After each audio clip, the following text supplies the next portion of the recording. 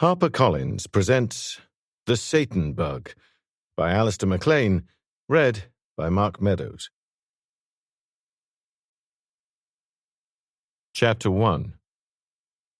There was no mail for me that morning, but that was no surprise.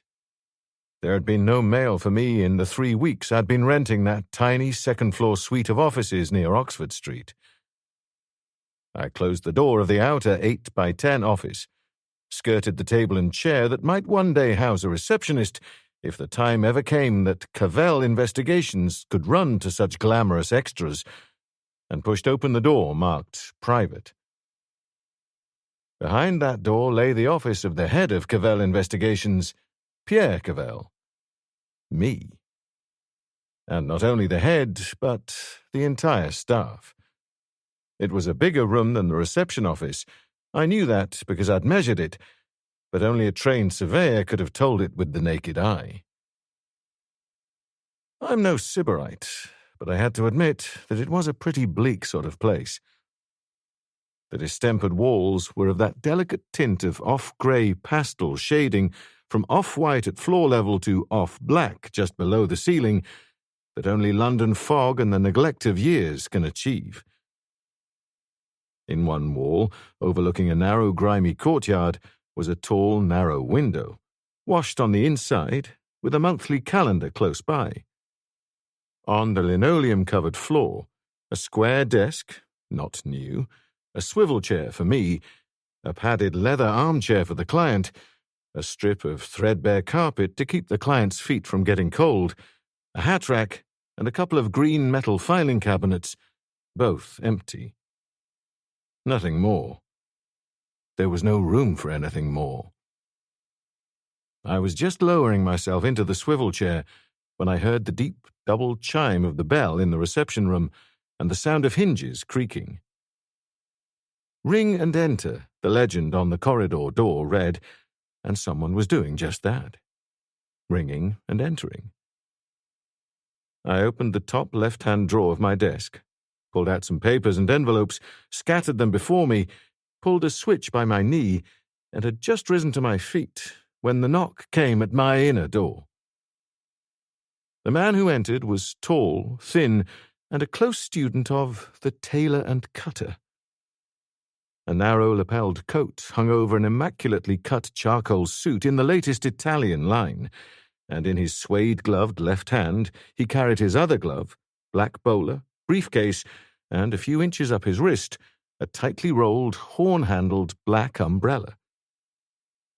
He had a long, pale, narrow face, thin black hair parted in the middle and brushed almost straight back, rimless glasses, an aquiline nose, and on the upper lip a thin black line that on closer inspection still looked like a thin black line, miniaturization of the moustache brought to an almost impossible state of perfection. He must have carried a micrometer about with him. He looked for all the world like a top-flight city accountant. I couldn't see him as anything else. "Excuse my walking straight in like this." He smiled briefly, 3 gold caps in the upper teeth, and half-glanced over his shoulder. "But it seems your secretary—" "That's all right. Please come in." He even talked like an accountant, controlled, positive, slightly over-precise in the articulation. He offered me his hand, and the handshake, too, was in character, quick, neat, giving nothing away. "Martin," he introduced himself. "Henry Martin. Mr. Pierre Cavell?" "Yes. Won't you sit down, Mr. Martin?" "Thank you."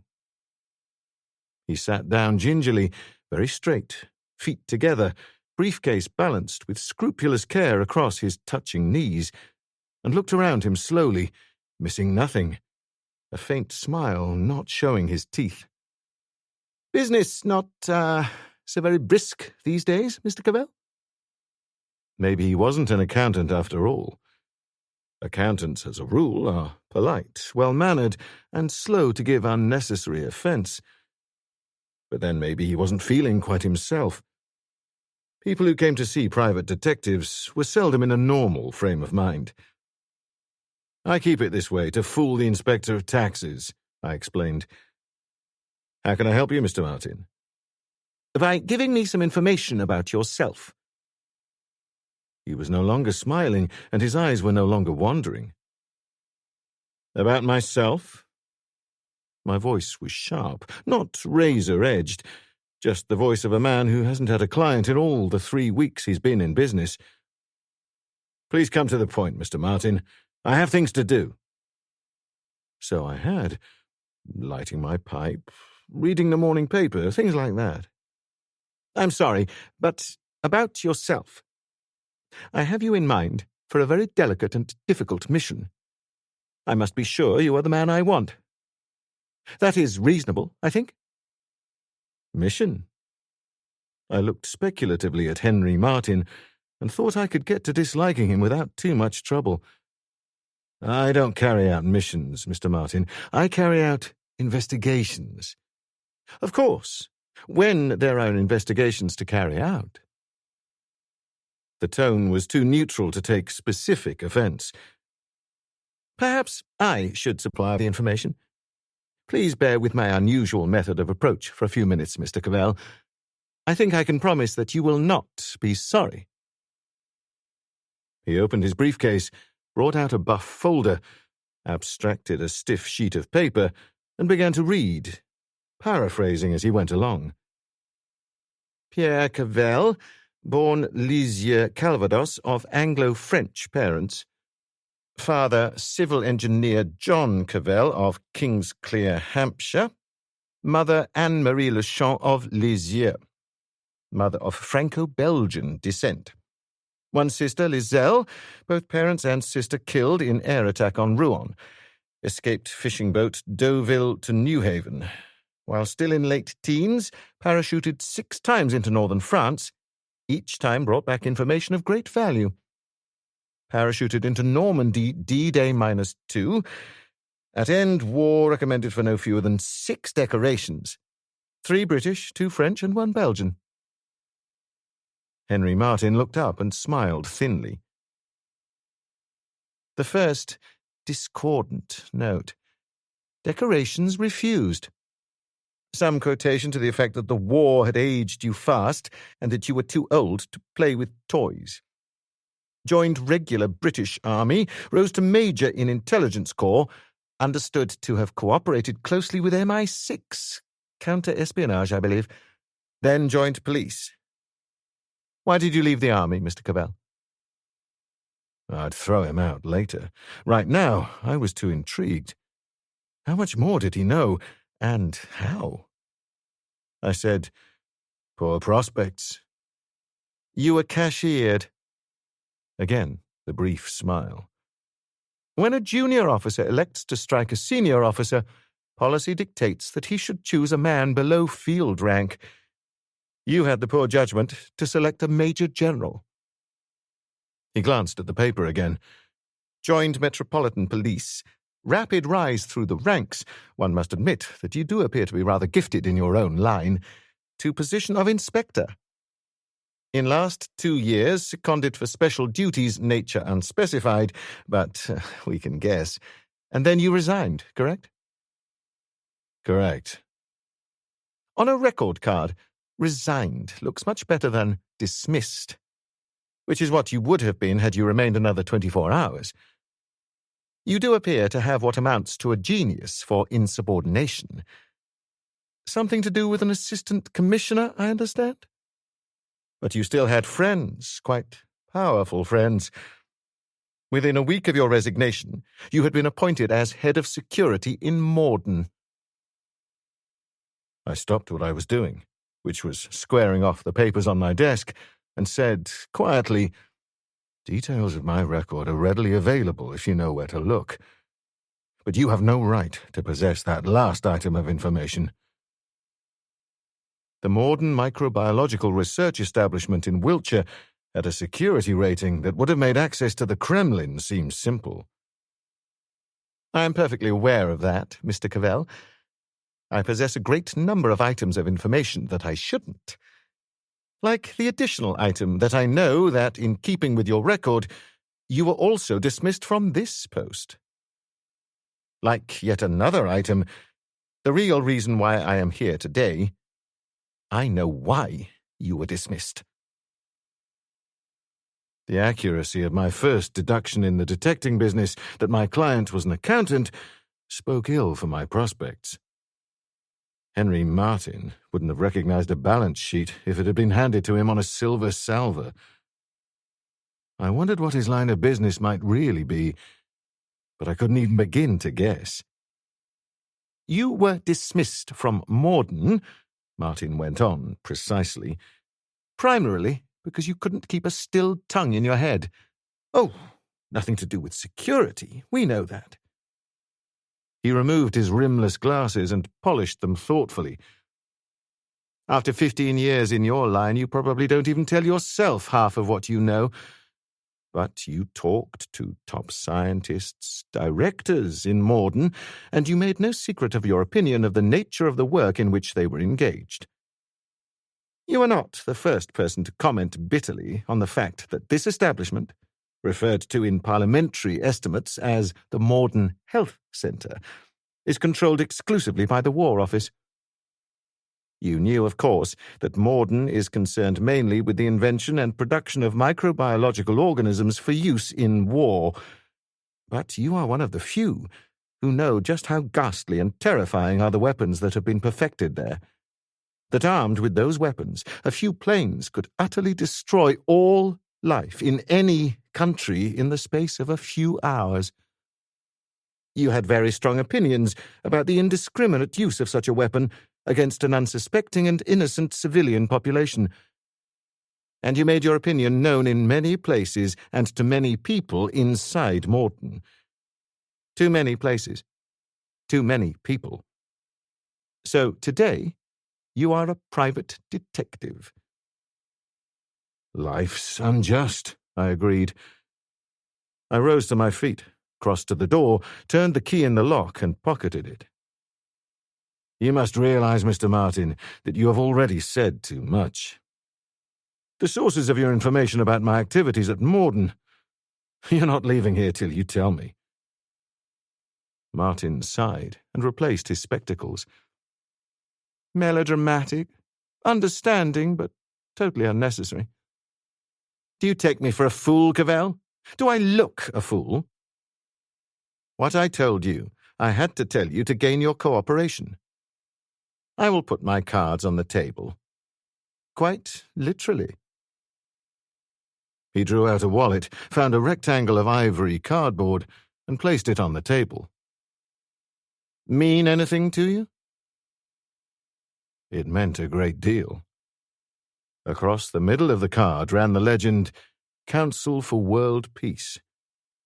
At the bottom right-hand corner, Henry Mortyn, London Secretary. Mortyn pulled his chair close and leaned forward, his forearms on my desk. His face was intent, serious. "Of course you know about it, Mr. Cavell.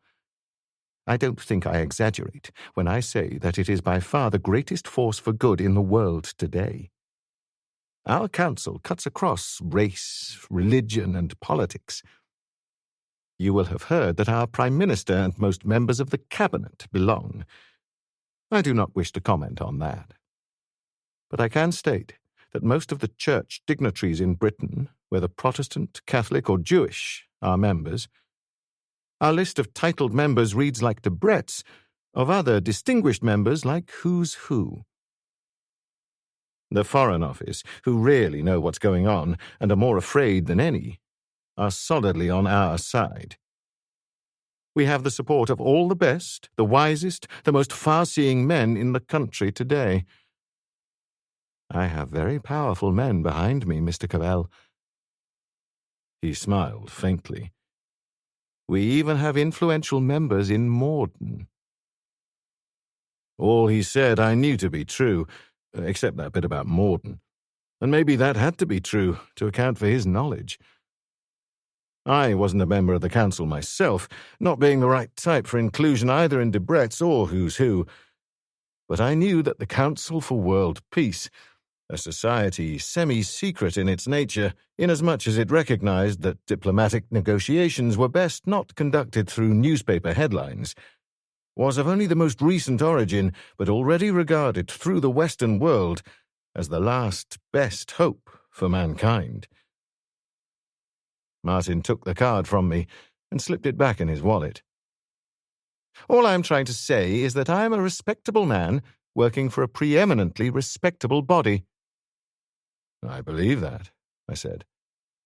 Thank you. He dipped into his briefcase again and brought out a steel container about the size and shape of a hip flask. There is, Mr. Cavell, a militarist clique in this country of whom we are frankly terrified, who promise to wreck all our dreams and hopes. Madmen who are talking every day more loudly of waging a preventive war against the Soviet Union. Germ warfare. It is highly unlikely that they will win their way, but it is against the most unlikely contingencies that we have to be most warily on our guard. He spoke like a man who had rehearsed his speech 100 times. Against this bacteriological assault, there could and would be no defense. A vaccine against this virus has been developed after 2 years of the most intensive research, but the only supplies in the world are in Mortyn. He paused, hesitated, then pushed the flask across the table to me. A statement that is no longer quite accurate. This flask was removed from Mortyn 3 days ago. The contents can be cultured to produce sufficient vaccine to immunize any nation on Earth. We are our brother's keepers, Mr. Cavell. I stared at him. I said nothing. Please take this at once, to this address in Warsaw. He pushed a slip of paper across the table. You will be paid £100 now, all expenses, and £100 on your return. A delicate mission, I realize, perhaps even a dangerous one, although in your case I should not think so. We have investigated you very carefully, Mr. Cavell. You are reputed to know the byways of Europe as a taxi driver knows the streets of London. I do not foresee that frontiers will present you with much difficulty. And my anti-war sympathies, I murmured. Of course, of course. The first trace of impatience. We had to check most carefully, you realize that. You had the best all-over qualifications. You were the only choice. Well, now, I murmured, this is flattering. And interesting. I don't know what you mean, he said brusquely. Will you do it, Mr. Cavell? No. No? His face became very still. You say no? This, then, is the extent of your precious concern about your fellow men? All this talk in Mortyn, you said yourself that my business wasn't very brisk, I interrupted. I haven't had a client for 3 weeks. For all indications to the contrary, I won't have one for 3 months. And, I added, you said yourself, I was the only choice. The thin mouth twisted in a sneer. You don't positively refuse to go, then? I don't positively refuse. How much? £250, each way. Your last word? That's it. Mind if I say something, Cavell? The man was losing his manners. Yes, I mind. Keep your speeches and moralities for your counsel. This is a business deal. He stared at me for a long moment, eyes hostile behind thick glasses, then reached again into his briefcase and brought out 5 flat packets of Treasury notes, laid them neatly on the table before him, and glanced up at me.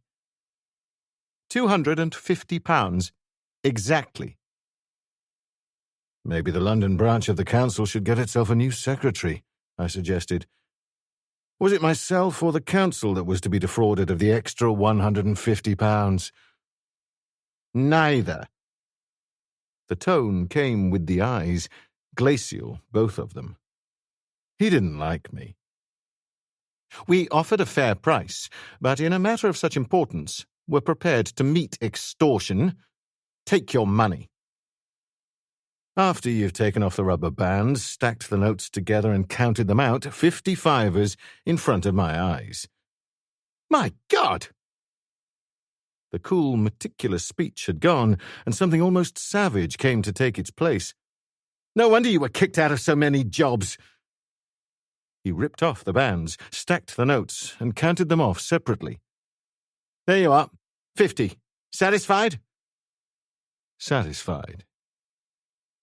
I opened my right-hand drawer, picked up the notes, address, and flask, dropped them into the drawer, and closed it just as Mortyn was finishing the securing of the straps on his briefcase. Something in the atmosphere, maybe an extra stillness from my side of the table, caused him to look up sharply, and then he became as immobile as myself, except for his eyes, which continued to widen until they seemed to take up all space behind the rimless glasses. "It's a gun, all right," I assured him. "A Japanese Hanyati 9-shot automatic, safety catch off, and indicator I observe registering full. Don't worry about the scotch tape over the mouth of the barrel. That's only to protect a highly delicate mechanism. The bullet behind will go through it, it'll go through you, and if you had a twin brother sitting behind you, it would go through him also. Your forearms on the table." He put his forearms on the table. He kept pretty still, which is the way people usually do when they're peering down into the barrel from a distance of 3 feet, but his eyes had gone back to normal quickly, and he didn't seem all that worried that I could notice. This troubled me, for if any man had the right to be worried, it was Henry Mortyn. Maybe this made Henry Mortyn a very dangerous man. "You have an unusual way of conducting business, Cavell?" No shake in the voice, just a dry contempt. "What is this? A hold-up?" "Don't be silly. And don't you wish it were? I already have your money. You asked me earlier if I took you for a fool. The time and circumstances didn't seem right for an immediate answer, but I can give it to you now. You are a fool. You're a fool because you forgot that I worked in Mortyn. I was security chief there, and the first job of any security chief is to know what goes on in his own bailiwick." "I'm afraid I don't understand." "You will. This vaccine here, it's designed to give immunity against which particular virus?" "I'm only an agent for the Council for World Peace. It doesn't matter. What matters is that all the vaccines up till now have been made and stored exclusively in Horder Hall, Essex. The point is that if that flask came from Mortyn, it contains no vaccine. It probably contains one or other of the viruses.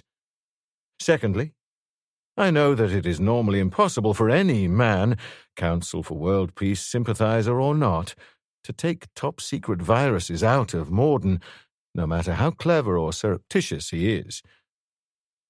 When the last man has left the laboratories, 14-hour time clocks come into operation, and the opening combination overriding those is known to only 2 men. If anything has been taken, it has been taken by force and violence. That demands an immediate investigation. Thirdly, you said the Foreign Office was solidly on your side. If that's the case, why all this cloak-and-dagger approach to me to smuggle vaccine through? The diplomatic bag to Warsaw is the obvious answer. Finally, and your biggest blunder, my friend, you forgot the fact that I've been engaged in one form or other of counter-espionage for quite some time. Every new body or organization that's set up in Britain automatically comes under the microscope, as did the Council for World Peace when it set up its headquarters here. I know one of the members, an elderly, stout, bald, and short-sighted character who is the complete antithesis to you in every way. His name is Henry Mortyn, and he's the secretary of the London branch of the Council, the real one. He looked at me steadily for a few moments, not scared, his forearm still resting on the table, then said quietly, There doesn't seem to be much more left to say, does there? Not much. What are you going to do? Turn you over to the special branch?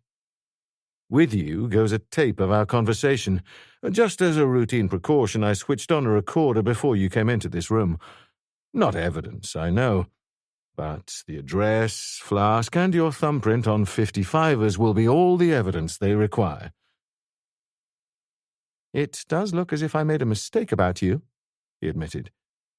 We can do a deal. I can't be bought.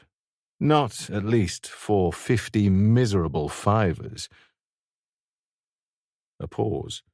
Then, softly, 500? No. 1,000. £1,000, Cavell, inside the hour. Keep quiet. I reached over the phone, laid the receiver on the table, and began to dial with my left forefinger. I'd reached the third number when a sharp knock came to my office door. I let the receiver lie and got to my feet, making no noise. The corridor door had been shut when Mortyn had come into my room. No one could open that corridor door without the bell chiming. I'd heard no chime. There had been no chime. But somebody was in the outer office now, just outside my door. Mortyn was smiling. It wasn't much of a smile, but it was there. I didn't like it. I moved my gun and said softly, "Face into that corner, Mortyn, hands clasped behind your neck." "I don't think that's necessary," he said calmly. "That man outside the door is a mutual friend." "Do it now," I said. He did. I crossed to the door, standing well to one side, and called out, "Who's there?" "Police, Cavell. Open up, please." "Police?" The word carried familiar overtones, but then there were a great number of people around who were able to imitate a great number of voices. I glanced at Mortyn, but he hadn't moved. I called out, "Your credentials. Under the door with them." There was a movement on the other side of the door, then an oblong cardboard slid into view on the floor. No badge, no credentials, nothing like that, just a calling card bearing the words D.R. Hardanger and a Whitehall telephone number. The number of people who knew that this was the only form of identification that Superintendent Hardanger used would be very few. And the card matched the voice. I unlocked and opened the door. Superintendent Hardanger it was, big, burly, red-faced, with the jowls of a bulldog, dressed in the same faded grey raglan and black bowler that he'd worn in all the years I'd worked with him. I caught a glimpse of a smaller man behind him, a khaki-clad arm and leg, no more. I'd no time to see more, for Hardanger had moved his 16 stone of solid authority 4 feet into my office, forcing me to take a couple of backward steps. "All right, Cavell."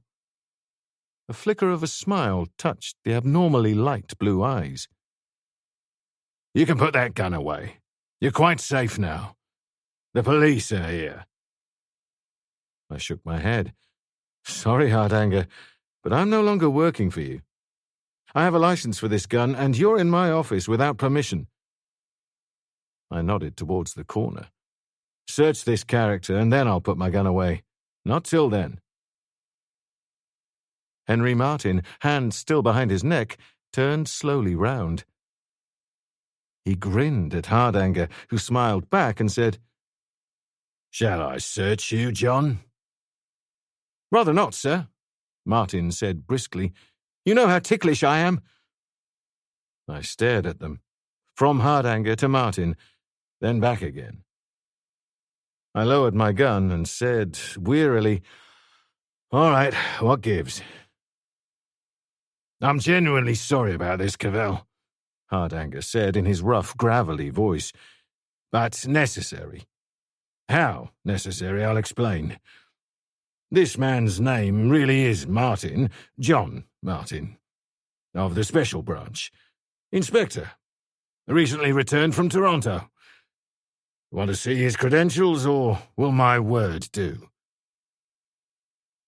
I crossed to my desk, put the gun away, and brought out the flask, money, and slip of paper with the Warsaw address. I could feel the tightness in my face, but I kept my voice quiet. "Take your damned props, Mortyn, and get out. You too, Hardanger. I don't know what this stupid charade, this farrago of rubbish was for, and I'll be damned if you can make me care. Out! I don't like smart Alex making a fool of me, and I won't play mouse to any man's cat, not even the Special Branches." "Easy up now, Cavell," Hardanger protested. "I told you it was necessary, and let me talk to him." The man in khaki interrupted. He came round Hardanger, and I could see him clearly for the first time.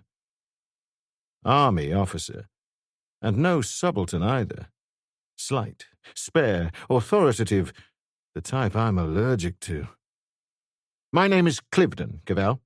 Major General Cliveden. I was cashiered from the army for taking a swing at a Major General," I interrupted. "Think I'd hesitate to do it again now I'm a civilian? You too, out, now." "I told you what he was like," Hardanger muttered, to no one in particular. He shrugged his shoulders heavily, thrust his hand into the pocket of his raglan coat, and brought out a wristwatch. "We'll go. But first, I thought you might like to have this. A keepsake. He had it in London for repair, and it was delivered to the General's office yesterday." "What are you talking about?" I said harshly. "I'm talking about Neil Clandon, your successor as security chief in Mortyn. I believe he was one of your best friends." I made no move to take the watch from the outstretched hand. "Was," he said. "Clandon?" "Clandon. Dead. Murdered, if you like. When someone broke into the central laboratories in Mortyn late last night, early this morning." I looked at the three of them, and then turned away to stare out through the grimy window at the grey fog swirling along Gloucester Place. After a time, I said, "You'd better come in." Neil Clandon had been found by a patrolling security guard shortly after 2 o'clock that morning, in the corridor beside the heavy steel door leading to No. 1 lab in E Block. That he was dead was beyond dispute. What he had died of was not yet known, for in an establishment staffed almost entirely by doctors, no one had been allowed to approach the dead man. The strictness of the rule was absolute. When the alarm bells rang, it was a job for the Special Branch, and the Special Branch alone. The senior guard had been summoned, and had approached within 6 feet of the body. He had reported that Clandon had been violently ill before dying, and that he had obviously died in convulsions and great agony. The symptoms had all the hallmarks of prussic acid poisoning. Had the guard been able to get the typical bitter almond smell, this, of course, would have put the tentative diagnosis beyond reasonable doubt. But that, of course, had been impossible. All guards on internal patrol had to make their rounds in gas-tight suits with a closed-circuit breathing apparatus. The senior guard had noticed something else. The time clock setting on the steel door had been altered. Normally it was set to run from 6 p.m. till 8 a.m. Now it was set to run from midnight, which meant that access to No. 1 lab would be impossible before 2 p.m., except to those who knew the combination that overrode the time lock. It was the soldier, not Hardanger, who supplied this information. I listened to him and said, "Why you? What's your interest in all this?" "Major General Cliveden is the second-in-command of the Royal Army Medical Corps," Hardanger explained, "which automatically makes him the director of the Mortyn Microbiological Research Establishment." "He wasn't when I was there." "My predecessor has retired," Clifton said curtly, but the underlying worry was clear to see. "Ill health. First reports naturally came to me. I was in London. I notified the superintendent immediately, and on my own initiative, I ordered an oxyacetylene team from Aldershot to rush there. They will open the door under special branch supervision." "An oxyacetylene team?" I stared at him. "Are you quite mad?" "I don't understand. Cancel it, man. Cancel it at once. What in God's name made you do that? Don't you know anything about that door?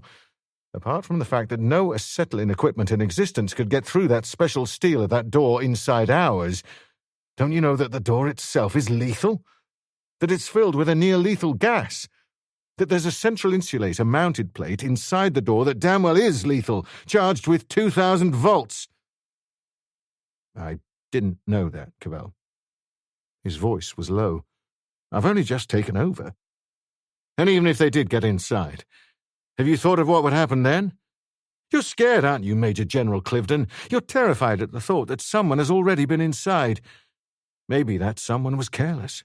Maybe that someone was very careless. Maybe he knocked over a container or cracked a sealed culture tank. A tank or container, for instance, with botulinus toxin, which is one of the viruses both made and stored in No. 1 lab. It takes a minimum of 12 hours exposure to air to oxidize the toxin and render it harmless. If anyone comes into contact with it before oxidization, they're dead men. Before midday, that is. And Clandon, had you thought of him? How do you know the botulinus didn't get him? The symptoms are exactly the same as those of prussic acid poisoning. How do you know the 2 guards weren't affected? The senior guard who spoke to you. If he had been affected, the botulinus would have got him as soon as he'd taken off his mask to speak to you. He'd have died in agonies a minute later. Have you checked that he's still alive?" Clifton reached for the phone. His hand was shaking. While he was dialing, I said to Hardanger, "Right, Superintendent. The explanation." "Mortyn here?" I nodded. "2 good reasons. The first was that you were No. 1 suspect." "Say that again." "You'd been sacked," he said bluntly. "Left under a cloud. Your opinion of Mortyn's place in the scheme of things was well known. You have a reputation for taking the law into your own hands." He smiled, without humour. "I've had plenty of experience of that from you." "You're loony. Would I murder my best friend?" I said savagely. "You were the only outsider who knew the whole security set-up in Mortyn. The only one, Cavell. If anyone could get into and out of that place, it was you." He paused for a significant moment. "And you are now the only man alive who knows the combinations for the various laboratory doors. The combinations, as you know, can only be altered in the factory where the doors are made. After your departure, the precaution of changing was not thought necessary. Dr. Baxter, the civilian director, knows the combinations. Dr. Baxter is missing. We can't trace him anywhere. We had to find out fast how the land lay. This was the best way. The only way. Immediately after you left home this morning, we checked with your wife. She said, 'You've been round at my house.' I stared at him. 'Bothering Mary? Questioning her?' 'I rather think don't trouble,' Hardanger said dryly. 'You'd get no satisfaction from breaking in false teeth. I wasn't there. Sent a junior officer. Silly of me, I admit, asking a bride of 2 months to turn in her husband. Of course, she said you hadn't left the house all night.' I looked at him without speaking. His eyes were exactly on a level with mine. He said, 'Are you wondering whether to haul off at me for even suggesting that Mary may be a liar, or why she didn't phone to tip you off?' 'Both.' 'She's no liar. You forget how well I know her. And she didn't tip you off because we disconnected your phone both home and here. We also bugged this phone before you arrived this morning. I heard every word you said to Mortyn on the phone in your outer office." He smiled. "You had me worried for a few minutes there." "How did you get in? I didn't hear you. The bell didn't go off." "The fuse box is in the outer corridor. All very illegal, I'm afraid." I nodded. "I'll have to change that." "So you're in the clear, Cavell. An Oscar for Inspector Mortyn, I should say. 12 minutes flat to find out what we wanted to know. But we had to know." "Why? Why that way? A few hours legwork by your men, checking taxis, restaurants, theatres, and you'd have known I couldn't possibly have been in Mortyn last night." "I couldn't wait." He cleared his throat with unnecessary force. "Which brings me to my second reason. If you're not the killer, then you're the man I want to find the killer. Now that Clarendon is dead, you are the only man who knows the entire security setup at Mortyn. No one else does. Damned awkward, but there it is. If anyone can find anything, you can. Not to mention the fact that I'm the only man who can open that door now that Clarendon is dead and Baxter missing." "There's that, too," he admitted. "There's that, too," I mimicked. "That's all you really want. And when the door is open, I can run along and be a good boy." "Not unless you want to." "You mean that? First Derry, now Clarendon. I'd like to do something." "I know. I'll give you a free hand." "The General won't like it." No one ever called Hardanger's ultimate superior by his name. Very few even knew it. "I've already fixed it with the General. You're right, he doesn't like it. I suspect he doesn't like you." Hardanger grinned sourly. "Often the way with relatives." "You did that in advance. Well, thanks for the compliment." "You were the #1 suspect. But I never suspected you. All the same, I had to be sure. So many of our best men have gone over the wall in the past few years." "When do we leave?" I said. "Now?" Cliveden had just replaced the receiver on its rest. His hand still wasn't very steady. "If you're ready."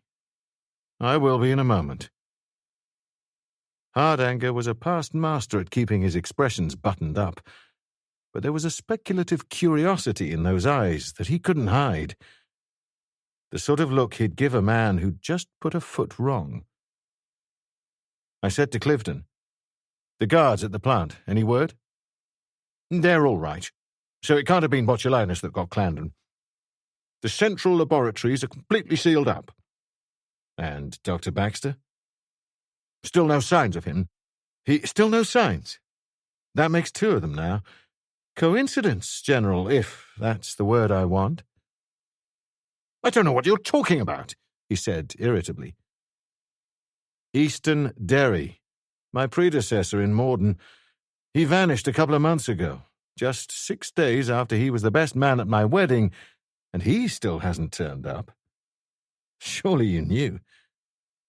"How the hell should I?" A very testy little man indeed. I was glad he wasn't a civilian doctor and myself one of his patients. "I've only been able to get down there twice since my appointment. Anyway, Baxter. He left the laboratories all right, checking out slightly later than usual. He didn't return. He lives with a widowed sister in a bungalow near Alfringham, 5 miles away. He didn't come home at all last night, she says." He turned to Hardanger. "We must get down there immediately, Superintendent." "Right away, sir. Cavell is going to come with us." "Glad to hear it," Cliveden said. He didn't look it, and I couldn't blame him. You don't make Major General without developing an army mind in the process, and the army mind sees the world as a neat, orderly, and regimented place, with no place at all in it for private detectives. But he was trying to be courteous, and making the best of a bad job, for he went on, "We'll need all the assistance we can get. Shall we go?" Just as soon as I've phoned my wife to let her know what's happening. If her phone's been reconnected. Hardanger nodded. I reached for the receiver, but Clivden's hand was on it first, pressing it firmly down on its cradle. "No phoning, Cavell. Sorry. Must have absolute security on this. It's imperative that no one knows that anything has happened at Mortyn." I lifted his wrist. The phone came up in his hand, and I took it from him. I said, "Tell him, Superintendent." Hardanger looked uncomfortable. As I dialed, he said apologetically, "I'm afraid Cavell is no longer in the army, sir. Not under the jurisdiction of the Special Branch. He is, allergic to authority. Under the Official Secrets Act, we could demand—" "Sorry, sir." Hardanger shook his head heavily. "Classified information voluntarily disclosed to a civilian out with a government department is no longer an official secret. No one made us tell Cavell anything, and he never asked us to. He's under no obligation, and we want his cooperation." I made my call, told Mary that no, I wasn't under arrest, that I was going down to Mortyn and would call her later in the day. After I hung up, I took off my jacket, strapped on a felt shoulder holster, and stuck the Hanyati into it. It was a big gun, but it was a big jacket with plenty of room in it. Unlike Inspector Mortyn, I didn't go in much for the Italian line. Hardanger watched me expressionlessly, Clivden disapprovingly. Twice he made to say something. Twice he thought better of it. It was all very irregular indeed. But so was murder. Chapter 2. The army had a helicopter waiting for us, but the fog was too heavy. Instead, we went down to Wiltshire in a big Jaguar saloon, driven by a plainclothes policeman who took far too much satisfaction in leaning with all his weight on both accelerator and siren button. But the fog lifted as we cleared Middlesex. The roads were fairly clear, and we made it intact to Mortyn by just after midday. Mortyn is an architectural monstrosity, a guaranteed blot on any landscape. Had the designer, if it had a designer, based it on an early 19th century prison, which it exactly resembles, he couldn't have achieved an uglier or more repulsive structure. But Mortyn is only 10 years old.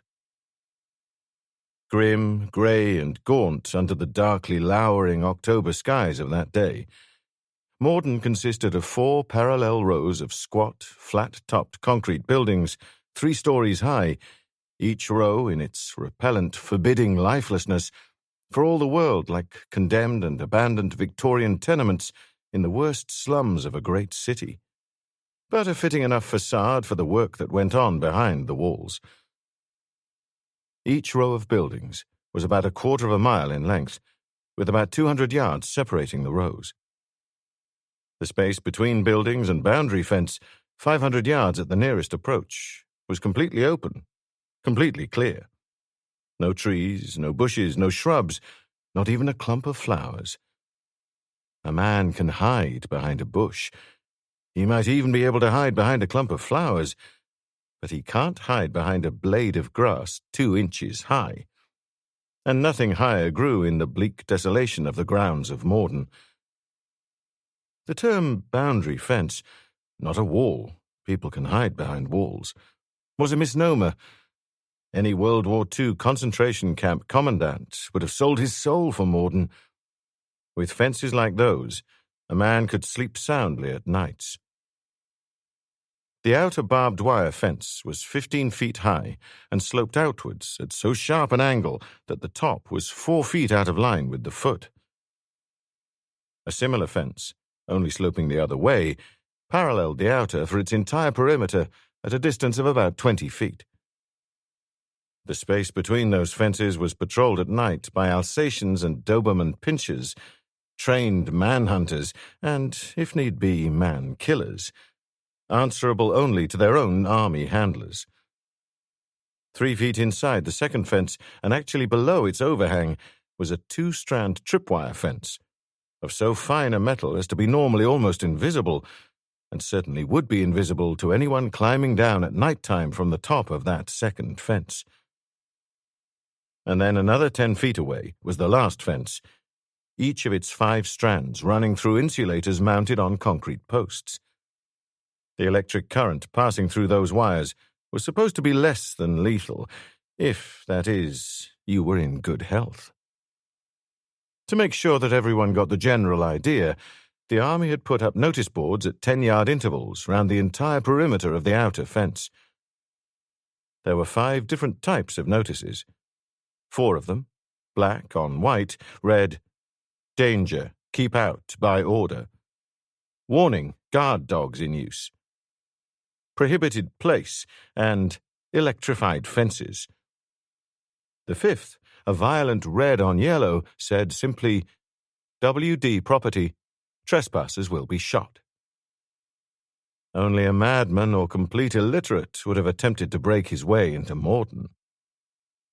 We came on the public ring road that completely surrounded the camp, bore right by the gorse-covered fields, and after a quarter of a mile turned into the main entrance. The police driver stopped just short of the lowered boom and wound down his window as a sergeant approached. The sergeant had a machine pistol slung over his shoulder, and it wasn't pointing at the ground either. Then he caught sight of Cliveden, lowered his gun, gave a signal to a man we couldn't see. The boom rose, the car moved on, halted before heavy steel crash gates. We left the car, passed through a steel side door, and made our way into a 1-story block marked Reception. 3 men waited for us there. 2 I knew, Colonel Weybridge, Deputy Commandant of Mortyn, and Dr. Gregory, Dr. Baxter's chief assistant in E Block. Weybridge, though technically under Cliveden's command, was the real boss of Mortyn. A tall, fresh-faced man with black hair and an incongruously iron-grey moustache, he was reputed to be an outstanding doctor. Mortyn was his life. He was one of the few with his own living accommodation on the premises, and it was said that he never passed outside the gates twice a year. Gregory was a tall, heavy, swarthy, dark-eyed man, an Italian and ex-professor of medicine from Turin, and a brilliant microbiologist, greatly respected by his fellow scientists. The third man was a bulky, shapeless character in a bulky, shapeless tweed suit, who looked so much like a farmer that he had to be what he turned out to be, a policeman in plain clothes.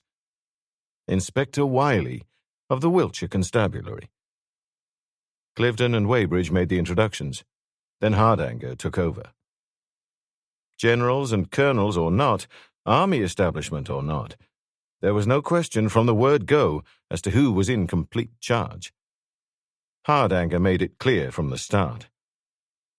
He said bluntly, "Inspector Wiley, you shouldn't be here. No member of any county constabulary has any right to be inside those gates. But I doubt if you knew that, and I'm sure you're not responsible for your presence here. Who is?" "I am." Colonel Weybridge's voice was steady, but he was on the defensive. "The circumstances are unusual, to say the least." "Let me tell it," Inspector Wiley put in. "Our headquarters got a call late last night, about 11:30, from the guardhouse here, saying that one of your car crews, I understand jeeps patrolled the ring road all night, had given chase to some unidentified man who seemed to have been molesting or attacking a girl just outside your grounds. A civilian matter, out with army jurisdiction, so they called us. The duty sergeant and constable were here by shortly after midnight, but found nothing and no one. I came along this morning, and when I saw the fences had been cut, well, I assumed there was some connection between the two things." "The fences cut?" I interrupted. "The boundary fences?" It's not possible. I'm afraid it is, Cavell, Weybridge said gravely. The patrol cars, I protested. The dogs, the tripwires, the electric fences, how about them? You'll see yourself. The fences are cut, and that's all that's to it. Weybridge wasn't as calm as he seemed on the surface, not by a long way. I would have taken long odds that he and Grigori were badly frightened men. Anyway, Inspector Wiley went on calmly, I made inquiries at the gate. I met Colonel Weybridge there, and he asked me to make inquiries, discreet inquiries, to try to trace Dr. Baxter. You did that? Hardanger asked Weybridge. The voice was speculative, the tone neutral. Don't you know your own standing orders? That all inquiries are to be handled by your own security chief or my office in London? Clarendon was dead and, oh, God! Hardanger's voice was a lash. So now Inspector Wiley knows that Clarendon is dead. Or did you know before, Inspector? No, sir. But you do now. How many other people have you told, Colonel Weybridge? No one else. His voice was stiff, his face pale. Thank heaven for that. Don't think I'm carrying security to ridiculous lengths, Colonel. But it doesn't matter what you think or what I think. All that matters is what one or two people in Whitehall think. They give the orders, we carry them out. The instructions for an emergency such as this are quite clear. We take over. Completely. You wash your hands of it. Completely. I want your cooperation, of course. But it must be cooperation on my terms. What the superintendent means, Cliveden said testily, is that amateur detecting is not discouraged, it's forbidden. I suppose that includes me too, Hardanger. Don't make my job more difficult than it is already, sir. I won't. But, as Commandant, I must ask for the right to be kept informed of all progress, and the right to be present when No. 1 lab in E Block is opened up. Well, that's fair, Hardanger agreed. When? Cliveden asked. The lab, I mean. Hardanger looked at me. Well, the 12 hours you spoke of are up. I'm not sure. I looked at Dr. Grigori. Has the ventilation system been started up in No. 1? No, of course not. Nobody's been near the place. We left everything strictly alone. If anything had been, say, knocked over, I went on carefully, would oxidization be complete? I doubt it. Air is too static. I turned to Hardanger. All those labs are specially ventilated by filtered air, later cleaned in a closed-circuit special compartment. I would like this switched on. Then, maybe in an hour. Hardanger nodded. Grigori, dark eyes worried behind his thick lenses, phoned instructions, then left with Cliveden and Weybridge. Hardanger turned to Inspector Wiley. Well, Inspector, it seems you're in possession of information you shouldn't have. No need to issue the usual dreadful warnings to you, I suppose. I like my job. Wiley smiled. Don't be too hard on old Weybridge, sir. Those medical men just aren't security-minded. He meant well. The paths of the just, that's me, are made thorny and difficult by those who mean well, Hardanger said heavily. What's this about Baxter? Seems he left here about 6:30 p.m. last night, sir. But later than usual, I gather, so he missed the special bus to Walfringham. He checked out, of course, I asked. Every scientist leaving Mortyn had to sign the out register and hand in his security tag. No doubt about that. He had to wait for the ordinary service bus that passed the road end at 6:48. Conductor and 2 passengers confirmed that someone answering to our description, no names of course, got on at the road end, but the conductor is quite positive that no one of that description got off at Alfringham Farm where Dr. Baxter lives. He must have gone all the way to Alfringham or Hardcaster, the terminus. He just vanished. Hardanger nodded. He looked consideringly at the burly, quiet-eyed man. Like to work with us on this, Wiley? It wouldn't make a change from checking up on the old foot and mouth, Wiley admitted. But our super and the chief constable might have something to say about that. They could be persuaded, I think. Your office is at Alfringham, isn't it? I'll call you there. Wiley left. As he passed through the doorway, we caught sight of an army lieutenant, hand raised to knock on the door. Hardanger cocked an eye and said, "Come in." "Morning, sir. Morning, Mr. Cavell." The sandy-haired young lieutenant looked tired, but his voice was brisk and alert in spite of that. "Wilkinson, sir. Officer in charge of the guard patrols last night. Colonel said you might want to see me." "Considerate of the Colonel?" "I do." "Hardanger. Superintendent Hardanger. Glad to meet you, Wilkinson. You the man who found Clarendon last night?" "Perkins, corporal of the guard, found him. He called me and I had a look at him. Just a look. Then I sealed E-block, called the colonel, and he confirmed." Good man," Hardanger approved. "But we'll come to that later. You were notified of the wire cutting, of course." "Naturally, sir. With Mr. Clarendon gone, I was in charge. We couldn't find him, not anywhere. He must have been dead even then." "Quite. You investigated the wire cutting, of course?" "No, sir." "No? Why not? Your job, surely." "No, sir, it's a job for an expert." A half-smile touched the pale, tired face. "We carry automatic machine guns, Superintendent, not microscopes." It was pitch black. Besides, by the time a few pairs of regulation army boots had churned the place up, there wouldn't have been much left to investigate. "I set a 4-man guard, sir. Each man 10 yards from the break, 2 inside and 2 out, with orders that no one should be allowed to approach." "Never looked to find such intelligence in the army," Hardanger said warmly. "That was first class, young man." A faint touch of colour touched Wilkinson's pale face as he tried hard not to show his pleasure. "Anything else you did?" "Nothing that would help you, sir. I sent another jeep, there's normally 3 on patrol at a time, round the entire perimeter of the fence to make a spotlight search for another break. But this was the only one. Then I questioned the crew of the jeep who'd made this wild goose chase after the man who was supposed to have attacked the girl, and warned them that the next time their chivalrous instincts got the better of them, they would be sent back to their regiments. They're not supposed to leave their jeeps, no matter what the provocation." "You think this episode of the distressed young lady was just a blind?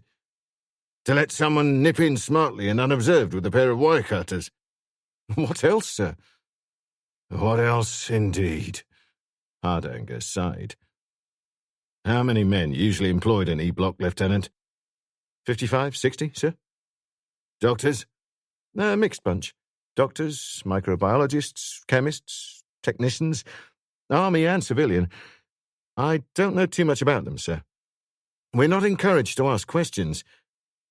"Where are they now? I mean, E-block is sealed off." "In the refectory lounge. Some of them wanted to go home when they found E-block shut up, but the Colonel Weybridge, wouldn't let them." "That's convenient. Lieutenant, I'd be grateful if you'd lay on 2 orderlies or messengers or whatever. 1 for me, 1 for Inspector Mortyn here. Inspector Mortyn would like to talk to those E-block men individually. Please make arrangements. If there are any difficulties, you are free to say that you have the full authority of General Cliveden behind you. But first, I'd like you to come along with us and identify us to your guards at this gap in the fence. Then tell all the guards, the men who man the jeeps, and the dog handlers to be at the reception office in 20 minutes. The ones who were on duty before midnight, I mean." 5 minutes later, Hardanger and I were alone at the break in the fences. The guards had withdrawn out of earshot, and Wilkinson had left us.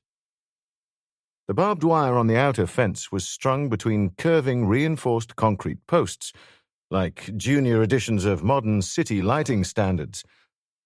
There were about 30 strands on the fence, with roughly 6 inches between each pair. The fourth and fifth strands from the bottom had been cut, then rejoined with heavy grey twine tied round the barbs nearest the cuts. It had taken a pretty sharp pair of eyes to discover the break.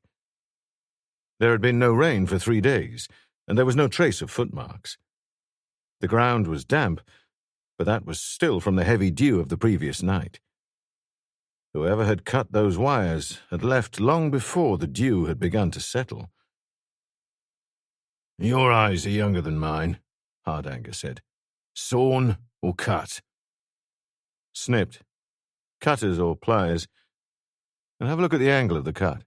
Slight, but it's there." Hardanger took one end of the wire in his hand and peered at it. From left at the front to right at the back," he murmured. "The way a left-handed man would naturally hold cutters or pliers to obtain maximum leverage." A left-handed man, I agreed. Or a right-handed man who wanted to confuse us. So a man who's either left-handed or clever, or both. Hardanger looked at me in disgust and made his way slowly to the inner fence. No footprints. No marks between the fences. The inner fence had been cut in 3 places. Whoever had wielded those cutters would have felt more secure from observation from the ring road. The point we had yet to establish was why he had felt so secure from the attention of the police dogs patrolling the area between the 2 fences. The tripwires under the overhang of the second fence were intact. Whoever had cut that fence had been lucky indeed in not stumbling over them, or he'd known their exact location. Our friend with the pliers didn't strike me as a man who would depend very much on luck. And the method he'd adopted to get through the electric fence proved it. Unlike most such fences, where only the top wire carried the current all the way, the others being made live by a vertical joining wire cable at each set of insulators, this fence was live in every wire throughout. The alarm bell would be rung by the shorting of any of those wires to earth, as when someone touched them, or by the cutting of any of the wires.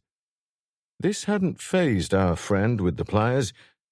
Insulated pliers, quite obviously. The 2 strands of TRS cable lying on the ground between 2 posts showed this clearly enough.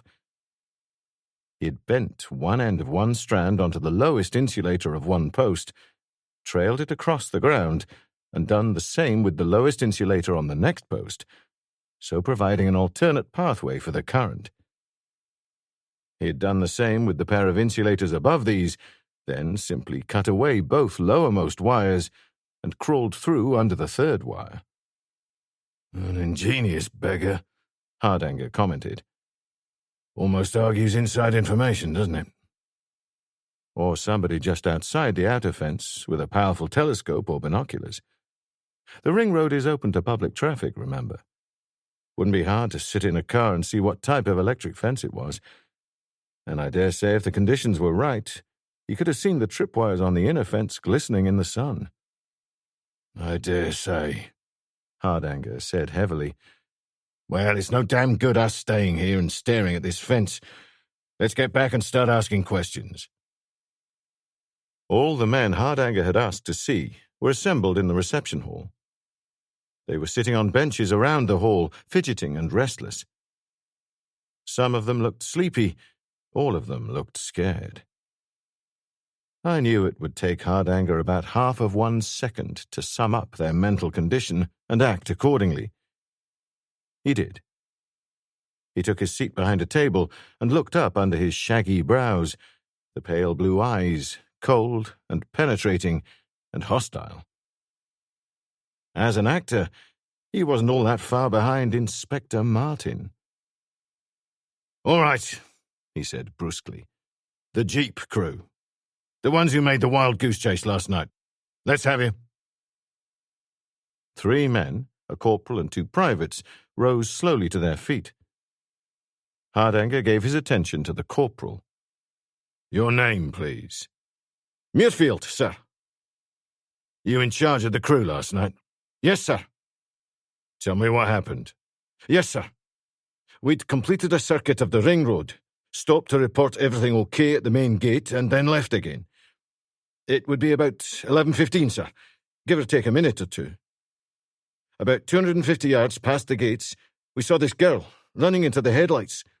She looked wild, dishevelled, like, her hair all over the place. She was half screaming, half crying, a funny noise. I was driving. I stopped the jeep, jumped out, and the others came after me. I should have told them to stay without... Never mind about what you should have done. The story, man. Well, we came up to her, sir. She'd mud on her face, and her coat was torn. I said, Ever seen her before? No, sir. Would you recognise her again? He hesitated. I doubt it, sir. Her face was in a fair old mess. She spoke to you? Yes, sir. She said, Recognise her voice. Any of you recognise her voice? Can you be quite sure of that? 3 solemn shakes of their heads. They hadn't recognised her voice. All right, Hardanger said wearily. She pitched the tale of the damsel in distress. At the psychological moment, someone conveniently betrayed his presence and started running. You all took off after him. Catch a glimpse of him? A glimpse only, sir. Just a blur in the darkness. Could have been anyone. He took off in a car, I understand. Just another blur, I take it? Yes, sir. Not a car, sir. A closed van type, sir. A Bedford. I see. Hardanger stopped and stared at him. A Bedford? How the devil do you know? It was dark, you said. It was a Bedford, Muirfield insisted. I'd know the engine anywhere. And I'm a garage mechanic in Civvy Street. He's right, Superintendent, I put in. A Bedford does have a very distinctive engine note. I'll be back. Hardanger was on his feet, and it didn't need any clairvoyance to see him heading for the nearest telephone. He glanced at me, nodded at the seated soldiers, and left. I said, pleasantly enough, "Who was the dog handler in number 1 last night?" The circuit between the 2 barbed wire fences were divided into 4 sections by wooden hurdles. Number 1 was the section in which the break-in occurred. You, Ferguson? A dark, stocky private in his middle 20s had risen to his feet. Ferguson was regular army, a born soldier, tough, aggressive, and not very bright. Me? He said. There was truculence in his voice. Not very much, but more waiting there if I wanted it. Where were you at 11:15 last night? In number 1, with Rollo. That's my Alsatian. You saw the incident that Corporal Muirfield here has described? Course I saw it. Lie number 1, Ferguson. Lie number 2, and you'll be returned to your regiment before the day is out. I'm not lying. His face was suddenly ugly. And you can't talk to me like that, Mr. Cavell. You can't threaten me anymore. Don't think we don't all know you were sacked from here. I turned to the orderly. Ask Colonel Weybridge to come here. At once, please. The orderly turned to go, but a big sergeant rose to his feet and stopped him. It's not necessary, sir. Ferguson's a fool. It's bound to come out. He was at the switchboard having a smoke and a cup of cocoa with the gatehouse communications number. I was in charge. Never saw him there, but I knew about it and didn't worry about it. Ferguson always left Rollo in number 1, and that dog's a killer, sir. It was safe enough. It wasn't, but thanks. You've been in the habit of doing this for some time, haven't you, Ferguson? I haven't. He was scowling, sullen. Last night was the first... If there was a rank lower than private, I interrupted wearily, You'd stay in it till the end of your days. Use what little sense you have. Do you think whoever arranged this decoy move and was standing by with his pliers ready to break in did it unless he knew for certain you wouldn't be on patrol at that particular time? Probably after Mr. Clandon finished his 11 p.m. rounds visit to the main gate every night, you went straight into the gatehouse for your smoke and cocoa. Isn't that it? He stood staring down at the floor in stubborn silence until the sergeant said sharply, "For God's sake, Fergie, use your loaf.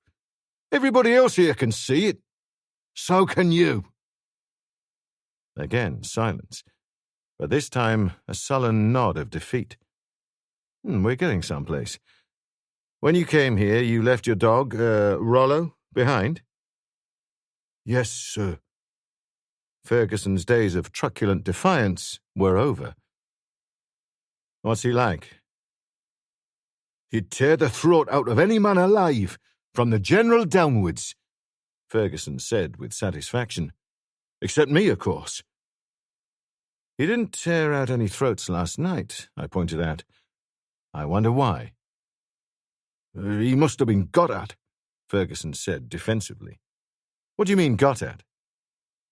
Did you have a look at him before you turned him into his compound last night? Look at him? Course not. Why should I? When we saw the cut-out offence, we thought whoever done it must have caught sight of Rollo and run for his life. That's what I would have bloody well done. Fetch the dog here, I said. But for God's sake, muzzle him first. He left, and while he was away, Hardanger returned. I told him what I'd learned, and that I'd sent for the dog. Hardanger asked, "What do you expect to find?" "Nothing, I think. A chloroform pad or something like that would leave no mark. Same if some sort of dart or sharply tipped weapon with one of those funny poisons had been chucked at him. Just a pinprick, that's all there would be." "From what I hear of our canine pal," I said, "I wouldn't try to hold a chloroform pad against his head if you gave me the crown jewels. As for those funny poisons, as you call them, I don't suppose one person in 100,000 could lay hands on one of them or know how to use them even if they did. Besides, throwing or firing any sharp-tipped weapon against a fast-moving, thick-coated target in the dark would be a very dicey proposition indeed. Our friend of last night doesn't go in for dicey propositions, only for certainties." Ferguson was back in 10 minutes, fighting to restrain a wolf-like animal that lunged out madly at anyone who came near him. Rollo had a muzzle on, but even that didn't make me feel too confident. I didn't need any persuasion to accept the sergeant's word that the dog was a killer. "Does that hound always act like this?" I demanded. "Not usually." Ferguson was puzzled. "In fact, never. Usually perfectly behaved until I let him off the leash. Then he'll go for the nearest person, no matter who he is. But he even had a go at me this afternoon. Half-hearted like, but nasty." It didn't take long to discover the source of Rollo's irritation. Rollo was suffering from what must have been a very severe headache indeed. The skin on the forehead, just above eye level, had a swollen, pulpy feeling to it, and it took 4 men all their time to hold the dog down when I touched this area with the tips of my forefingers. We turned him over, and I parted the thick fur on the throat till I found what I was looking for. 2 triangular jagged tears, deep and very unpleasant-looking, about 3 inches apart. "You'd better give your pal here a couple of days off," I said to Ferguson, "and some disinfectant for those gashes on his neck. I wish you luck when you're putting it on. You can take him away." "No chloroform, no fancy poisons," Hardanger admitted when we were alone. "Those gashes. Barbed wire, eh?" "What else? Just the right distance apart. Somebody pads his forearm, sticks it between a couple of strands of barbed wire, and Rollo grabs it. He wouldn't bark. Those dogs are trained never to bark. As soon as he grabs, he's pulled through and down onto the barbed wire, and can't pull himself free unless he tears his throat out. And then someone clouts him at his leisure with something heavy and hard. Simple, old-fashioned, direct, and very effective. Whoever the character we're after, he's no fool. He's smarter than Rollo, anyway, Hardanger conceded heavily. Chapter 3. When we went up to E-Block, accompanied by two of Hardanger's assistants newly arrived from London, we found Cliveden, Weybridge, Grigori, and Wilkinson waiting for us. Wilkinson produced the key to the heavy wooden door. "No one been inside since you locked the place after seeing Clarendon?" Hardanger asked. I can guarantee that, sir. Guards posted all the time. But Cavell here asked for the ventilation system to be switched on. How could that be done without someone going inside? Duplicate switches on the roof, sir. All fuse boxes, junctions, and electrical terminals are also housed on the roof. Means that the repair and maintenance electricians don't even have to enter the main building. You people don't miss much, Hardanger admitted. Open up, please. The door swung back. We all filed through and turned down the long corridor to our left. Number 1 lab was right at the far end of the corridor, at least 200 yards away. But that was the way we had to go. There was only the one entrance to the entire block. Security was all. On the way, we had to pass through half a dozen doors, some opened by photoelectric cells, others by handles 15 inches long. Elbow handles. Considering the nature of the burdens that some of the modern scientists carried from time to time, it was advisable to have both hands free all the time. We came to number 1 lab, and Clarendon. Clarendon was lying just outside the massive steel door of the laboratory, but he wasn't any more the Neil Clarendon I used to know. The big, tough, kindly, humorous Irishman who'd been my friend over too many years. He looked curiously small now. Small and huddled and defenseless. Another man altogether. Not Neil Clarendon anymore. Even his face was the face of another man, eyes abnormally wide and starting, as one who had passed far beyond the realms of sanity into a total and terror-induced madness. The lips strained cruelly back over clenched teeth, in the appalling rictus of his dying agony. And no man who looked at that face, at the convulsively contorted limbs, could doubt that Neil Clarendon had died as terribly as man ever could. They were all watching me. That I was vaguely aware of. But I was pretty good at telling my face what to do. I went forward and stooped low over him, sniffing, and found myself apologizing to the dead man for the involuntary wrinkling distaste of nose and mouth. No fault of Neil's. I glanced at Colonel Weybridge, and he came forward and bent beside me for a moment before straightening. He looked at Wilkinson and said, "You were right, my boy. Cyanide." I pulled a pair of cotton gloves from my pocket. One of Hardanger's assistants lifted his flash camera, but I pushed his arm down and said, "No pictures. Neil Clarendon's not going into anyone's morgue gallery. Too late for pictures anyway. If you feel all that like work, why don't you start on that steel door there, fingerprints? It'll be loaded with them. And not one of them will do you the slightest damn bit of good." The two men glanced at Hardanger. He hesitated, shrugged, nodded. I went through Neil Clarendon's pockets. There wasn't much that could be of any use to me. Wallet, cigarette case, a couple of books of matches, and in the left-hand jacket pocket, a handful of transparent papers that had been wrapped round butterscotch sweets. I said, "This is how he died.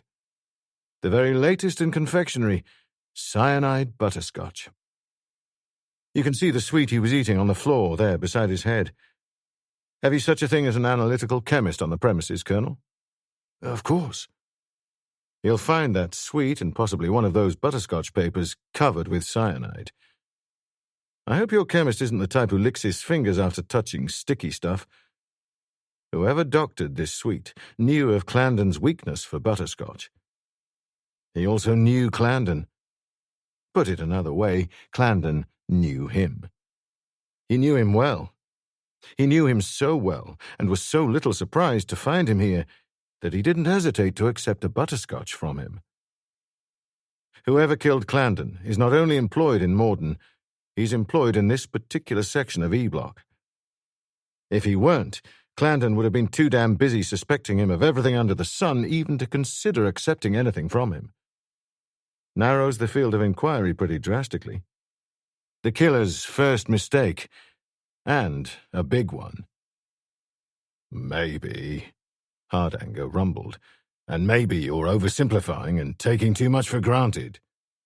Assumptions. How do you know Clandon was killed here? You've said yourself we're up against a clever man, a man who would be more likely than not to obscure things, to cause confusion, to cast suspicions in the wrong place by killing Clandon elsewhere and then dragging him here. And it's asking too much to believe that he just happened to have a cyanide suite in his pocket, that he just happened to hand to Clandon when Clandon just happened to find him doing what he was doing. About the second part, I don't know, I said. I should have thought myself that Clandon would have been highly suspicious of anyone he found here late at night, no matter who he was. But Clandon died right here, that's for sure. I looked at Cliveden and Weybridge. How long for cyanide poisoning to take effect? Practically instantaneous, Cliveden said. And he was violently ill here, I said. So he died here. And look at those 2 faint scratches on the plaster of the wall. A lab check on his fingernails is almost superfluous. That's where he clawed for support as he fell to the floor. Some friend gave Clandon that suite. And that's why I'd like the wallet, cigarette case, and books of matches printed. There's just a chance in 1,000 that the friend may have been offered a cigarette or a match, or that he went through Clandon's wallet after he was dead. But I don't think there's even that chance in 1,000. But I think the prints on that door should be interesting. And informative. I'll take 100 to 1 in anything you like, that the prints on that door will be exclusively of those entitled to pass through that door. What I really want to find out is whether there's been any signs of deliberately smearing, as with a handkerchief or gloves, in the vicinity of the combination, time lock, or circular handle. There will be. Hardanger nodded. If your assumption that this is strictly an inside job is correct, there will be. To bring in the possibility of outsiders. There's still Clandon, I said. Hardanger nodded again, turned away to watch his 2 men working on the door.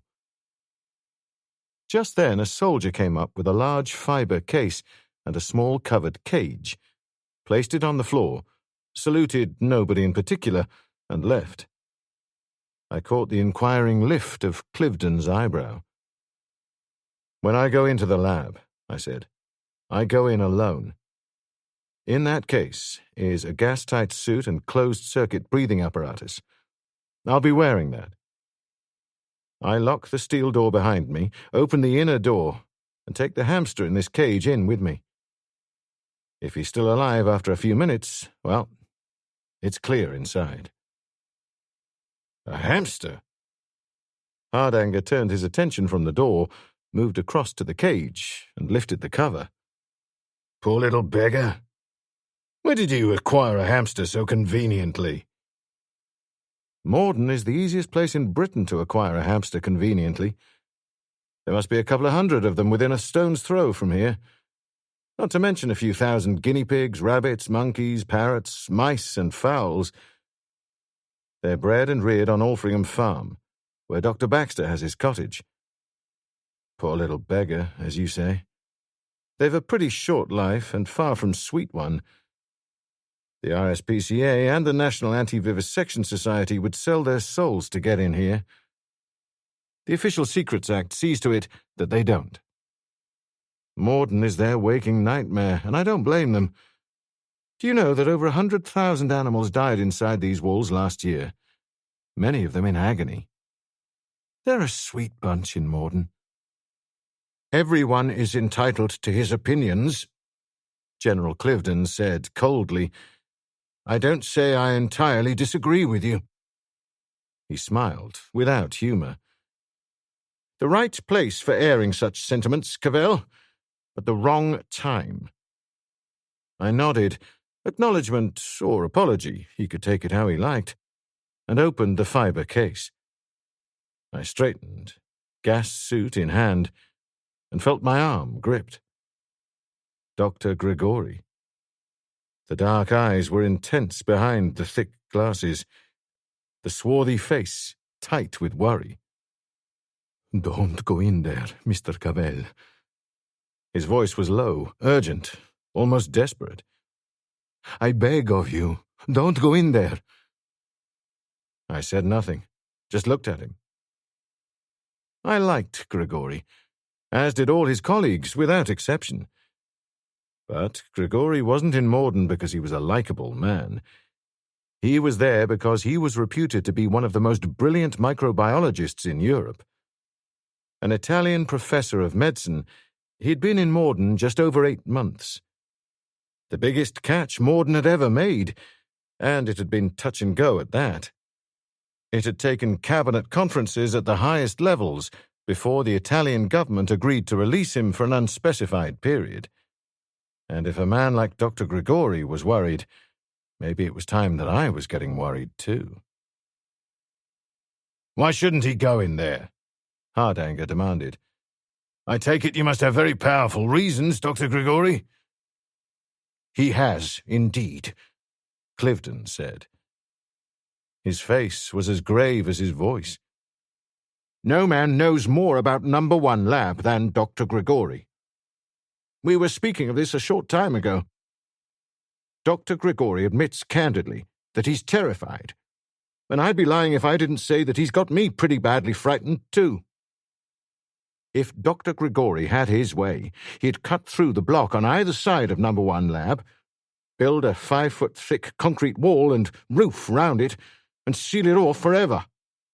That's how frightened Dr. Grigori is. At the very least, he wants this lab kept closed for a month. Hardanger gave Cliveden his usual deadpan look, transferred it to Grigori, then turned it to his 2 assistants. Down the corridor till you're out of earshot, please. For your own sakes, the less you know of this, the better. You too, Lieutenant, sorry.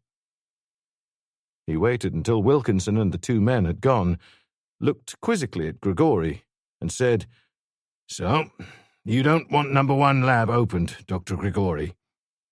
Makes you number 1 on our suspect list, you know. Please, I do not feel like smiling. And I do not feel like talking here. He glanced quickly at Clandon, looked as quickly away. I'm not a policeman or a soldier. If you would... Of course. Hardanger pointed to a door a few yards down the passage. What's in there? Just a storeroom. I'm so sorry to be so squeamish. Come on. Hardanger led the way, and we went inside. Oblivious of the no-smoking signs, Grigori had lit a cigarette and was smoking it in rapid, nervous puffs. I must not waste your time, he said. I will be as brief as I can, but I must convince you. He paused, then went on slowly. This is the nuclear age.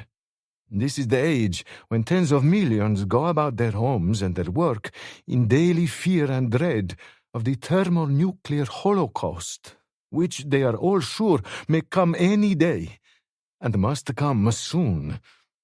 Millions cannot sleep at night, for they dream too much of our green and lovely world, and their children lying dead in it. He drew deeply on his cigarette, stubbed it out, at once lit another.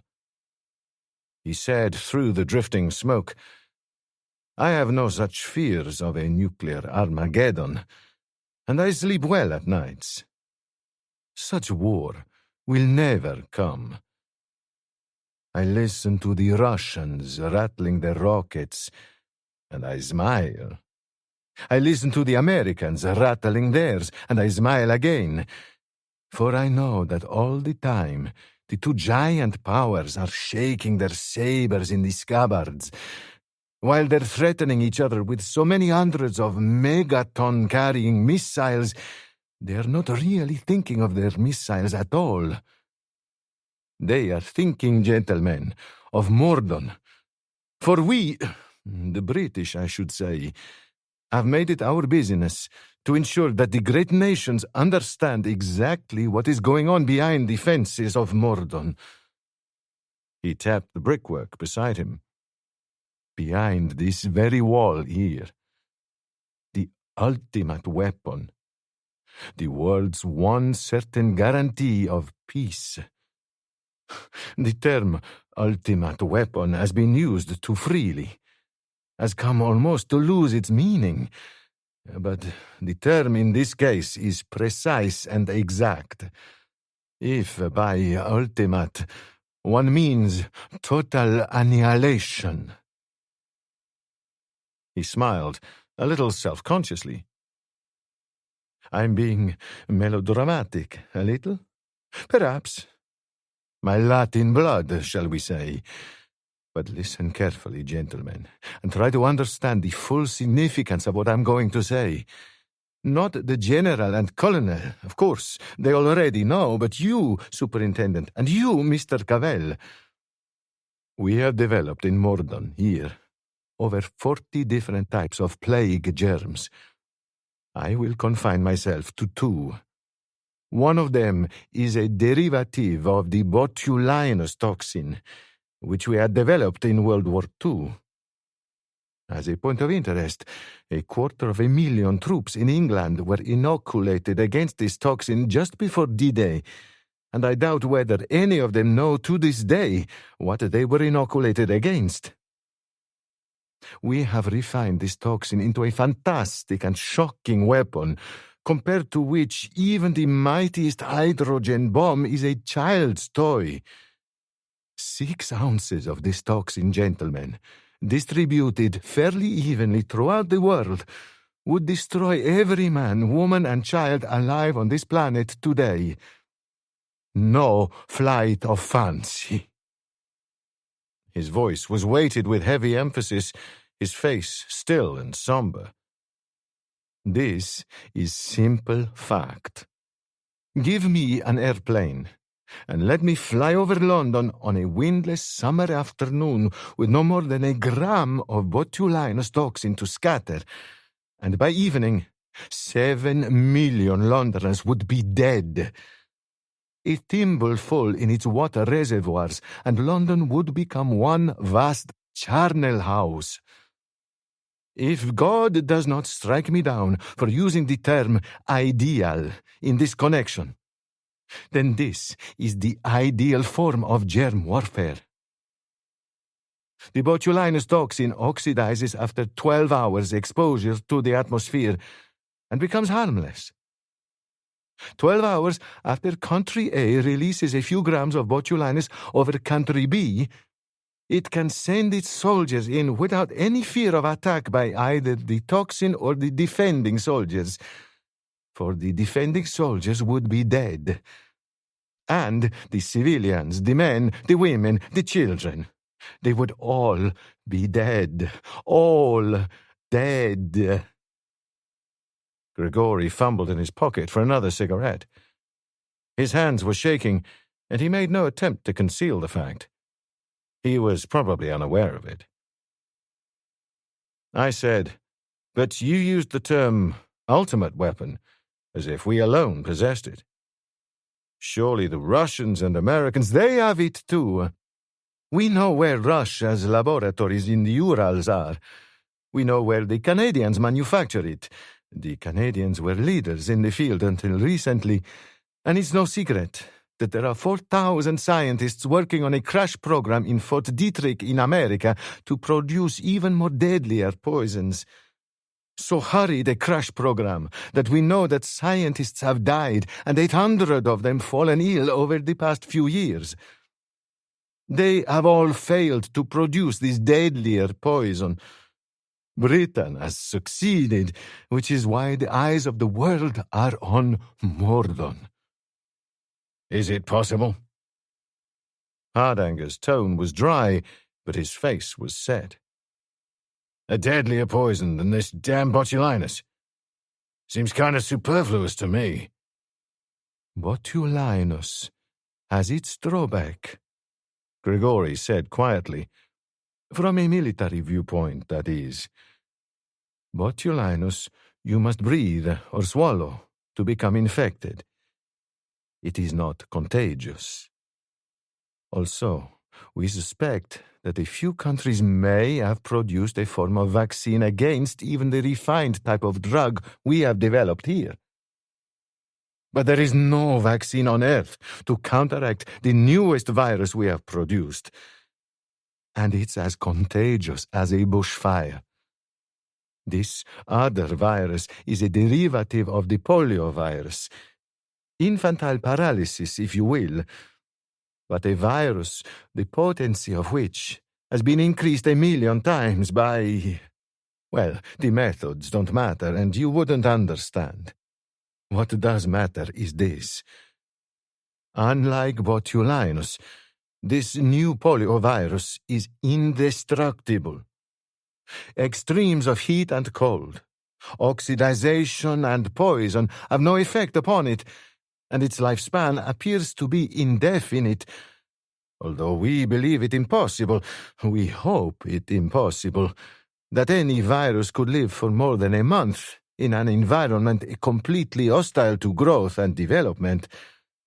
Unlike botulinus, it is highly contagious, as well as being fatal if swallowed or breathed. And, most terrible of all, we have been unable to discover a vaccine for it. I myself am convinced that we can never discover a vaccine against it. He smiled without humor.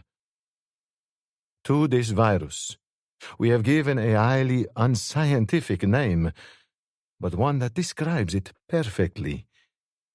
The Satan bug. It is the most terrible and terrifying weapon mankind has ever known or ever will know. No vaccine, Hardanger said. His tone wasn't dry this time, but his lips were. No vaccine at all?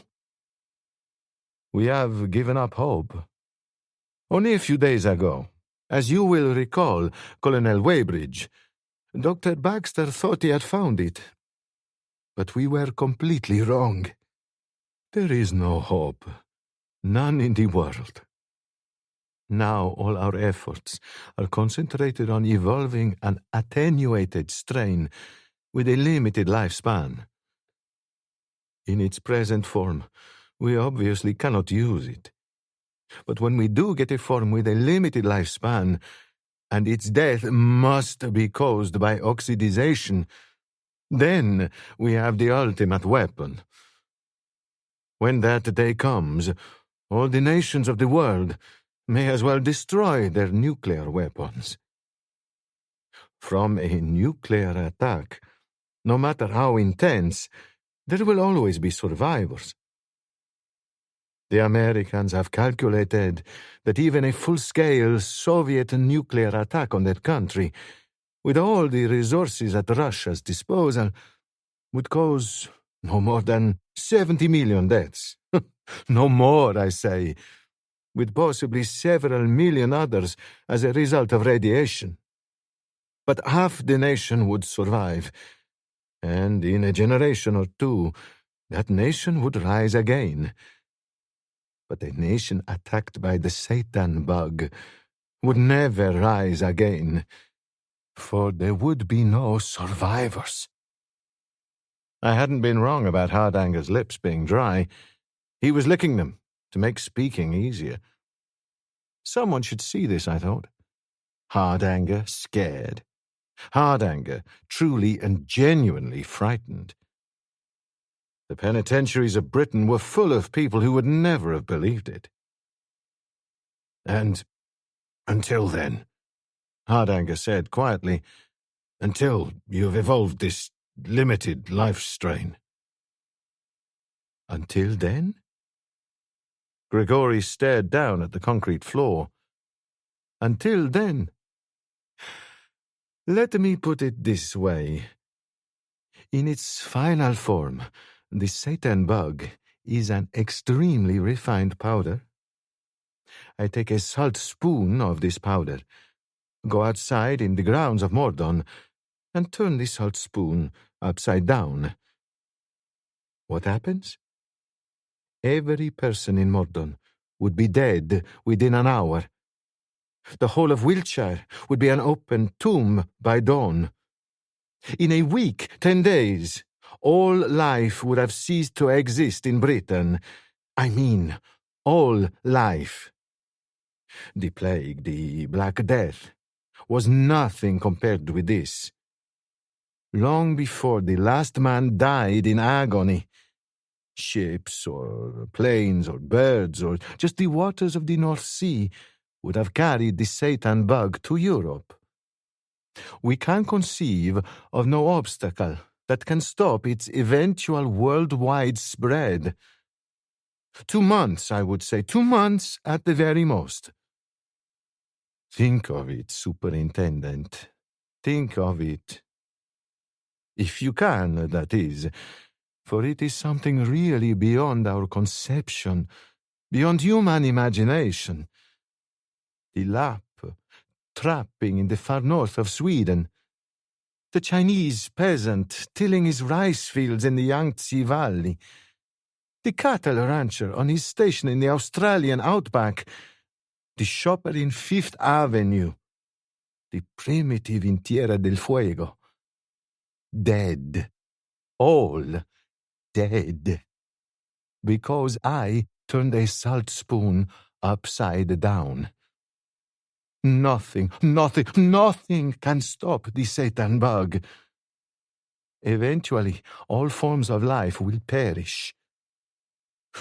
What will be the last to go, I cannot say. Perhaps the great albatross forever winging its way round the bottom of the world. Perhaps a handful of Eskimos deep in the Arctic basin. But the seas travel the world over. And so also do the winds. One day soon, they too would die. By this time, I felt like lighting a cigarette myself, and I did.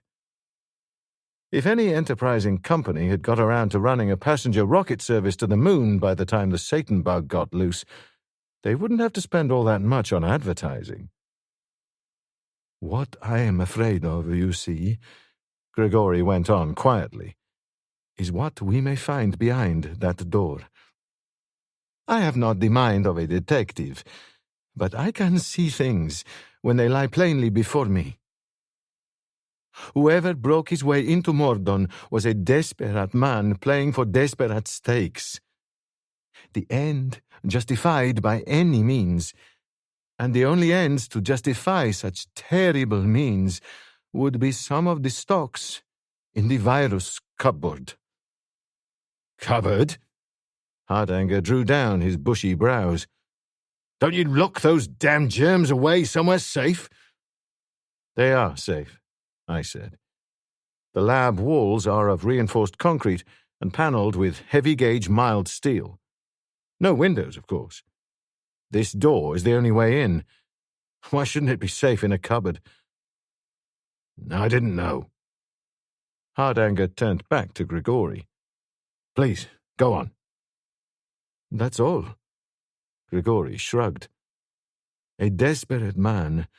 A man in a great hurry. The key to the locker, just wood and glass.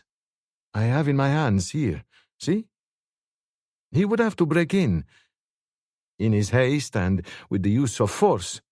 Who knows what damage he may not have done, what virus containers he might not have knocked over or broken.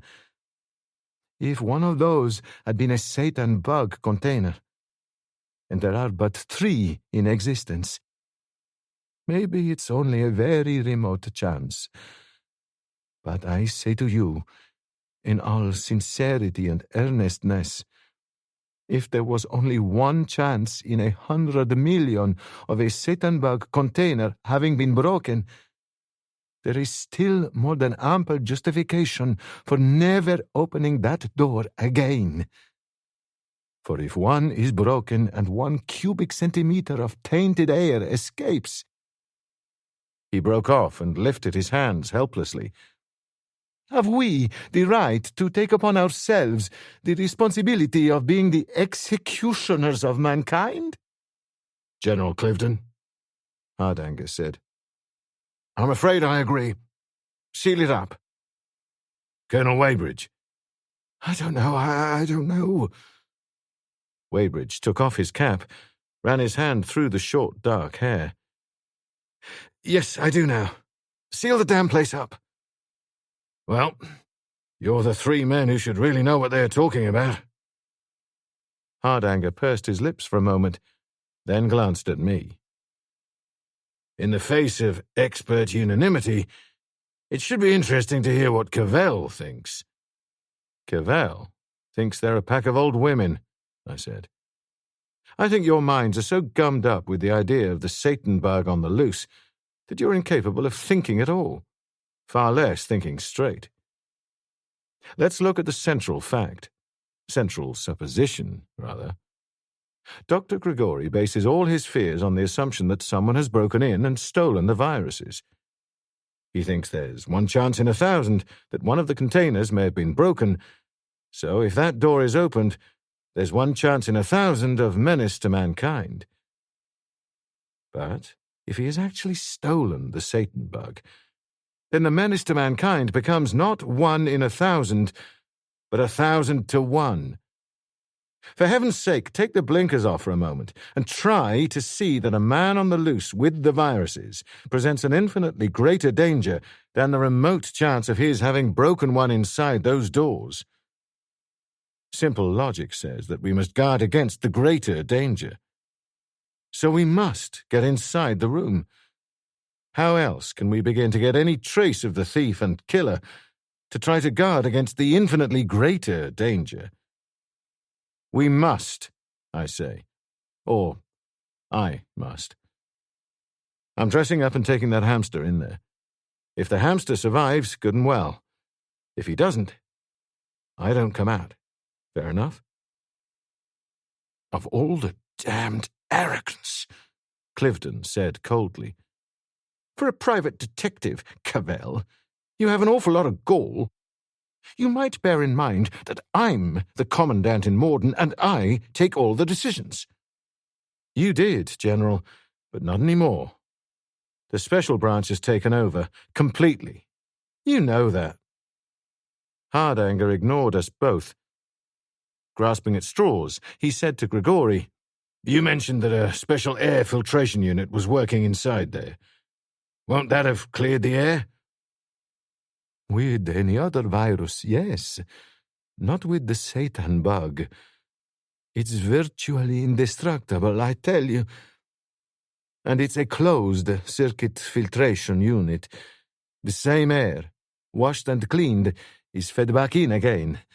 But you can't wash away the Satan bug. There was a long pause. Then I said to Grigori, if the Satan bug, or botulinus, is loose in this lab, how long would it take to affect the hamster? 15 seconds, he said precisely. In 30 seconds it will be in convulsions. In a minute, dead. There will be reflex muscle twitchings, but it will be dead. That's for the Satan bug. For botulinus, only slightly longer. Don't stop me from going in, I said to Clifton. I'll see what happens to the hamster. If he's okay, then I'll wait another 10 minutes. Then I'll come out. If you come out. He was weakening. Cliveden was nobody's fool. He was too clever not to have gone over what I had said, and at least some of it must have made sense to him. "If anything, any virus has been stolen," I said, "then whoever stole it is a madman. The Kennet, a tributary of the Thames, passes by only a few miles from here. How do you know that madman isn't bent over the Kennet this instant, pouring those damned bugs into the water?" "How do I know you won't come out if that hamster does die?" Cliveden said desperately. "Good God, Cavell, you're only human.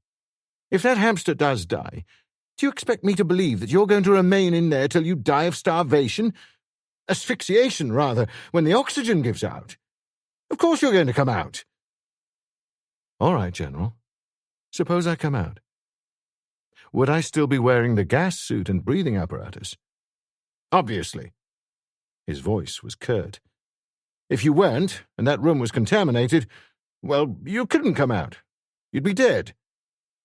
"All right, again. This way." I led the way out to the corridor, indicated the last corridor door we'd passed through.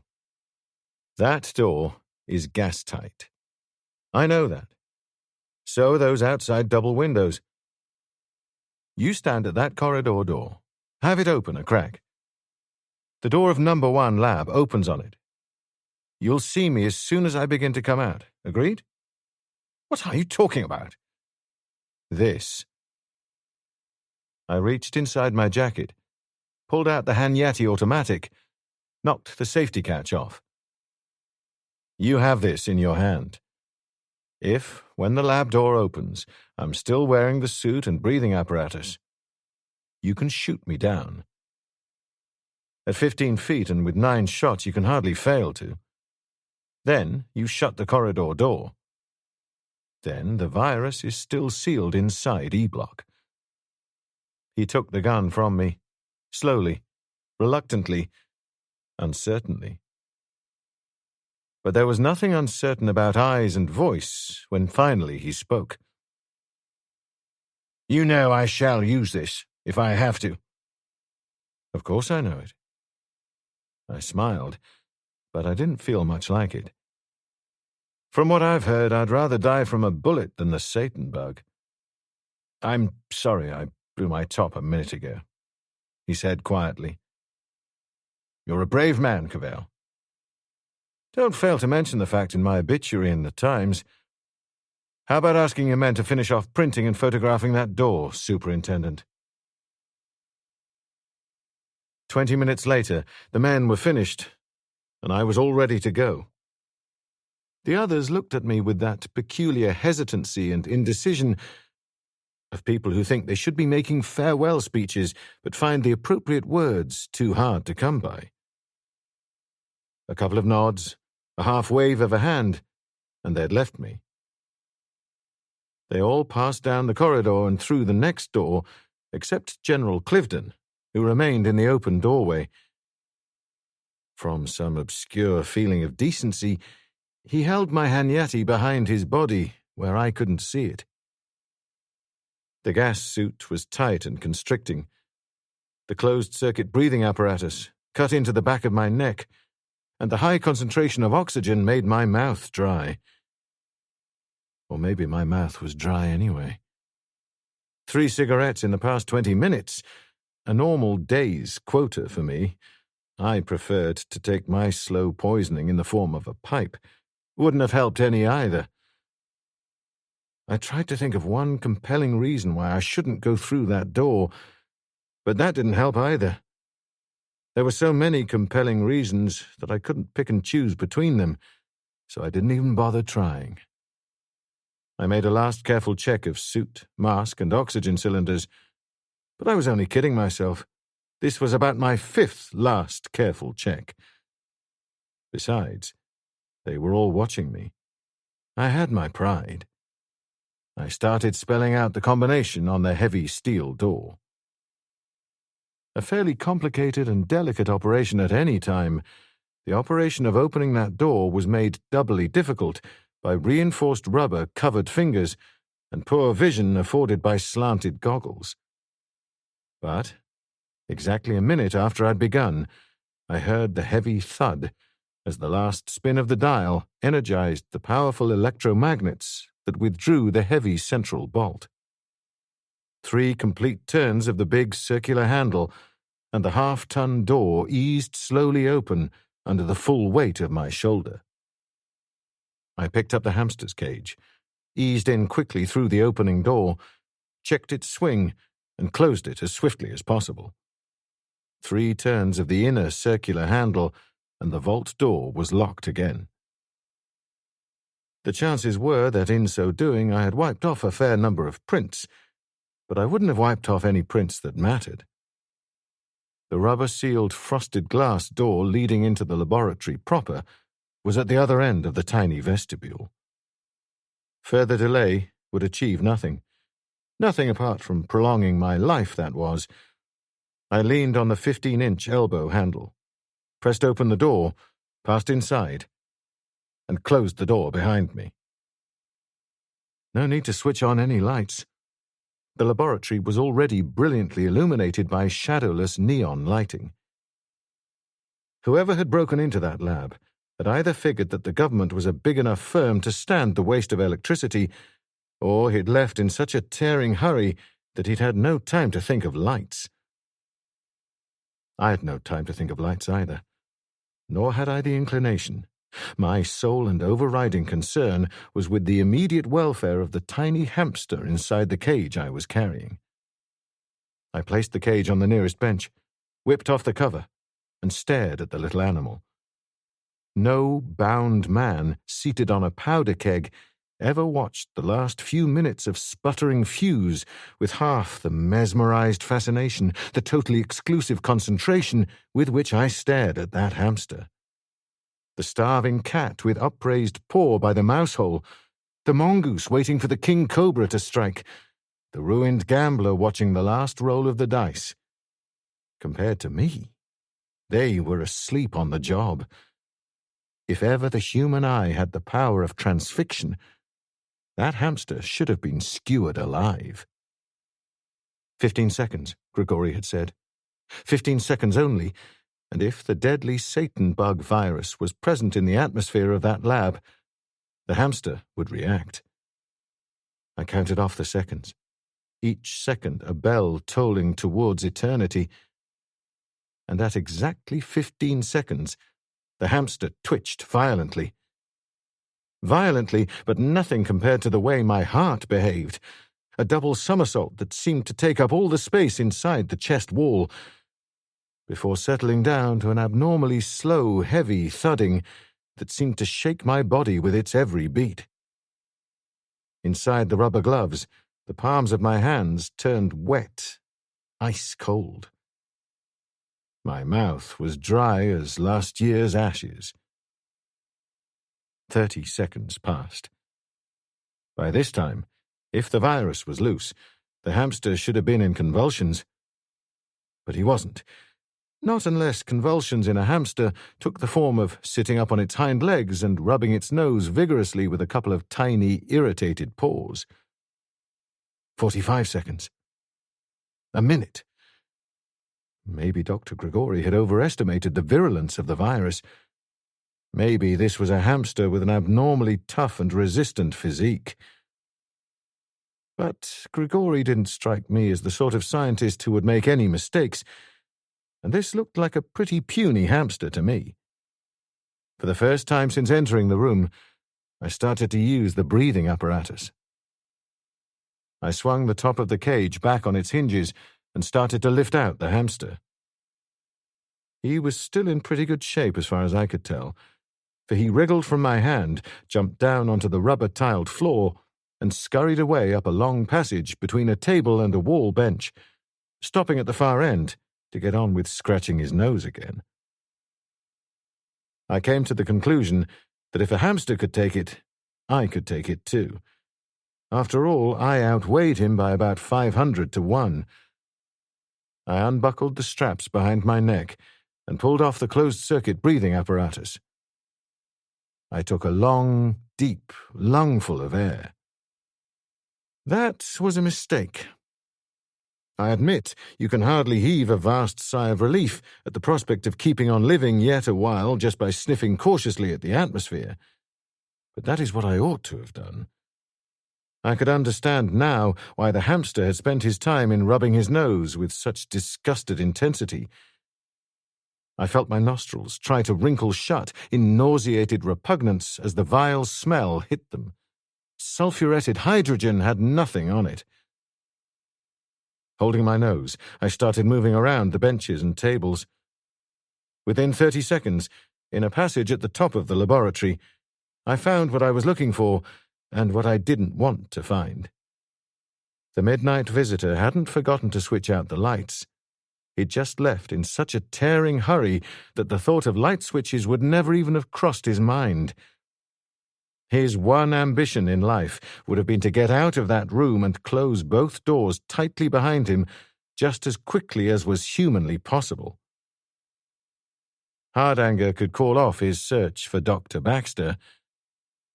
Dr. Baxter was here, still clad in his white knee-length overall, lying on the rubber floor. Like Clarendon, he had obviously died in contorted agony. Unlike Clarendon, whatever had killed him hadn't been cyanide. I knew of no type of death associated with this strange blueness of the face, with the outpouring of so much fluid from eyes, ears, and nose, above all, with so dreadful a smell. Even to look was revolting enough. The idea of making a closer approach was more repugnant still, but I forced myself to do it anyway. I didn't touch him. I didn't know the cause of death, but I had a pretty fair idea, so I didn't touch him. Instead, I stooped low over the dead man and examined him as carefully as was possible in the circumstances. There was a small contused area behind the right ear, with a little blood where the skin had been broken, but no noticeable swelling. Death had supervened before a true bruise had had time to form. A few feet behind him, lying on the floor at the base of the wall farthest from the door, were fragments of a dark blue curved glass and a red plastic top. The shattered remnants, obviously, of some container or other. There were no signs at all of what the container had once held. A few feet away in this wall was an inset, rubber-sealed glass door. Behind this, I knew, lay what the scientists and technicians called the menagerie. One of 4 in Mortyn. I pushed open the door and went inside. It was a huge, windowless room, as large almost as the laboratory itself. All the wall spaces and 3 room-length benches were taken up by literally hundreds of cages of all types, some of a sealed glass construction with their own private air conditioning and filtration units, but most of the standard open mesh type. Hundreds of pairs of eyes, mostly small, red, and beady, turned to stare at me as I entered. There must have been between 1,500 and 2,000 animals in that room altogether. Mostly mice, 90% of them mice, I should have guessed, but also about 100 rabbits and the same of guinea pigs. From what I could see, they all seemed in fair enough health. Anyway, all of them had clearly been affected in no way at all by what had happened next door. I made my way back to the lab, closing the communicating door behind me. Almost 10 minutes I'd been inside now, and nothing had happened to me yet. And the chances were remote that anything would happen now. I cornered the hamster, returned him to his cage, and left the lab to open the heavy steel outer door. Just in time, I remembered that General Cliveden would be waiting not far from the door, ready to fill me full of holes if I emerged still wearing the gas suit. Cliveden would be understandably trigger-happy and could easily miss the fact that I'd removed the breathing apparatus. I climbed out of the gas suit and opened the door. General Cliveden had the automatic at eye level, at the full stretch of his arm, pointing towards the widening crack of the doorway and myself. I don't say he was happy at the prospect of shooting me, but he was ready enough for it, all the same. And it was a bit late now to tell him that the Hanyati had a hair trigger. I said quickly, "It's all right. The air is clear inside." He lowered his arm and smiled in relief. Not a very happy smile, but still a smile. Maybe the thought had come to him too late in the day that he himself should have volunteered to go inside instead of me. "Are you perfectly sure, Cavell?" he asked. "I'm alive, aren't I?" I said irritably. "You'd better come inside." I went back into the lab and waited for them. Hardanger was first through the door. His nose wrinkled in involuntary disgust, and he said, "What in hell's name is causing that vile smell?" "What's your Linus?" It was Colonel Weybridge who supplied the answer, and in the shadowless neon lighting, his face seemed suddenly grey. He whispered again, "What's your Linus?" "How do you know?" I demanded. "How do I—" He stared down at the floor and looked up to meet my eyes. "We had an accident a fortnight ago. A technician." "An accident," I repeated, then nodded. "You would know the smell." "But what the devil—" Hardanger began. "A dead man," I explained. "Killed by botulinus, at the top of the room. It's Dr. Baxter." No one spoke. They looked at me, then at each other, then followed me silently up the lab to where Baxter lay. Hardanger stared down at the dead man. "So, this is Baxter." His voice held no expression at all. "You're quite sure? Remember, he checked out of here about 6:30 last night." "Maybe Dr. Baxter owned a pair of wire cutters," I suggested. "It's Baxter, all right. Someone coshed him and stood at the lab door and flung a botulinus container against this wall, closing the lab door behind him immediately afterwards." "The fiend!" Cliveden said hoarsely. "The unspeakable fiend!" "Or fiends," I agreed. I moved across to Dr. Grigori, who had sat down on a high stool. He had his elbows on a bench. His face was sunk in his hands. The straining fingertips made pale splotches against the swarthy cheeks, and his hands were shaking. I touched him on the shoulder and said, "I'm sorry, Dr. Grigori. As you said, I know you're neither soldier nor policeman. You shouldn't have to meet with those things. But you must help us." "Yes, of course," he said dully. He looked up at me, and the dark eyes were smudged and with tears in them. He was more than just a colleague." "How can I help, Mr. Cavell?" "The virus cupboard. Check it, please." Of course. The virus cupboard. What on earth could I have been thinking of?" He stared down at Baxter in fascinated horror, and it was quite obvious what he was thinking of. At once. He crossed to a wooden cupboard with a glazed front and tried to open it. A couple of determined tugs, and then he shook his head. "It's locked. The door's locked." "Well?" I was impatient. "You have the key, haven't you?" "The only key. Nobody could have got in without this key. Not without force. It hasn't been touched." "Don't be so damned silly. What do you think Baxter died of? Influenza? Open that cupboard." He turned the key with unsteady fingers. No one was looking at Baxter now. Weird eyes only for Dr. Grigori. He opened both doors, reached up, and brought down a small rectangular box. He opened the lid and stared inside. After a moment, his shoulders sagged, and he seemed different altogether, curiously deflated, head bowed very low. "They're gone," he whispered. All of them. All 9 of them have been taken. 6 of them were botulinus. He must have used one on Baxter. And the others? I said harshly to the bowed back. The other 3.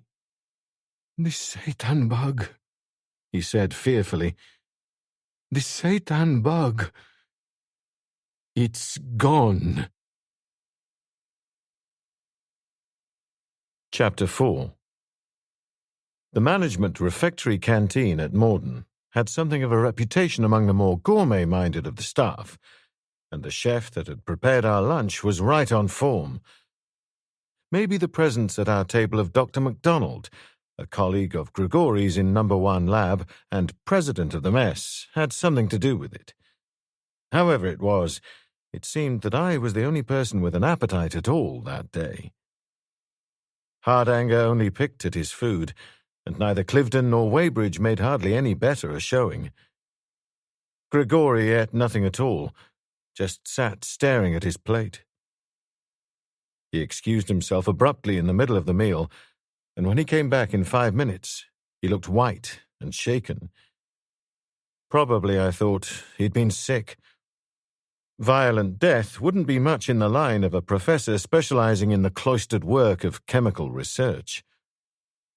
The 2 fingerprint experts weren't there. They were still hungry. Aided by 3 other detectives recruited locally through Inspector Wiley, they'd spent over an hour and a half fingerprinting the entire inside of the laboratory and were now collating and tabulating their results. The handle of the heavy steel door and the areas adjoining the combination lock had been heavily smeared with a cotton or linen material, probably a handkerchief. So the possibility of an outsider having been at work couldn't be entirely excluded. Inspector Mortyn came in towards the end of the meal. He'd spent all his time until then taking statements from the temporarily jobless scientists and technicians barred from E-Block, and he wasn't finished yet by a long way. Every statement made by those interviewed about their activities the previous evening would have to be rigorously checked. He didn't say how he was getting on, and Hardanger, predictably, didn't ask him. After lunch, I accompanied Hardanger to the main gate. From the sergeant on duty there, we learnt who had been in charge of the checking-out clock the previous evening. After a few minutes, a tall, blonde, fresh-faced corporal appeared and saluted crisply. "Corporal Norris, sir. You sent for me." "Yes," Hardanger said. "Take a seat, please. I've sent for you, Norris, to ask you some questions about the murder of Dr. Harold Baxter." The shock tactics worked better than any amount of carefully delicate probing could have done. Norris, already in the purpose of lowering himself gingerly into his chair, sat down heavily, as if suddenly grateful to take the weight off his feet, and stared at Hardanger. The eyes widening in a gaze of shocked incredulity, the opened mouth would have been within the compass of any moderately competent actor. But the perceptible draining of colour from the cheeks was something else again. "The murder of Dr. Baxter," he repeated stupidly. "Dr. Baxter, he's dead." "Murdered," Hardanger said harshly. "He was murdered in his laboratory last night. We know for a fact, never mind how, that Dr. Baxter never left Mortyn last night. But you checked him out. You say you checked him out, but you didn't. You couldn't have done. Who gave you his security tag and told you to forge his signature? Or maybe that someone did it himself. How much did they pay you, Norris?" The corporal had been staring at Hardanger in numbed bewilderment. Then the numbness passed, and his native Yorkshire toughness reasserted itself. He rose slowly to his feet, his face darkening. "Look, sir," he said softly, "I don't know who you are. Someone pretty important, I suppose. A police inspector, or one of those MI6 chaps. But I can tell you this. Say that to me just once again, and I'll knock your bloody head clean off." "I believe you would, too." Hardanger was suddenly smiling. He turned to me. Not guilty, eh? He could hardly be that good, I agreed. I hardly think so. Forgive me, Norris. I had to find out something, and I had to find out fast. I'm investigating a murder. Murder isn't a nice business, and sometimes I've got to use tactics that aren't very nice either. Understand? Yes, sir, Norris said uncertainly. He was slightly mollified, but only slightly. Dr. Baxter, how? Who? Never mind that just now, Hardanger said briskly. You checked him out. In this book here. 1832 hours, it says. Is that right?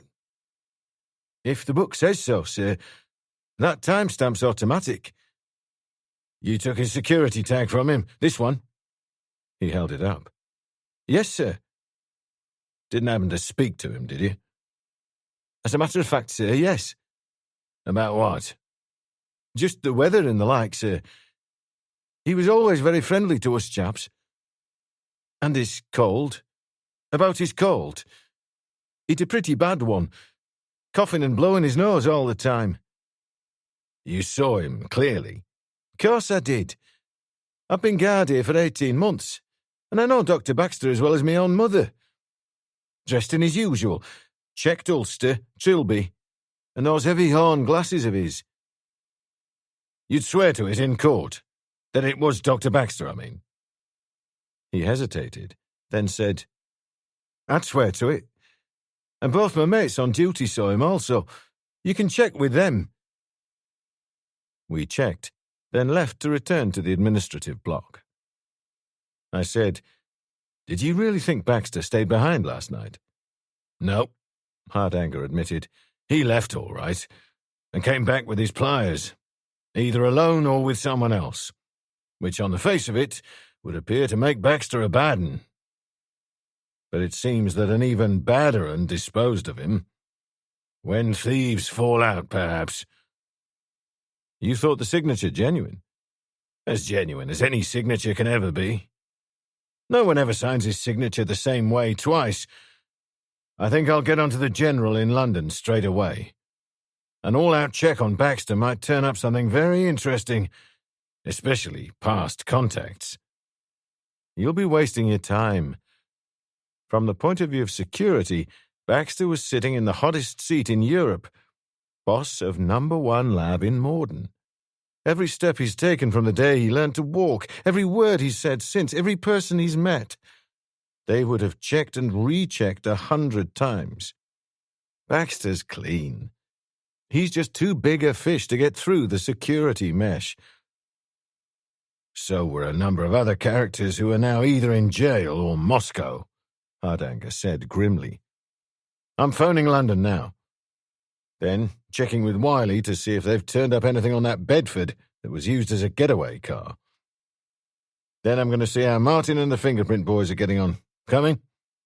No, I'd like to check with the internal guards who were on duty last night and mooch around on my own a little. He shrugged. I've no jurisdiction over you, Cavell.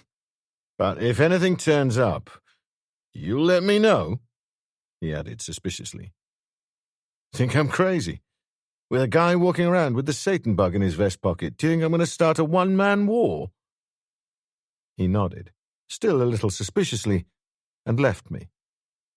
I spent the next hour checking with the 6 internal guards who had been on duty before midnight the previous night, and learnt what I'd expected to learn. Nothing. All of them were well known to me, which was probably the real reason why Hardanger had wanted me down in Mortyn, and all of them had been on duty in Mortyn for at least 3 years. All of their stories tallied, and none of it helped at all. With 2 guards, I made a minute check of all windows and the entire roof area of E Block, and I was just wasting my time. No one had seen Clandon from the time he left Lieutenant Wilkinson at the gatehouse just after 11 p.m. till his body had been found. Normally, no one would have expected to see him, for after making his rounds, Clandon retired for the night to the little concrete cottage he had to himself less than 100 yards from E-block. This cottage faced on the long glass corridor of the block, where, as a security precaution, the lights burned night and day. It was no great trick to guess that Clarendon had seen something suspicious in E-block and gone to investigate. No other reason could have accounted for his presence outside number 1 laboratory. I made my way to the gatehouse and asked for the register book showing the names and nature of business of all those who had checked in and out of Mortyn the previous day. There were several hundred of those altogether, but all but a very few of them were staff regularly employed there. Groups of special visitors to Mortyn were not infrequent, visiting scientists from the Commonwealth and NATO countries, or an occasional small group of MPs who were given to asking awkward questions in the Commons and were brought down to Mortyn to see for themselves the sterling work being carried out there on the health front against anthrax, polio, Asian flu, and other diseases. Such groups were shown exactly what the Mortyn authorities wanted them to be shown, and usually came away no wiser than they had arrived. But, on that previous day, there had been no such groups of visitors. There had been 14 callers altogether, all of them concerned with the delivery of various supplies. I copied down their names and the reasons for their visits, and left. I phoned the local car hire firm, asked for the indefinite hire of one of their cars, and that it should be brought and left at the gates of Mortyn. Another call to Altrincham, this time to the Wagoner's Rest, and I was lucky enough to get a room. The last call was to London, to Mary. I told her to pack a suitcase for me and one for herself, and bring them both down to the Wagoner's Rest. There was a train from Paddington that would get her down by 6:30. I left the gatehouse and went for a walk through the grounds. The air was cold and a chill October wind blowing, but I didn't walk briskly. I paced slowly up and down beside the inner fence, head bowed, gazing down at my feet most of the time. Cavell lost in thought, or so I hoped any onlooker would think. I spent the better part of an hour there, paralleling the same quarter-mile of fence all the time, and at last I found what I was looking for. Or so I thought. Next circuit round, I stopped to tie my shoelace, and then there was no more doubt in my mind. Hardanger was still in the administrative block when I found him.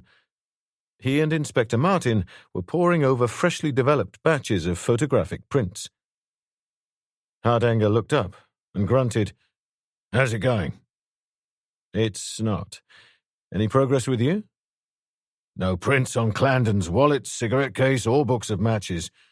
Except his own, of course. Nothing of any interest on the doors. We've found the Bedford van. Rather, Inspector Wiley's men have found a Bedford van.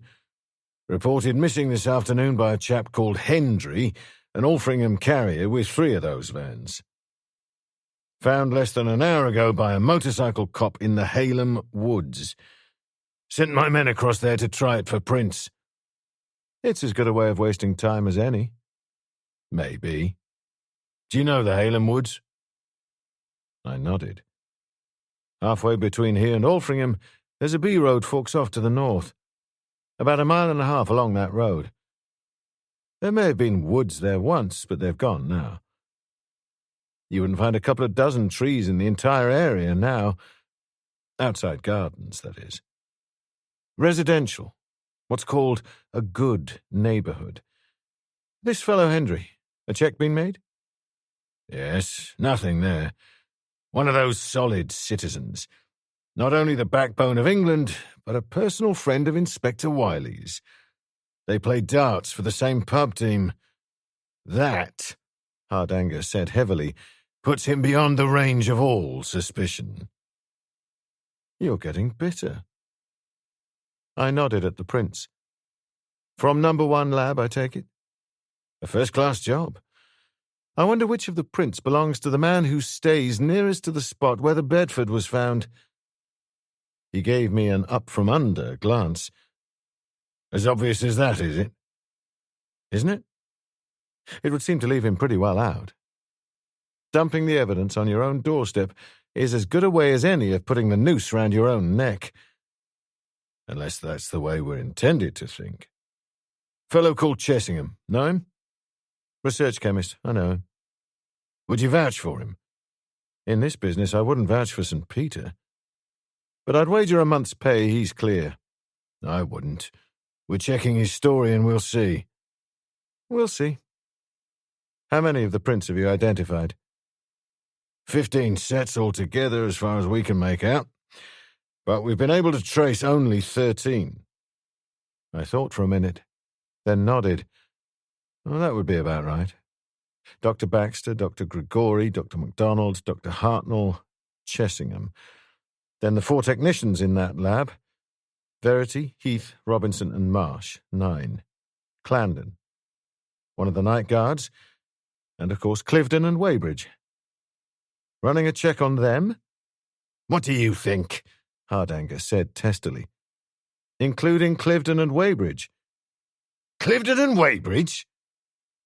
Hardanger stared at me, and Mortyn backed him up with another stare. Are you serious, Cavell? With someone running around with the Satan bug in his pants pockets, I don't think it's the time for being facetious, Hardanger. Nobody is in the clear. He gave me a long, hard look, but I ignored it and went on. About those 2 sets of unidentified prints. We'll print every man in Mortyn till we get them, Hardanger said grimly. You don't have to. Almost certainly they belong to a couple of men called Bryson and Chipperfield. I know them both. Explain yourself. They're the 2 men in charge of running Alfringham Farm, the place that supplies all the animals for the experiments carried out here. They're usually up here with a fresh supply of animals every week or so. The turnover in livestock is pretty heavy. They were here yesterday. I checked on the register book. Making a delivery to the animal room in number 1 laboratory. You say you know them. What are they like? Young, steady, hard-working, very reliable. Live in adjacent cottages on the farm. Married to a couple of very nice girls. They have a kid apiece, a boy and a girl about 6 years old. Not the type, any of them, to get mixed up in anything wrong. You guarantee them? You heard what I said about St. Peter. I guarantee nothing and nobody. They'll have to be checked. I'll go if you like. After all, I have the advantage of knowing them. You will? Hardanger let me have his close look again. Like to take Inspector Mortyn with you? All one to me, I assured him. It wasn't, but I had manners. Then in that case it's not necessary, Hardanger said. There were times, I thought, when Hardanger could be downright unpleasant. Report back anything you find. I'll lay on a car for you. I already have one. Car hire firm. He frowned. That was unnecessary. Plenty of police and army cars available, you know that. I'm a private citizen now. I prefer private transport. I found the car at the gate. Like so many rental machines, it was a great deal older than its actual age. But at least it rolled and took the weight off my feet. I was glad to take the weight off my feet. My left leg hurt, quite badly, as it always did when I had to walk around for any length of time. 2 eminent London surgeons had more than once pointed out to me the advantage of having my left foot removed, and sworn that they could replace it with an artificial one, not only indistinguishable from the genuine article, but guaranteed pain-free. They had been quite enthusiastic about it, but it wasn't their foot, and I preferred to hang on to it as long as possible. I drove to Alfringham, spent 5 minutes there talking to the manager of the local dance hall, and reached Alfringham Farm just as dusk was falling. I turned in through the gates, stopped the car outside the first of the 2 cottages, got out and rang the bell. After the 3rd attempt, I gave it up and drove to the 2nd cottage, I'd get an answer there. Lights were burning behind the windows. I leaned on the bell, and after some seconds, the door opened. I blinked in the sudden wash of light, then recognized the man before me. "Bryson," I said, "how are you? Sorry to burst in like this, but I'm afraid I've a very good reason." "Mr. Cavell." Unmistakable surprise in his voice, all the more pronounced in the sudden conversational hush from the room behind him. "Didn't expect to see you again so soon. Thought you'd left these parts, I did.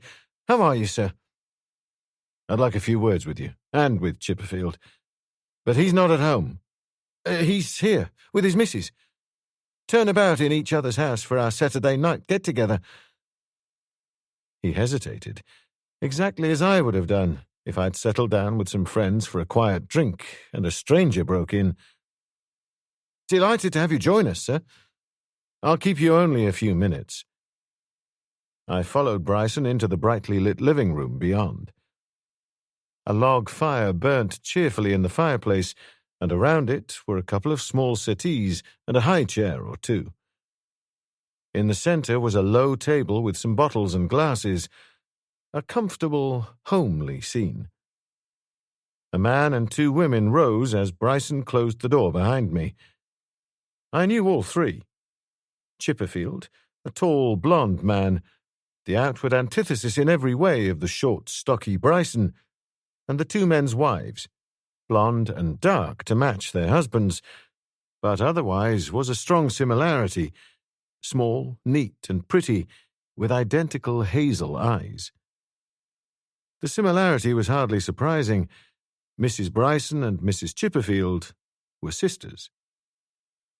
After a couple of minutes, during which civilities had been exchanged, and I'd been offered a drink and accepted for my sore legs' sake, Bryson said, "How can we help you, Mr. Cavell?" "We're trying to clear up a mystery about Dr. Baxter," I said quietly. "You might be able to help. I don't know." "Dr. Baxter? In number 1 lab?" Bryson glanced at his brother-in-law.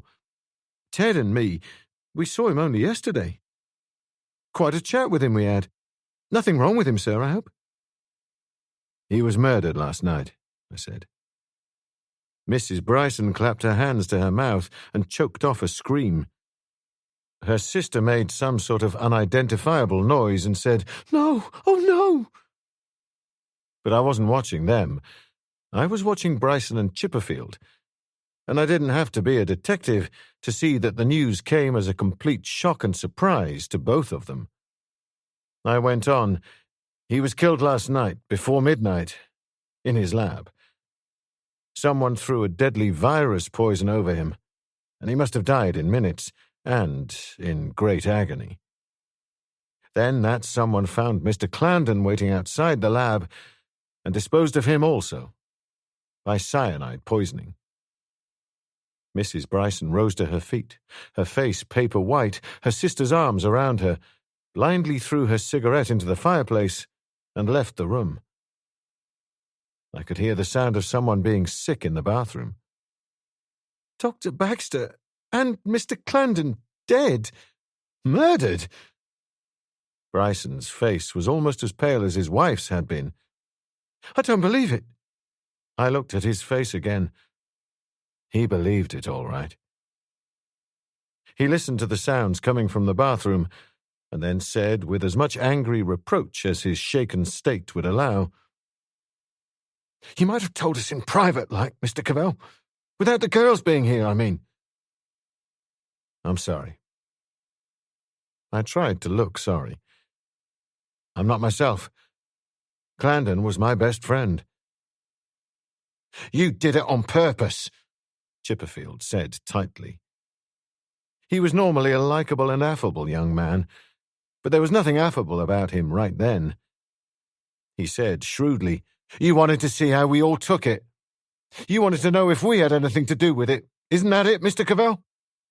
"Between 11 o'clock and midnight last night," I said precisely, "you and your brother-in-law here were up for exactly 5 dances at the Friday night hop in Alfringham.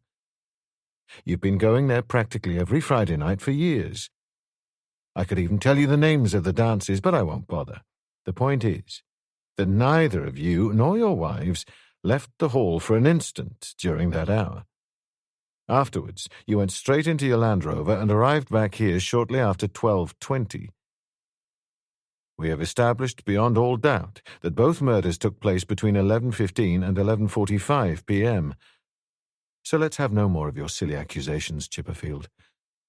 There can be no shadow of suspicion about you two. If there was, you'd be in a police cell, not seeing me here drinking your whiskey. Speaking of whiskey...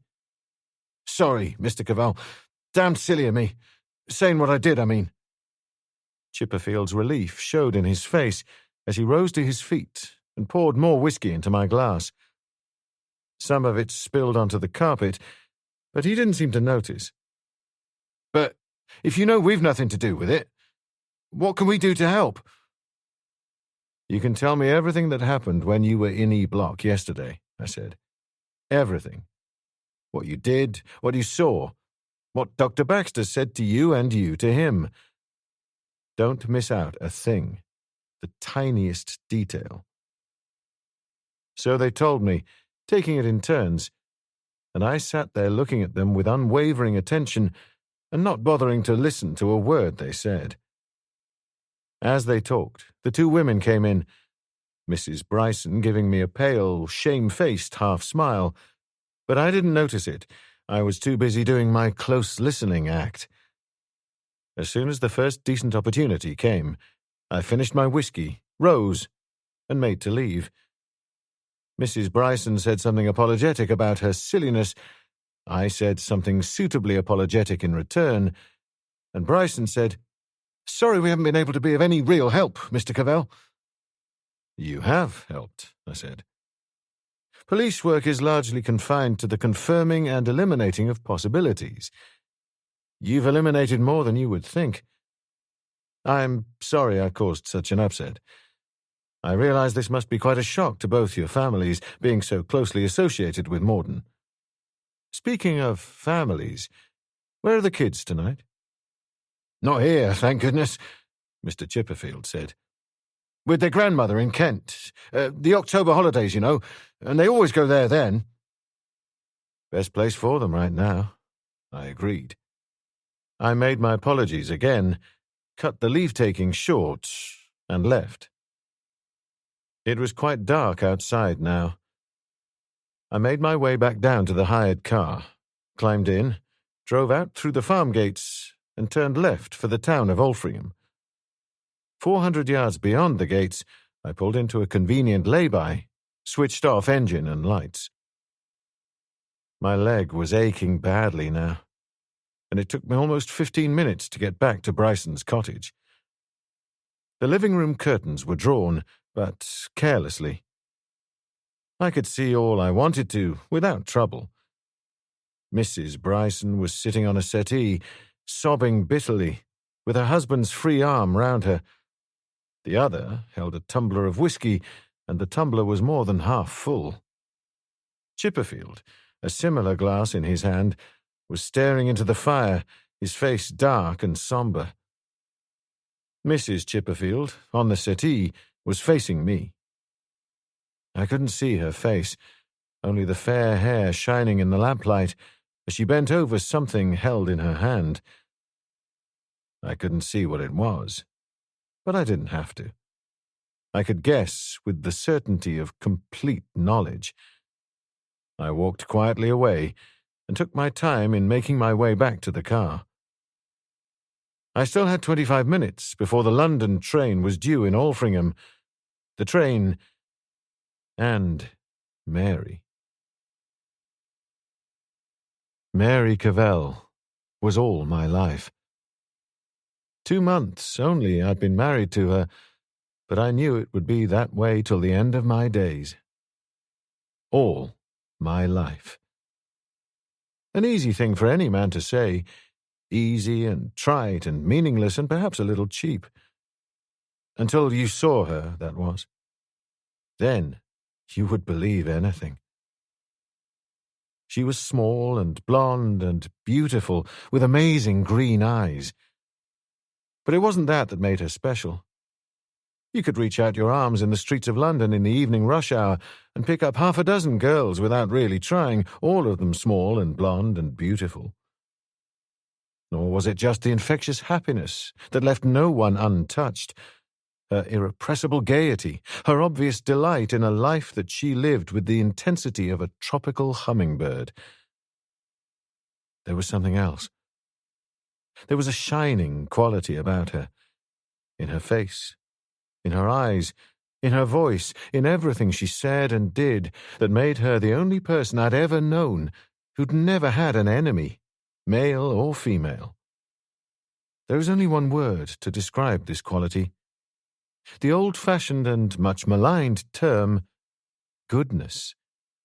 She hated do-gooders, those she called the goody-goodies, but her own goodness surrounded her like a tangible and visible magnetic field. A magnetic field that automatically drew to her more waifs and strays, more people broken in mind and body than a normal person would encounter in a dozen lifetimes. An old man dozing away his last days in the thin autumn sunshine on a park bench. A bird with a broken wing. They all came alike to Mary. Broken wings were her speciality, and I was only now beginning to realize that for every wing we saw her mend, there was another the world knew nothing about. And, to make her perfect, she had the one drawback which kept her from being inhumanly perfect.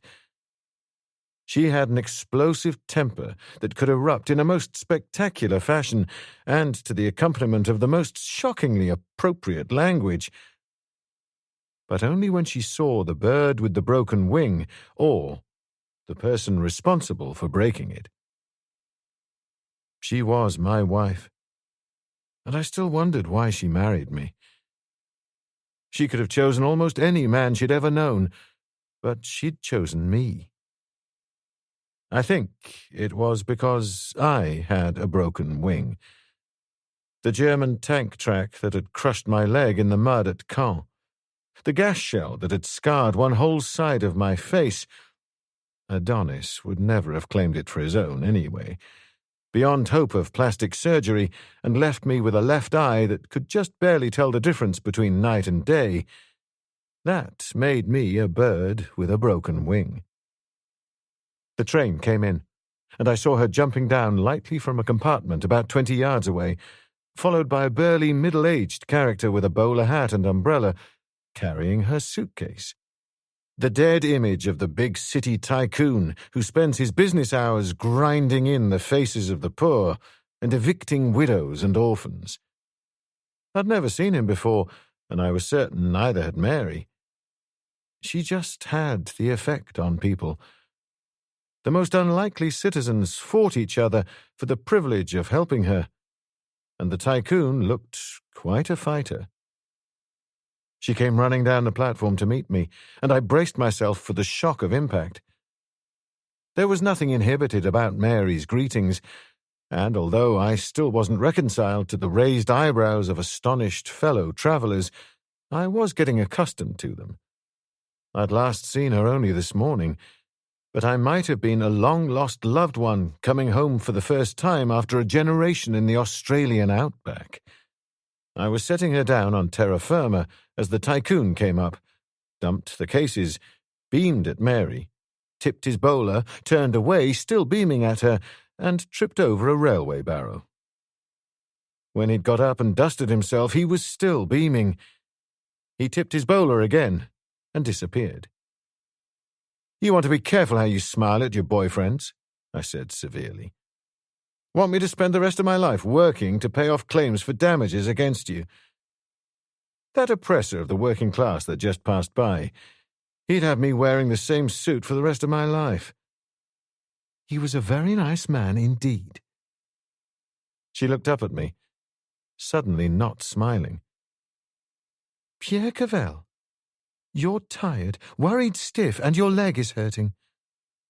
"Cavell's face is a mask," I said. "Impossible to tell his feelings and thoughts. Inscrutable, they call it. Ask anyone." "And you've been drinking whiskey?" It was the long separation that drove me to it. I led the way to the car. We're staying at the Wagoner's Rest. It sounds wonderful. Thatched roofs, oak beams, the ingle nooks by the blazing fire. She shivered. It is cold. I can't get there fast enough. We got there in 3 minutes. I parked the car outside a modernistic confection in gleaming glass and chrome. Mary looked at it, then at me, and said, "This is the Wagoner's Rest." You can see what the neon sign says. Outdoor sanitation and boll weevils in the bedposts have gone out of fashion, and they'll have central heating. The manager, at the moment doubling as receptionist, would have felt more at home in an 18th century Wagoner's Rest. Red-faced, shirt-sleeved, and smelling powerfully of the breweries. He scowled at me, smiled at Mary, and summoned a 10-year-old boy, presumably his son, who showed us to our room. It was clean enough and spacious enough, and overlooked a back courtyard decked out in a poor imitation of a continental beer garden. More important, one of the windows overlooked the porchway leading into the court. The door closed behind the boy, and Mary came up to me. "How is that stupid leg of yours, Pierre? Honestly?" "It's not so good." I'd given up trying to tell lies about myself to Mary. As far as I was concerned, she was a human lie detector. "It'll ease up. It always does." "That armchair," she ordered. "And the stool, so? You're not using that leg again tonight." "I'm afraid I'll have to. Quite a bit. Damn nuisance, but it can't be helped." "It can be helped," she insisted. "You don't have to do everything yourself. There are plenty of men—" "Not this time, I'm afraid. I have to go out. Twice. I want you to come with me the first time. That's why I wanted you here." She didn't ask any questions. She picked up the phone, ordered whiskey for me, sherry for herself. Old shirt sleeves brought it up, huffing a bit after climbing the stairs. Mary smiled at him and said, "Could we have dinner in our room, please?" "Dinner?" Shirt sleeves stiffened in outrage, his face going an impossible shade redder. "In your room? Dinner? That's a good 'un. Where do you think you've landed? Claridge's?" He brought his gaze down from the ceiling where he'd been imploring heaven and looked at Mary again. He opened his mouth to speak, closed it, kept looking at her, and I knew he was a lost man. "Claridge's," he repeated mechanically. Well, I'll see what can be done. Against the house rules, mind you, but it'll be a pleasure, ma'am." He left. I said, "There should be a law against you. Pour me some whiskey, and pass that phone." I made 3 calls. The first was to London, the second to Inspector Wiley, and the third to Hardanger. He was still at Mortyn. He sounded tired and irritated, and I didn't wonder. He'd had a long and probably frustrating day. "Cavell?" His voice was almost a bark. "How did you get on with those 2 men you saw? At the farm, I mean." "Bryson and Chipperfield. Nothing there. There are 200 witnesses who will swear that neither of them were within 5 miles of Mortyn between 11 and midnight last night." "What are you talking about? 200? They were at a dance. Anything turned up in the statements made by our other suspects in number 1 lab?" "Did you expect anything to turn up?" he said sourly. "Do you think the killer would have been so dumb as to leave himself without an alibi? They've all got alibis, and damn good ones. I'm still not convinced there wasn't an outsider at work." "Chessingham and Dr. Hartnell. How strong are their stories?" "Why, those 2. His voice was a suspicious crackle. "I'm interested in them. I'm going to see them tonight, and I wondered what their stories were." "You're not going to see anyone without my say-so, Cavell." His voice was pretty close to a shout. "I don't want people blundering in." "I won't blunder. I'm going, Hardanger. The General said I was to have a free hand, didn't he? Blocking my way, which you can do, is not my idea of giving a free hand. The General wouldn't like it, Hardanger." A silence. Hardanger was bringing himself under control. At last, he said, in a quieter tone, "You gave me to believe that you didn't suspect Chessingham. I want to see him. He's not only acute and observant, he's more than usually friendly with Dr. Hartnell. It's Hartnell I'm really interested in. He's an outstanding research man, young and financially irresponsible. He thinks because he's clever with bugs, he can be the same on the stock market. 3 months ago, Hartnell put all his cash into a fly-by-night company who'd splurged their adverts in all the national dailies. He lost the lot. Then he mortgaged his house a few weeks before I left Mortyn. I believe he lost most of that, too, trying to recoup." "Why the hell didn't you tell me before?" Hardanger demanded. "It just suddenly came to me this evening." "It just suddenly came—" Hardanger's voice cut off, as if he'd been strangled. Then he said, thoughtfully, "Isn't that too easy? Jumping on Hartnell? Because he's heading for the bankruptcy court?" "I don't know. As I say, he's not clever at everything. I've got to find out. Both have alibis, of course." "Both were at home. Their families vouched for them. I want to see you later." He'd given up. "I'll be at the county in Altrincham." "I'm at the Waggoner's Rest, a couple of minutes away. Could you come round to see us, about 10? "Us?" Mary came down this afternoon." "Mary?" There was surprise in his voice, suspicion that he didn't get round to elaborating, but, above all, pleasure. One good reason Hardanger had for not liking me too much was that I'd made off with the best secretary he'd ever had. She'd been with him 3 years, and if any person could ever be said to be the apple of an eye like a basilisk, it was Mary.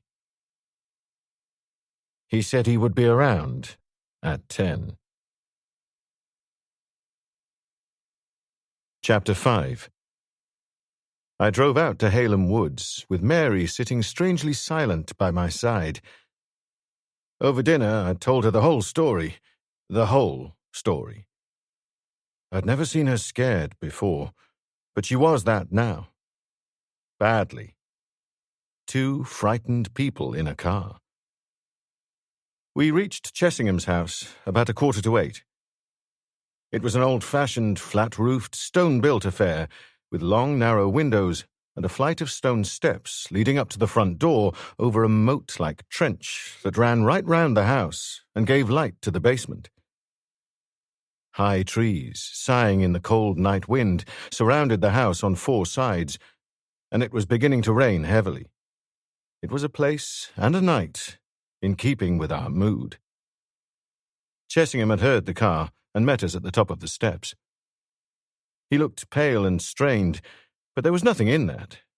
Everyone who was in any way connected with E Block had every reason for looking pale and strained that day. "Cavell," he said. He didn't offer his hand, but opened the door wide and stood sideways to let us in. "I heard you were in Mortyn. Must say, I didn't expect you out here, though. I thought they asked me enough questions today as it was." "This is a pretty unofficial visit," I assured him. "My wife, Chessingham. When I bring along my wife, I leave the handcuffs at home." It wasn't funny. He shook hands reluctantly with Mary and led us into an old-fashioned sitting room with heavy Edwardian furniture, velvet drapes from ceiling to floor, and a fire burning in a huge open fireplace. There were 2 people sitting in high-backed armchairs by the fire. One was a good-looking young girl of 19 or 20, slender, brown-haired and brown-eyed like Chessingham himself. His sister. The other, obviously, was his mother, but much older than I had expected his mother to be. A closer inspection showed that she wasn't really so old, she just looked old. Her hair was white. Her eyes had that curious glaze you sometimes see on old people who are coming to the end of their road, and the hands resting on her lap were thin and wrinkled and crisscrossed with blue veins. Not an old woman. A sick woman, a very sick woman, prematurely aged. But she sat very erect, and there was a welcoming smile on her thin, rather aristocratic features. "Mr. and Mrs. Cavell," Chessingham said.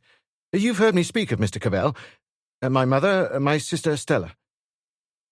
"How do you do, both of you?" Mrs. Chessingham had that assured, direct, no-nonsense voice that would have gone well with a Victorian drawing-room and a house full of servants. She peered at Mary. "My eyes aren't what they used to be, I'm afraid. But, my goodness, you are a beautiful girl. Come and sit beside me. How on earth did you manage it, Mr. Cavell?" "I think she must have mistaken me for someone else," I said. "These things happen," Mrs. Chessingham said precisely. For all their age, her eyes could still twinkle. She went on. "That was a dreadful thing that happened out at Mortyn today, Mr. Cavell. Dreadful.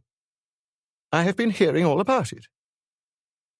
A pause, again the half-smile. "I hope you haven't come to take Eric to jail already, Mr. Cavell. He hasn't even had dinner yet. All this excitement, you know." "Your son's only connection with this affair, Mrs. Chessingham, is that he is unfortunate enough to work in No. 1 laboratory. Our only interest in him is his complete and final elimination as a suspect.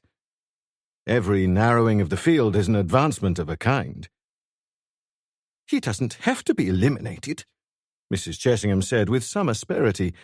"Eric has nothing to do with it. The idea is ridiculous." "Of course. You know that, I know that, but Superintendent Hardanger, who is in charge of investigations, doesn't know that. All statements must be checked, no matter how unnecessary the checking. I had a great deal of difficulty in persuading the superintendent that I should come instead of one of his own officers." I saw Mary's eyes widen, but she recovered herself quickly. "And why did you do that, Mr. Cavell?"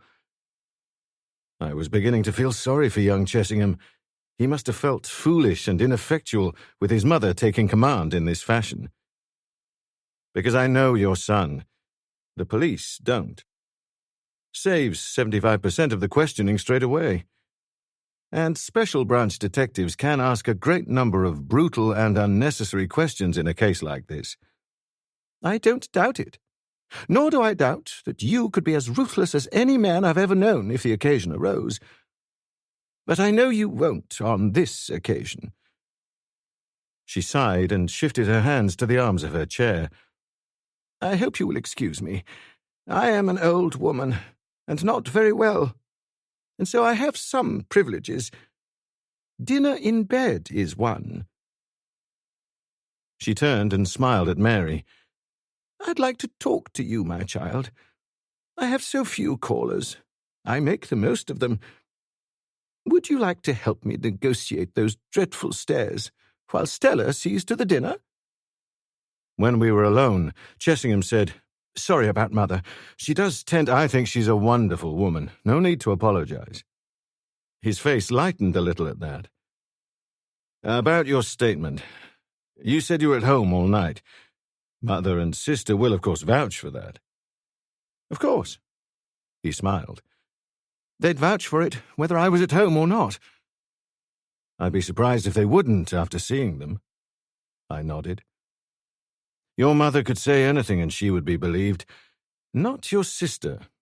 She's young and inexperienced, and any competent policeman could break her down inside 5 minutes. If you were in any way involved, you're too smart not to see that, so your story has to be true. Can they vouch for the entire night, up to 11:15, say?" "No." He frowned. "Stella went to bed about 10:30. After that, I spent a couple of hours on the roof. Chessingham's Observatory. I've heard of it. No one can prove you were up there. No. He frowned again, thinking. Does it matter? I haven't even a bicycle, and there's no public transport at that time of night. If I was here after 10:30, I couldn't have made it to Mortyn by 11:15 anyway. 4.5 miles, you know.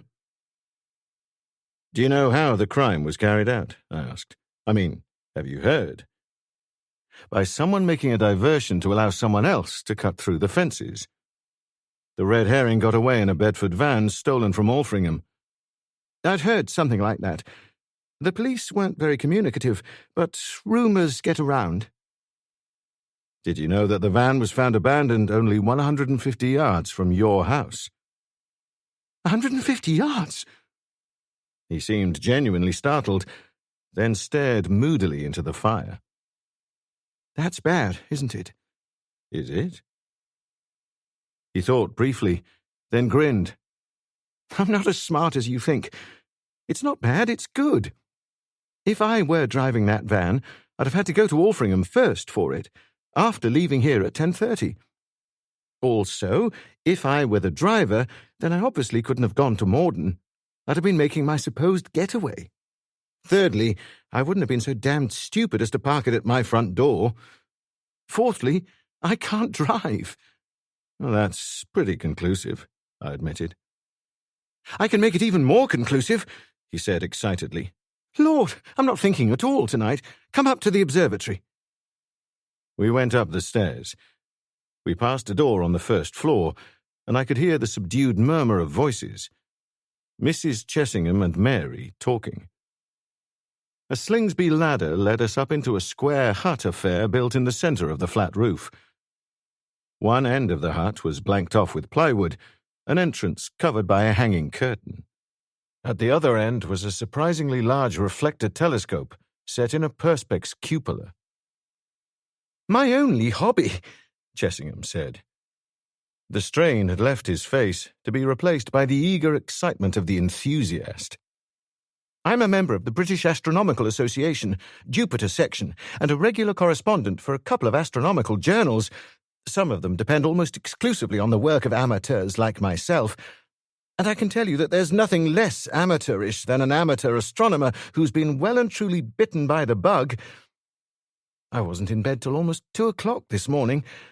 I was making a series of photographs for the Astronomical Monthly of the red spot in Jupiter and the satellite Io occulting its own shadow. He was smiling broadly in his relief now. Here's the letter commissioning me to do them. They've been pleased with some other stuff I've sent in. I glanced at the letter. It had to be genuine, of course. Got a set of 6 photographs. Beauties, too, although I say it myself. Here, I'll let you see them. He disappeared behind the curtain, which I took to be the entrance of his darkroom, and reappeared with a batch of obviously very new photographs. I took them.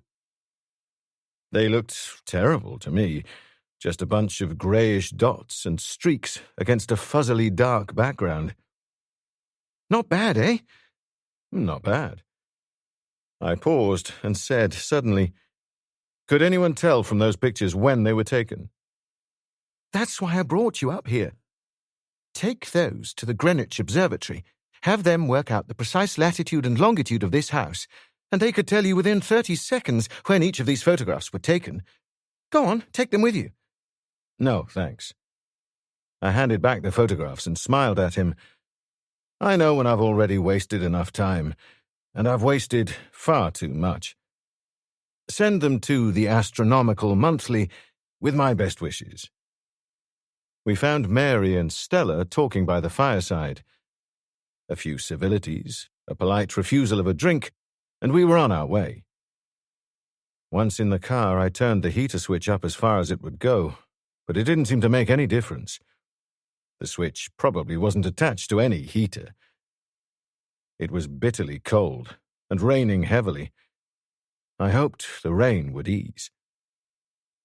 I said to Mary, "What did you find out?" I hate this business, she said intensely. I hate it. This sneaking, underhand approach to people. The lies. The lies to a lovely old person like Mrs. Chessingham, and to that nice girl. To think I worked all those years for the superintendent, and never thought— "I know," I said, "but you have to fight fire with fire. Think of this double murderer. Think of this man with the Satan bug in his pocket. Think of—" I'm sorry. I really am sorry. It's just that I'm afraid I was never cut out to be— well, never mind. I didn't find out much. They have a maid. That's why dinner was ready shortly after Stella rose. Stella lives at home. Her brother insists on it. Insists she spends all her time looking after her mother. Her mother is really pretty ill, I gathered from Stella. May go at any time. Though she's been told by her doctor that a transfer to a warm climate like Greece or Spain might add 10 years to her life. Some dangerous combination of asthma and a heart condition. But her mother doesn't want to go, says she'd rather die in Wiltshire than vegetate in Alicante. Something like that. That was all, I'm afraid. It was enough. It was more than enough. I sat without speaking, thinking maybe the surgeons who wanted to give me a new foot had the right of it, when Mary said abruptly, "And you? Learn anything?" I told her what had happened. At the end, she said, "I heard you telling the superintendent that you really wanted to see Chessingham to find out what you could from him about Dr. Hartnell. What did you find out?" "Nothing. Never asked him." "You never— Why on earth not?" I told her why not. Dr. Hartnell and his wife, they had no children, were at home. Both of them knew Mary. We'd met socially once, during the brief time Mary had been staying with me when I lived in Mortyn, but they clearly didn't regard our visit as a social call. Everyone I was meeting was nervous, very much on the defensive. I didn't blame them. I'd have been nervous too if I thought someone was trying to hang a couple of murders round my neck. I went through the spiel about how my visit was only a formality and the unpleasant experience I was sparing them by coming myself instead of letting one of Hardanger's men do the questioning. Their activities in the earlier part of the evening were of no interest to me. I asked them about the later part, and they told me. At 9:30, they said, they had sat down to watch television, specifically The Golden Cavaliers, a TV version of a successful stage play that had just finished a long run in London. "Did you see that?" Mary broke in. "So did I. Pierre was out late last night with a business friend, and I turned it on. I thought it was wonderful." For some minutes they discussed the play. I knew Mary had seen it, and I knew she was finding out whether they also had really seen it, and there was no question but that they had. After some time I said, "When did it finish?" "About 11. "And then?" "A quick bite of supper and bed," Hartnell said. "By, say, 11:30? "By that at the latest." "Well, that's perfectly satisfactory." I heard Mary clear her throat and looked across casually. Her steepled fingers were resting lightly in her lap. I knew what that meant. Hartnell was lying. This I couldn't understand, but I'd infinite faith in her judgment. I glanced at the clock. I'd asked for a call at 8:30, and now it was exactly that. Inspector Wiley was on time. The bell rang. Hartnell spoke into the phone, then handed it to me. "For you, Cavell. The police, I think." I spoke, holding the earpiece fractionally away from my head. Wiley had a naturally carrying voice, and I'd asked him to be good and loud. He was. He said, "Cavell? You told me you were going to be there, so I took a chance. This is urgent. Nasty spot of bother at Halem Junction. Close tie-up with Mortyn, if I'm not mistaken. Very unpleasant indeed. Can you get down there immediately?" "As soon as I can. Where's Halem Junction?" "Not half a mile from where you are. The bottom of the lane, turn right and pass the Green Man, just there." I hung up, rose, and hesitated. That was Inspector Wiley. Some trouble at Halem Junction? I wonder if I could leave Mary here for a few minutes. The inspector said it was something unpleasant. Of course! With his alibi accepted, Dr. Hartnell was almost jovial. We'll look after her, old man. I parked the car a couple of 100 yards down the lane, took my torch from the glove box, and turned back towards Hartnell's house. A quick look through the lit window, and I knew I had nothing to fear from that quarter. Hartnell was pouring drinks, and all three seemed to be talking animatedly, the way people do when the strain is off. I knew I could rely on Mary keeping them talking there indefinitely. Mrs. Hartnell, I noticed, was still sitting in the chair she'd been occupying on our arrival. She hadn't even risen to greet us. Maybe her legs were troubling her. Elastic stockings aren't as undetectable as some manufacturers would like to think. The garage was locked by a heavy padlock, but the master locksmith, who had been responsible for a tiny part of the training of myself and a score of others in the now distant past, would have laughed at it. I didn't laugh at it. I was no master locksmith. But even so, I had it open in less than 2 minutes. I hardly cut myself at all. Somewhere along the line, Hartnell's ill-advised plunge into the stock market had compelled him to sell his car, and now his sole means of transport was a Vespa scooter, although I knew he used a bus to and from Mortyn. The scooter was in good condition and looked as if it had been cleaned recently. But I wasn't interested in the clean parts, only the dirty ones.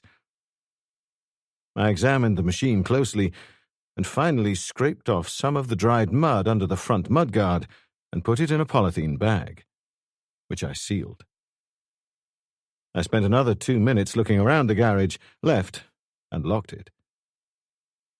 Another quick check on the living room showed the three of them sitting round the fire, drinking and talking. I made my way to the tool shed behind the garage. Another padlock. From where I was now completely hidden from the house, so I took the chance of having a good long look at the padlock. Then I picked it and went inside. The shed was no bigger than 7 by 5, and it took me no longer than 10 seconds to find what I was after. There had been no attempt to conceal anything. I used another couple of polythene bags, closed and locked the door behind me, and made my way back to the car. Soon afterwards, I parked the car in Hartnell's driveway. Hartnell answered the doorbell. "That didn't take you long, Cavell," he said cheerfully as he led me into the lounge. "What was—" His smile died away as he saw my face. "Is there something wrong?" "I'm afraid there is," I said coldly. "Something very far wrong. You're in trouble, Dr. Hartnell. I'm afraid it looks to me like pretty bad trouble. Would you care to tell me about it?" "Trouble?" His face tightened, but there was the shadow of fear in his eyes. "What the devil are you talking about, Cavell?" "Come off it," I said. "I put some value on my time if you don't on yours. And it's because I refuse to waste my time that I'm not going to hunt around for any fancy gentlemanly words to express myself. To be brief and blunt, Hartnell, you're a fluent liar." "You've gone too far, damn you, Cavell!" His face was pale, his fists were clenched, and you could see that he was actively considering having a go at me, which, as a medical man 40 pounds lighter than I was, he should have recognized as an unpromising course of action. "I won't take that line of talk from any man." "You'll have to take it from the prosecuting counsel in the Old Bailey, so you might as well have some practice in getting used to it. If you saw the Golden Cavaliers last night, as you claimed, you must have had the TV set balanced on the handlebars of your scooter. The police constable who saw you passing through Halem late last night made no mention of a TV set." "I assure you, Cavell, I haven't the faintest idea—" "You make me ill," I said disgustedly. "Lies I can forgive, but stupidity in a man of your caliber, no." I looked at Mary. "About this play, the Golden Cavaliers?" She lifted her shoulders, in discomfort and distress. All TV broadcasts in southern England were badly affected by electrical disturbances last night. There were 3 breakdowns in the play, and it didn't finish until 20 minutes to 12. You must have a very special TV set indeed, I said to Hartnell. I crossed to a magazine stand and picked up a copy of the Radio Times, but before I could open it, Hartnell's wife spoke, a tremor in her voice. "You needn't bother, Mr. Cavell. Last night's play was a repeat of Sunday afternoon's. We saw the play on Sunday." She turned to her husband. "Come on, Tom. You'll only make it worse for yourself." Hartnell stared miserably at her, turned away, slumped down in a chair, and drained his glass in a couple of gulps. He didn't offer me any, but I didn't add lack of hospitality to his list of faults. Maybe the time wasn't right. He said, "I was out last night. I left here just after 10:30. I had a phone call from a man asking me to meet him in Altrincham." "Who was the man?" "It doesn't matter.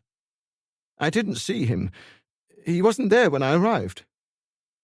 "It wouldn't have been our old pal, 10% Tufnell of Tufnell and Hanbury, consultants at law?" He stared at me. "Tufnell?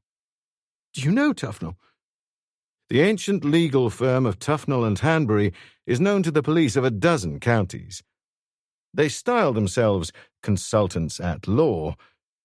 Anybody can call themselves consultants at law. There's no such thing, so the bona fide legal eagles can't take any action against them. Tufnell's only knowledge of law comes from the fairly frequent occasions on which he had been hauled before the assize judges, usually on charges of bribery and corruption. They're one of the biggest money-lending firms in the country and, by all odds, the most ruthless." "But how did you guess?" "No guess that it was Tufnell. A certainty. Only a man with a powerful hold over you could have got you out at that time of night, and Tufnell has that hold. He not only holds the mortgage on your house, but also your note of hand for another £500. "Who told you that?" Hartnell whispered. "No one. I found out for myself.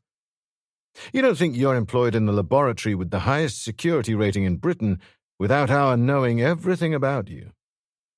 We know more about your own past than you know yourself. That's the literal truth. Tufnell it was, eh?" Hartnell nodded. "He told me he wanted to see me at 11 sharp. I protested, naturally, but he said that unless I did what I was told, he'd not only foreclose on the mortgage, but he'd have me in the bankruptcy court for that £500. I shook my head. You scientists are all the same. Outside the 4 walls of your lab, you ought to be locked up. A man who lends you money does so at his own risk and has no legal recourse." "So he wasn't there?" "No. I waited a quarter of an hour, then went to his house, a whacking great mansion with tennis courts, swimming pool, and what have you," Hartnell said bitterly. "I thought he might have made a mistake about the meeting place. He wasn't there. There was nobody there. I went back to the Altrincham office and waited a little longer, then came home. About midnight it was." "Anybody see you? You see anybody? Anybody who can vouch for your story?" "Nobody. Nobody at all. It was late at night and the roads were deserted. It was bitterly cold." He paused, then brightened. "That policeman, he saw me." His voice seemed to falter on the last words. "If he saw you in Halem, you could equally well have turned off for Mortyn after leaving it." I sighed. "Besides, there was no policeman. You're not the only one who tells lies. So you see the spot you're in, Hartnell. A phone call for which we have only your word, no trace of the man alleged to have made it. 16 miles on your scooter, including a wait in a normally busy little town. and not a living soul saw you. Finally, you're deeply and desperately in debt. So desperate that you would be willing to do anything. Even break into Mortyn if the financial inducements were high enough. He was silent for a moment, then pushed himself wearily to his feet. I'm completely innocent, Cavell. But I see how it is, and I'm not all that a fool. So I'm going to be, what do you call it, detained in custody. I said, "What do you think, Mrs. Hartnell?" She gave me a troubled half-smile and said, hesitantly, I don't think so. I don't know how a police officer talks to a man he's about to arrest for murder, but you don't talk the way I should imagine they do. I said, dryly, maybe you should be working in number 1 lab instead of your husband. As an alibi, Hartnell, your story is too ridiculously feeble for words. Nobody in their right minds would believe it for an instant, which means maybe that I'm not in my right mind. I believe it. Hartnell exhaled a long sigh of relief, but his wife said, with a strange mixture of hesitancy and shrewdness, It could be a trap. You could think Tom guilty and be lulling him into... Mrs. Hartnell, I said, with respects, you are abysmally ignorant of the facts of life as they appertain to the wilds of Wiltshire. Your husband may think no one saw him, but I can assure you that the way between here and Altrincham is alive with people between 10:30 and 11 p.m. Courting couples, gentlemen between pubs and homes, appending their last bottles to prepare themselves for wifely wrath, old ladies, and some not so old, peering between not quite closed curtains. With a squad of detectives, I could turn up a score of people by noon tomorrow. I'll wager a dozen Altrincham citizens saw Dr. Hartnell waiting outside Tufnell's office last night. I'm not even going to bother finding out. Mrs. Hartnell said softly, He means it, Tom. I mean it. Somebody is trying to divert suspicion to you, Hartnell. I want you to remain at home for the next 2 days. I'll fix it at Mortyn. You're to talk to no one, during that time. Take to your bed if you have to, but talk to no one. Your absence from work, your indisposition, will be thought peculiar in the circumstances and will make somebody think our suspicions are directed towards you. You understand? Completely. I'm sorry I was such a fool, Cavell, but I wasn't very nice myself. Good night. In my car, Mary said, wonderingly, What on earth is happening to the legendary Cavell toughness? I don't know. Tell me. You didn't have to tell him that he wasn't under suspicion. After he'd told his story, you could just have said nothing and let him carry on to his work as usual. A man like that would be incapable of hiding the fact that he was worried to death, and that would have suited your purpose of making the real murderer think we're on to Hartnell just as well. But you couldn't do it, could you? I wasn't like this before I got married. I'm a ruined man. Besides, if Hartnell really knew the evidence against him, he'd go off his rocker. She was silent for some time. She was sitting on my left-hand side, and I can't see people who are sitting to my left, but I knew she was staring at me. Finally, she said, I don't understand. I have 3 polythene bags in the rear seat. In one of them is a sample of dried red mud. Hartnell invariably takes the bus to work, but I found that mud a peculiar reddish loam under the front mudguard of his scooter. And the only place for miles around with that type of soil is a couple of fields near the main gates of Mortyn. In the second bag is a hammer I found in his tool shed. It looks clean, but I'm betting that a couple of grey hairs sticking to the haft came from our canine pal Rollo, who was so grievously clouted last night.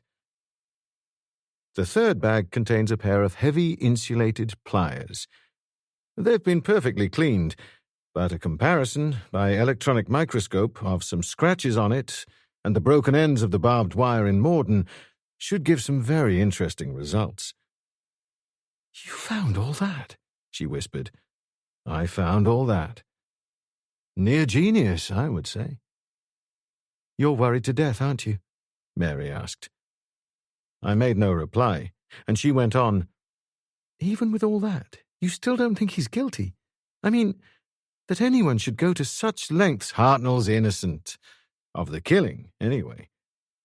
Someone picked the lock of his tool shed last night. Unmistakable scratches, if you know what to look for." "Then why did you remove—" "2 reasons. Because there are some policemen in this island who have been so rigidly indoctrinated with the belief that 2 and 2 must inevitably make 4 that they wouldn't think twice of bypassing the Old Bailey and dragging Hartnell to the nearest old oak tree. The red mud, hammer, and pliers, together with Paul Revere's moonlight ride, it's pretty damning." But you said yourself that if he had been out last night, there would have been witnesses." "Eyewash. I called Dr. Hartnell a fluent liar, but he isn't in my class.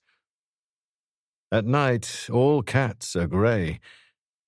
During the dark, any motorcyclist with heavy coat, crash helmet, and goggles looks pretty much like any other motorcyclist with heavy coat, crash helmet, and goggles. But I didn't see that there was anything to be gained by worrying Hartnell and his wife to death. If there was, I wouldn't have hesitated. Not with this madman running around with the Satan bug. Besides, I want Hartnell not to be worried." "What on earth do you mean?" "I don't rightly know," I confessed. "Hartnell wouldn't kill a fly. But Hartnell is mixed up in something very fishy indeed." "What makes you say that? You said he's clear." "Why, I told you I don't know," I said irritably. "Call it a hunch, call it something the subconscious mind cottoned onto and hasn't yet got around to transferring to some place where I'll recognize it. Anyway, my second reason for filching Exhibits A, B, and C is that whoever planted the goods on Hartnell and started him on his wild goose chase is going to be more than a little worried himself now. If the police either cleared Hartnell or clapped him in the hoosegow, our friend would know where he stood. But with Hartnell mysteriously and suspiciously remaining at home, and the police at the same time making no mention of having found Exhibits A, B, and C, the killer's going to be kept wondering just what the cops are up to. Indecision. Indecision hampers action, and hampering action buys time. We need all the time we can get." "You have a low and devious mind, Pierre Cavell," Mary said at length. "But I think that if I were innocent of a crime and the evidence proved beyond any doubt that I was guilty, I'd rather have you investigating my case than anyone alive.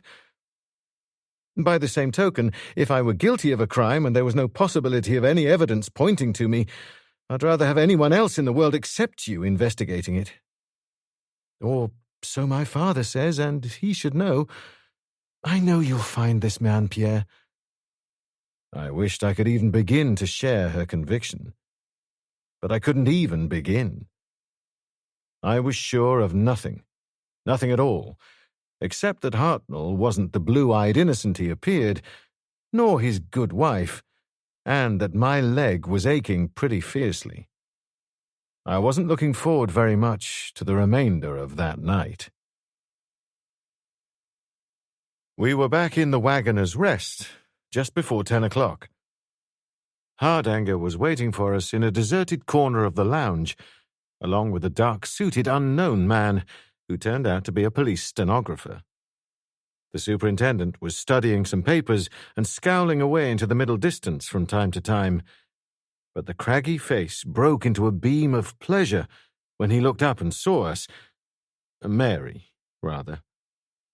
He was genuinely fond of her and found it difficult to understand why she had thrown herself away on me. I let them talk for a minute or two, looking at Mary's face and listening to her voice, and wishing vaguely for the 100th time that I had tape and film to record the soft, lilting cadences of the voice and the fascinating shift and play of expression, in case the day should ever come when that would be all I would have left of her. Then I cleared my throat to remind them that I was still here. Hardanger looked at me, touched an internal switch, and the smile vanished. "Turn up anything startling?" he asked. In a way. The hammer that laid out the Alsatian guard dog, the pliers that cut the wire, and apparent proof that Dr. Hartnell's moped was in the vicinity of Mortyn last night. He didn't bat an eyelid. He said, "Let's go up to your room." We went, and once there, Hardanger said to a man accompanying him, "Johnson, your notebook." And to me, "From the beginning, Cavell." I told him everything that had happened that night, exactly as it had been, omitting only what Mary had learned from Chessingham's mother and sister. At the end, Hardanger said, "You are convinced that it's a frame-up on Hartnell?" Looks like it, doesn't it?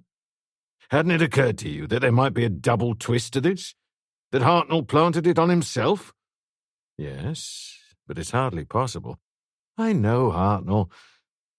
Outside his work, he's blundering, nervous, unstable, and an ass.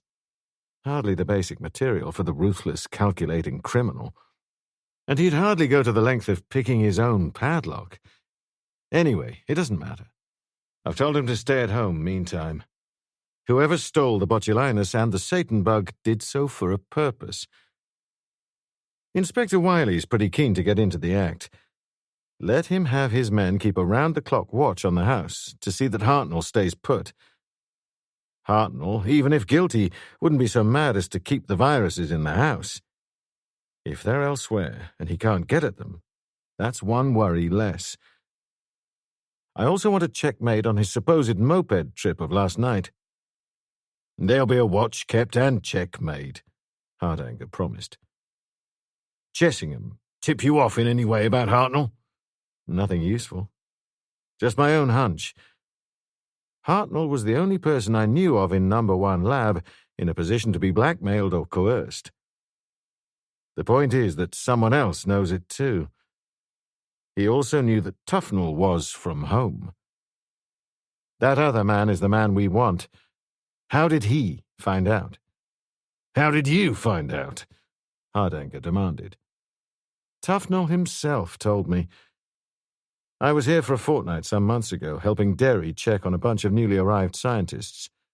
I asked him to give me the names of all Mortyn employees who were coming to him for financial assistance. Hartnell is only one of a dozen. "Did you ask or demand?" Demanded. "You know that's illegal," Hardanger said heavily. "On what grounds?" On the grounds that if he didn't, I'd enough information to put him behind bars for years to come. "Had you that information?" No. But a shady character like Tufnell has always a great deal to hide. He cooperated. Tufnell may have talked about Hartnell, or his partner Hanbury. "How about other members of his staff?" There are none. Not even a typist. In a business like that, you can't trust your own mother. Apart from them, Cliveden, Weybridge, possibly Clarendon, and myself knew. And Eastern Derry, of course. No one else had access to the security files in Mortyn. Derry and Clarendon are gone. How about Cliveden? "That's ridiculous. He was at a War Office meeting till after midnight last night in London." What's ridiculous about Cliveden having this information and passing it on to someone else? Hardanger was silent, and I went on. And Weybridge? What was he doing at 0 hour last night? "Asleep." Who told you? Himself? Hardanger nodded, and I went on. Corroboration? Hardanger looked uncomfortable. "He lives alone in the officers' block. He's a widower, with an orderly to look after him." Well, that helps. How about the other check? 7 others, Hardanger said. "One, as you said it would be, was a night guard. Been there only 2 days, and his transfer was a complete surprise to him. sent from his regiment to take the place of a sick guard. Dr. Grigori was at home all last night. He lives in a kind of high-class boarding house outside Altrincham, and half a dozen people will swear he was there until at least midnight. That lets him out. Dr. MacDonald was at home with friends, very respectable friends, playing cards. Two of the technicians, Verity and Heath, were at the dance in Altrincham last night. They seem in the clear. The other two, Robinson and Marsh, were out on a double date with their girlfriends. Cinema, cafe, then back to their homes. So you've turned up nothing at all? Not a damn thing. But how about the two technicians and their girlfriends? Mary asked. Robinson and Marsh. They provide each other's alibis. And there was a girl used as a decoy. Nothing there, I said. Whoever is responsible for this lot is far too smart to fall into the elementary error of self-supporting alibis. If either of the two girls was a stranger to those parts, there might just be possibly something in it. But if Robinson and Marsh haven't changed their girlfriends since the last time we checked on them, then they're just a couple of harmless local girls. The superintendent here would have had the truth out of them in 5 minutes flat, probably 2. 2 it was, Hardanger agreed. Nothing there. We've sent all their footwear to the lab for a check. That fine red loam soil gets into the tiniest cracks and would be a dead giveaway. But it's purely routine.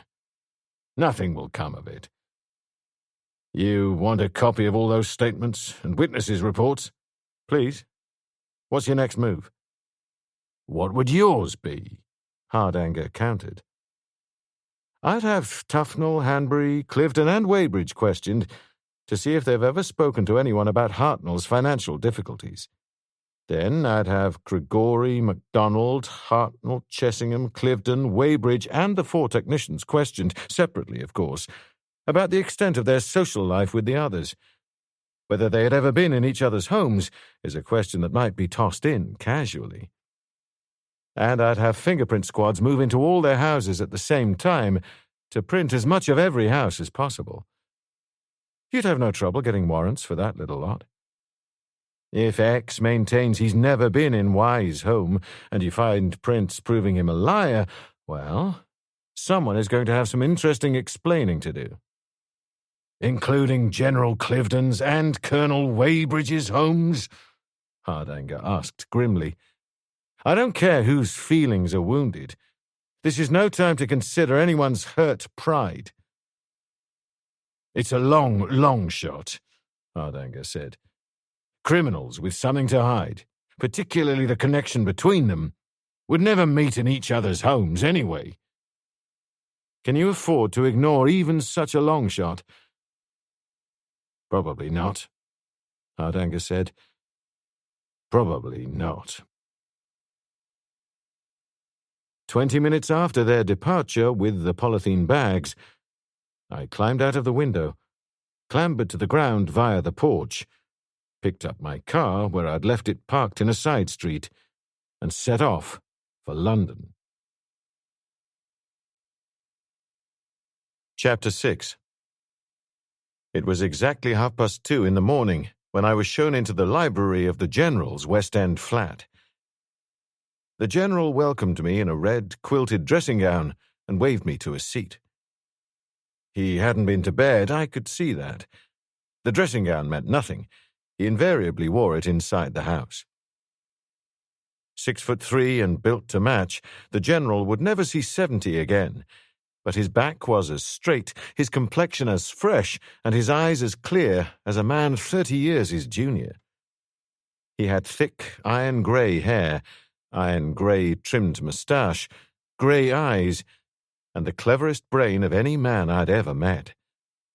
I could see he'd been doing some thinking with this brain, and wasn't any too pleased with the conclusions he'd arrived at.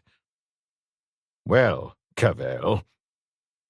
His voice was clipped, incisive, vaguely military.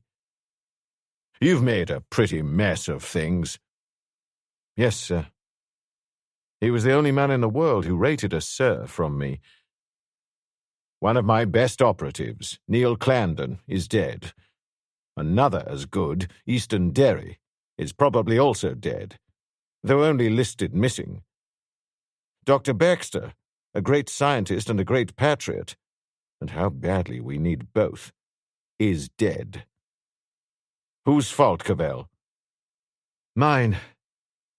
I looked at a convenient decanter. I could do with a drink, sir.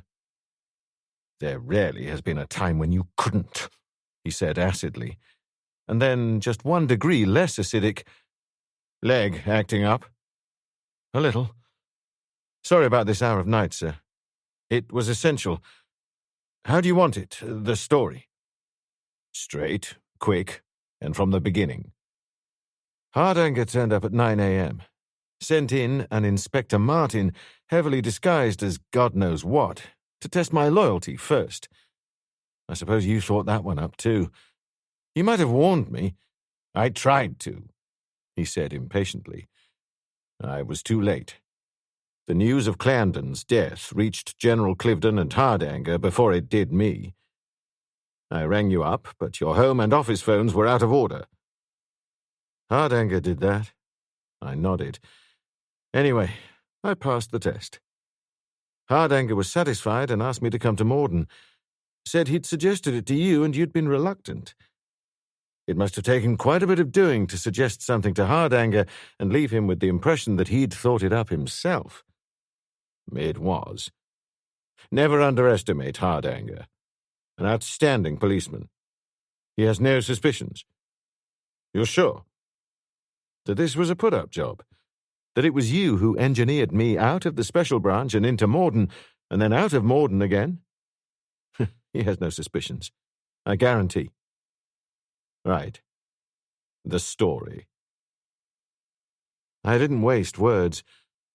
That was one of the very first things an agent learnt about the General, never to waste words with him. In 10 minutes, he had all the relevant facts, and he'd never forget one of them. Almost word for word with Hardanger's reports that have already been filed with me through official channels, he commented. Almost, I said. Good policemen concentrate only on relevancies. Your conclusions, Cavell? What about the investigation I asked to be made down in Kent, sir? Negative. I swallowed some more whiskey. I needed it. Hardanger suspects Dr. Baxter to be a case of the biter bit, I said. You know that already. He phoned asking for a security check on Baxter. He suspects Dr. Baxter, probably accompanied by another man, broke into Mortyn and that thieves fell out, as a result of which Dr. Baxter met his death at the hands of his fellow breaker and enterer, an action that may have been either spur of the moment or premeditated.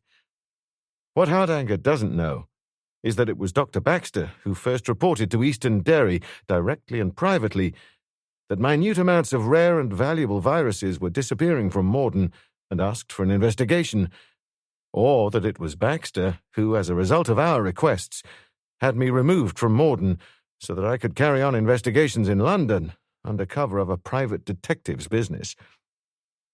Hardanger is wrong on both counts. Dr. Baxter didn't break into Mortyn that night for the sufficient reason that he hadn't left it earlier that evening. The man behind this killing, a man working with a considerable organization, I should say, has kidnapped the children of Bryson and Chipperfield, the farm managers. The fact that the kids are not where their parents say they are, with their grandmother in Kent, is all the proof I want. Bryson and Chipperfield were given their choice: cooperation or dead children. They cooperated. They carried crates of animals into No. 1 lab on the afternoon of the killings. They were old regulars. The guards would never have thought of inspecting the crates.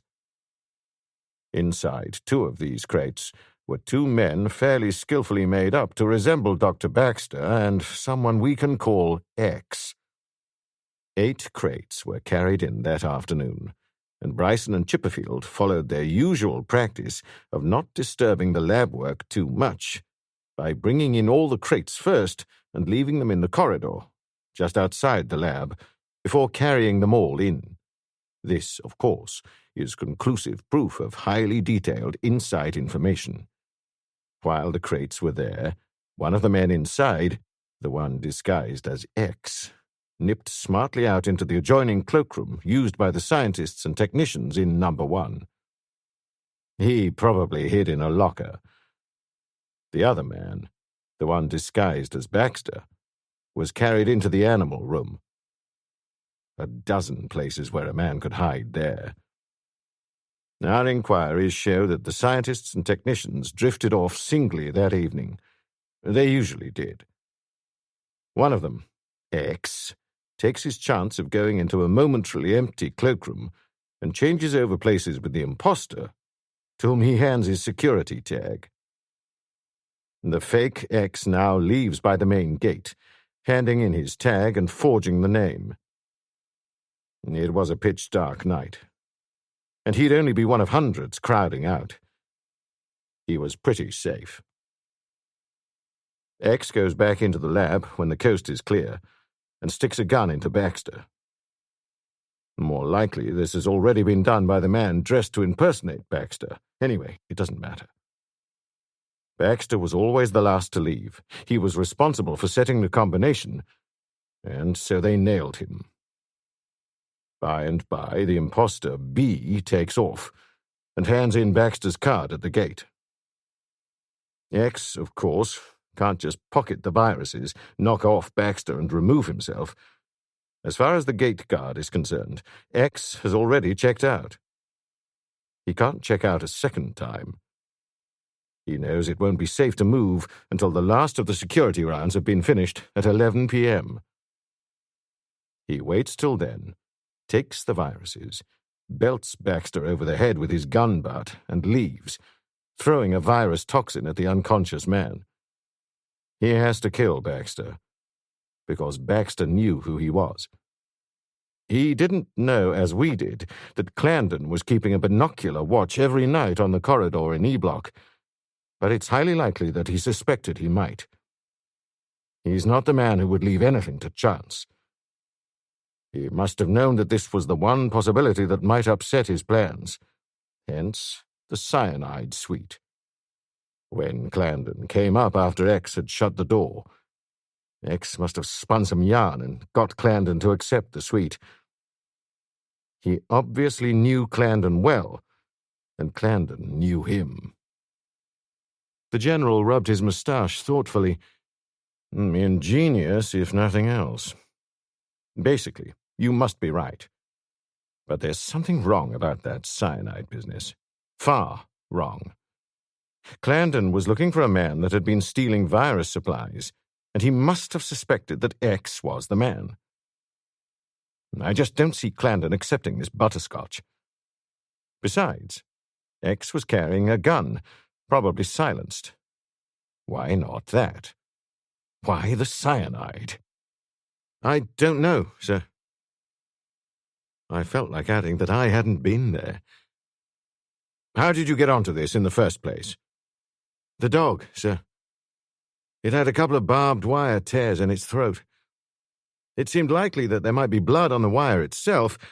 There was. It took me an hour to find it, on the inner wire. No one broke into Mortyn that night. Someone broke out. Why didn't Hardanger discover this? He'd no reason to suspect what I did. I knew that Baxter hadn't broken in, and a check with the gate guard showed that Baxter had his face covered with a handkerchief and talked thickly through a cold when he left. That was enough. Besides, Hardanger's men did get around to examining the wires. They concentrated on the outside one for an hour or so, and then moved to the inner fence. And found nothing? There was nothing to find. I'd removed the blood. You're an unethical devil, Cavell. Yes, sir. That was good coming from him. Then a visit to Bryson and Chipperfield. A couple of steady, reliable characters drinking like fish at 5:30 in the afternoon and spilling it when they poured. Mrs. Bryson smoking like a factory chimney. She's never smoked in her life.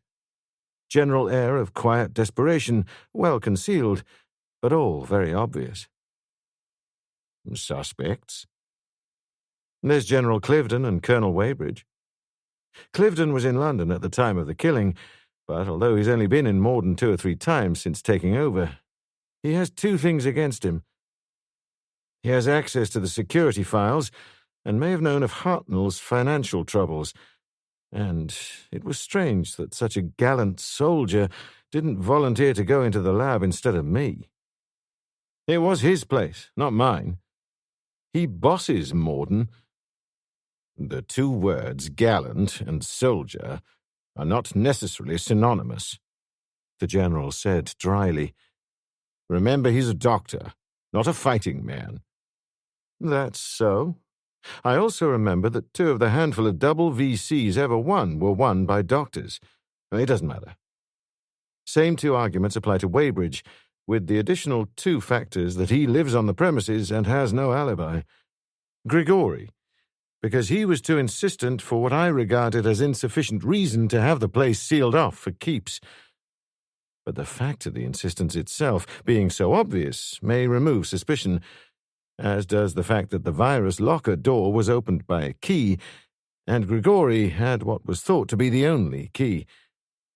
What do we really know about Grigori, sir? The lot. Every step he's taken from the cradle. The fact that he's not a British national made his screening twice as intensive as normal. That's from our side. Before he came here, he was doing highly secret work in Turin for the Italian government, and you can imagine the thorough going over Grigori got from them. He's absolutely in the clear. Which should make me pretty reluctant to waste time on him. Only trouble is, judging from past records, everyone else seems in the clear also. Anyway, these are the first 3 suspects, and I think Hardanger is beginning to have ideas about 1 or more of these 3. The ideas he got from you, eh? I don't like it, sir. I don't like it because Hardanger is as straight as they come, and it goes against the grain to operate behind his back. I don't like saying or doing things which amount to deliberately misleading and deceiving him. And I don't like it because Hardanger is very smart indeed, and to keep him from tumbling to me, I've got to devote almost as much time to keeping Hardanger reasonably satisfied as to investigating the case itself. Don't think I like it either, the General said heavily, but it has to be. We're up against clever and determined men whose main weapons are secrecy, cunning, and violence. All right, then. Secrecy, cunning, and violence. We must meet and destroy them on their chosen ground. I must employ the best weapon that comes to my hand. I know of no man who could or would presume to instruct you in any of those 3. Secrecy, cunning, violence. I haven't been very cunning so far. You haven't, the General admitted. On the other hand, when I said to you that you'd made a mess of things, I was being less than fair. The initiative invariably rests with the criminal. Anyway, what matters is that you are essentially a loner, a one-man band, while Hardanger is just as essentially an organization man. With an organization comes delegation of authority, dispersal of concentration, blunting of initiative, and lowered secrecy. And any and all of those mitigate against the chances of final success. Nevertheless, the organization is indispensable to you. It carries out all the groundwork and routine investigation that you couldn't possibly do yourself, and diverts attention and suspicion from yourself. As long as Hardanger, unwittingly or no, misleads the killer or killers as to the direction the inquiry is taking, well, that's all I want out of him. He's not going to like it when he finds out, sir. If he finds out, Cavell. And that's for me to worry about. Are there suspects? The 4 technicians. Barely possible. All of them were seen moving around during the evening at one time or another, And on the assumption that the killer was holed up in the lab between 6 and 11 o'clock, that lets them out. As far as the murders were concerned, Hardanger is carrying out a minute-by-minute check of their late evening movements. One of them might have been a decoy. So might 1,000 others.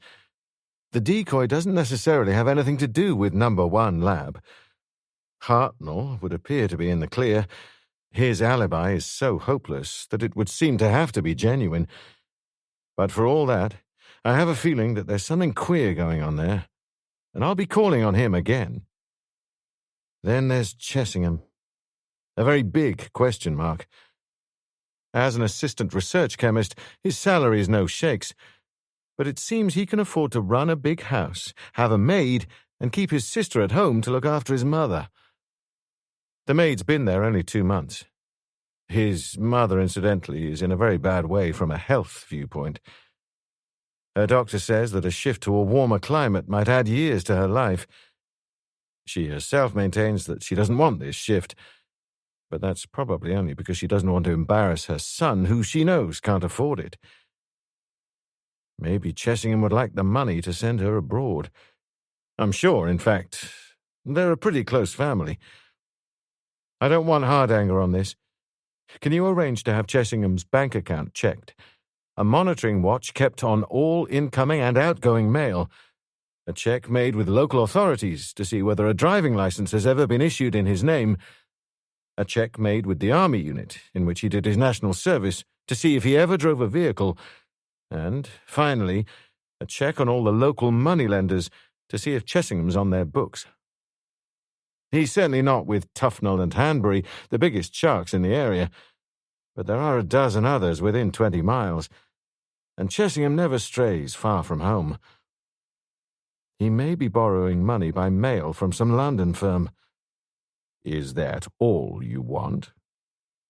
The General was heavily ironic. I think it essential, sir. Is it? How about this excellent alibi he provided? The pictures of the transit of Jupiter, or whatever it was. That could prove his presence at home down to a second, more or less. Don't you believe it? I believe those pictures would show exactly when they were taken. I don't necessarily believe that Chessingham was there when they were taken. He's not only a fine scientist, but an uncommonly clever lad with his hands. He built his own camera, radio, and TV set. He built his own reflector telescope, even hand-grinding the lenses. It would be no great trick for Chessingham to rig up a mechanism to take pictures automatically at pre-selected intervals. Or someone could have done it for him while he was elsewhere. Or the photographs themselves could have been taken elsewhere with a corresponding time allowance made for longitude differences, so as to give the same effect. And Chessingham's far too intelligent a bird not to have spotted right away that those photographs would have provided an alibi. Yet he pretended that it only occurred to him while I was talking to him. He'd have thought it would have been too obvious and suspicious if it had all been cut and dried in advance. You wouldn't trust St. Peter himself, would you, Cavell? I might. If there were sufficient independent witnesses to testify to any alibi he might have, that is. Giving anyone even the faintest shadow of the benefit of the doubt is the one luxury I can't afford. You know that, sir. And Chessingham isn't getting that shadow, nor is Hartnell. He peered at me under the tufted grey of his eyebrows and said, inconsequentially, Eastern Dairy vanished because he played it too close to the cuff. I wonder how much you are holding back from me, Cavell. What makes you say that, sir? God knows I'm a fool to ask you. As if you'd tell me, anyway. He poured a whiskey for himself, but placed it on the mantelshelf without tasting it. What's behind all this, my boy? Blackmail. Of one kind or another. Our friend with the Satan bug and botulinus virus in his pants pocket has the finest blackmail weapon in history. He's probably after money, very large sums of money. If the government want back the bugs, It'll cost them a fortune. Additional blackmail is that if the government don't come across, he'll sell the bugs to a foreign power. At least, that's what I hope. What I'm afraid of is that we're dealing with not a criminal, but a crackpot mind. Don't tell me that a crackpot couldn't have organized all this. Some crackpots are brilliant. If it is a crackpot, it'll be one of the mankind must abolish war or war will abolish mankind brigade. In this case, the threat would be on a smaller scale, Britain must abolish Mortyn or I'll abolish Britain, that sort of thing. Probably a letter in the post right now to one of the big national dailies telling them he has the viruses and what he intends doing with them. The General picked up his whiskey glass and stared down into it, with all the rapt attention of a soothsayer looking for an answer in his crystal ball. What makes you think that? About the letter, I mean. He'd have to, sir. Pressure is the essence of blackmail. Our friend with the viruses must have the publicity. A terrified population, and how right they would be to be terrified, would bring such terrific pressure to bear that the government would have to accede to any demands made upon them, or go out of office at once. Where were you between 5 minutes to 10 and 10 o'clock tonight? He asked abruptly. Where was I? I looked at him. Long, hard stare for long, hard stare, then went on, slowly. In the Waggoner's Rest in Alfringham, speaking to Mary, Hardanger, and a plainclothes constable by the name of Johnson. I'm getting old, or senile, or both. The General shook his head irritably, then lifted a sheet of paper from the mantel-shelf and handed it to me.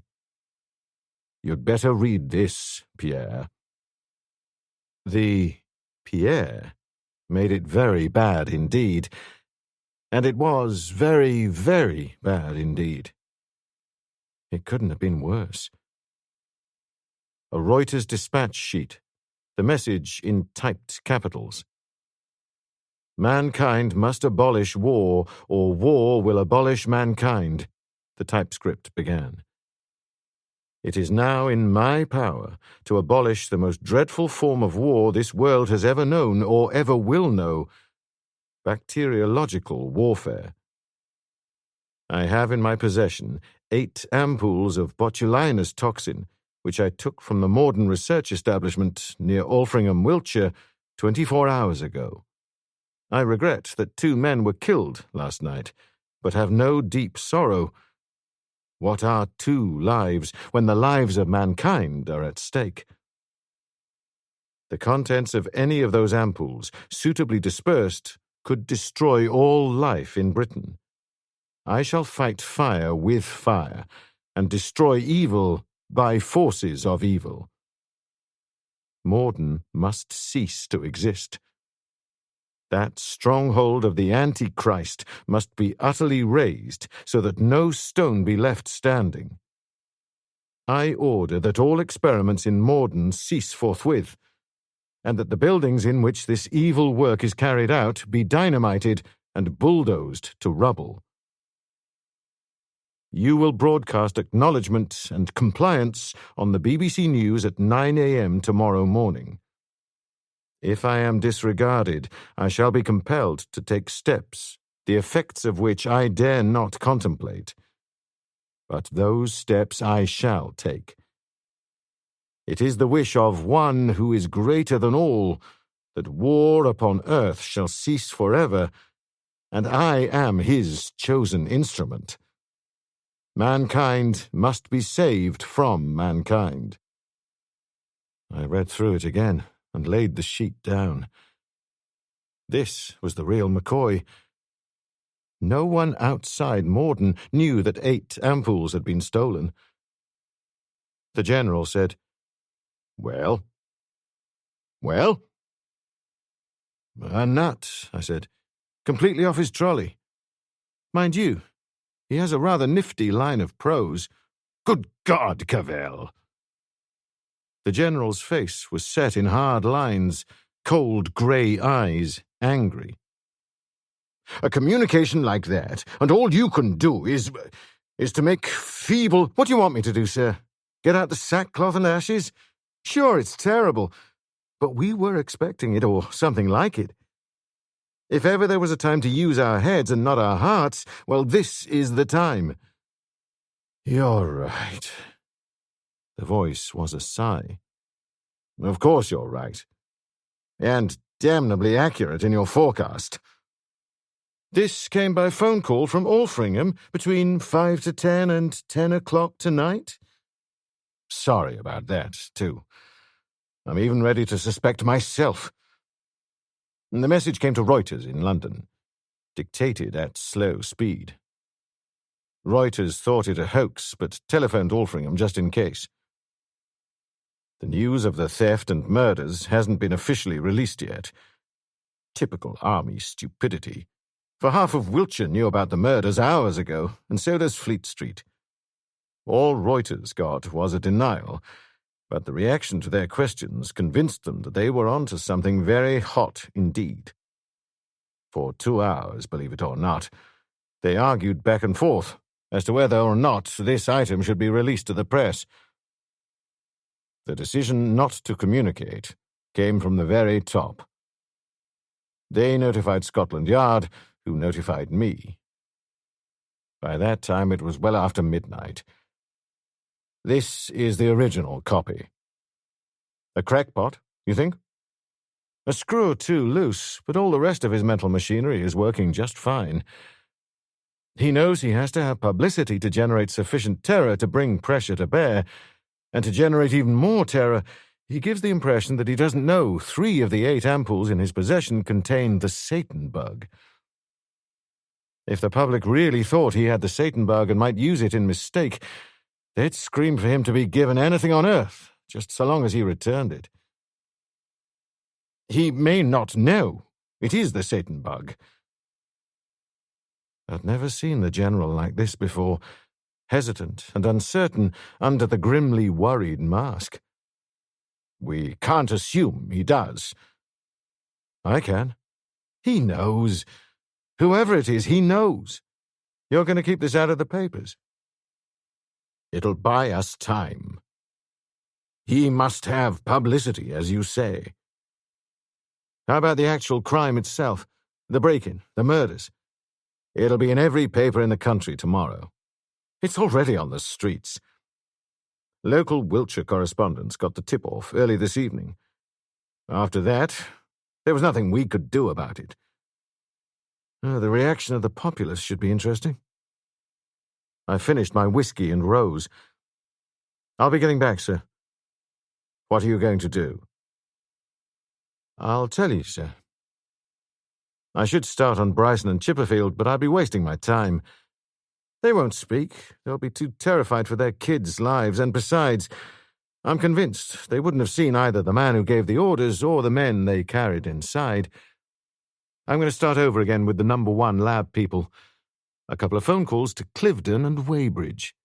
Hinting darkly, trying to provoke a reaction. Then a visit to Chessingham, Hartnell, MacDonald, Grigori, and the technicians. Nothing smart or sophisticated or clever. Put the wind up, suggesting I know more than I do. All I want is a basis for one tiny suspicion of any of them, and I'll take him into a deserted cellar and take him apart till I have all the truth. What if you're wrong about him? The General seemed to be staring fixedly at a point just over my shoulder. I'll put him together again.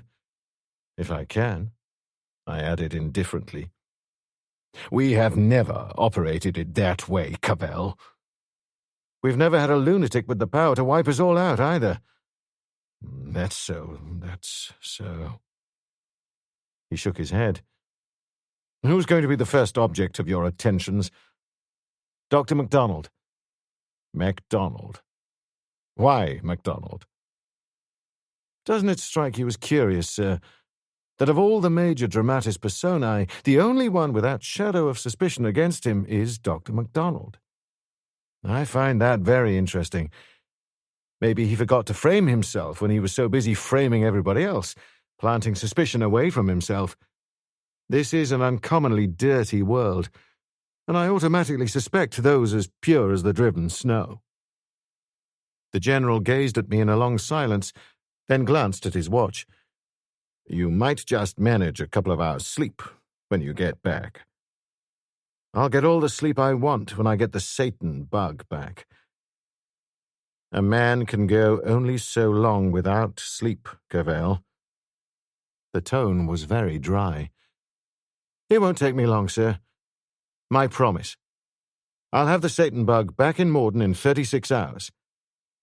36 hours. A long, considering pause. "With any other man, I'd laugh in his face. I've learnt not to laugh in yours, but 36 hours?" He shook his head. The General had been brought up in the old school, and he was too polite to tell me that I was a fool or a braggart or a liar, or all three. "The Satan bug, you say? How about the murderer? Recovering the viruses is all that matters. Whether the killer is himself killed or handed over to the cops doesn't seem that important. Let him look out for himself. I'm more worried about you looking out for yourself.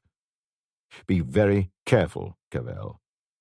A hard thought for you to take, but he may be a cleverer and more dangerous man than yourself." He reached out and touched me gently below the left shoulder. "I suppose you wear that Hanyati in bed at night. You know, you have no authority from me to use it. I pointed at people just to frighten them, sir. Giving people heart attacks doesn't come under the heading of frightening them. I won't detain you, my boy. How's Mary?" "Well, sir, she sent her love." "From Alfringham, of course." He forgot for the moment that I was about his only subordinate who didn't curl up under his level stare, and let me have it with both barrels. "I'm not sure I like my daughter, my only child, being mixed up with something like this. I still need, someone I can trust. That's Mary. You know your own daughter as well as I do. She hates the business we're in, but the more she hates it, the more impossible it is to keep her out of it. She thinks I shouldn't be allowed out alone. She'd have been down in Alfringham within 24 hours anyway." The General looked at me for a moment, then nodded heavily and showed me to the door. Chapter 7. Dr. MacDonald was a big, heavily built man in his late 40s, with that well-leathered and spuriously tough look you quite often find among a certain section of the unemployed landed gentry who spend a great deal of time in the open air, much of it mounted on large horses in pursuit of small foxes. He had sandy hair, sandy eyebrows, sandy moustache, and the smooth, full, tight, reddish-tanned face indicative of a devotion to the table, a well-stocked cellar, a fresh Gillette every morning, and an incipient heart condition. In his own rather arrogant and fleshy way, MacDonald was a pretty good-looking and impressive character, but at the moment he wasn't looking his best.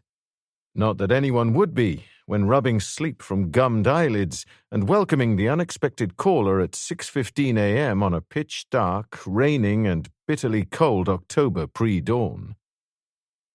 Welcoming, perhaps, was not the right word. "What the bloody hell do you mean by coming hammering on my door in the middle of the bloody night?" MacDonald demanded. He clutched a dressing gown more tightly about his shivering bulk and managed to prop an eye wide enough open to identify me in the faint wash of light coming from the porchway behind him. "Cavell, what the devil's the meaning of this?" "I'm sorry, MacDonald." Civility. Turning the other cheek. "Terrible hour, I know, but I must talk to you. It's most urgent." "Nothing's so damn urgent that you have to come hauling a man out of his bed at this time of night," he said furiously. "I've already told the police all I know. Anything else, you can see me about in Mortyn. Sorry, Cavell, good night, or good morning." He took a long step back and swung the door in my face. I'd no more cheeks to turn. The sole of my right foot caught the door before it engaged on the latch, and I kicked it open, violently. The sudden transfer of weight to my bad leg didn't do my left foot any good at all, but it was nothing compared to what it did to MacDonald's right elbow, which was where the flying door must have caught him, for when I passed inside, he was clutching his elbow with his left hand and doing a dervish dance with language suitably geared to the occasion. He'd packed in the plummy Debrett accent in favour of broad Scots. For what he had to say, it was much more impressive. It was 10 seconds before he was properly aware that I was standing there. "Get out!" The voice was half snarl, half shout, the face twisted in malevolence. "Out of my house at once, you—" He got started on my forebears, but I cut him short. 2 men are dead, MacDonald. There's a madman on the loose with the power to turn that 2 into 2 million. Your convenience doesn't enter into it. I want answers to questions. I want them now. You want them? And who are you to want anything? The heavy lips were curled into an expression that was half sneer, half grimace of pain, and the Oxford Sandhurst drawl was working again. "I know all about you, Cavell. Kicked out of Mortyn because you couldn't keep your big mouth shut. You're only a so-called private detective, but I suppose you thought there might be better pickings going here than in the dirty little divorce cases you people specialize in. God knows how you managed to push your way into this, but as far as I'm concerned, you can push straight out again. You have no authority to ask me anything. You're not the police. Where are your credentials? Show me." To say that he was making no attempt to mask the sneer on his face, the contempt in his voice, would have been understating the case. I hadn't any credentials to show him, so I showed him the Hanyati instead. It might be enough. Bluster is usually a facade that conceals nothing. But it wasn't enough. Maybe there was more to Dr. MacDonald than I had thought. "My God!" He laughed, not one of those laughs with a silvery tinkle of bells, an unpleasant laugh. "Guns? At 6 in the morning? Whatever next? Cheap, melodramatic rubbish. I've got your number now, Cavell, by God I have. A little ring to Superintendent Hardanger will soon fix you, Mr. Cheap Little Private Detective." Outside the demands of his job, he was obviously no stickler for accuracy. Cheap I may have been, but I was a good couple of inches taller than he was, and at least as heavy. The phone was on the table beside me.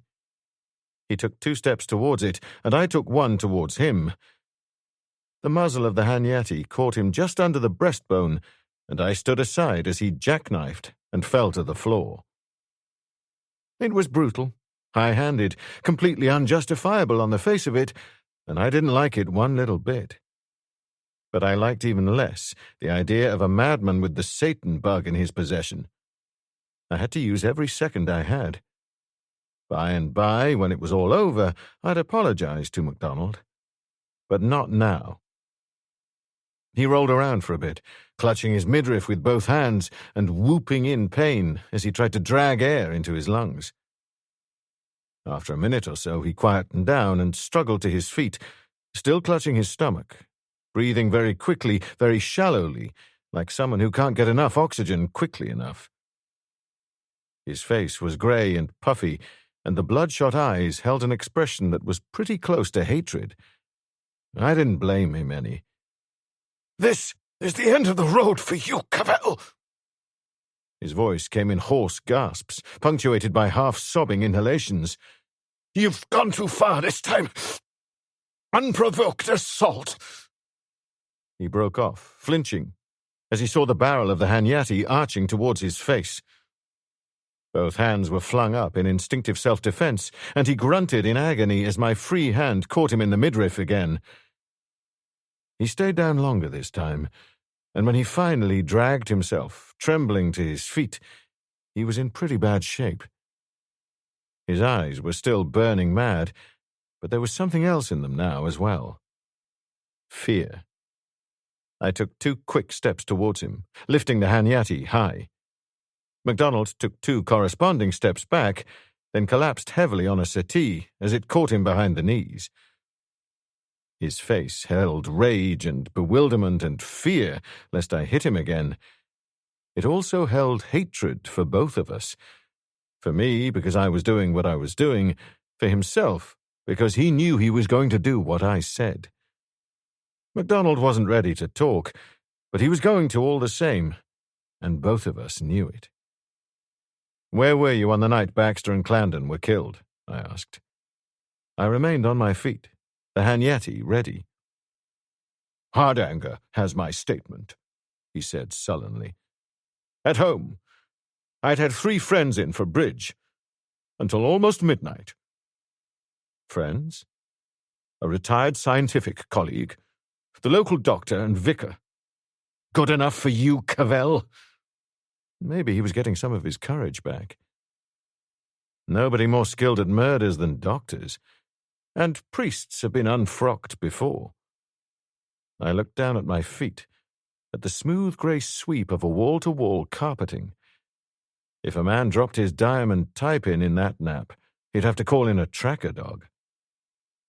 I said, with no particular inflection, "Fancy line in floor coverings you have here, Doctor. 500 quid wouldn't have bought this little lot." "Being clever or just insolent, Cavell?" He was getting his courage back. I hoped he wasn't going to be so foolish as to get too much of it back. "Heavy silk drapes," I went on, "period furniture, genuine crystal chandelier. A pretty big house, and I'd wager the whole house is furnished on the same scale, the same expensive scale. Where does the money come from, Doctor? You do the pools, or just a bingo expert?" For a moment, he looked as if he were about to tell me to mind my own damn business, so I half lifted the hanyati again. Not much, just enough to make him change his mind. He said stiffly, "I'm a bachelor, with no dependents. I can afford to indulge my tastes." "Lucky you. Where were you last night between 9 and 11 p.m.? He frowned and said, "At home." "Are you sure?" "Of course I'm sure." Apparently he'd decided that stiff indignation was his safest line. "Witnesses?" "I was alone." "All night?" "All night. My housekeeper arrives at 8 each morning." "That may be very unfortunate for you. No witnesses for last night, I mean." "What the devil are you trying to tell me?" He seemed genuinely puzzled. "Oh, you'll know soon enough.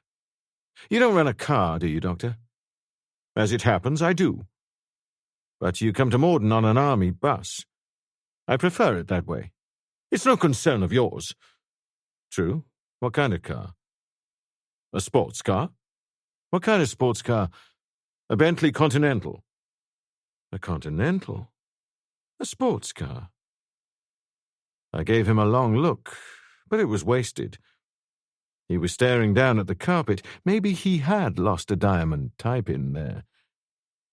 "Your taste in cars is like your taste in rugs." "It's an old car. Second-hand." "When did you buy it?" He looked up abruptly. "What does it matter? What are you trying to get at, Cavell?" "When did you buy it?" 10 weeks ago." He was giving the carpet the once-over again. "Maybe 3 months ago." "An old car, you say? How old?" 4 years. 4 years? They don't give away 4-year-old Continentals for box tops. They give them away for about £5,000. Where did you get £5,000 from 3 months ago?" "I didn't. I paid £1,000 down. The rest over 3 years. It's the way most people buy their cars, you know." An extended credit scheme aimed at capital conservation. That's for people like you. For people like me, they call it hire purchase. Let's see your hire purchase agreement. He brought it. A quick glance showed that he had been speaking the truth. I said, "What's your salary, Dr. MacDonald?" "Just over £2,000. The government is not generous."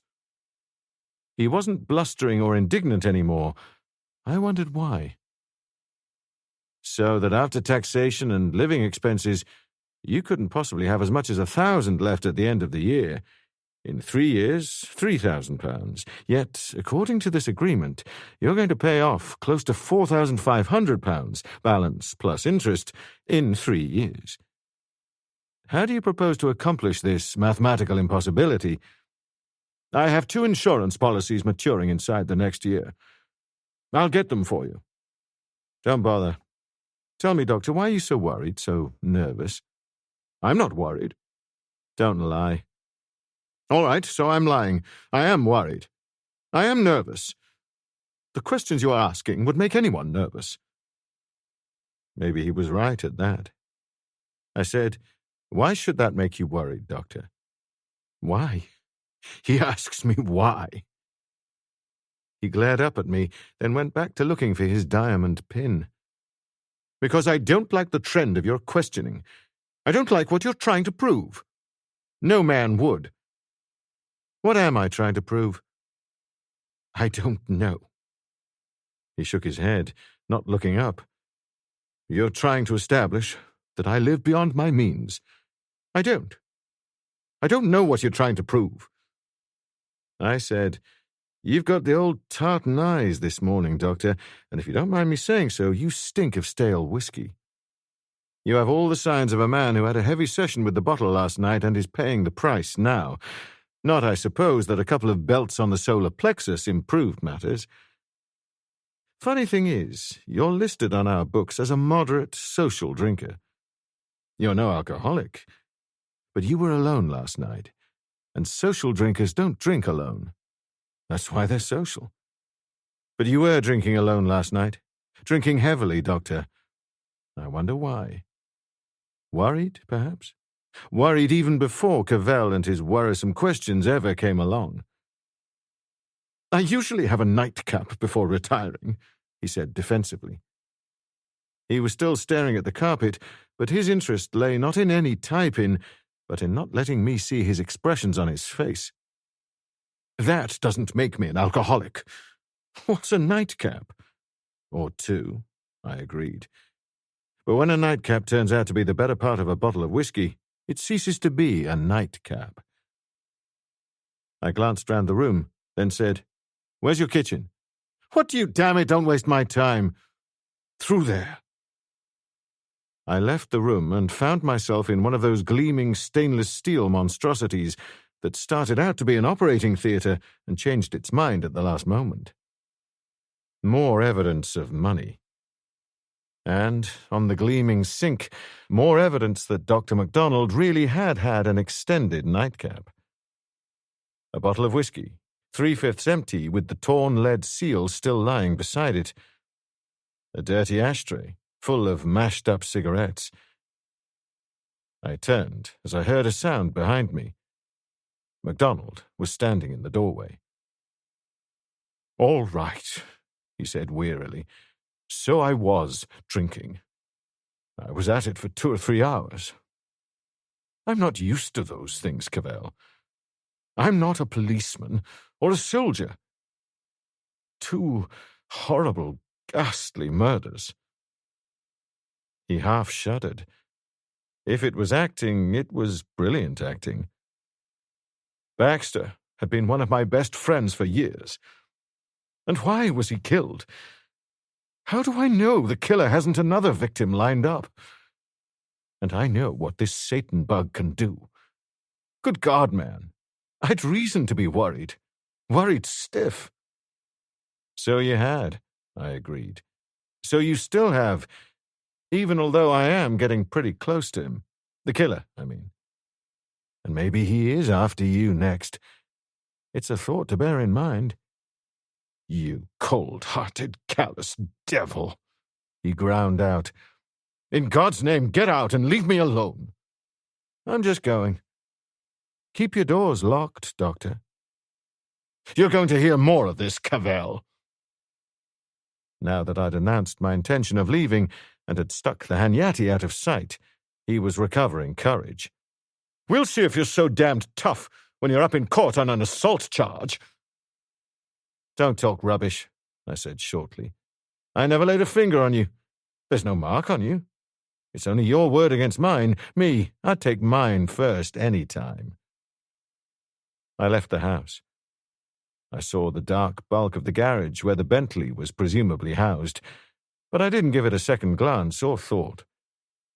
When people want a nice, inconspicuous, unobstructive car for a stealthy and unobstructive mission, they don't go around borrowing Bentley Continentals. I stopped at a phone box, and on the pretext of wanting Grigori's address, made 2 unnecessary calls, to Weybridge first, who couldn't, as I knew he couldn't, help me, and to Cliveden, who could, and did. They were both pretty shirty about being disturbed at the crack of dawn, but they quietened down when I told them that I'd had to have the information immediately, because my investigations had now reached such a critical stage that I might have the case tied up before the day was out. Both of them tried to question me on the progress I was making, but I gave nothing away. That didn't take much finesse, for I'd nothing to give away in any event. At 7:15 a.m., I was leaning on the doorbell of Dr. Grigori's house. More precisely, the house in which he lived, a good-class boarding house run by a widow and her 2 daughters. Parked outside the front was a navy blue Fiat 2100, Grigori's car. It was still pitch dark, still cold and wet. I felt very tired, and my leg ached badly, so that I had difficulty in concentrating on what had to be done. The door opened, and a plump woman, grey-haired and 50-ish, peered out into the darkness. This would be the landlady herself, Mrs. Whithorn, reputedly a cheerful and happy-go-lucky soul of devastating untidiness and unpunctuality, whose boarding house was the most sought-after in the area. Her reputation as a cook was enviable. "Who on earth is it at this time of morning?" Her voice held a good-natured exasperation. "Not the police again, I hope?" "I'm afraid so, Mrs. Whithorn. Cavell is my name. I'd like to see Dr. Grigori, please." "Poor Dr. Grigori. He's already put up with enough from you people. But I suppose you'd better come in. I'll go and see if he's up yet." "Just tell me where his room is, and I'll find out for myself, if you please, Mrs. Whithorn." She demurred a bit, then reluctantly told me where to find him. 5 yards along the big hall, down a side passage, and I was outside his door. His name was on it. I knocked and waited. I didn't have to wait long. Grigori must have been up, but only just. He wore a faded russet dressing gown over his pajamas, and his swarthy face was swarthier than ever. He evidently hadn't yet got round to shaving. "Cavell," he said. There was no particular warmth of welcome in his voice. People greeting the law at dawn are seldom in the most amiable frame of mind. But at least, unlike MacDonald, he was civil. "You'd better come in, and have a seat. You look worn out." I felt worn out. I eased myself into the offered chair and looked around. Grigori didn't do himself as well as MacDonald in the way of furniture, but then it probably wasn't his furniture in the first place. The room I was in was furnished as a small study. His bedroom would be through the communication door in the far wall. A worn but still serviceable carpet, a couple of armchairs in the same category, one wall completely lined with bookcases, a heavy oak table with swivel chair, typewriter, and piled-up papers, and that was about it. In the stone hearth was the remains of last night's fire, smooth white ash, such as you get from burning beech. The room, though cold, was rather stuffy. Grigori had obviously not as yet succumbed to the English madness of flinging open windows under any and all conditions, and I seemed to smell some peculiar odour in the air, so faint as to be unidentifiable. "If I can be of any help to you, Mr. Cavell," Grigori prompted. Just routine inquiries, Dr. Grigori, I said easily. Most uncivilized hour, I know, but we feel that time is not on our side. You have not been to bed, he said shrewdly. Not yet. I've been busy visiting. I'm afraid my choice of visiting hours doesn't make me very popular. I've just come from Dr. MacDonald, and I'm afraid he wasn't at all pleased to be dragged out of his bed. No, Dr. MacDonald, Grigori said delicately, is a somewhat impatient man.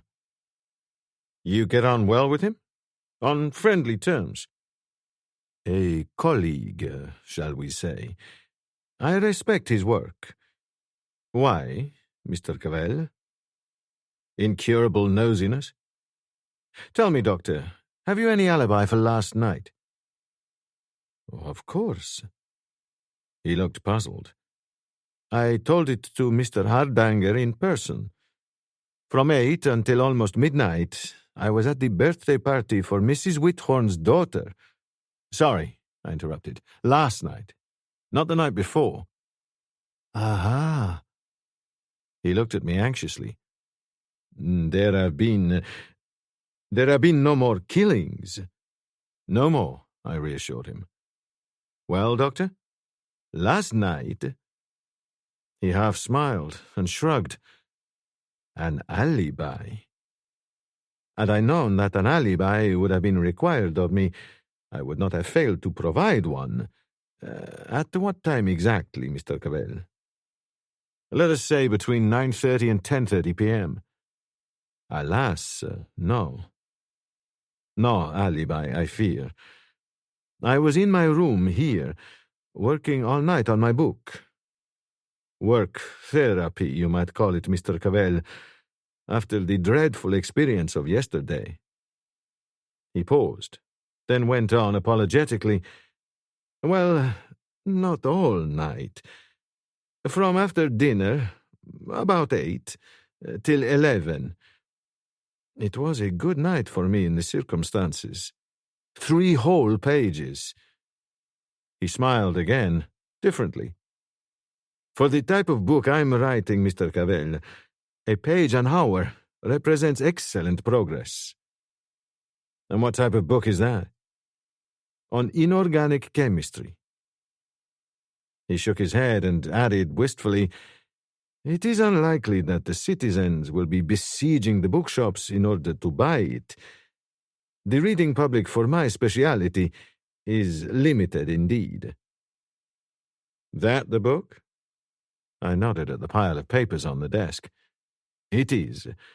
One I began in Turin, more years ago than I care to remember. Examine it if you wish, Mr. Cavell. Not, I fear, that it would convey much to you. Apart from the rather abstruse nature of the subject matter, it is in Italian, the language I prefer for writing. I didn't tell him that I could read Italian almost as well as he spoke English. Instead, I said, You type directly onto paper. But of course, my handwriting is that of the true scientist, almost completely indecipherable. But a moment. He rubbed a thoughtful palm across a blue and bristly chin. The typewriter. It may have been heard. That's why I asked. You think it likely? I don't know. My rooms were specially chosen because of my typing. Must not disturb the other guests, you understand. There are no bedrooms either above or on either side of me. Wait now, yes, I'm almost certain I heard a television program next door. At least, more doubtfully, I think I did. Next door is what Mrs. Whithorn rather grandly calls her television lounge, but it is very poorly patronized, I fear, chiefly by Mrs. Whithorn herself and her daughters, and that not frequently. But I'm sure I heard something. Well, almost sure. Shall we ask? We asked. We went along to the kitchen where Mrs. Whithorn and one of her daughters were preparing breakfast. The aroma of sizzling bacon made my leg feel weaker than ever. 1 minute was enough. An hour-long vintage film had been shown on television the previous evening, and Mrs. Whithorn and 2 of her 3 daughters had watched the entire performance. The film had started precisely at 10, and as they passed Dr. Grigori's door into the lounge, and after that had sat down, they could hear him typing on his machine. Not loud enough to be annoying, but perfectly distinct. Mrs. Whithorn had commented at the time that it was a shame Dr. Grigori should have so little time for leisure and relaxation, but she knew he would be eager to make up for the time lost at her daughter's party, his first night off for weeks. Dr. Grigori made no attempt to hide his satisfaction. "I'm very much indebted to this elderly film shown last night, and to you, Mrs. Whithorn." He smiled at me.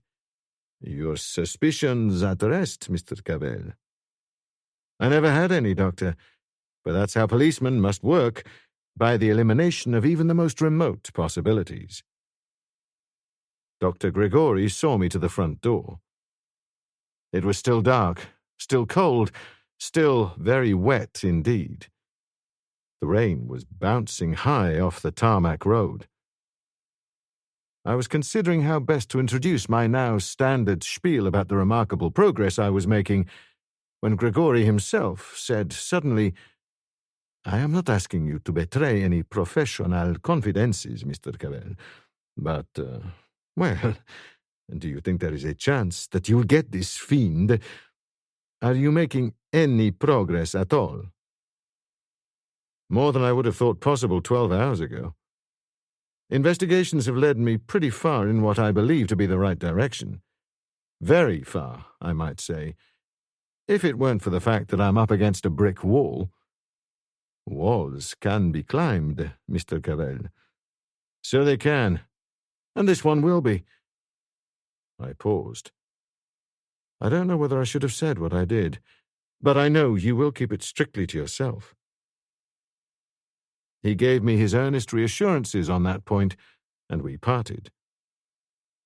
Half a mile away, I stopped at the first call box and got through to London. "Been to bed yet, Cavell?" The General greeted me. "No, sir." "Don't feel too badly about it. Neither have I. I've been very busy indeed, making myself unpopular, dragging people out of their beds in the middle of the night." "No more unpopular than I've made myself, sir." "I dare say. With any results?" "Nothing special. Yourself, sir?"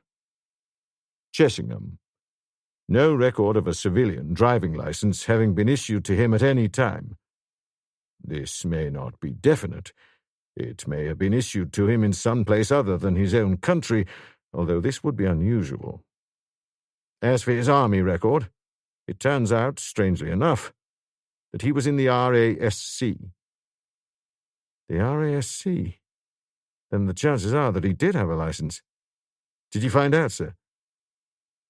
"The only fact that I have been able to establish about Chessingham's army career," the General said dryly, "is that he actually was in the army. The wheels of the War Office grind uncommonly slow at any time, but in the middle of the night they grind to a dead halt. We may have something by midday. What we do have now are some rather interesting figures supplied us less than half an hour ago by Chessingham's bank manager." He gave me the figures and hung up. I climbed wearily into the car once more and headed for Chessingham's house. 15 minutes' drive and I was there. In the bleak half-light of dawn, the square-built house with its sunken basement looked more dreary and forbidding than ever. The way I was feeling didn't help matters any.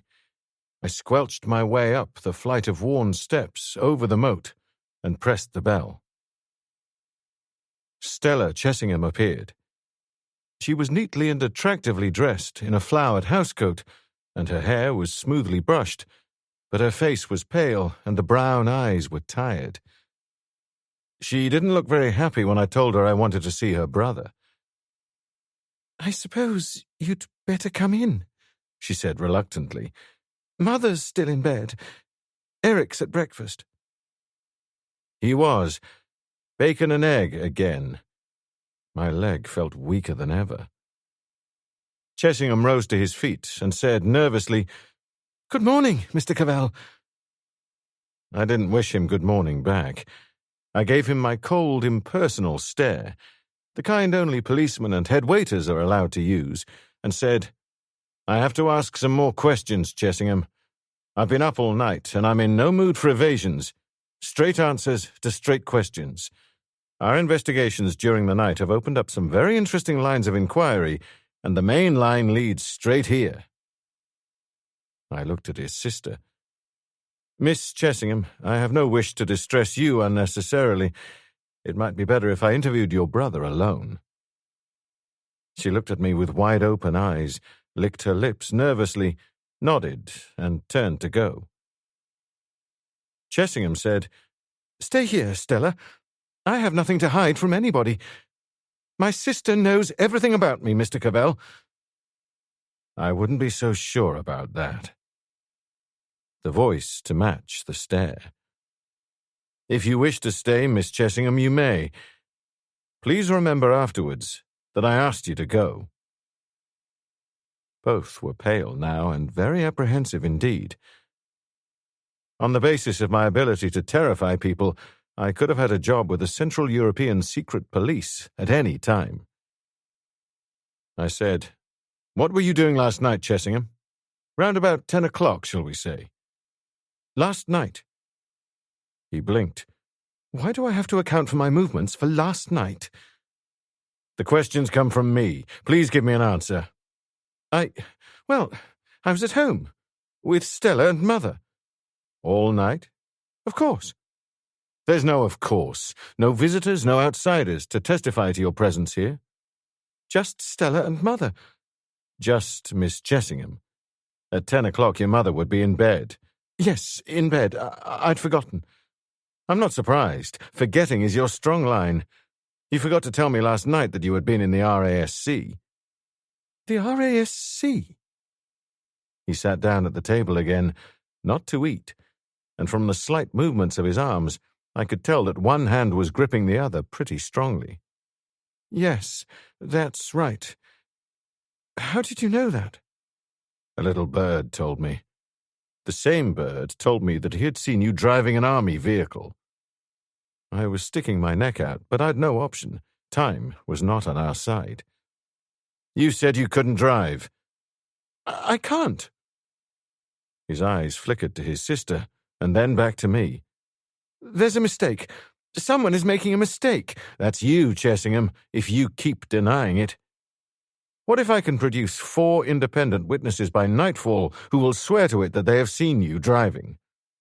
"I may have tried once or twice. I'm not sure. I haven't a driving license." "You make me sick," I said in disgust.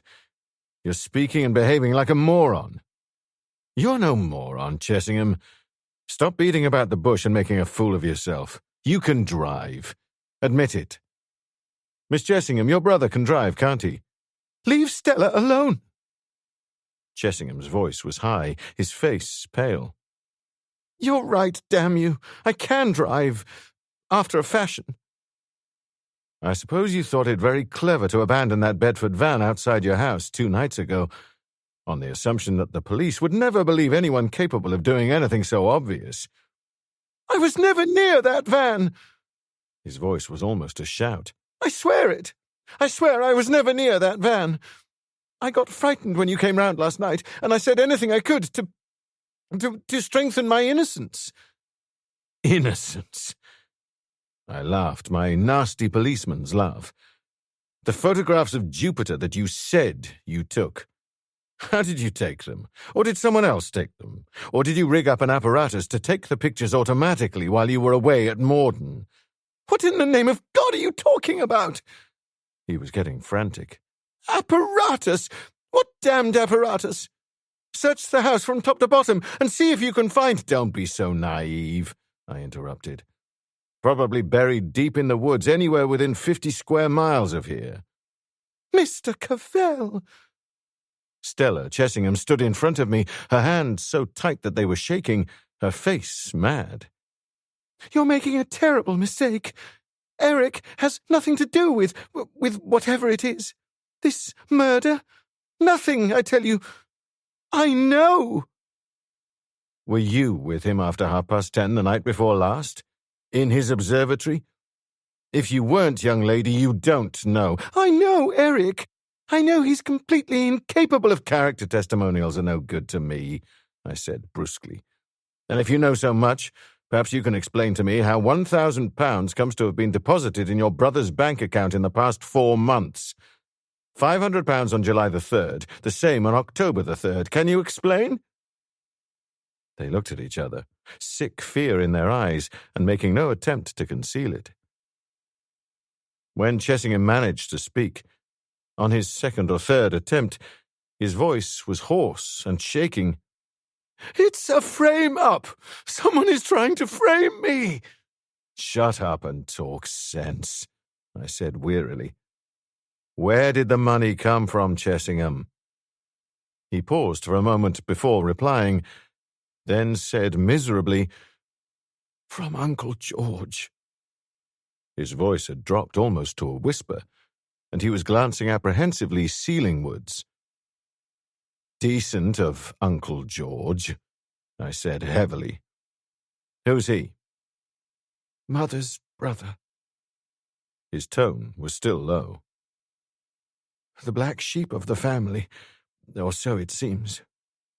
He said he was completely innocent of the crimes with which he had been charged, but that the evidence against him had been so overwhelming that he'd fled the country. I glared at him. Double talk at 8 a.m. after a sleepless night wasn't much in my line. What are you talking about? What crimes? I don't know. Chessingham sounded desperate. We've never seen him. He's phoned me twice at Mortyn. Mother has never mentioned him. We didn't even know he existed until recently. You knew about this too? I asked Stella. Of course I did. Your mother? Of course not, Chessingham said. I told you she never even mentioned his existence. Whatever he was accused of, it must have been something pretty bad. He said that if Mother knew where the money came from, she'd call it tainted and refuse it. We, Stella and I, want to send her abroad for her health, and that money is going to help. It's going to help you up the steps of the Old Bailey, I said roughly. Where was your mother born? Altrincham? It was Stella who answered. Chessingham didn't seem capable of it.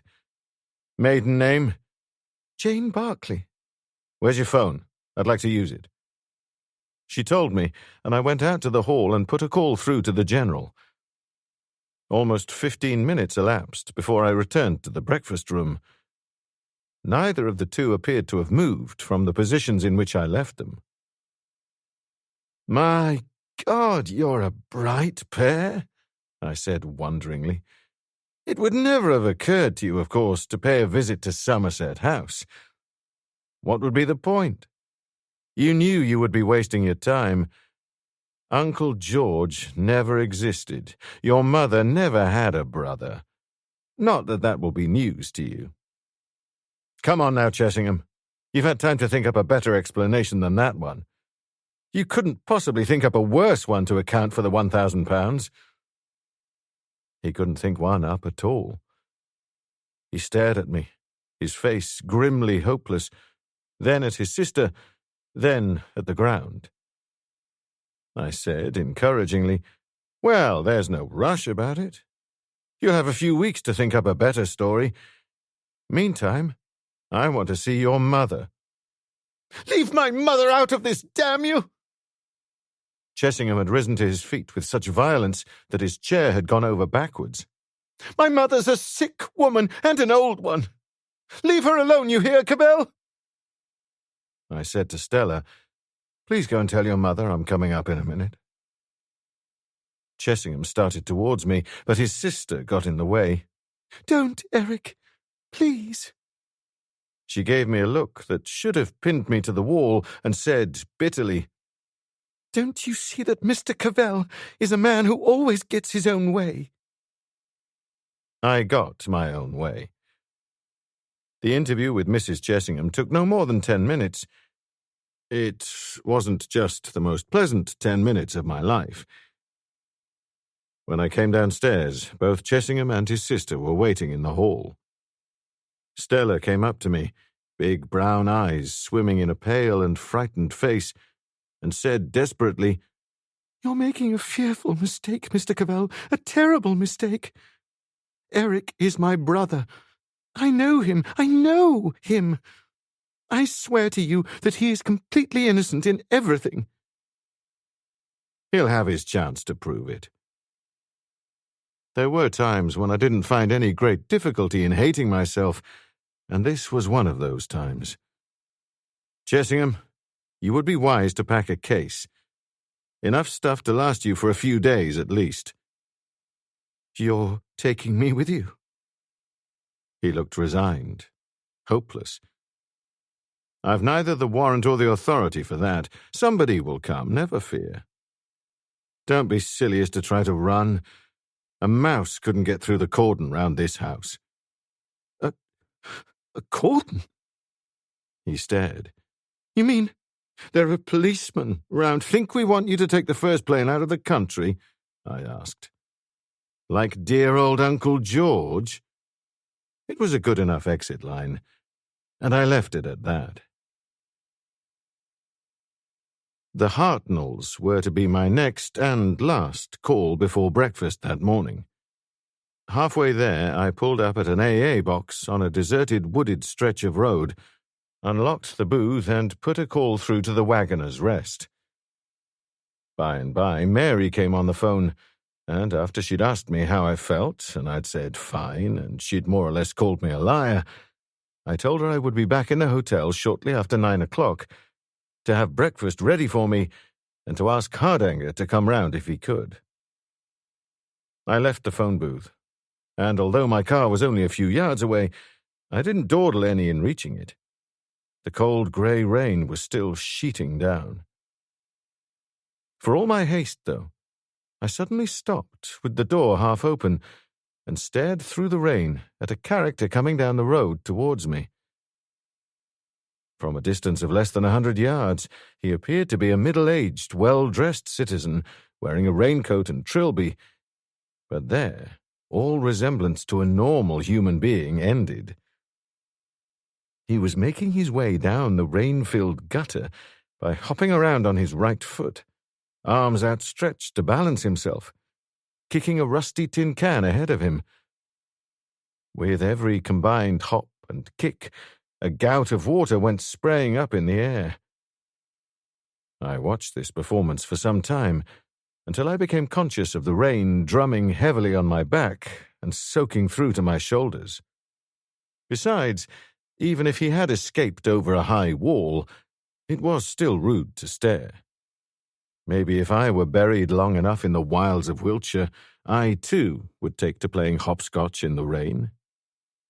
Still with my eye on this apparition, I eased quickly into the driving seat, pulling the door to behind me, and it was not until then that I discovered that the purpose of the hopscotch merchant was not to demonstrate the standard of loopiness in rural Wiltshire, but to distract my attention from the back of my car, where someone had been hiding crouched down on the floor. I heard a slight noise behind me and started to twist, but I was far too late. The blackjack must have been chopping down even as I heard the sound. My left foot was still on the wrong side of the steering column, and anyway, he was on my left or blind side. The blackjack made contact just below and behind my left ear with what must have been considerable force or accuracy or both, for the agony and the oblivion were separated by only a hair's breadth in time. Chapter 8. It wouldn't be accurate to say that I woke up.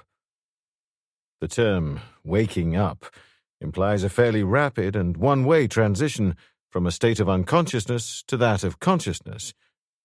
and there was nothing either rapid or one-way about my progress through the twilight zone that separates those. One moment I was greyly aware that I was lying on something hard and wet. The next, the awareness was gone. How long a time elapsed between the intervals of greyness I'd no means of knowing, and even if I had, my mind would have been too fuzzy to appreciate it. Gradually, the spells of awareness became longer and longer, until eventually there was no more darkness, but I wasn't at all that sure that this was in any way an improvement or a desirable state of affairs, for with returning comprehension came an all but paralyzing pain that seemed to hold my head, neck, and right-hand side of my chest in an immense vice, a vice with some burly character inexorably tightening the handle. I felt the way a grain of wheat must feel after it had passed through a combine harvester. Painfully, I opened my good eye and swiveled it around until I located the source of the dim light. A grilled window high up on one wall just below the roof. I was in a cellar of some kind, of the semi-sunk basement type featured in Chessingham's house. I'd made no mistake about the hardness of the floor, or the wetness. Rough, unfinished concrete with shallow pools of water on it, and whoever had left me there had thoughtfully dumped me right in the center of the largest puddle.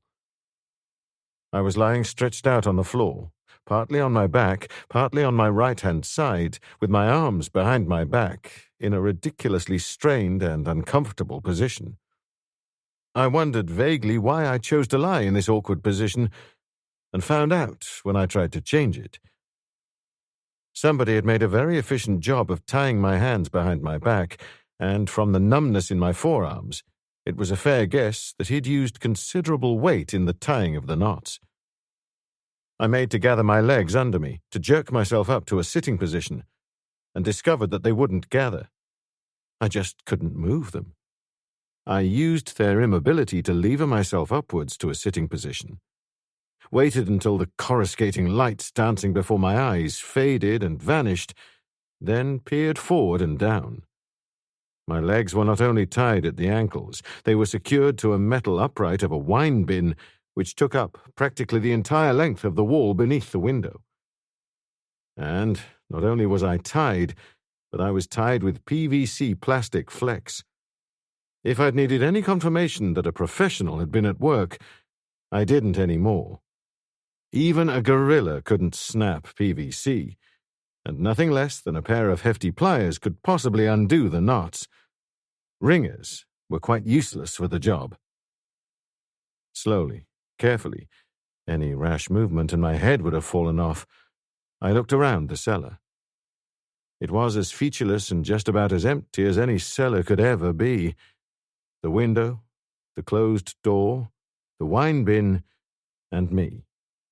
It could have been worse. No one pouring in water to drown me, no one flooding the confined space with a lethal gas, no snakes, no black widow spiders. Just the cellar and me. But bad enough. I hitched myself forwards towards the wine bin and tried to snap the wire securing me to it by jerking my legs back as violently as I could, but all I did was to add another pain to the overfull quota I had already. I struggled to free my hands, knowing before I began that I was only wasting my time, and gave up almost as soon as I had started. I wondered how long it would be before I died of starvation or thirst. Take it easy, I said to myself. Think your way out of this, Cavell. So I thought, as best I could, without my head hurting the way it did. But it didn't seem to do much good. All I could think of was how sore and uncomfortable I was. It was then that I saw the Hanyati. I blinked, shook my head, and cautiously looked again. No doubt about it, the Hanyati, the top of the butt, just visible 3 or 4 inches below and to the side of the left-hand lapel of my coat. I stared at it, and it still didn't go away. I wondered dimly how the men certainly, who had dragged me there had missed it. And it slowly came to me that they hadn't missed it because they hadn't looked for it in the first place. Policemen in Britain don't carry guns. I was, more or less, a policeman. Hence, I didn't carry a gun. I hunched up my left shoulder and reached my head as far down and to the left as possible, at the same time pushing the lapel away with the side of my face. On the third try, I got my teeth to the butt, but they just slipped off the rounded surface when I tried to get a purchase and lift the gun from its holster. 4 times I repeated this maneuver, and after the 4th attempt, I gave up. Contorting my neck into that strained and unnatural position would have been uncomfortable enough in any event. Added to the effects of the blackjack, the only result this contortion was having was to make the cellar swim dizzily around me. At the same time, the maneuver brought a sharply piercing pain to my right chest, and I wondered drearily whether any of my ribs had been broken and were sticking into a lung. The way I felt, I was prepared to believe anything. A brief rest.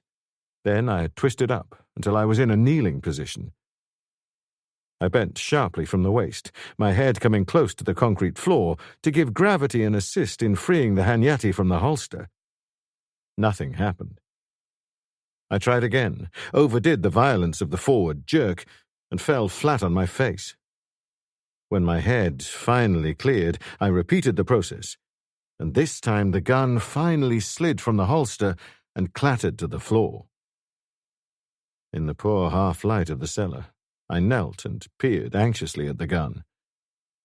A character with a sadistic enough turn of mind might have considered it highly amusing to empty the gun and replace it in the holster, but I'd been spared the humorist.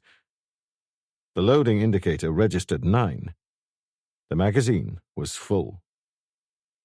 I squirmed round on the floor, picked up the hanyati with my bound hands, slipped the safety catch, and dragged the gun around to my right side as far as the unnaturally twisted position of my left shoulder would allow. The folds of my jacket kept getting in the way of the automatic, but I strained and pushed until I could see about 3 inches of the barrel protruding beyond my side.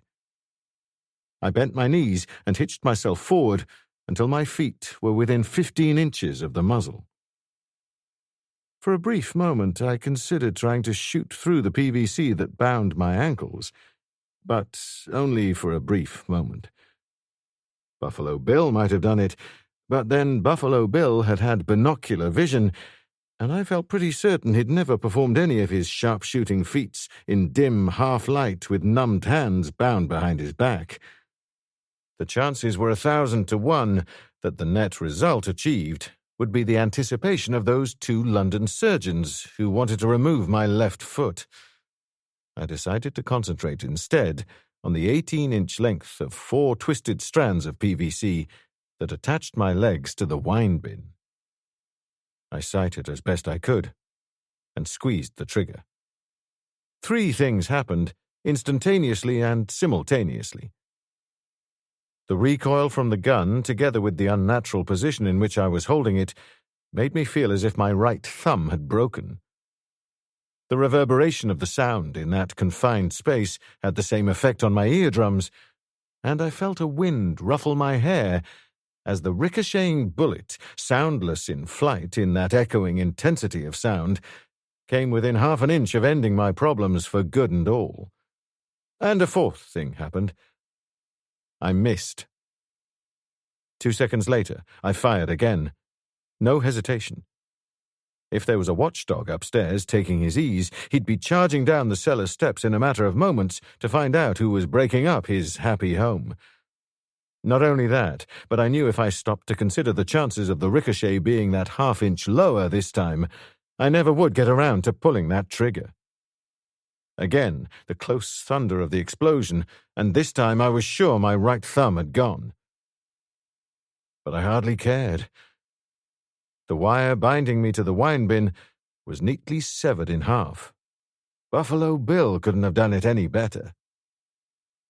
I twisted, grabbed one of the wine bin supports with my all but useless hands, hoisted myself shakily to my feet, rested my left elbow on a convenient shelf, and stood there waiting, staring at the door. Anyone coming to investigate would have to pass through that door, and as a target, a man at 6 feet was going to be a much simpler proposition altogether than a wire at 18 inches. For a whole minute, I stood there, motionless, apart from the trembling of my legs, straining to the utmost what little the gunshots had left me of my hearing. Nothing. I risked a couple of quick hops out to the center of the cellar and peered up through the high window in case my jailer was playing it careful and smart. Again, nothing. Another couple of hops, and I was by the door testing the handle with my elbow. Locked. I turned my back on the door, scrabbled around with the muzzle of the Hanyeti until I'd found the lock, and pulled the trigger. With the second shot, the door gave abruptly beneath my weight. It says much for the state of mind that I'd never even checked the position of the hinges to see whether the door opened inwards or outwards, and I fell heavily through the doorway onto the concrete passageway outside. If there was anyone waiting out there with the hopeful intention of clobbering me, he'd never have a better chance. No one clobbered me, because there was no one waiting there to clobber me. Dazed and sick, I pushed myself wearily to my feet, located a light switch, and clicked it with my shoulder. The naked bulb, hanging at the end of a short flex above my head, remained dead. It could be a dud lamp, it could be a blown fuse, but my guess was that it meant no power at all. The air in that cellar had the musty lifelessness that bespoke long abandonment by whoever had once owned the house. A flight of worn stone steps stretched up into the gloom. I hopped up the first 2 steps, teetered on the point of imbalance like a spinning top coming to rest, but managed to twist round quickly and sit down before I toppled. Once down, it seemed the safe and prudent thing to do to keep my center of gravity as low as possible by staying there. And I made it to the top of the stairs by jackknifing upwards on the seat of my pants and the soles of my shoes. The door at the head of the cellar stairs was also locked, but it wasn't my door, and I still had 5 shots left in the Hanyeti. The lock gave at the first shot, and I stumbled out into the hallway beyond. The hallway, high, wide, and narrow, featured what estate agents euphemistically call a wealth of exposed timbering. Black, ugly, adze-cut oaken beams everywhere. 2 doors on either side, both closed. A glass door at the far end, another beside me, leading presumably to the rear of the house, a staircase above my head, and an uneven parquet floor thickly covered with a dust, streaked by the confused tracks of footprints leading from the glass door to the spot where I was standing. The finest feature of the hall was the fact that it was completely deserted. I knew now I was alone. But for how long I didn't know. It seemed a poor idea to waste even a second. I didn't want to smear the tracks in the hall, so I turned to the door beside me. For a change, it was unlocked. I passed into another passage that gave on the domestic quarters, larder, pantry, kitchen, scullery. An old-fashioned house, and a big one. I went through those apartments, opening cupboards and pulling drawers out onto the floor, but I was wasting my time. No signs here of hasty abandonment, like the keepers skipping out from the Flannan Isle lighthouse. The ex-owners had cleaned out the lot when they lit out. They hadn't left as much as a safety pin, not that a safety pin would have been found of much value in cutting the PVC that bound hands and ankles. The outside kitchen door was unlocked. I opened it and hopped out into the still heavily falling rain. I looked around me, but I could have been anywhere. An acre of overgrown garden completely run to seed, 10-foot-high hedges that hadn't felt a clipper in years, and dripping pines and cypresses sighing under a dark and weeping sky. Wuthering Heights had nothing on it. There were 2 wooden buildings not far away, one big enough to be a garage, the other less than half the size. I hopped my way towards the latter, for the sound reason that it was the nearer of the 2. The door hung crazily on twisted hinges and creaked dismally as I put my shoulder to the splintered wood. It was a shed that had been obviously used as a workshop. To one side, below the filthy window, stood a massive workbench with a rusty vise still bolted in position. If it wasn't too rusted to turn, and if I could find some cutting tool to jam into it, that vise would be useful indeed. Only, as far as I could see, there were no cutting tools of any description, no tools of any kind. As in the house, so here. The departing owners had been nothing if not thorough when it had come to the removal of their goods and chattels. The walls were completely bare. They had left only one thing, and that because it was quite useless. A square plywood box, half full of rubbish and wood shaving. With the aid of a piece of wood, I managed to tilt the box and spill its contents on the floor. With the stick, I stirred the jumble of odds and ends, pieces of wood, rusty screws, bent pieces of metal, twisted nails, and, at last, a very old and rusty hacksaw blade. It took me 10 minutes to jam the blade into the vise. My hands were numbed to the point of almost paralytic uselessness, and another 10 minutes to saw my way through the PVC binding my wrists. I could have done it in far less time, but, as with my hands behind my back, I couldn't see what I was doing. I had to go easy. I could have sawn through an artery or a tendon just as easily as through a wire, and I wouldn't have been able to tell the difference. My hands were as lifeless as that. They looked pretty lifeless too, when I'd severed the last PVC strand and brought them round to the front for examination.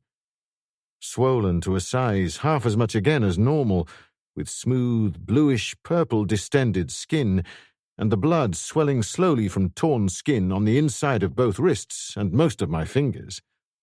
I hoped that the dark, flaking rust on the blade of the hacksaw that had caused those cuts wasn't going to give me blood poisoning. I sat on the side of the box for 5 minutes, cursing savagely as the mottled purple of my hands slowly began to vanish and the circulation to come pounding back with the almost intolerable exquisite agony of 1,000 barbed needles tearing at the flesh. When I could at last hold the hacksaw blade in my hands, I cut the PVC on my ankles and cursed some more, just as colourfully as before, till the blood supply in my feet came back to something like normal. I pulled up my shirt to have a look at the right-hand side of my chest and, just as quickly and roughly, stuffed the shirt back under the waistband of my trousers. A prolonged inspection would only have made me feel twice as ill as I was already. In the few clear patches in the thick crust of blood that covered almost all of the side of my body, the grotesquely swelling bruises were already turning all the kaleidoscopic colours of the rainbow. I thought sourly that if the man who had used me for football practice had chosen the left instead of the right side of my chest, he'd have broken all his toes on the Hanyati. It was as well that he hadn't. I had the Hanyeti in my hand as I left the toolshed, but I didn't really expect to have to use it. I didn't go near the house. I knew I'd find nothing there except the footprints, and that was a matter for Hardanger's experts. From the front of the house, a driveway curved away between dripping pines, and I limped off down the weed-grown gravel. It would have to lead to a road of sorts. A few paces. Then I stopped and tried to think as best I could with my thinking equipment in the poor shape it was. Whoever had clobbered and tied me up might want it to be known that I had been temporarily removed from the scene. It was just as possible, for all I knew to the contrary, that he didn't. If he didn't, then he couldn't have been able to afford to leave my car where it had been, and would have removed it. Where? What simpler and more logical than to hide Cavell's car where he had hidden Cavell? I headed back to the garage. The car was there. I got in, slumped wearily back on the cushions, sat there for a few minutes, then climbed as wearily out again. If someone thought it would be to his advantage not to have people know I was out of commission, then it might equally well be to my advantage not to have that someone know that I was back in commission again. How this would be to my advantage, I couldn't even begin to guess at the moment. My mind was so gummed up by weakness and exhaustion and the beating I had taken that coherent thought was beyond me.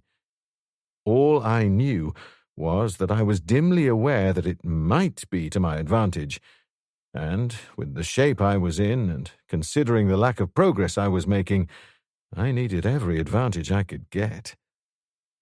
The car would be a dead giveaway. I started walking. The driveway led to a road that was no more than a rutted track, deep in water and viscous mud. I turned right, for the good enough reason that there was a long, steep hill to the left, and after perhaps 20 minutes, I came to a secondary road with a signpost reading, Netley Common 2 miles.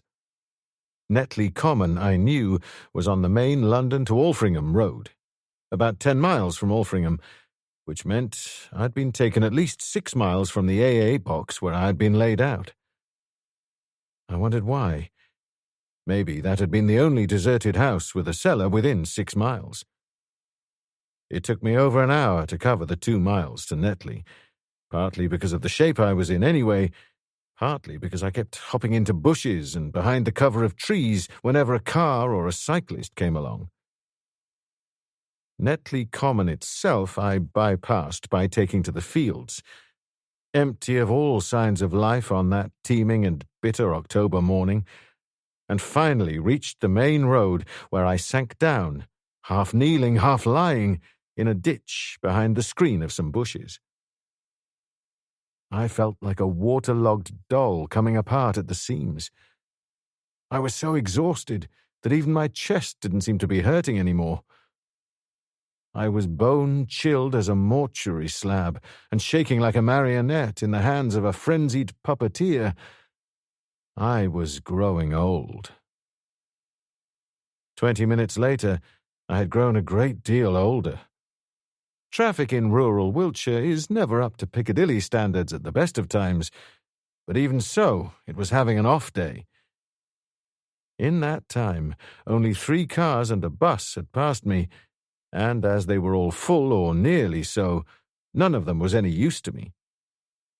What I wanted was a truck with only 1 man in it, or, failing that, a car with just the driver. Although how any man alone in a car would react when he saw the wild, dishevelled figure of a lifer on the lam or a refugee from a canvas jacket was anybody's guess. The next car that came along had 2 men in it, but I didn't hesitate. I recognized the slow-moving, big black Wolseley for what it was, long before I could see the uniforms of the men inside. The car braked smoothly to a stop, and a big burly sergeant, relief and concern in his face, was out and helping me to my feet as I stumbled up the bank. He had the arm and the build to carry weight, and I let him take most of mine. "Mr. Cavell?" He peered closely into my face.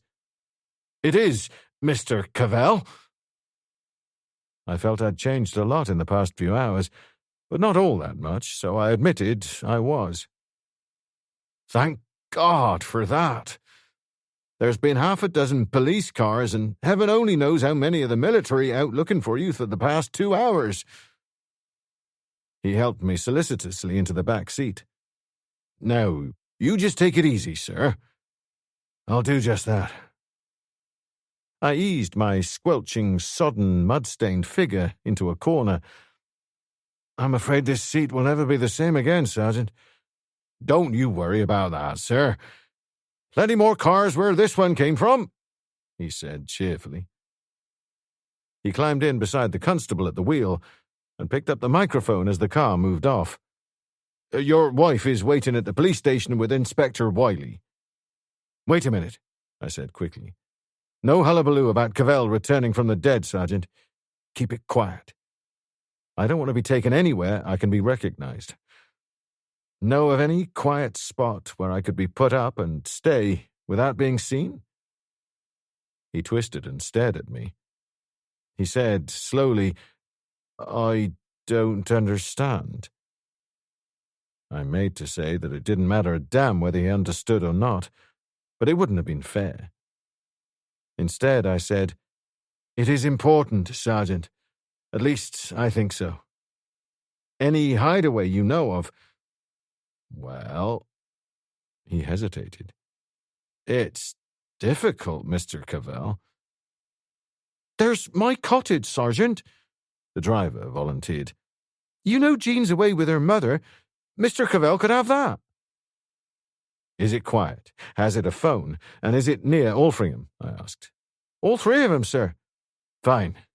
Many thanks. Sergeant, please speak to your inspector privately. Ask him to come to this cottage as soon as possible with my wife. With Superintendent Hardanger, if he's available. And have you, the Altrincham police, I mean, a doctor they can rely on. Who doesn't talk out of turn, I mean." "We do that." He peered at me. "A doctor?" I nodded and pulled back my jacket. The rain of that morning had soaked me to the skin, and the blood, seeping through from the bruises, much diluted, had covered most of the shirt front in a particularly unpleasant shade of brownish red. The sergeant took a quick look, turned, and said softly to the driver, "Come on, Roly boy. You've always wanted to make like Moss, and now's your chance. But keep your finger off that damned siren." Then he reached for the microphone and started talking in a low, urgent voice. "I'm not going into any damned hospital, and that's final," I said irritably. With a couple of ham sandwiches and half a tumbler of whiskey inside me, I was feeling much more my old nasty self again. "Sorry, Doc, but there it is." "I'm sorry, too." The doctor bending over me in the bed in that police bungalow was a neat, methodical, and precise man with a neat, methodical, and precise voice. "I can't make you go, more's the pity. I would if I could, for you're a pretty sick man in urgent need of radiological examination and hospital care. 2 of your ribs seem cracked, and a third is definitely fractured. How badly and how dangerously I can't say. I don't have X-ray eyes." "Not to worry," I said reassuringly. "With the way you've strapped me up, I can't see any broken ribs sticking into a lung, or out through my skin for that matter of it." "Unless you yield to an irresistible compulsion to indulge in violent gymnastics," the doctor said dryly, "we need not concern ourselves with the possibility of you stabbing yourself to death. What does concern me is the likelihood of pneumonia. Broken bones, plus the exhausting, unpleasant, and very wet time you've been through, provide an ideal breeding ground. Pneumonia, together with broken ribs, make for a very nasty condition. Cemeteries are full of people who could once have testified to that fact." "Make me laugh some more," I said sourly. "Mrs. Cavell." He ignored me and looked at Mary, sitting still and pale on the other side of the bed. "Check respiration, pulse, temperature every hour. Any upward change in those, or difficulty in respiration, and please contact me at once. You have my number. Finally, I must warn you and those gentlemen here," he nodded to Hardanger and Wiley, "that if Mr. Cavell stirs from his bed inside the next 72 hours, I refuse to regard myself as in any way medically responsible for his well-being." He picked up his tool bag and took off. As the door closed behind him, I swung my legs off the bed and started to pull on a clean shirt. It hurt, but not as much as I expected it would. Neither Mary nor Hardanger said anything, and Wiley, seeing that they had no intention of speaking, said, "You want to kill yourself, Cavell? You heard what Dr. Whitelaw said. Why don't you stop him, Superintendent? He's off his rocker, Hardanger explained. You'll observe, Inspector, that not even his wife tries to stop him. Some things in this life are a complete and utter waste of time, and making Cavell see sense is one of them. He glared at me. So you've been coming all over clever and lone wolfish again, haven't you? And you see what happens? Look at the bloody mess you're in now. Literally. Look at it. And nothing to show. When, in God's name, are you going to realize that our only hope lies in working together? The hell with your D'Artagnan methods, Cavell. System, method, routine, cooperation.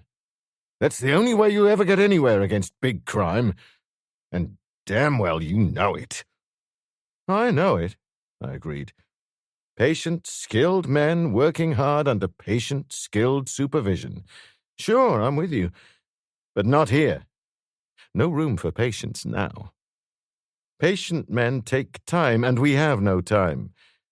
You've made arrangements for an armed watch to be kept on this house I was in, and to have your sleuths examine the footprints. He nodded. Your story. Let's waste no more time. You'll have it. Just as soon as you tell me why you haven't bawled me out for wasting valuable police time in searching for me, and why you haven't tried to use your authority to make me stay in bed. Are we worried, Superintendent?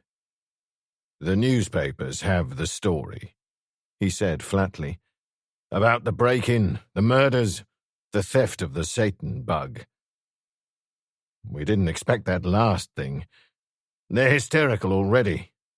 Screaming banner headlines in every national daily. He pointed to a pile of newspapers on the floor beside him. Want to see them? And waste more time? I can guess. That's not all that's worrying you. It isn't. The General was on the phone. He was looking for you half an hour ago. 6 Gestetner duplicated letters delivered by special messengers this morning to the biggest concerns in Fleet Street. Character saying that his previous warning had been ignored. No acknowledgement of it on the 9 a.m. BBC News. The walls of Mortyn still stood, some rubbish like that. Said that within the next few hours he would give a demonstration proving A, he had those viruses, and B, he was willing to use them. Will the papers print it? Oh, they'll print it. First of all, they, the editors, got together and contacted the special branch at Scotland Yard. The Assistant Commissioner got in touch with the Home Secretary, and I gather there was some kind of emergency meeting. Anyway, a cabinet order not to print. Fleet Street, I gather, told the government to take a running jump to itself, and told the government that it is the servant of the people and not vice versa, and that if the nation stood in deadly peril, and that on the face of it they certainly seemed to, the people had the right to know. They also reminded the government that if they put one little foot wrong in this matter, they would be out on their ears overnight. The London evening papers will be on the streets about now. I'll bet the headlines are the biggest since VE Day. The ball's up on the slates, I nodded. I watched Mary, her face expressionless and carefully not looking at me, button my shirt cuffs.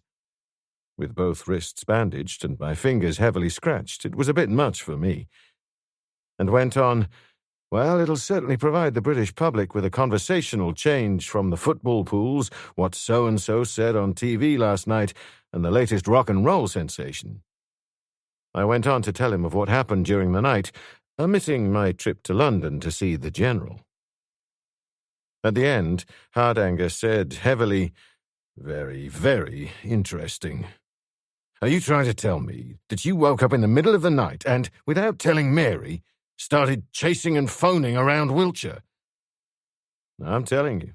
The old secret police technique, and you can't beat it. Get them at their sleepiest and most apprehensive, and you're already halfway there. And I didn't go to sleep in the first place. I went without telling, because I knew damned well it would go so much against all your training and instincts that you wouldn't hesitate to use force to stop me. If I had, he said coldly, you might have a full set of ribs right now. If you had, we wouldn't have narrowed this list so much. 5 of them. I let drop to all of them that we were getting pretty close to an answer, and one of them was scared enough to panic and try to stop me. You assume? It's a damned good assumption. Got a better? For a starter, I suggest we haul in Chessingham straight away. There's plenty on him, and I forgot, Hardanger interrupted. You phoned the General last night, yes? I didn't even bother to look shamefaced. Wanted authority to hash about in my own way. Knew you wouldn't grant it. Clever devil, aren't you? If he guessed I was lying, there were no signs of it in his face. You asked him to check on this fellow Chessingham, his service career. Seems he was a driver in the RASC. That's it, then. Going to pull him in? Yes. His sister? She wouldn't be guilty of anything other than covering up for her own flesh and blood. And the mother is in the clear, that's for sure. So, that leaves the 4 others you contacted this morning. You'd put them all in the clear? I would not. Take Colonel Weybridge. The only certain facts we know about him are these. He has access to the security files, and so would be in a position to blackmail Dr. Hartnell into cooperating. You mentioned last night you thought Hartnell was in the clear. I said I'd reservations about him. Secondly, why didn't our gallant colonel, like his gallant commanding officer, volunteer to go into the lab instead of me? Was it because he knew the botulinus virus was loose in there? Thirdly, he is the only one without an alibi for the time of the murder. Good Lord, Cavell, you're not suggesting we pull in Colonel Weybridge? I can tell you we had a pretty nasty time from both Cliveden and Weybridge when we insisted on fingerprinting their quarters this morning. Cliveden actually phoned the assistant commissioner. And got his head in his hands? In a gentlemanly sort of way. He hates our guts now. That helps. This fingerprinting of the suspects' houses, anything turned up yet? Give them a chance, Hardanger protested. It's not 1 o'clock yet. It'll be a couple of hours before they finish tabulating their results. And I can't pull in Weybridge. The War Office would have my scalp in 24 hours. If this lad with the Satan bug starts chucking it around, I said, there won't be any War Office in 24 hours. People's feelings have ceased to be of any concern. Besides, you don't have to throw him in the cooler. Confine him to his quarters. Open arrest, house arrest, whatever you call it. Anything turned up in the past few hours? 1,000 stones and nothing under any of them, Hardanger said grimly. The hammer and pliers were definitely the ones used in the break-in, but we'd been sure of that anyway. Not a single useful print in the Bedford decoy van. The same for the telephone box, which was used to make the call to Reuters last night. We've put your money-lending friend Tufnell and his partner through the mill, and had the fraud squad examine their books until we know as much about their business as they do themselves. We could have them both behind bars in a week, but I just can't be bothered. Anyway, Dr. Hartnell is definitely their only customer from No. 1 lab. The London police are trying to trace the man who sent the letters to Fleet Street. If we're wasting our time down here, they might as well waste their time up there. Inspector Mortyn has spent the entire morning questioning everyone in No. 1 lab about their social relations with each other, but the only thing he has turned up so far is that Dr. Hartnell and Chessingham were on visiting terms. We already knew that. We're having a check made on every known movement of every suspect in the past year, and we have teams of men checking with the occupants of every house within 3 miles of Mortyn to see if they noticed anything strange or out of the way on the night of the murders. Something is bound to turn up sometime. If you spread the net wide enough, and the meshes are small enough, it always does. Sure, in a couple of weeks, or a couple of months.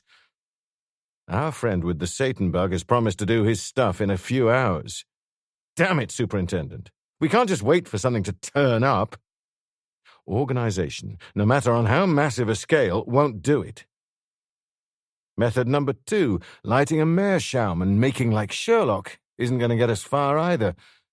We have to provoke a reaction. You already provoked a reaction, Hardanger said sourly. See where it got you? You want more reactions. How? As a starter, investigate every financial transaction and every bank book entry of everyone working in number 1, every entry in the past year. And don't forget Weybridge and Cliveden. Let the suspects know. Then, squads of policemen to every house. Search each house from top to bottom and have the searchers list every tiniest thing they find. This will not only worry the man we're after, it might actually turn up something. If we're going to go that far, Inspector Wiley put in, we might as well throw the lot of them in the cooler. It's one sure way of taking our man out of circulation. Hopeless, Inspector. We may be dealing with a maniac, but he's a brilliant maniac. He'd have thought of that possibility months ago. He's got an organization. Nobody in Mortyn could possibly have delivered those letters in London this morning, and you can bet your pension that the first thing he'd have done after getting the viruses would be to get rid of them. We'll try stirring things up, Hardanger said reluctantly. Though where I'm going to find all the men to pull them off the house-to-house questioning, it's a waste of time. He nodded, again reluctantly, and spoke at length on the phone while I finished dressing. When he put the phone down, he said to me, I'm not going to waste my breath arguing. Go ahead and kill yourself. But you might think of Mary. I'm thinking of her, all right. I'm thinking that if our unknown friend gets careless with the Satan bug, there'll soon be no Mary. There'll be nothing.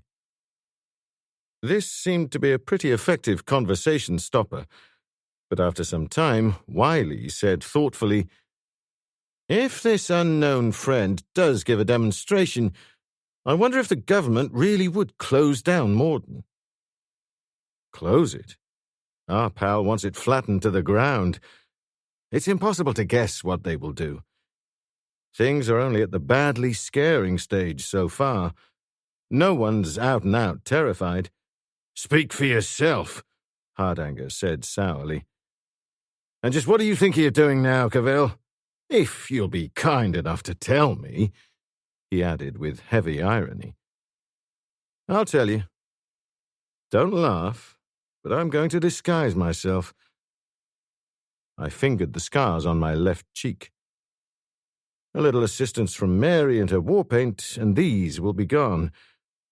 Horn-rimmed spectacles, a pencil moustache, grey suit, credentials identifying me as Inspector Gibson of the Metropolitan Police, and I'm a changed man. Who's going to supply the credentials? Hardanger asked suspiciously. Me? Not necessary. I always carry them around with me anyway, just in case. I ignored his stare and went on, and then I'll call again on our friend Dr. MacDonald. In his absence, if you understand. The good doctor, on a modest salary, manages to live like a minor Eastern potentate, everything except the harem, and maybe he discreetly keeps that somewhere else. Also drinking heavily because he's worried stiff about the Satan bug and his own personal safety. I don't believe him, so I'm calling on him. You're wasting your time, Hardanger said heavily. MacDonald is above suspicion. Long, distinguished, and spotless record. Spent 20 minutes this morning going over it. I've read it, I said. Some of the star turns in the Old Bailey over the past few years have had immaculate records, until the law caught up with them. He's a highly respected character locally, Wiley put in. Bit of a snob, associates only with the very best people, but everyone speaks very well of him. And there's more to his record than you've read, Cavell, Hardanger went on. In the report, there's only a brief mention of his wartime service in the army, but it so happens I'm a personal friend of the colonel who commanded MacDonald's regiment in the last 2 years of the war. I rang him up. Dr. MacDonald, it seems, has been strangely reticent about himself. Did you know that as a second lieutenant in Belgium in 1940, he won the DSO and the bar, that he finished up as a lieutenant colonel in a tank regiment with a string of medals as long as your arm? I didn't, and I don't get it, I admitted. He struck me as a phony, tough type, who, if ever he'd done any valorous deeds, wouldn't have been backward about admitting them. He wanted me to think he was afraid. He didn't want me to think he was brave. Why? Because he knew he had to justify his heavy drinking, so he put it down to personal fear. But, in view of his record, it almost certainly wasn't that. Queer item number 1. Queer item number 2.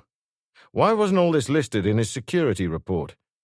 Eastern Derry compiled most of those dossiers, and Derry would be unlikely to overlook so large a gap in a man's history. I don't know about that, Hardanger admitted. But this much is certain. If the report I had on MacDonald is correct, then on the face of it, it seems highly unlikely that a man so brave, selfless, and patriotic could possibly be mixed up in anything like that. This colonel of MacDonald's regiment who told you about him, could you get him down here immediately? Hardanger let me have his cool, speculative look. Thinking he's a phony in every sense? That this man's been substituted for the real MacDonald? I don't know what to think. We must have another squint at his record card and check that Derry really did compile it. Well, we can soon fix that. Hardanger nodded. This time he was on the phone for almost 10 minutes, and when he'd finished with that, so had Mary with my face, and I was all ready to go. Hardanger said, "You look bloody awful, but I wouldn't recognize you if I saw you in the street. The file's in the safe in my hotel. Shall we go there?" I turned to leave the room.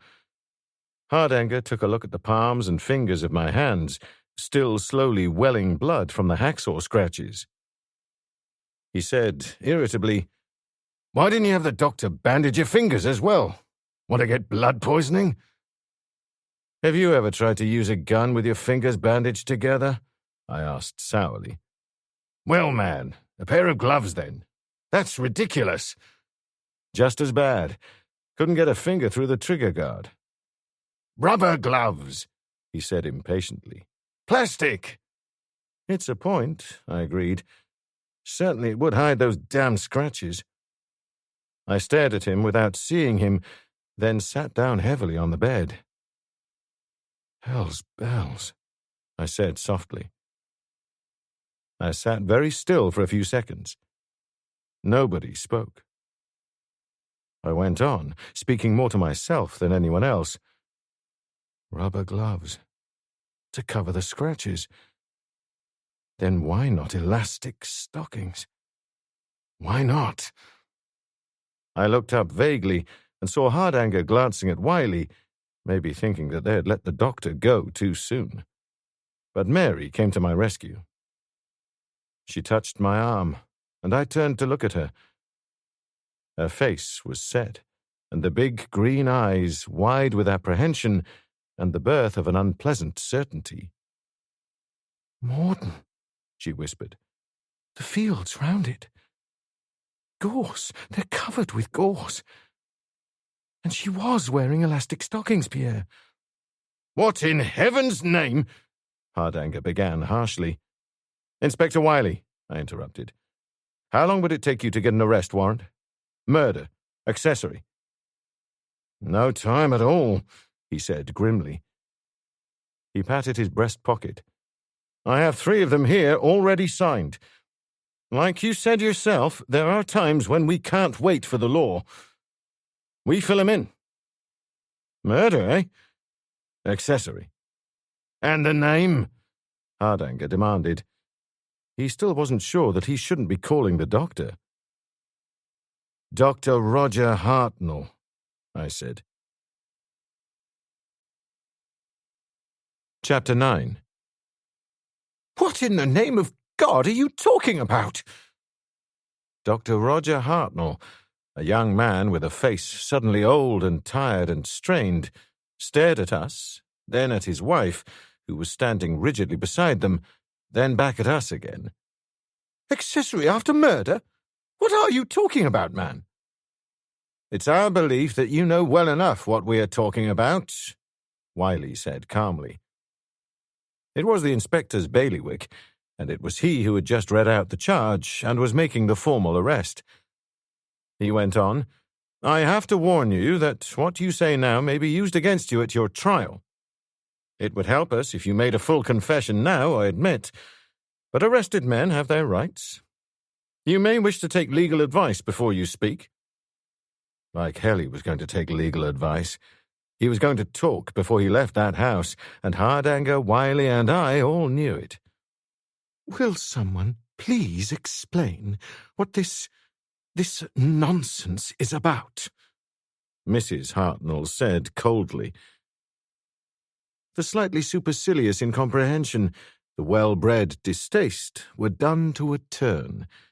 But the hostile rigidity of the figure overdone, the gripping hands so tightly clasped that the tremor showed. And she was still wearing the elastic stockings. Gladly, Wiley said. Yesterday, Dr. Hartnell, you made a statement to Mr. Cavell here, to Cavell? Hartnell did some more staring. That's not Cavell. I didn't like my old face, I said. Do you blame me? Inspector Wiley is talking, Hartnell. To the effect, Wiley went on, that you made a late trip night before last to see Mr. Tufnell. Intensive investigation has turned up several people who were in a position to have seen you had you travelled in the direction you said you did at the time you said you did. Not one of those people saw you. That's point number one. And quite a good point it was, too, even if the purest fiction. The check had been made, all right, but not a single witness found to confirm or deny Hartnell's story, which had been just as expected. Point number two, Wiley went on. Mud was found last night under the front mudguard of your motor scooter, a mud which seems to be identical with the red loam found locally only outside Mortyn. We suspect you went there early in the evening to reconnoitre. Your machine is at present being moved to police laboratories for tests. Point number... My scooter! Hartnell looked as if a bridge had fallen on him. Mortyn! I swear to number 3. Later that night, you took your scooter and wife to a spot near Chessingham's house. You almost gave yourself away to Mr. Cavell. You said that the policeman alleged to have seen you on your scooter could back up your story about the trip to Altrincham. And then you remembered almost too late that if he had seen you, he would also have seen your wife on the pillion seat. We found the imprint of your scooter's wheels among bushes not 20 yards from where the Bedford had been abandoned. Careless, Doctor. Very careless. I note you're not protesting that one. He couldn't. We'd found the imprints less than 20 minutes previously. Points 4 and 5. Hammer used to stun the guard dog. Pliers used to cut the Mortyn fence. Both found last night in your tool shed. Again, by Mr. Cavell. Why, you filthy, sneaking, thieving... His face twisted. The hair trigger control suddenly snapped, and he flung himself at me, clawed hands outstretched. He didn't get 3 feet. Hardanger and Wiley just moved in massively from either side and pinned him helplessly between their bulks. Hartnell struggled madly, uselessly, his insane fury increasing. I took you in here, you swine! I entertained your wife! I did.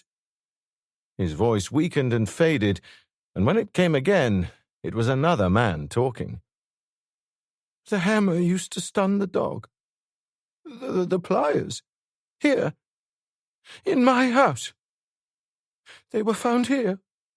How could they have been found here? He couldn't have been more bewildered if he'd heard the late Senator McCarthy declaring himself to be a lifelong communist. They couldn't have been found here. What are they talking about, Jane?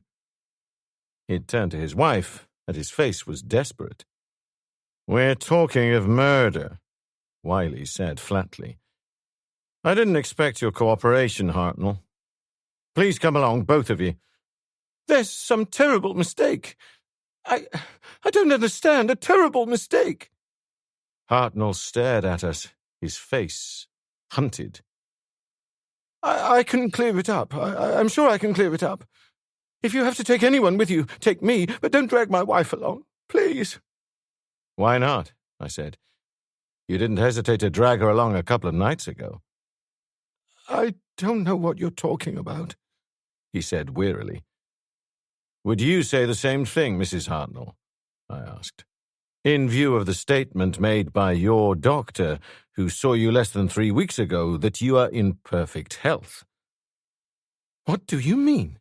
she demanded. She was under better control than her husband. "What are you getting at?" "The fact that you went to a chemist's in Altrincham yesterday and bought a pair of elastic stockings. The gorse outside Mortyn is pretty vicious stuff, Mrs. Hartnell, and it was very dark when you ran off after decoying the soldiers from their truck. You were pretty badly scratched, weren't you? And you had to cover those scratches, didn't you? Policemen are just naturally suspicious, especially in a murder case." "This is entirely ridiculous." Her voice was flat, mechanical. "How dare you insinuate—" "You are wasting our time, madam." Hardanger spoke for the first time, his voice sharp and authoritative. "We have a police woman outside. Must I bring her in?" Silence. "Very well, then. I suggest we leave for the police station." "Could I have a few words with Dr. Hartnell first?" I asked. "Alone, that is." Hardanger and Wiley exchanged glances. I'd already had their permission, but I had to have it again to make things right, for them, if the need arose at the trial. "Why?" Hardanger demanded. "Dr. Hartnell and I used to know each other fairly well," I said. "We were on fairly friendly terms. Time is desperately short. He might be willing to talk to me." "Talk to you?" It's no easy feat to sneer and shout at the same moment, but Hartnell achieved it. "By God, never!" "Time is indeed short," Hardanger agreed somberly. 10 minutes, Cavell." He nodded to Mrs. Hartnell. She hesitated, looked at her husband, then walked out, followed by Hardanger and Wiley. Hartnell made to follow, but I swung across and blocked his way. "Let me past." His voice was low and ugly. "I've nothing to say to people like you." He gave a short description of what he thought people like me were like, and when I showed no signs of stepping aside, he swung back his right fist for a clumsy roundhouse swing that a blind octogenarian could have parried or avoided. I showed him my gun, and he changed his mind. "Have you a cellar in your house?" I asked. "A cellar? Yes, we—" He broke off, and his face was ugly again. "If you think you're going to take me—" I swung my left fist in imitation of his own cumbersome effort, and when he lifted his right arm in defense, I tapped him with the barrel of the Hagnetti, just enough to take the fight out of him, caught his left arm up behind his left shoulder, and marched him down towards the rear of the house, where a flight of steps led down to a cellar. I closed the door behind us and shoved him roughly onto a rough wooden bench. He sat there for some seconds, rubbing his head, then looked up at me. "This is a put-up job," he said hoarsely. "Hardanger and Wiley, they knew you were going to do this." "Hardanger and Wiley are hampered," I said coldly. They're hampered by regulations concerning interrogation of suspects. They're hampered by the thoughts of careers and pensions. I have no such thoughts. I'm a private individual. And you think you'll get away with this? He said incredulously. Do you seriously think I won't talk about it? By the time I have finished, I said impersonally, I doubt whether you'll be able to talk. I'll have the truth in 15 minutes, and I won't leave a mark. I'm an expert on torture, Hartnell. A group of Belgian quislings gave me a course of instruction over a period of 3 weeks. I was the subject. Try hard to believe I don't care much if you are badly hurt. He looked at me. He was trying hard not to believe me, but he wasn't sure. There was nothing tough about Hartnell. Let's try it the easy way first, though, I said.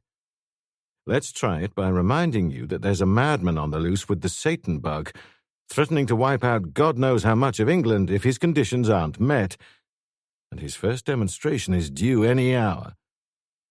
What are you talking about? He demanded hoarsely. I told him what Hardanger had told me, and then went on. If this madman wipes out any part of the country, the nation will demand revenge. They'll demand a scapegoat, and public pressure will be so terrific that they'll get their scapegoat. Surely you're not so stupid as not to see that. Surely you're not so stupid that you can't visualize your wife Jane with the hangman's knot under her chin as the executioner opens the trap door. The fall, the jolt, the snapping of the vertebrae, the momentary reflex kicking of the feet. Can you see your wife, Hartnell?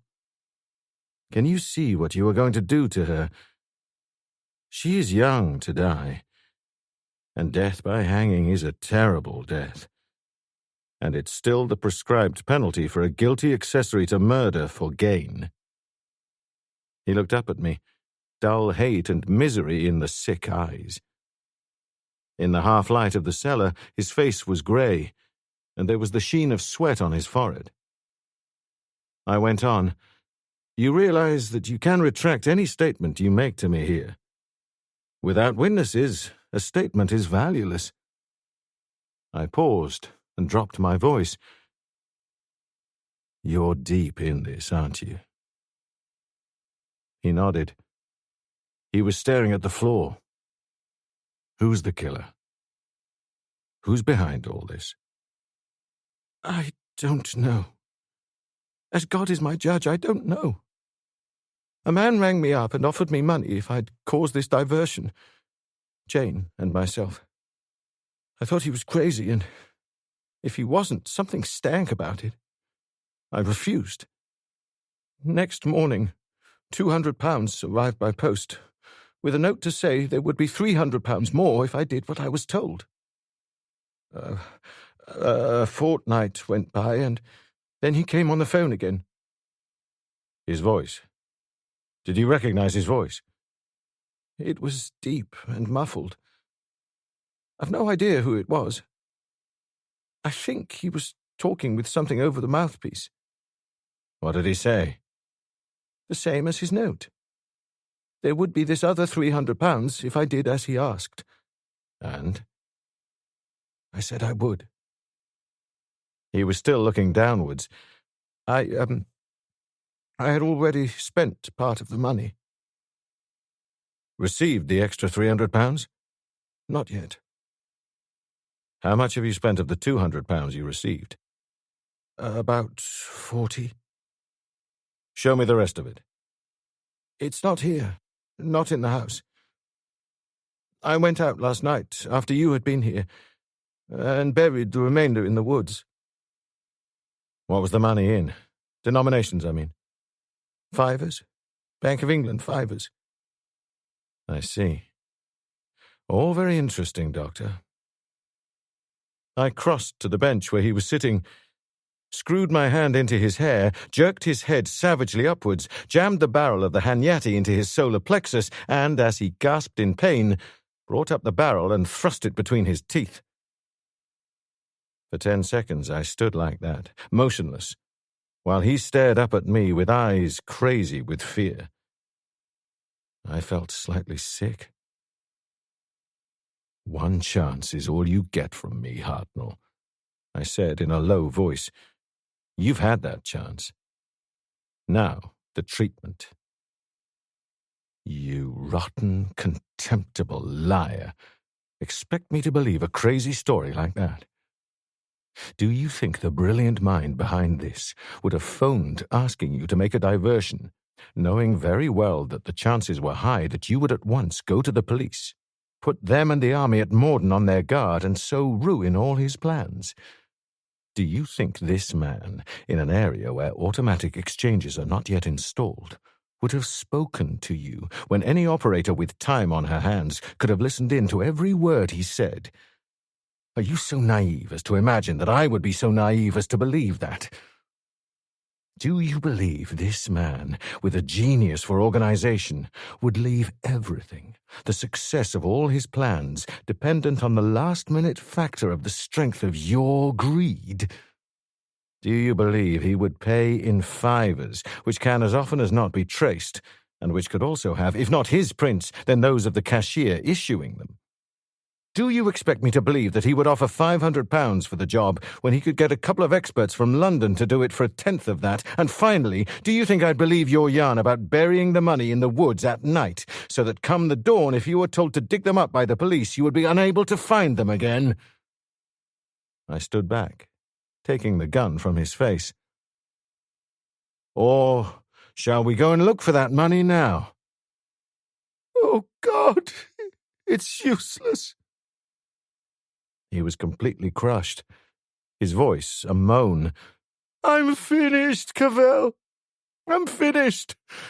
I've been borrowing all over the place, and now I'm over 2,000 in debt." "Cut the sob story," I said harshly. "It doesn't interest me." "Tufnell, the moneylender, was pressing me hard," he went on dully. He wasn't looking anywhere near me. "I'm mess secretary at Mortyn. I've embezzled over £600.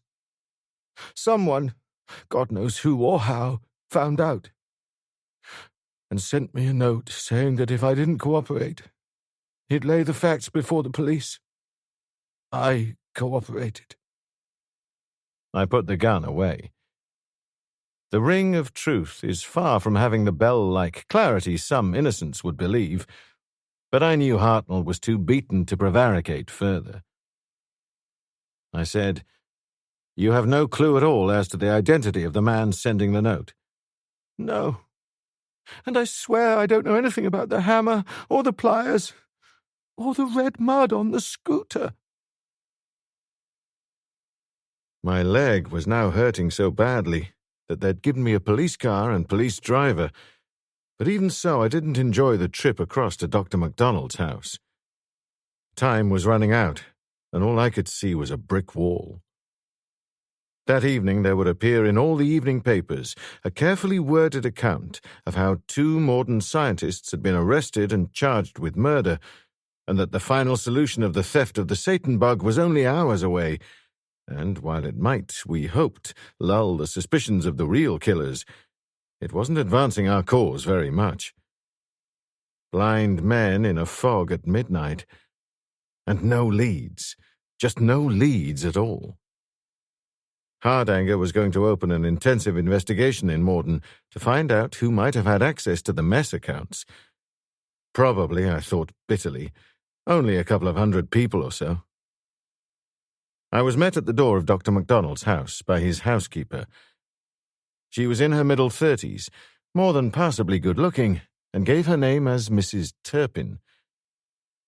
Her face was like thunder, the face of the faithful retainer, powerless to defend her master's property against ravage and assault. When I showed my false credentials and asked to be allowed in, she said bitterly that another prying nosy Parker more or less couldn't do any harm now. The house appeared to be alive with plainclothes policemen. I identified myself to the man in charge, a detective sergeant by the name of Carlyle. "Found anything interesting yet, Sergeant?" Hard to say. Been here over an hour, starting from the top, and we've found nothing that strikes me as suspicious in itself. Dr. MacDonald does seem to do himself pretty well, I must say. And one of my men, Campbell, who's dead keen on all this art rubbish, says that a lot of the pictures, pottery, and other junk about the place is worth a fair bit of anyone's money. And you ought to see the dark room he has in the attic. There's 1,000 quid's worth of photographic equipment there if there's a penny's worth. Dark room? Well, that might be interesting. Never heard that Dr. MacDonald was interested in photography. Lord bless my soul, yes. He's one of the best amateur photographers in the country. He's the president of our photographic club in Altrincham. There's a cabinet through in his study there that's fair loaded with trophies. He makes no secret of that, I can assure you, sir. I left him and his men to their search. If they couldn't find anything, neither could I, and went upstairs to the dark room. Carlyle hadn't exaggerated any. Dr. MacDonald did himself as well in the way of cameras as he did in the other material things of life. But I didn't spend much time there. I didn't see how cameras came into the business at all. I made a mental note to bring an expert police photographer down from London to check the equipment, in the 1 in 1,000 chance that something might turn up, and then went downstairs to see Mrs. Turpin. "I'm really most sorry about all this upset, Mrs. Turpin," I said pleasantly. "Just pure routine, you know. Must be a pleasure for you to look after a beautiful place like this." "If you've got any questions to ask them," she snapped. "And none of your smart-alecky beating about the bush." That didn't leave much room for finesse. I said, "How many years have you been with Dr. MacDonald?" 4. Ever since he came here. A finer gentleman you wouldn't find anywhere. Why do you ask?" "He has a great deal of valuable stuff here." I listed about a dozen items, ranging from the magnificent carpeting to the paintings. "How long has he had those?" "I don't have to answer any questions, Mr. Inspector." The helpful type. "No," I admitted, "you don't. Especially if you wish to make things unpleasant for your employer." She glared at me, hesitated, then answered my questions. At least half the stuff MacDonald had brought with him 4 years ago. The rest he had bought at fairly regular intervals since. Mrs. Turpin was one of those formidable women with a photographic memory for all the more monumental irrelevancies of life, and she could more or less quote the date, hour, and the weather conditions at the time of the delivery of each item.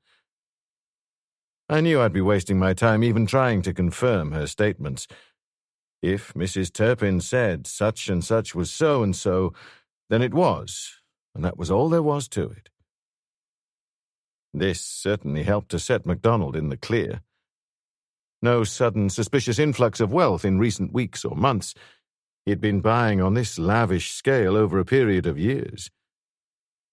Where he got the wherewithal to buy on this lavish scale, I couldn't guess, but it hardly seemed important now. As he'd said himself, as an independent bachelor without relatives, he could afford to live it up. I moved back into the sitting room and saw Carlyle coming towards me with a couple of large files in his hands. "We're giving Dr. MacDonald's study a thorough going over now, sir. Listing everything, of course. But I thought these might interest you. Seems to be some sort of official correspondence." It did interest me, but not in the way I expected. The more I turned up about MacDonald, the more innocuous he seemed.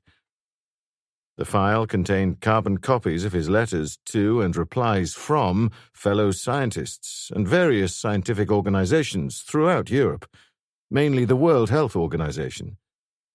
There was no doubt from these letters that MacDonald was a highly gifted and highly respected chemist and microbiologist, one of the top men in his own field. Almost half of his letters were addressed to certain affiliations of the WHO, particularly in Paris, Stockholm, Bonn, and Rome. Nothing sinister or unpatriotic about that. This would be unclassified stuff, and the frequent co-signature of Dr. Baxter on the carbon was guarantee enough of that. Besides, Although it was supposed to be a secret, all the scientists in Mortyn knew that their mail was under constant censorship. I glanced through the file again and put it aside as the phone rang. It was Hardanger, and he sounded fairly grim. What he had to say made me feel grim, too. A phone call to Altrincham had stated that if police investigations weren't suspended for 24 hours, something very unpleasant was going to happen to Pierre Cavell, who, as they would be aware, had disappeared.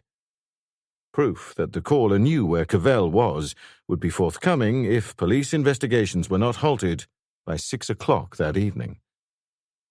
It wasn't the first part of it that made me feel grim. I said, well, we were expecting something like it. With all the threats I was dropping at the crack of dawn today, they must have thought that I was making too much progress for their comfort. You flatter yourself, my friend, Hardanger said in his gravelly voice. You're only a pawn. The call wasn't made to the police, but to your wife at the Wagoner's Rest, telling her that if the General, he gave his full name, rank, and address, didn't pull in his horns, then she, Mary, would receive a pair of ears in the mail tomorrow. The caller said that he was sure that though she had been married only a couple of months, she would still be able to recognize her husband's ears when she saw them. I felt the hairs prickle on the back of my neck, and that had nothing to do with any imagined sensation of ear cropping. I said, carefully, there are 3 things, Hardanger. The number of people in those parts who know we have been married only 2 months must be pretty few. The number of people who know that Mary is the General's daughter must be even fewer. But the number of people who know the General's true identity, apart from yourself and myself, can be counted on one hand. How in God's name could any criminal in the land know the General's true identity? You tell me, Hardanger said heavily. This is the nastiest development of the lot. This man not only knows who the General is, but knows that Mary is his only child and the apple of his eye. The one person in the world who might be able to bring pressure to bear on him. And she'd bring the pressure, all right. The abstract ideals of justice don't matter a damn to women when their men's lives are in danger. The whole thing stinks, Cavell. To high heaven, I agreed slowly. Of treason, and treason in high places. I don't think we'd better talk about it over the phone, Hardanger said quickly. No. Tried tracing the call? Not yet, but I might as well waste time that way as any other. He hung up, and I stood there staring at the silent telephone.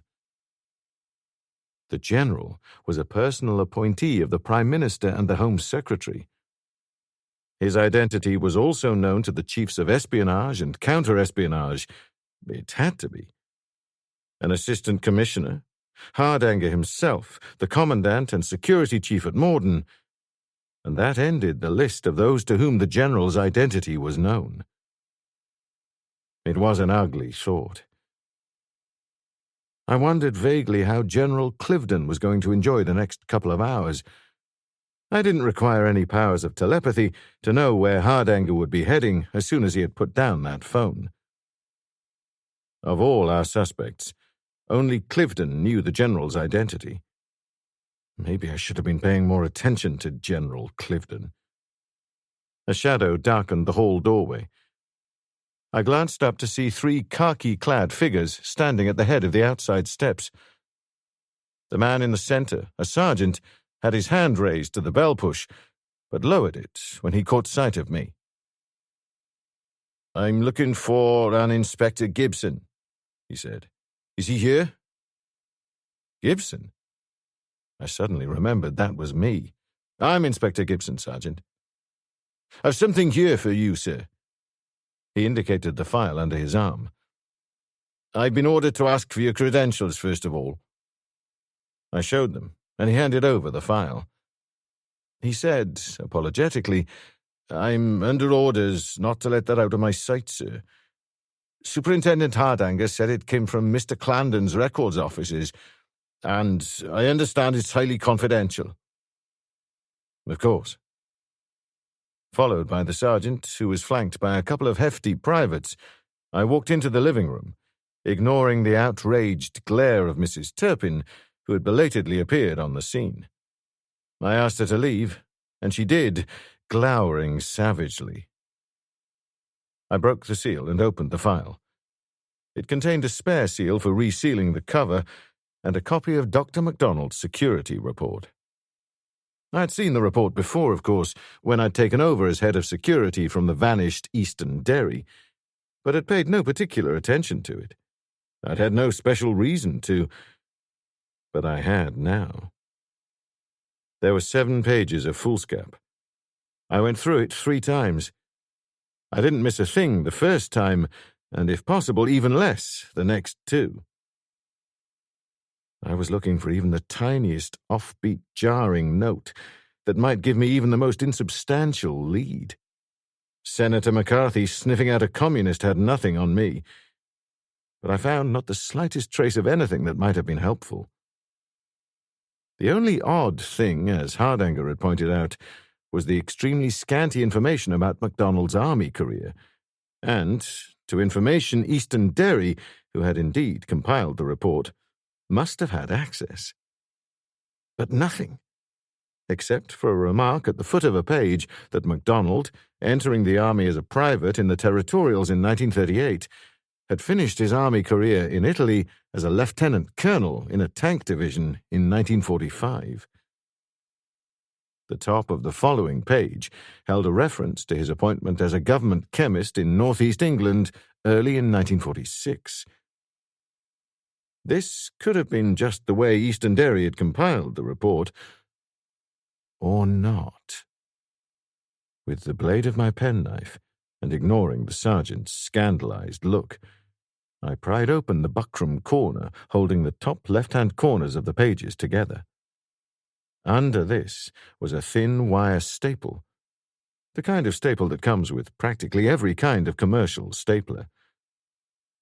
I bent the ends back at right angles, slid the sheets off, and examined them separately. No sheet had more than 1 pair, the original pair, of holes made by the stapler. If anyone had opened that staple to remove a sheet, he'd replaced it with exceptional care. On the face of it, it looked as if that file hadn't been tampered with. I became aware that Carlyle, the plainclothes detective sergeant, was standing beside me, holding a bundle of papers and folders. He said, "This might interest you, sir. I don't know." "Just a moment." I clipped the sheets together again, pushed them into the file holder, resealed it, and handed it back to the army sergeant, who took himself off along with his 2 companions. I said to Carlyle, "What are those?" "Photographs, sir." "Photographs? What makes you think I'll be interested in photographs, Sergeant?" "The fact that they were inside a locked steel box, sir. And the box was in the bottom drawer, also locked, of a knee-hole desk. And here's a bundle found in the same place. Personal correspondence, I would say." "Much trouble in opening the steel box?" "Not with the size of hacksaw I use, sir." "We've just about tied it all up now, Inspector. Everything listed. If I might venture an opinion, you'll find little of interest in the list." "Searched the whole house? Any basement?" "Just about the filthiest coal cellar you ever clapped eyes on." Carlyle smiled. "From what I've seen of Dr. MacDonald's personal tastes, he doesn't strike me as the type of man who would keep even coal in a coal cellar if he could find a cleaner and more luxurious place for it." He left me to his finds. There were 4 albums. 3 of them were of the innocuous, squinting into the sun type of family albums you can find in a million British homes. Most of the photographs were faded and yellow, taken in the days of MacDonald's youth in the 20s and 30s. The 4th album, of much more recent origin, was a presentation given to MacDonald by colleagues in the World Health Organization in recognition of his outstanding services to the WHO over many years. An illuminated address pasted to the inside front board said so. It contained over 50 pictures of MacDonald and his colleagues taken in at least a dozen different European cities. Most of the photographs had been taken in France, Scandinavia, and Italy, with a sprinkling from a few other countries. They had been mounted in chronological fashion, each picture with date and location caption, the last having been taken in Helsinki less than 6 months previously. The photographs in the album didn't interest me. What did interest me was one photograph that was missing. From its place in the album, it had almost certainly been taken about 18 months previously. Its caption had been all but obliterated by horizontal strokes made in the same white ink used for all captions. I switched on the light and peered closely at the obliteration. No question but that the place name had once started with a T. After that, it was hard to say. The next letter could have been either an O or a D. O, I felt sure. There was no city in Europe beginning with TD. The remainder of the word was completely obliterated. T-O, about 6 letters in length, possibly 7. But none of the letters projected below the line, so that cut out all words with P's and G's and J's and so forth. What cities or towns in Europe did I know beginning with the letters T-O and 6 or 7 letters in length? Not so very many, I realized, at least not of any size. And the WHO didn't hold its meetings in villages. Torquay? No good. Letters projecting below. Totnes? Too small. In Europe? Tornio in Sweden, Tondor in Denmark, again, both relatively insignificant. Toledo, now. No one could call that a village, but MacDonald had never been to Spain. The best bets were probably either Tournai in Belgium or Toulon in France. Tournai, Toulon. For a moment or two I mulled the names over in my mind. I picked up the bundle of letters. There must have been 30 or 40 letters in the bundle, faintly scented and tied of all things with a blue ribbon. Of all the things I would have expected to find in Dr. MacDonald's possession, this was the last. And, I would have bet a month's salary, the most useless. They looked like love letters, and I didn't particularly relish the prospect of making myself conversant with the good doctor's youthful indiscretions, but just at that moment I would have read Homer in the original if I thought it would be any good to me. I untied the bow on the ribbon. Exactly 5 minutes later, I was speaking on the phone to the General. I want to interview a certain Madame Yvette Pergaud, who was working in the Pasteur Institute in Paris in 1945 and 1946. Not next week, not tomorrow, but now, this afternoon. Can you fix it, sir?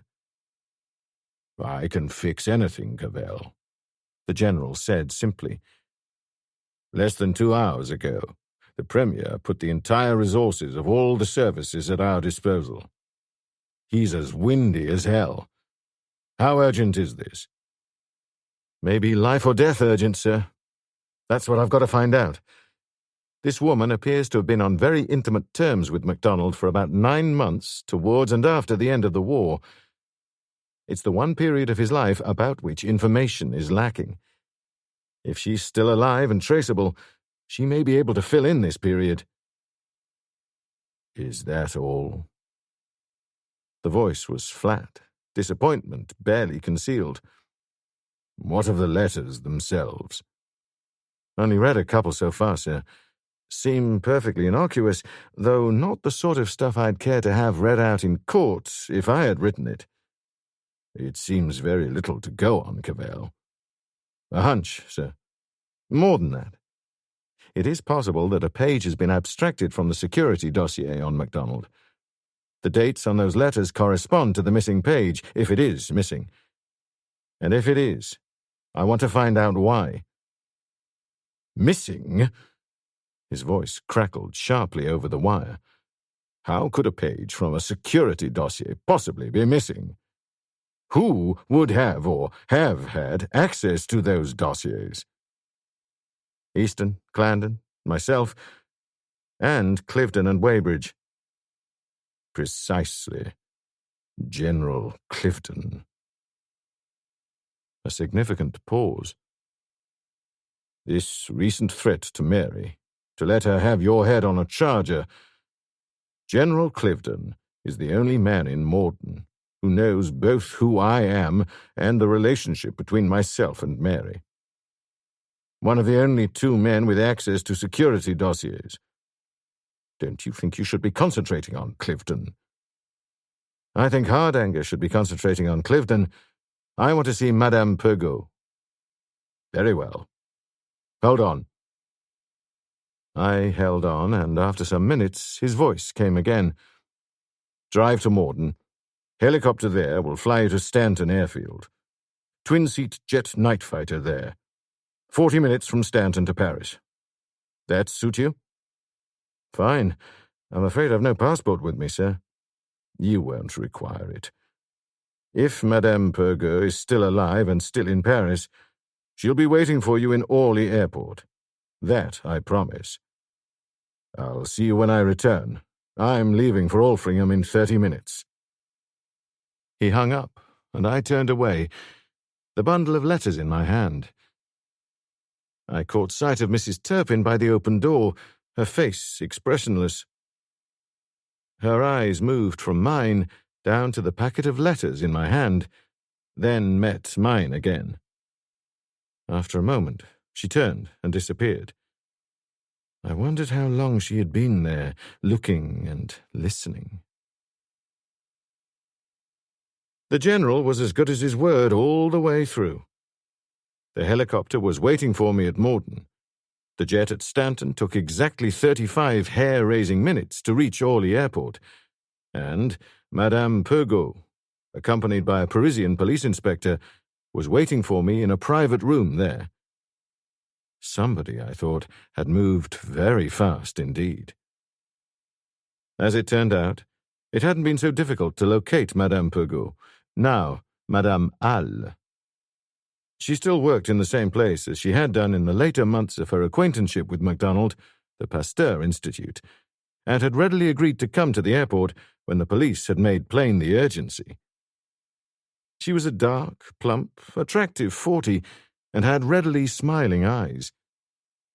At that moment, she was hesitant, unsure, and slightly apprehensive, the normal reaction when police start taking an interest in you. The French police officer made the introductions. I said, wasting no time, "We would be most grateful if you could give us some information about an Englishman whose acquaintance you made in the middle 40s, 45 and 46 to be precise, a Dr. Alexander MacDonald." Dr. MacDonald? Alex? She laughed. He'd be furious to hear himself described as an Englishman. At least, he would have been. In the days when I knew him, he was the most ardent Scottish, Nationalist? Of course, a Scottish nationalist. Fervent, I remember. Forever saying, "Down with the old enemy, England, and up with the old Franco-Scottish alliance." But I do know he fought most gallantly for the old enemy in the last war, so perhaps he was not so terribly sincere. She broke off and looked at me with an odd mixture of shrewdness and apprehension. He's not dead, is he? No, madame, he is not. But he is in trouble. Police trouble? She was quick and clever, had seized at once on the almost imperceptible inflection in my voice. I'm afraid he may be. How and when did you first meet him, Madame Halle? 2 or 3 months before the war ended. The European war, I mean. Colonel MacDonald, as he was then, was sent to examine a munitions and chemical factory that had been run by the Germans for years at Saint-Denis. I was working in the research division of the same factory, not from choice, I assure you. I did not know then that Colonel MacDonald was himself a brilliant chemist. I took it upon myself to explain to him the various chemical processes and production lines, and it wasn't until I'd finished the tour of the factory that I found out that he knew far more about it than I did. She smiled. I think the gallant colonel had rather taken a fancy to me, and I to him. I nodded. Judging from the highly combustible tone of her letters, she was considerably understating the case. He remained for several months in the Paris area, she continued. I don't quite know what his duties were, but they were mostly of a technical nature. Every free moment we had, we spent together. She shrugged. It's all so long ago, it seems another world. He returned to England for demobilization and was back inside a week. He tried to find employment in Paris, but it was impossible. I think he eventually got some sort of research job with the British government. Did you ever know or hear or suspect anything shady or reprehensible about Colonel MacDonald? I asked bluntly. Never. If I had, I would not have associated with him. The conviction of the words, the dignity of manner, made it impossible not to believe her. I had the sudden hollow feeling that perhaps the General had been right after all, and that I was just wasting valuable time, if on bitter reflection my time could be called valuable, on a wild goose chase. Cavell returning home with his tail between his legs. Nothing? I persisted. Not the slightest thing you can think of. You wish to insult me, perhaps? Her voice was quiet. I'm sorry. I changed my approach. May I ask if you were in love with him?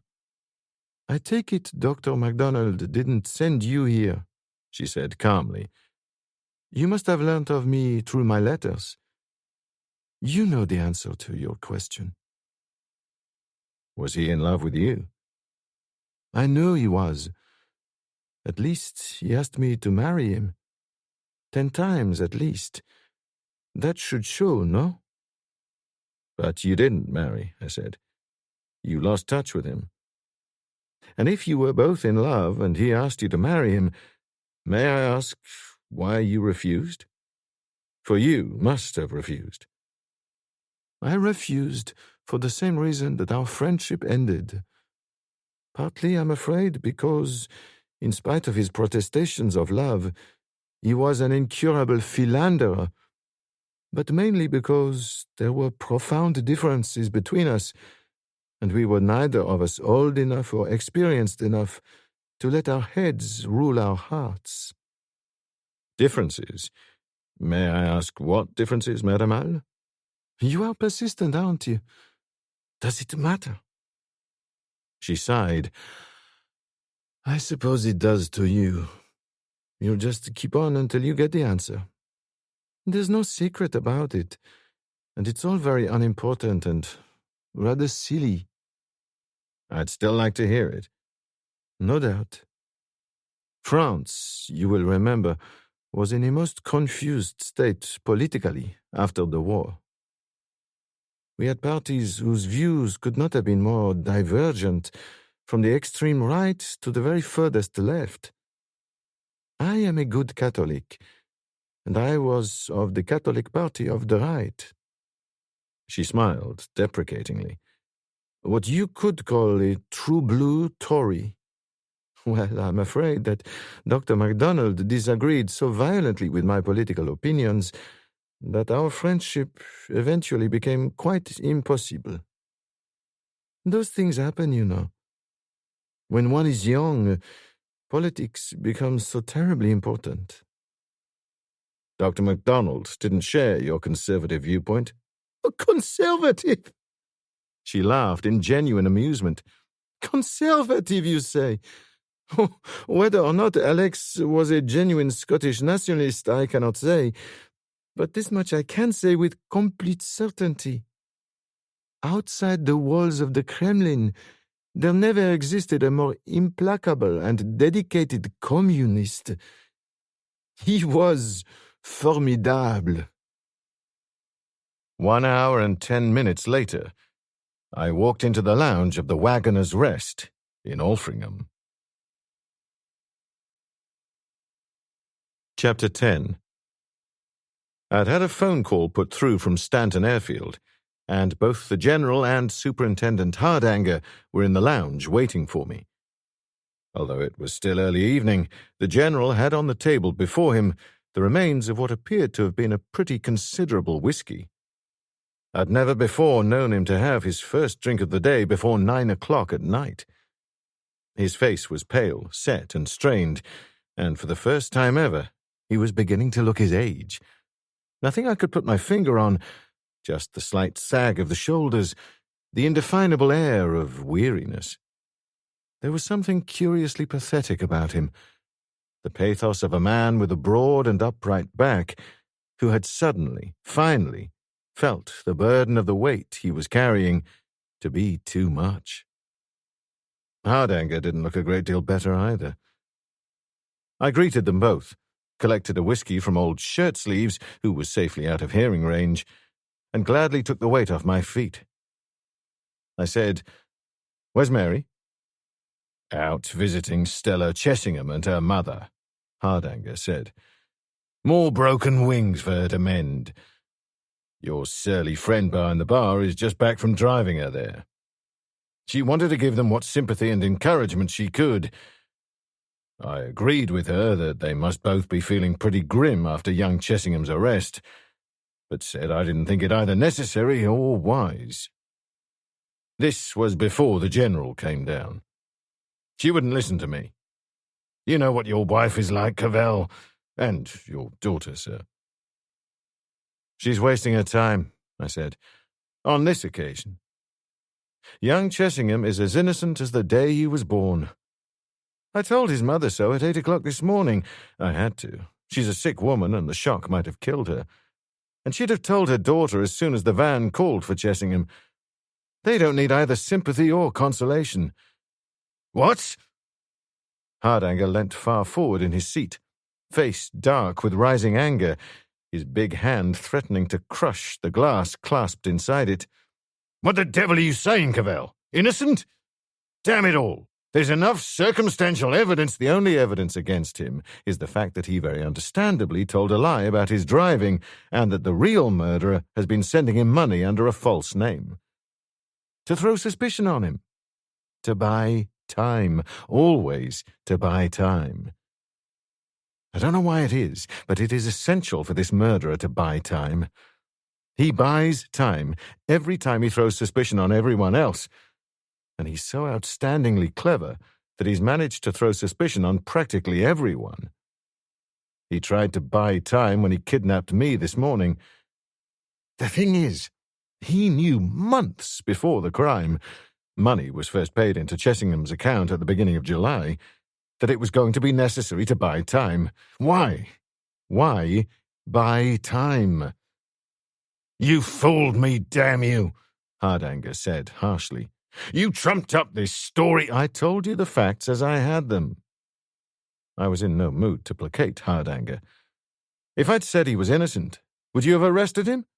You know perfectly well you wouldn't, but you did, and that has bought us time, because the murderer or murderers will read their evening papers and be convinced that we're on the wrong track."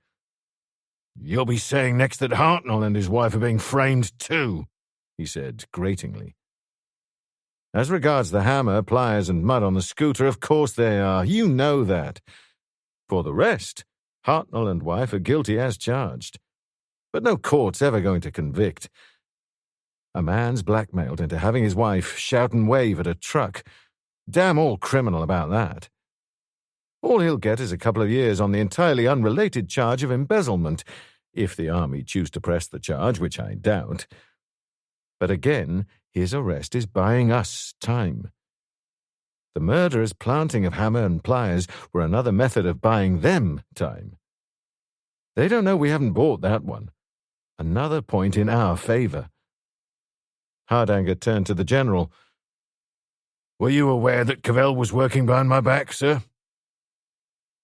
The General frowned. That's pitching it a bit strongly, isn't it, Superintendent? As for my being aware, damn it all, man, it was you who talked me into bringing Cavell into this. Very adroit indeed. I must admit, he works in a highly unorthodox fashion. Which reminds me, Cavell, dig up anything interesting about MacDonald in Paris? I didn't answer for a moment. There was something offhand, strangely indifferent in his manner, as if his mind was on other and more important things. I answered in kind. All depends what you call interesting, sir. I can give you with certainty the name of one of the men behind it all. Dr. Alexander MacDonald. And beyond all doubt, he's been a top-flight communist espionage agent for the past 15 years, if not more. That got them. They were the last two men on earth ever to go in for goggling, but they went in for it all the same. Just for a second. Then they stared at each other, then back at me. I told them in a minute flat what had happened. Hardanger said, "Oh, dear God," very quietly, and left to call a police car. The General said, "You saw the police radio van outside?" I nodded. "We're in constant touch with the government and Scotland Yard." He fished in an inside pocket and brought out 2 typewritten notes. "The first of those came in about 2 hours ago. The second, only 10 minutes ago." I looked at them quickly, and for the first time in my life realized that the phrase about blood running cold might have some basis in physical experience. I felt unaccountably cold, icy even, and was glad to see Hardanger, back from ordering his car, bring 3 more whiskies from the bar. I knew now why both the General and Hardanger had looked so ill, so close to desperation when I'd come in. I knew now, and could understand why my trip to Paris had been a matter of relative indifference to them. The first message had been delivered at almost the same time to Reuters and AP, and was very brief. The florid style was unmistakable. It read, "The walls of the home of the Antichrist still stand. My orders have been ignored. The responsibility is yours. I have taped a virus ampoule to a simple explosive device which will be detonated at 3:45 this afternoon in Lower Hampton, Norfolk. The wind is west-southwesterly. If the demolition of Mortyn has not commenced by midnight tonight, I shall be compelled to break another ampoule tomorrow, in the heart of the City of London. The carnage will be such as the world has never seen. Yours is the choice." Lower Hampton is a hamlet of about 150 people, 4 miles from the sea, the General said.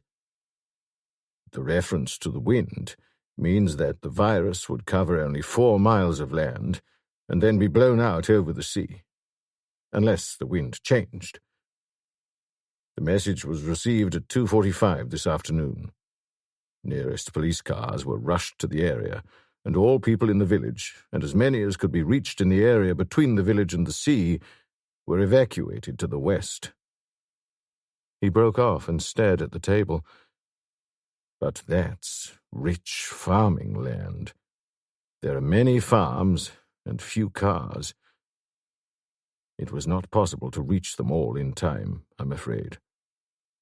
A hurried search was made in Lower Hampton for the bomb, but it was worse than the needle in the haystack. At 3:45 precisely, a sergeant and 2 constables heard a small explosion and saw fire and smoke coming from the thatch of a disused cottage. They ran for their car. and you can just imagine how they took off. My mouth felt as dry as ashes. I washed some of the ashes away by draining half a large whiskey in one gulp. The general went on, At 4:20, an RAF bomber, a photo reconnaissance plane, took off from a base in East Anglia and flew over the area. The pilot was warned not to fly below 10,000 feet, but it's a clear evening up there, and with the kind of cameras they have in the Air Force today, there was no trouble in making a close reconnaissance. The entire area was photographed. From 2 miles up, it doesn't take long to photograph a few square miles of territory, and the bomber landed half an hour after takeoff. The pictures were developed within minutes and examined by an expert. That second paper shows his findings. It was even briefer than the first. It read, "Over a wedge-shaped area, with its point at the village of Littlehampton and its base 2.5 miles of seacoast, there are no discoverable signs of life, either around houses and farm buildings or in the fields. Dead cattle in fields estimated between 300 and 400. 3 flocks of sheep also apparently lifeless. At least 7 human bodies identified. Characteristic postures of both men and cattle suggest death in contorted agony. Detailed analysis following." I finished the second half of my whiskey in a second gulp. I might as well have been drinking soda pop, for all the taste or the effect it had. I said, "What's the government going to do?" "I don't know," the general said tonelessly. "Neither do they. They will make a decision by 10 o'clock tonight. And now they'll decide even faster when they hear your news. It completely alters everything. We thought we were dealing with some raving crackpot, however brilliant that crackpot. It seems instead that we are dealing with a communist plot to destroy the most powerful weapon that Britain, or any other country for that matter, has ever had. Maybe it's the beginnings of a plot to destroy Britain itself. I don't know. Damn it all, I've just come to the thought, and I haven't had time to think about it. Could it be that the communist world is planning a showdown with the West? That they are convinced that they can strike so hard and so savagely that there'll be no possibility of retaliation? Not, that is, once Mortyn and its viruses are out of the way. God only knows. I think I'd rather be dealing with a crackpot any day. Besides, Cavell, we don't know that your information is correct. There's only one way to find out, sir. I rose to my feet. I see the police driver is there. Shall we have a chat with MacDonald? We reached Mortyn in 8 minutes flat, only to be told at the gate that MacDonald had checked out over 2 hours previously. 8 minutes later, we pulled up at the front door of his home. Dr. MacDonald's house was dark and deserted. Mrs. Turpin, the housekeeper, should not have been gone for the night, but she was. MacDonald had also gone, not for the night, but forever. Our bird had flown. MacDonald hadn't even bothered to lock the door when leaving. He'd have been in too much of a hurry for that. We made our way into the hallway, switched on lights, and looked quickly over the ground floor. No fires, no still warm radiators, no smell of cooking, no cigarette smoke still hanging in the air. Whoever had left hadn't left by a back window as we had come in by the front door. He'd left a long, long time ago. I felt old and sick and tired. And foolish. Because I knew now why he'd left in such a hurry. We went over the house, not wasting time, starting from the attic darkroom. The battery of expensive photographic equipment was as I had seen it before, but this time I was seeing it in a new light. Given sufficient facts and sufficient time, even Cavell could arrive at a conclusion. We went over his bedroom, but there were no signs of hasty packing or hasty departure. That was strange. People going on a journey from which they have no intention of returning usually take a bare minimum of supplies to tide them over, no matter what their hurry. An inspection of the bathroom was equally puzzling. Razor, brush, shaving cream, toothbrush. They were all still there. MacDonald's old colonel, I thought inconsequentially, wasn't going to be any too happy when he arrived to identify MacDonald and found no one left to identify. Even more baffling was the kitchen. Mrs. Turpin, I knew, used to leave every night at 6:30 when MacDonald arrived home, leaving his dinner prepared. MacDonald had been in the habit of helping himself and leaving the dishes for his housekeeper the following morning. But there were no signs whatsoever of any food preparations. No roasts in the oven, no pots of still warm food. An electric stove so cold that it couldn't have been used for hours. I said, the last of the plainclothesmen on the search job would have been gone by 3:30 at the latest. No reason why Mrs. Turpin shouldn't have got on with the cooking of dinner for Dr. MacDonald, and MacDonald strikes me as a character who would be very huffed indeed if he didn't find his chow ready. But she prepared none. Why? She knew he wouldn't be wanting any, Hardanger said heavily. From something she heard or saw this afternoon, she knew our worthy doctor wouldn't be wanting to linger too much around these parts after she'd told him what she'd heard or seen. Which argues connivance at, or at least knowledge of, MacDonald's activities. It's my fault, I said savagely. That damn woman. She must have heard me telephoning the general about going to Paris. God only knows how long she was standing there in the doorway, watching me, seeing the letter in my hand. But I didn't see her because she was on my blind side. She must have noticed that, and the limp, and told MacDonald by phone, and what I was talking about. He'd have known straight away that it must have been me, limp or no limp. It's all my bloody fault, I repeated. It never crossed my mind to suspect her. I think we should have a talk with Mrs. Turpin, if she's at home, that is.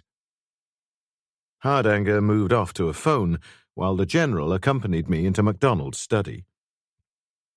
I moved over to the big old-fashioned knee-hole desk where MacDonald's correspondence and photographic albums had been discovered.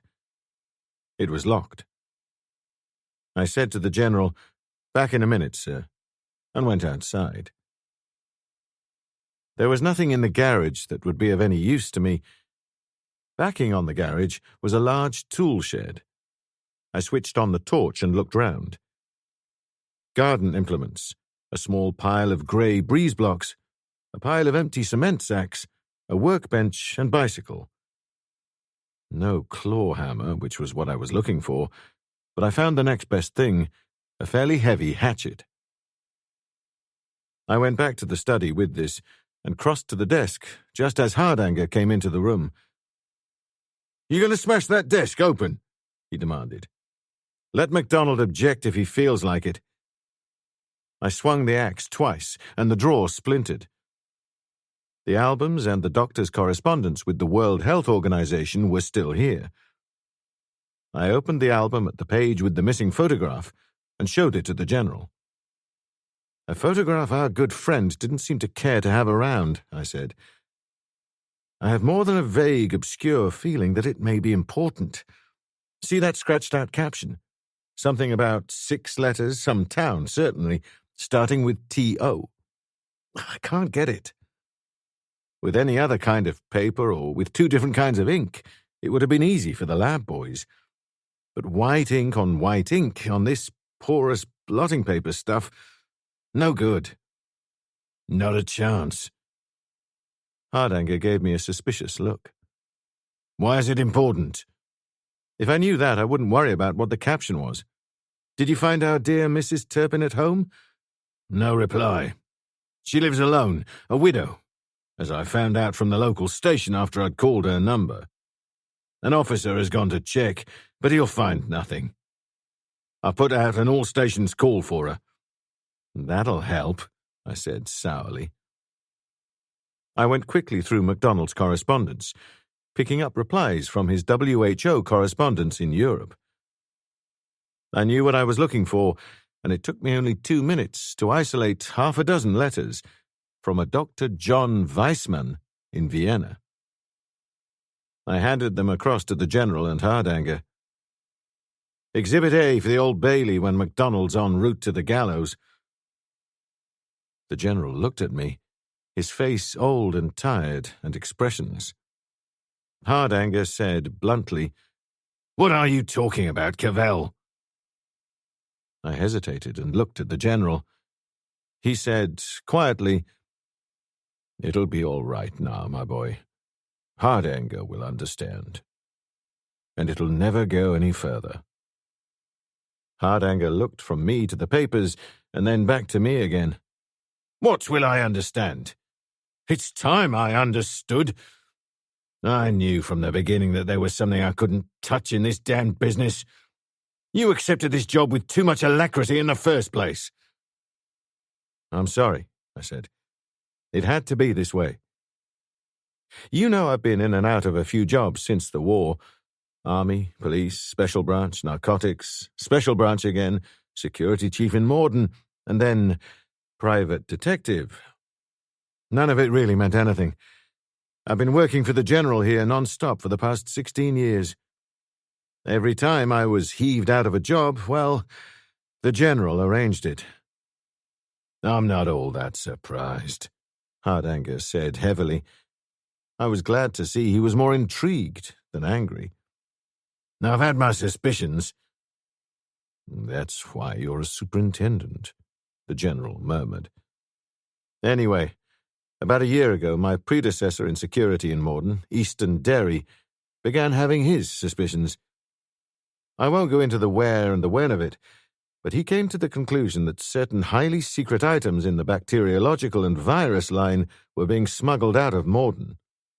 His suspicions became certainties when Dr. Baxter approached him privately and said he was convinced that certain stuff was going astray." "Dr. Baxter?" Hardanger looked slightly stunned. "Yes, Baxter. Sorry about that, too. But I told you, plain as I could, not to waste time on him. He said to Derry that although it wasn't the top-secret stuff that was going, that was impossible to get out of a laboratory. It was nevertheless pretty important stuff. Very important stuff indeed. Britain leads the world in the production of microbiological diseases for wartime use against men, animals, and plants. You'll never hear of this when the parliamentary estimates for Mortyn Health Centre are being passed, but our scientists in Mortyn have either discovered or refined to their purest and most deadly forms the germs for causing plague, typhus, smallpox, rabbit and undulant fever in man, hog cholera, fowl pest, Newcastle disease, rinderpest, foot and mouth, glanders and anthrax in livestock, and blights like the Japanese beetle, European corn borer, Mediterranean fruit fly, boll weevil, citrus cancer, wheat rust, and heaven knows what else in plants. All very useful in either limited or all-out warfare. "What's all this got to do with Dr. MacDonald?" Hardanger demanded. "I'm coming to it. Over 2 years ago, our agents in Poland began taking an interest in the newly built Lenin Museum on the outskirts of Warsaw. So far, this museum has never been opened to the public. It never will be. It's the equivalent of Mortyn, a purely microbiological research station. One of our agents, he's a card-carrying member of the party, managed to get himself employed there and made the interesting discovery that the Poles were discovering and refining the various bugs I just mentioned a few weeks or at most months after they had been perfected in Mortyn. The inference was too obvious to miss. Easton Derry started investigating. He made 2 mistakes. He played it too close to the cuff, without letting us know what was going on, and he unwittingly gave himself away. How? We've no idea. He may even have taken into his confidence, quite unknowingly, the man who was responsible for smuggling the stuff out of Mortyn. MacDonald, for a certainty. It would be too much to expect two espionage agents operating at the same time. Anyway, someone became aware that Eastern Derry was in danger of finding out too much, so Derry disappeared. The general here then made arrangements to have me removed from the special branch and introduced into Mortyn as security officer. The first thing I did was to stake out a decoy duck. I had a steel flask of botulinus toxin, strength 1, it was so labelled, introduced into a cupboard in No. 1 lab annex. The same day, the flask disappeared.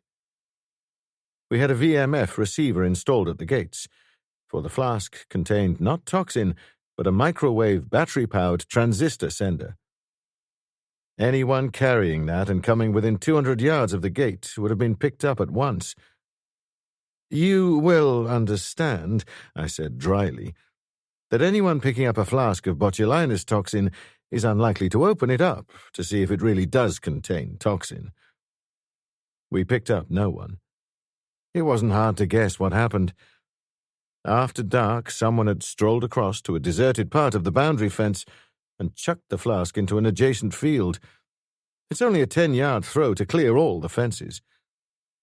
Not because they had any suspicions of the contents, but because this was the way it would usually be done. You know how often spot checks and searches are made of people leaving Mortyn. By 8 o'clock that evening, we had microwave receivers installed at London Airport, Southend and Lydd airfields, the Channel ports, and wouldn't the shock of having been flung over the fence have smashed the transmitter? Hardanger objected.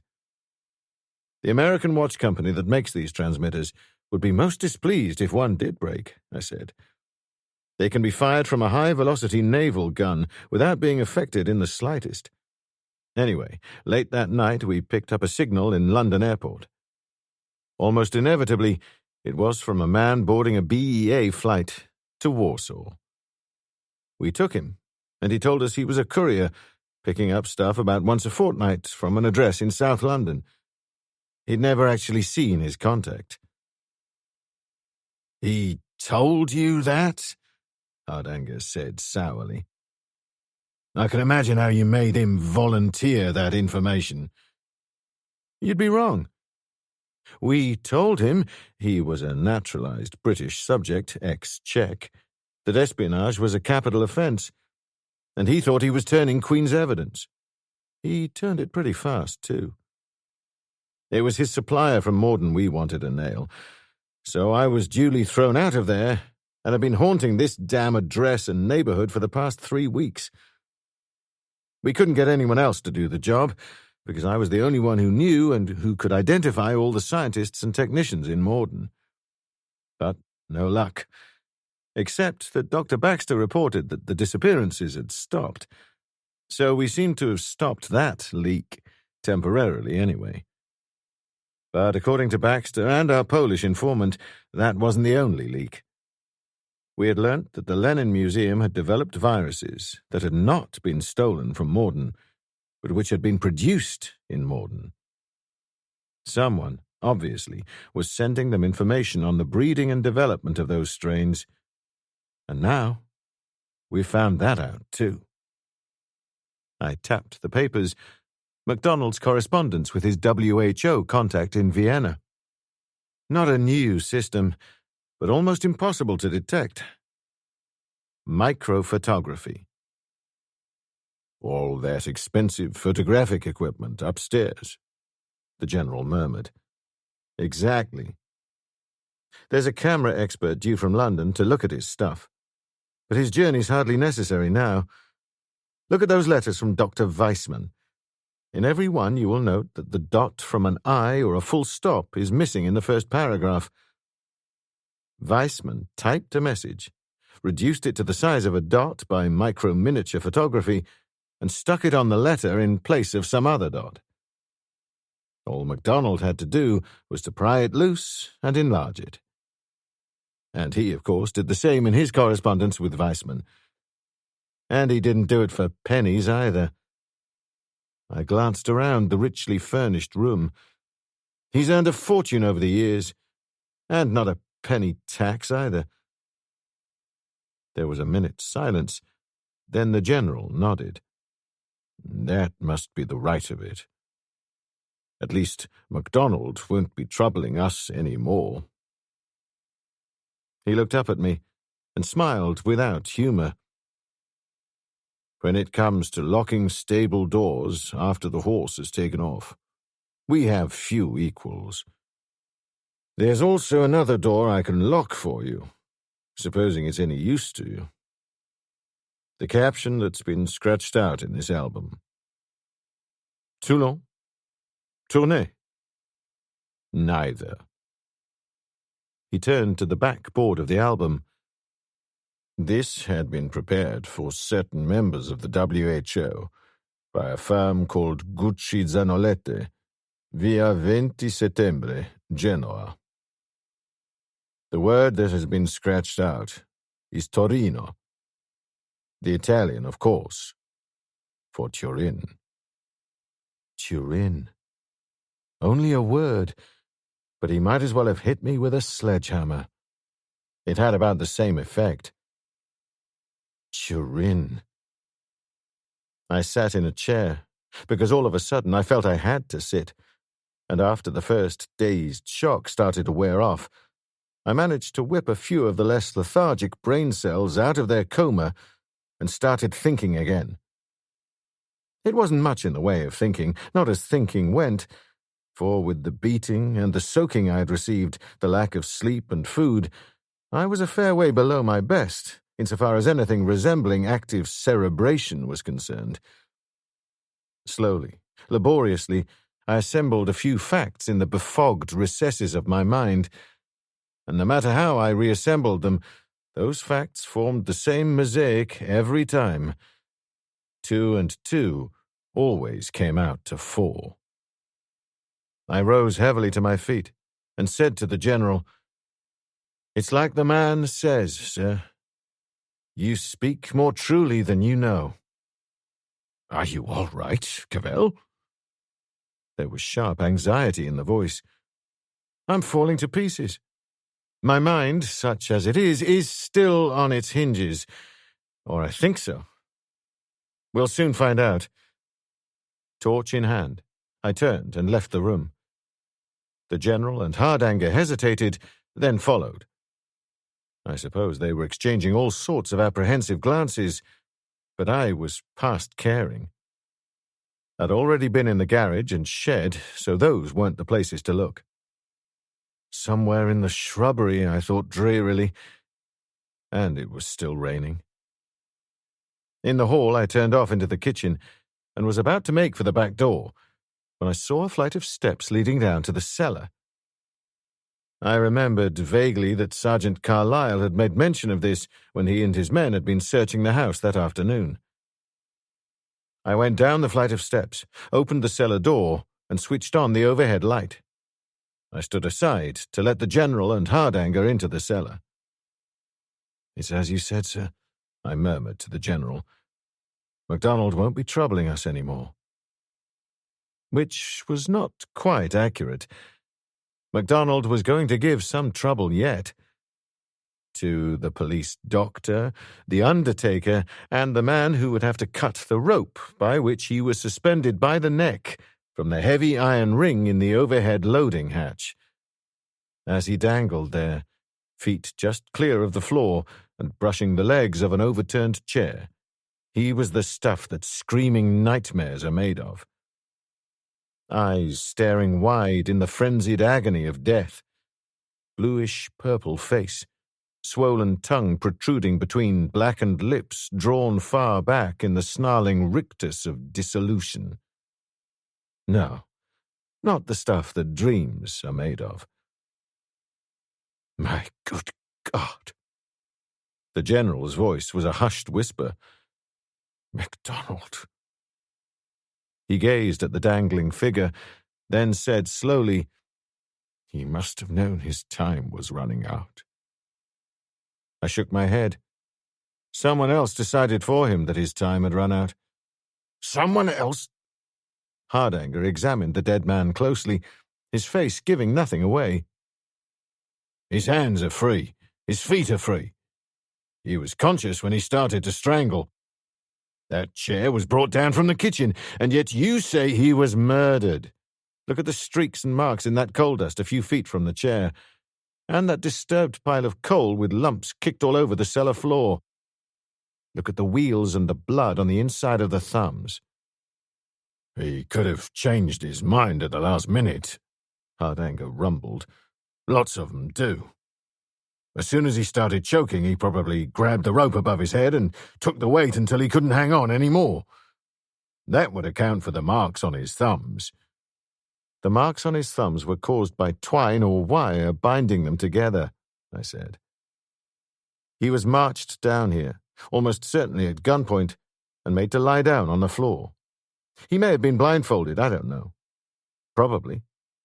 Whoever killed him passed a rope through the ring and had the loop round MacDonald's neck and had started hauling before MacDonald could do anything about it.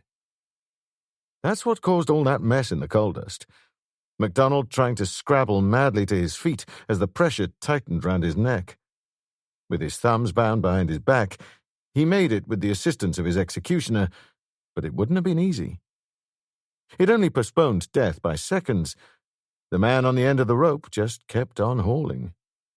Can't you see MacDonald almost tearing his thumbs off in an effort to free them?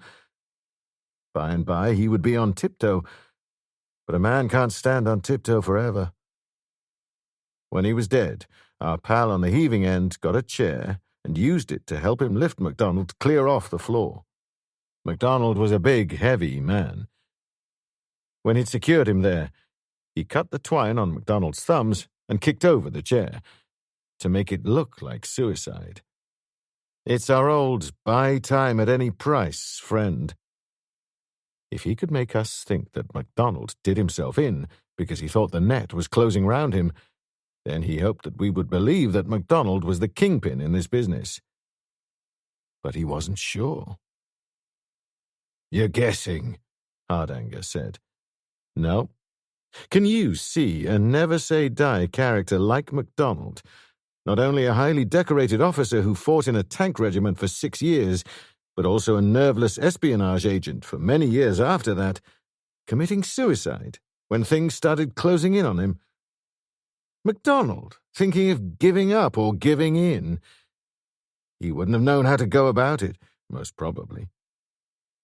MacDonald was well and truly murdered, which he no doubt richly deserved to be anyway, but the real point is that he wasn't murdered only so that our friend could cast more red herrings around and so buy more time.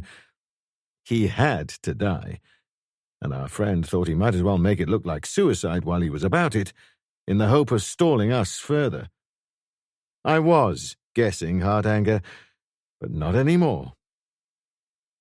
MacDonald had to die?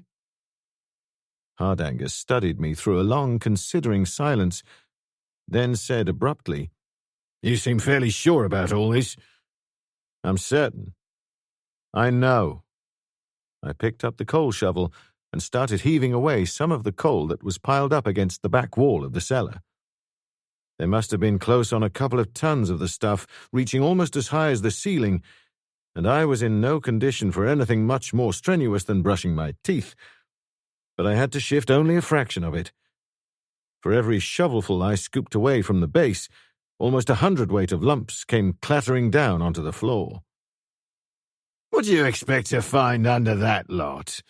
Hardanger said with heavy sarcasm. Another body?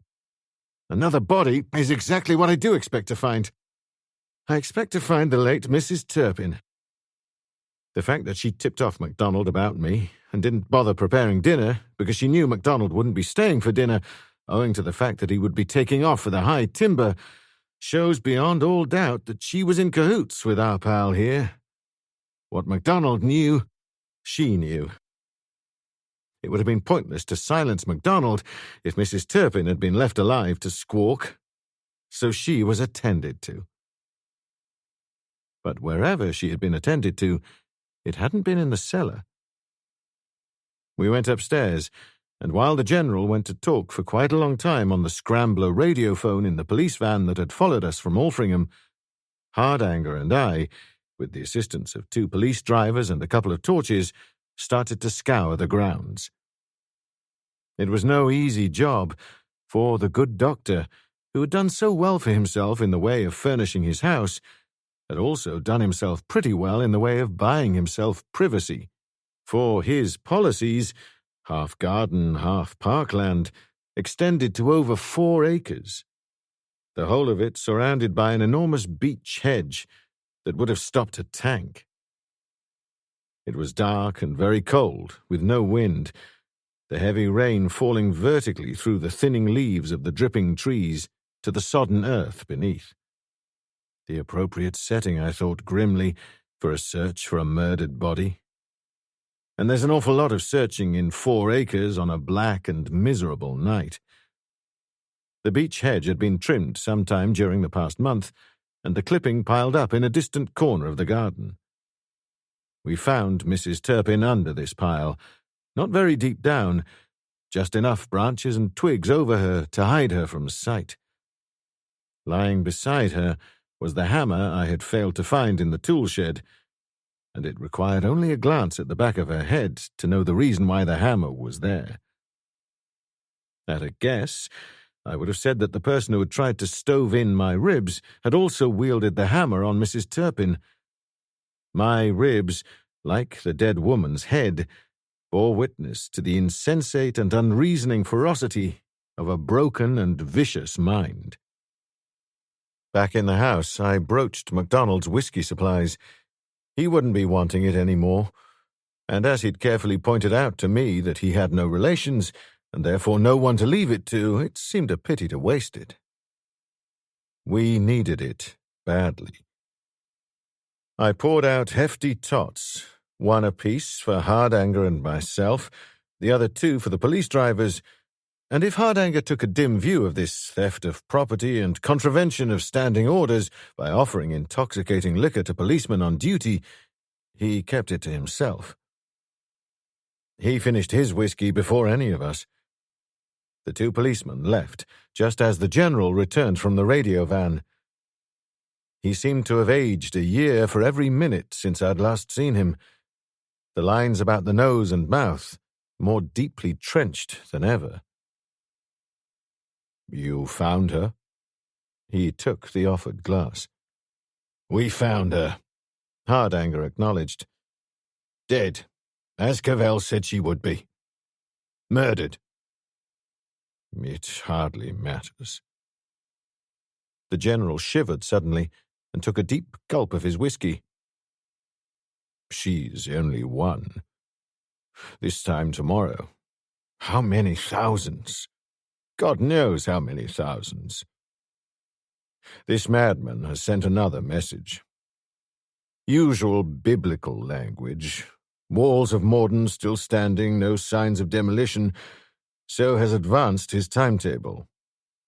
If demolition doesn't start on Mortyn by midnight, he's going to break a botulinus toxin ampoule in the heart of London at 4 o'clock this morning, within a 1/4 of a mile of New Oxford Street. This seemed to call for some more whiskey. Hardanger said, "He's no madman, sir." "No." The General rubbed his forehead wearily. "I told them what Cavell found out. What we think. They're in a complete panic now. Do you know that some national dailies are already on the streets, just before 6 o'clock? Unprecedented. But so is the situation. The papers seem to be very accurately reflecting the terror of the people and are begging or demanding that the government yield to this madman. For at the time of printing, everyone thought it was just a crazed crackpot. Word of the wiping out of this segment of East Anglia is just beginning to come through on constant radio and TV news broadcasts, and everyone is terrified out of their wits. Whoever is behind all this is a brilliant devil. A few hours, and he has the nation on its knees. It's the man's frightening speed of operation, the lack of time lag between threat and carrying out of threat that's so terrifying. especially with every paper and news broadcast plugging the theme that this madman doesn't know the difference between the botulinus toxin and the Satan bug, and that it may very well be the Satan bug he uses next time. In fact, I said, all those who have been moaning and complaining so bitterly that life is hardly worth the living in the shadow of a nuclear holocaust have suddenly discovered that it might very well be worth living after all. You think the government will give in? I can't say, the General admitted. I'm afraid I rather misjudged the Premier. I thought he was as windy as they come. I don't know now. He's toughened his attitude amazingly. Maybe he's ashamed of his earlier panic-stricken reaction. Maybe he sees the chance to make his imperishable mark on history. Maybe he's like us, I said. Maybe he's been drinking whiskey too. Maybe. He's at present consulting with the cabinet. He says that if this is a communist scheme, he'll be damned if he gives in. If the communists are behind it, he says the last thing in the world we can afford to do is to give in. For, though not yielding to their demands that Mortyn be demolished may bring death to many, yielding to their demands will bring eventual death to all. Myself, I think that attitude is the only one. And I agree with him when he says he's ready to evacuate the City of London before he gives in. Evacuate London? Hardanger said in disbelief. 10 million people in 10 hours. Fantastic. The man's mad. Impossible. It's not quite as drastic as all that, thank heaven. It's a windless evening. The Met Office forecasts a windless night, and it's raining heavily. It seems that an airborne virus is carried down to Earth by heavy rain, having a much greater affinity for water than for air. The experts doubt whether in windless, rainy conditions the virus will get more than a few hundred yards from its point of release. If the need arises, they propose to evacuate the area between Euston Road and the Thames, from Portland Street and Regent Street in the west to Gray's Inn Road in the east. Well, that's feasible enough, Hardanger admitted. Place is practically deserted by night anyway, mainly a business, office and shop area. But this virus, it'll be carried away by the rain. It'll pollute the Thames. It may get into the drinking water. What's to happen? Are people to be told to refrain from washing or drinking until the 12-hour oxidization period is up? That's what they say. Unless the water has been stored and covered beforehand, that is. My God, what's going to come of it all? I've never felt so damned helpless in my life. We don't seem to have a single solitary lead into this business. If only we had a suspicion, the slightest pointing finger as to whom was behind all this. Well, by heaven, if we could get to him, I'd turn my back and let Cavell here get to work on him. I drained my glass and put it down. You mean that, sir? What do you think? He glanced up from his glass, then stared at me with his tired grey eyes. What do you mean? Cavell? Can you point a finger? I can do better than that, sir. I know. I know who it is. The General was a great disappointment as far as reaction went. He always was. No gasps, no wide-eyed stares, no emotional pyrotechnics. He murmured, "Half of my kingdom, Pierre." Who? The last proof, I said. The last proof, and then I can say. We missed it, and it was staring us in the face. At least it was staring me in the face. And, Hardanger, to think the country depends on people like us to safeguard them. Policemen, detectives. We couldn't detect the holes in Gruyere cheese. I turned to Hardanger. We've just made a pretty thorough search of the garden, agreed? Agreed. So? Hardly missed a square foot, I persisted. Go on, he rumbled impatiently. Did you see any signs of freshly built masonry? Huts, sheds, walls, fish ponds, decorative stonework? Anything? He shook his head, his eyes wary. I was going off my rocker. Nothing. There was nothing of the kind. Then what happened to all the cement in the empty cement bags in the tool shed? The ones we saw when we found the tarpaulin there. It didn't vanish. And the few breeze blocks we saw. Probably only the remainder of a fair stack of them. If outdoor masonry work wasn't a hobby of MacDonald's, then what would be the most likely place to find such masonry work? In a dining room? In a bedroom? Suppose you tell me, Cavell. I'll do better than that, I'll show you. I left them, went out to the tool shed, and hunted around for a crowbar or pick. I could find neither. The nearest was a small sledge. It would have to do. I picked it up along with a bucket, went into the kitchen where the General and Hardanger were waiting for me, filled the bucket at the kitchen sink, and led the way down the stairs to the cellar. Hardanger, apparently oblivious of the presence of the dead man dangling from the ceiling, said heavily, "What do you propose to demonstrate, Cavell? How to make coal briquettes?" The telephone rang in the hallway upstairs. Automatically, we all looked at each other. Dr. MacDonald's incoming calls might be very interesting. Hardanger said, "I'll answer it," and left. We heard his voice on the phone, and then my name being called. I started up the stairs, conscious of the General following me. Hardanger handed me the phone. "For you. Won't give his name. Wants to speak to you personally." I took the receiver. Cavell speaking. "So you are on the loose, and the little lady wasn't lying."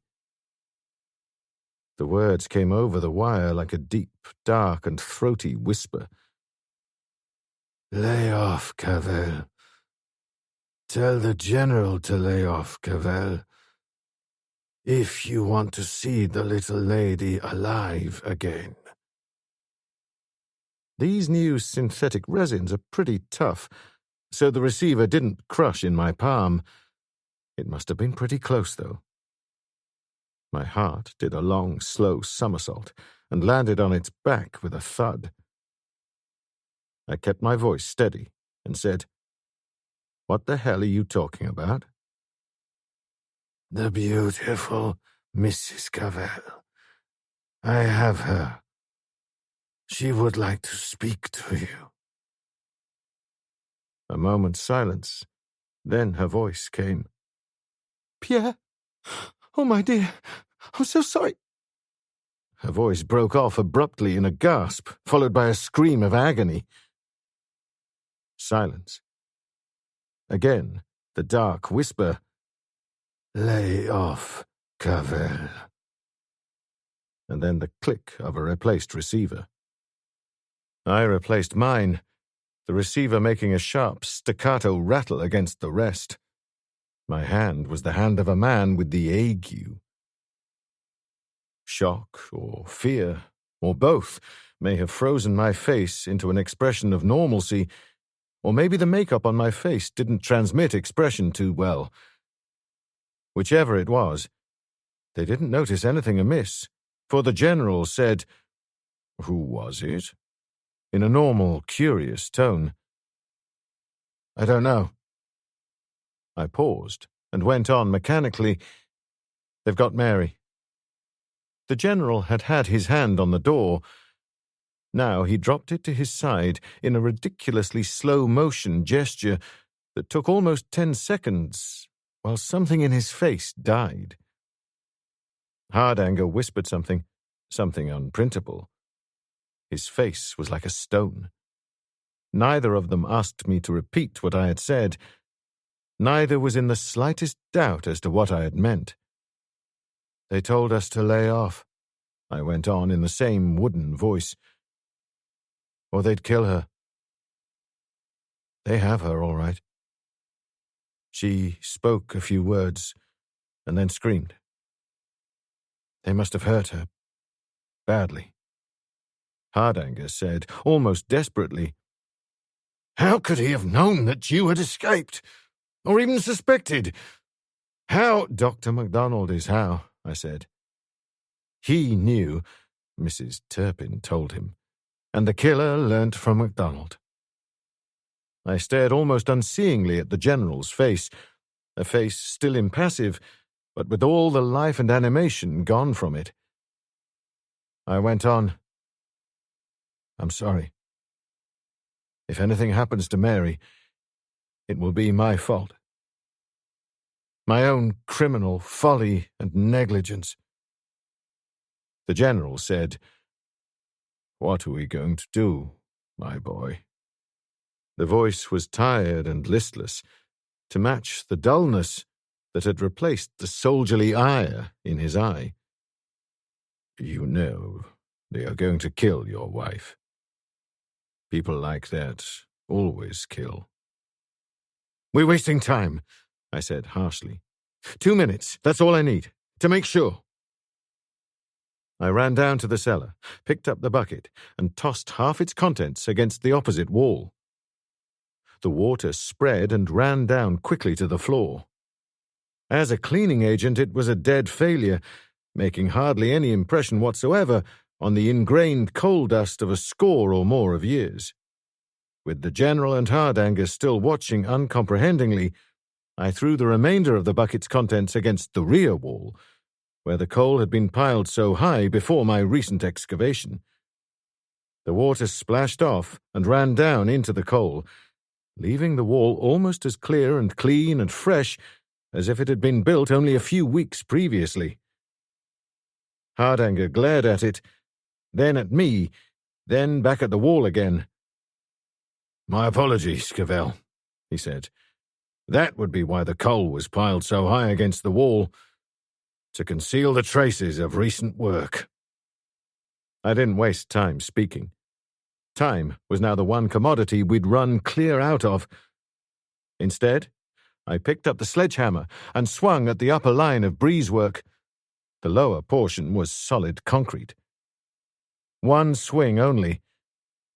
I felt as if someone had slid a 6-inch stiletto between my right ribs. Maybe the doctor had been right. Maybe my ribs weren't as securely anchored as nature had intended. Without a word, I handed the sledge to Hardanger and sat down wearily on the upturned bucket. Hardanger weighed 16 stone, and in spite of the calm impassivity of his features, he was just clear mad all the way through. With all the power and vicious determination that was in him, he attacked that wall of breeze as if it were the archetype of all things evil on earth. The wall hadn't a chance. On the third stroke, the first block of breeze was splintered and dislodged, and within 30 seconds he had hammered in a hole about 2 feet square. He stopped, looked at me, and I rose to my feet like the old man I felt I was, and switched on my torch. Together, we peered into the peephole. Between the false wall and the real cellar wall behind, there was a gap of under 2 feet, and jammed at the bottom of this narrow space, and half covered with broken masonry, chips, and dust from the fractured breeze blocks, lay the remains of what had once been a man. Broken, twisted, savagely mutilated, but still undoubtedly the remains of a man. Hardanger said in a voice ominously calm and steady, "Do you know who this is, Cavell?" "I know him. Easton Derry. My predecessor as security chief in Mortyn." Easton Derry. The General was as unnaturally controlled as Hardanger. "How can you tell?" "His face is unrecognizable." "Yes, That ring on his left hand has a blue cairngorm stone. Eastonderry always wore a ring with a blue cairngorm. That's Eastonderry. What? What did this to him? The general stared down at the half-naked body. A road crash? Some wild animal? For a long minute he stared down in silence at the dead man, then straightened and turned to me, the age and weariness in his face more accentuated than ever, but the old eyes bleak and icy and still. A man did this to him. He was tortured to death. He was tortured to death, I said. And you know who did it? Hardanger reminded me. I know who did it. Hardanger pulled a warrant form and pen from an inside pocket and stood waiting. I said, You won't need that, Superintendent. Not if I get to him first. In case I don't, make it out in the name of Dr. Giovanni Gregori. The real Dr. Gregori is dead. Chapter 11. 8 minutes later, the big police Jaguar braked hard to a stop outside Chessingham's house, and for the third time in just under 24 hours, I climbed the worn steps over the dried-out moat and pressed the bell. The general was close behind me. Hardanger was in the radio van, alerting the police of a dozen counties to be on the lookout for Gregori and his Fiat, to identify, follow, but not for the present apprehend. Gregori, we felt, wouldn't kill until desperate, and we owed Mary at least that slender hope of life. Mr. Cavell! The welcome Stella Chessingham gave me bore no resemblance to the one I had received from her at dawn that morning. The light was back in her eyes. The anxiety vanished from her face. How nice! I'm so sorry about this morning, Mr. Cavell. I mean, it is true, what my mother told me after they'd taken him away? It's perfectly true, Miss Chessingham. I tried to smile, but with the way I felt, and with my face still aching from the hasty scrubbing away of the now useless disguise before leaving MacDonald's house, I was glad I couldn't see what sort of attempt I'd made at it. As far as our respective positions were concerned, compared to 12 hours ago, the boot was on the other foot now, and with a vengeance. I am sincerely sorry, but it was at the time necessary. Your brother will be released tonight. You saw my wife this afternoon? Of course. It was so sweet of her to come to see us. Won't you and your, friend come in to see Mother? She'd be delighted, I'm sure. I shook my head. What time did my wife leave here? About 5:30, I should say. It was beginning to get dark, and... Has something happened to her? She ended in a whisper. She's been kidnapped by the murderer and held as hostage. Oh, no! Oh, no, Mr. Cavell, no! Her hand clutched her throat. It's not possible. How did she leave here? Kidnapped? Your wife kidnapped?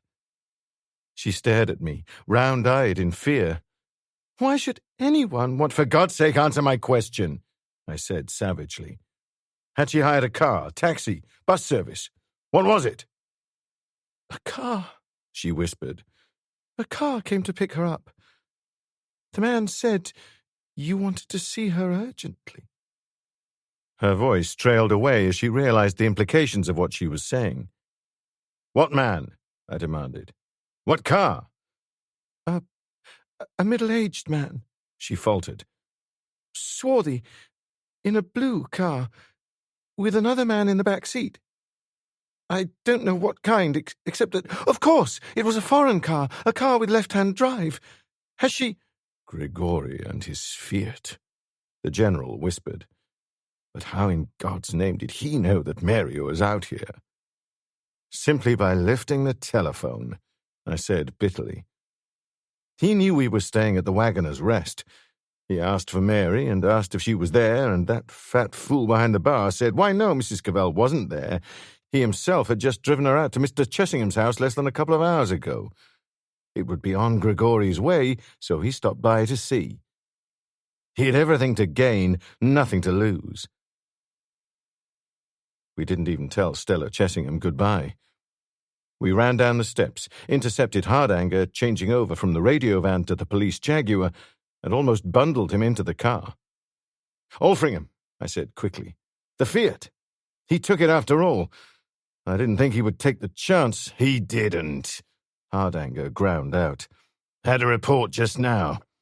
He ditched it in the village of Grayling, not 3 miles from here, in a side street, and not 20 yards from the local constable's cottage. The constable was just listening to our radio broadcast, lifted his eyes, and there it was. Empty, of course. Empty. He wouldn't have ditched it unless he'd had another lined up. An all-station alert is out for stolen cars. It would be stolen in Grayling. Hardly more than a hamlet, I understand. We'll soon find out." We soon found out, and it was ourselves that did the finding. Just 2 minutes later, running into Grayling, we saw a character doing a sort of war dance on the pavement and flagging us down with a furiously waving briefcase of sorts held in his right hand. The Jaguar stopped, and Hardanger wound down his window. "It's monstrous!" the man with the briefcase shouted. "Thank God you're here! An outrage, a damnable outrage! In broad daylight—" "What's the matter?" Hardanger cut in. "My car! In broad daylight. Stolen, by God! I was just paying a call in this house, and how long were you in there? Eh? How long? What the hell—" "Answer me!" Hardanger roared. 40 minutes? But what kind of car?" "A Vandenplas Princess 3-litre. He was almost sobbing with rage. "Brand new, I tell you. Turquoise. 3 weeks old." "Don't worry," Hardanger said curtly. The police Jaguar was already in motion. "We'll get it back for you." He wound up the window, leaving the man standing behind us, open-mouthed, and spoke to the sergeant in front. "Alfringham, then the London road. Cancel the call for the Fiat. It's now a turquoise Vandenplas, Princess 3-litre. All stations. Locate, follow, but don't close in." "Blue-green," the general murmured. "Blue-green, not turquoise. It's policemen you're talking to, not their wives. Half of them would think you were talking about their Christmas dinner." "It all started with MacDonald," I said. The big police car was hissing along the wet tarmac, the pine trees lining the road, cartwheeling back into the pitch darkness behind, and it seemed easier to talk than to sit there going quietly crazy with worry. Besides, the General and Hardanger had been patient long enough.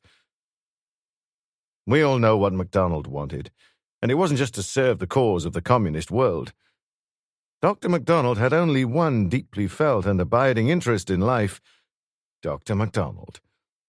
No question but that he was a genuine dyed-in-the-wool fellow-traveller at one time. Madame Al did not strike me as a person who would make a mistake over anything, and I don't see how he could otherwise have formed his contacts with the communist world. He must have earned a great deal of money over the years. You had only to look at the contents of his house. But he spent it fairly judiciously and wisely, not splashing it around too much at a time. "The Bentley Continental he had," Hardanger said. "Wouldn't you call that splashing it around a bit?" "He'd that expense well covered, with a watertight explanation. But," I acknowledged, "he got greedy. He was getting in so much money during the past few months that it was burning a hole in his pockets." "Working overtime, sending samples to Warsaw, and information to Vienna?" the General asked. "No," I said. "Blackmailing Grigori." "Sorry." The General stirred wearily in his corner seat. "I'm not with you." "It's not difficult," I said. Grigori, the man we know as Grigori, had 2 things: a beautiful plan and a stroke of very bad luck. You will remember that there was nothing sub rosa about Grigori's arrival in this country. It sparked off a minor international crisis, the Italians being hopping mad that one of their top-notch biochemists should turn his back on his own country and go to work in Britain. Somebody with more than a smattering of chemistry and a fairly close resemblance to Grigori, read all about it and saw in Grigori's impending departure for Britain the opportunity of a lifetime and made his preparation accordingly. The real Grigori was murdered? Hardanger asked. No question of that. The Grigori who set off from Turin with all his worldly wealth stacked in the back of his Fiat was not the Grigori who arrived in Britain. The original Grigori met with a very permanent accident en route, and the impostor, no doubt with a few judicious alterations to his features to make his resemblance to the now dead man even closer, arrived in Britain in Grigori's car, complete with clothes, passport, photographs, the lot. So far, so very good.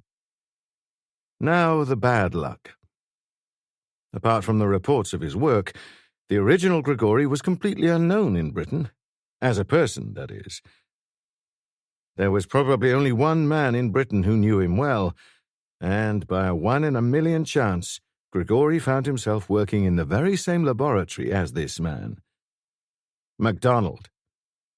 Grigori didn't know that, but MacDonald did, and knew that Grigori was a fake. Don't forget that MacDonald had for many years been a delegate to the WHO, and I'll wager you anything you like that the original Grigori held a similar position for Italy. Which accounts for the missing photographs in the album, the General said slowly. The two of them, MacDonald and the original Grigori, standing arm in arm, no doubt, in Turin. Anyway, probably after weighing up the situation for a day or two, MacDonald told the spurious Grigori that he was on to him. We can guess what happened.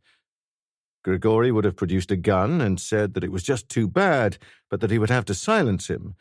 And MacDonald, nobody's fool, would have produced a piece of paper and said that that would be just too bad, because if he died suddenly, his bank, or the police, had orders to open immediately a sealed envelope containing a copy of that paper, which would contain a few interesting facts about Grigori. Grigori would then have to put his gun away, and they would have made a deal. A one-way deal. Grigori to pay MacDonald so much per month, or else. Don't forget MacDonald was now in a position to pin a murder rap on Grigori. I don't get it, Hardanger said flatly. It doesn't make sense.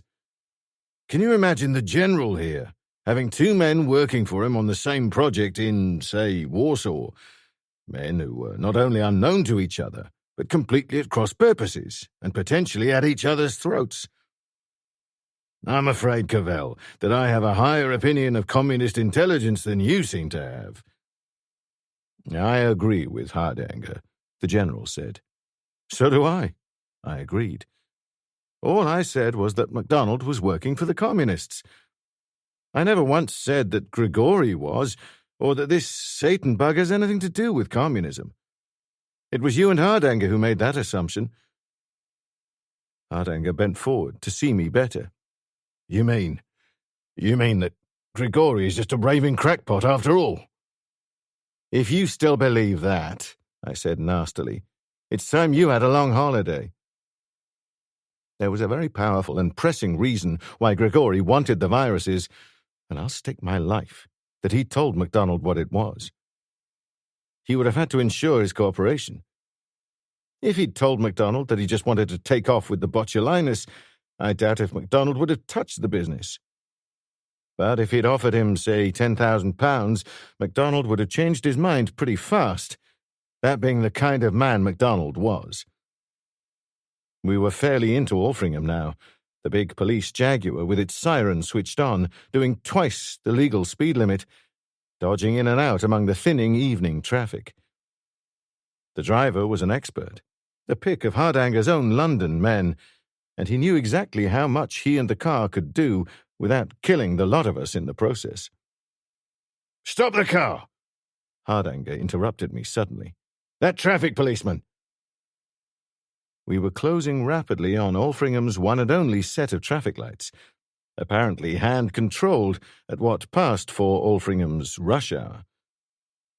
A policeman, white cape glistening in the lamp-lit rain, was still standing by a control box attached to a lamppost. The car stopped, and Hardanger, window wound down, beckoned the man across. "Superintendent Hardanger, London," he said abruptly. "Did you see a bluish-green Vandenplatz Princess pass this way this evening? An hour ago, slightly less." "As a matter of fact, I did, sir. He was coming at a fair lick on the amber, and I saw he would be on the intersection when it was red. I blew my whistle, and he stopped just after he'd passed the second lights. I asked the driver what he thought he was up to, and he said his back wheels had locked on the wet road when he tried to brake, and when he took his foot off, he was frightened to brake again, or brake hard, because his daughter was asleep in the back seat and might have been injured if he'd stopped too suddenly and she'd been flung forward. I looked in the back seat, and she was asleep. Sound asleep. Even our voices didn't waken her. There was another man beside her, so I gave him a warning and waved him on." His voice trailed away uncertainly. "Exactly," Hardanger roared. "Now you're realizing. Can't you tell the difference between someone sleeping and someone being forced to fake sleep with a gun in her side? She slept on, forsooth," he said fiercely. "You miserable nincompoop, I'll have you drummed out of the force." "Yes, sir." The policeman, eyes staring unseeingly over the roof of the Jaguar, stood at rigid attention, a dead ringer for a guardsman on parade, about to collapse, with the thumbs still at the seams of the trousers. "I'm sorry, sir." "Which way did he go?" Hardanger demanded. "London, sir," the policeman said woodenly. "It would be too much to expect you to have taken his number, I suppose," Hardanger said with heavy sarcasm. "XOW 973, sir." "What?" "XOW 973. "Consider yourself reinstated," Hardanger growled. He wound up the window, and we were off again, the sergeant talking softly into the hand microphone. Hardanger said, "Bit rough on him, I suppose. If he had been smart enough to notice anything, he'd have been twanging his harp by now instead of playing about with his traffic light buttons. Sorry for the interruption, Cavell." "It doesn't matter," I said. I was glad of the interruption, glad of anything that would take my mind off Mary with a killer's gun in her side. MacDonald. I was speaking of MacDonald. Money mad, but also a pretty shrewd character. Very shrewd. He must be to have survived so long in the espionage racket. He knew the theft of the Botulinus. I'm certain Grigori never mentioned his intention of taking the Satan bug as well. Would start off an intensive probing into the past life of all the suspects, those working in No. 1 lab. He may also have suspected that his own espionage activities were liable to start a recheck on all scientists. He knew that all the known details of his life were down on his security record card, and he was pretty certain that one or more of those details, the ones referring to his immediate post-war activities, wouldn't stand up to rigorous examination. He knew the security chief, Derry, held those records. He told Grigori that there would be no dice, no cooperation, unless he saw that record first. MacDonald had no intention of being the fall guy in subsequent police investigations. So, Easton Derry, or what's left of him, lies down in that cellar now, the general said quietly. Yes. I'm only guessing now, but they're pretty safe guesses. Apart from the records MacDonald wanted, Grigori also wanted something. The combination of No. 1 lab door, which was known only to Derry and Dr. Baxter. I think they arranged for MacDonald to ask Derry to call at his house, saying that he had something of importance to tell him. Derry came, and when he passed through MacDonald's door, he was already as good as dead. Grigori, who had been waiting hidden, gun in hand, saw to it that he did die. First of all, they took the keys from him, the keys to the safes in Derry's house where the records were kept. The security chief had always to carry those keys on his person.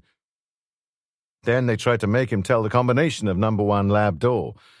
At least, Grigori tried. I don't see MacDonald having any part in this, although he must have known or seen what was going on.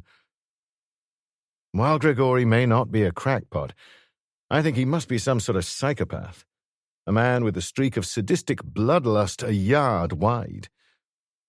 Look what he did to Derry, to the back of Mrs. Turpin's head, not to mention my ribs, and hanging MacDonald alive. And defeated his own ends, Hardanger said heavily. He tortured and mutilated Derry so savagely that Derry died before he could talk. It shouldn't be too difficult to find out who this fake Grigori is. A man with his records and techniques is bound to have a record. Given his prints and cephalic index, Interpol in Paris will identify him within the hour. He leaned forward, gave instructions to the sergeant. Yes, I said, it won't be hard. But it's not important now. Having killed Derry before he could talk, Grigori had to find another way into number 1 lab. First of all, they searched his house. And I would bet, incidentally, that they searched his private effects also, and came across a photograph showing Derry as the best man at a wedding. My wedding. The general is in the photograph too, of course. That's why they kidnapped me, then Mary. They knew. Anyway, they unlocked the safe, abstracted the dicey page from MacDonald's dossier, and had a damn good look at the other dossiers while they were there. They found out about Dr. Hartnell's financial troubles and decided he could be blackmailed into helping them by acting as decoy from the breakout from Mortyn. For, having failed to get the lab combination from Derry, Grigori had to devise a new plan to get the viruses. Breakout? Hardanger frowned. Break in, you mean? Sorry, break out. While Hardanger sat there in the semi-darkness in the back of the car, looking at me with an expression I didn't much care for, I told him the theory I'd expounded to the general in the early hours of that morning, about how 2 men had been smuggled into number 1 lab in crates, one disguised as the criminal X, the other as Baxter, both leaving at the normal time and handing in their security tags, while the real X stayed there till 11 o'clock, first killing Baxter with the botulinus toxin, then Clandon with the cyanide butterscotch, before breaking out, complete with viruses, through the wire fence. Very, very interesting, Hardanger said at the end. Professional interest and pique were in voice and face. He said, My God, and you spoke of Eastern Derry playing it too close to the cuff. I suppose you got a kick out of leading me up the garden path, damn you. I didn't lead you, I said. You went by yourself. We were on parallel paths anyway. I tried to think how, but I couldn't. The breakthrough came from you, not me. It was you who had the suspicions about the completeness of MacDonald's dossier. The car radio crackled suddenly. The owner of the Vanden Plas, a doctor making a call, had gone to the local police station after we had left him and added the interesting fact that his tank had been almost empty. Hardanger curtly ordered sergeant and driver to keep their eyes open for the nearest garage, then turned to me. Well, go on. He was only half mollified by my last remark, and I didn't blame him any for his annoyance. There's not much. Grigori not only found out about Hartnell's entanglements with Tufnell, the moneylender, but he also made the discovery that Hartnell, as mess secretary, was embezzling mess funds. Don't ask me how. After that, I can tell you, Hardanger broke in. Too damn late as usual, he added disgustedly. MacDonald was mess president in Mortyn, and finding out the financial trouble Hartnell was in would have made him suspicious. As president, of course, he would have access to the books, and he checked.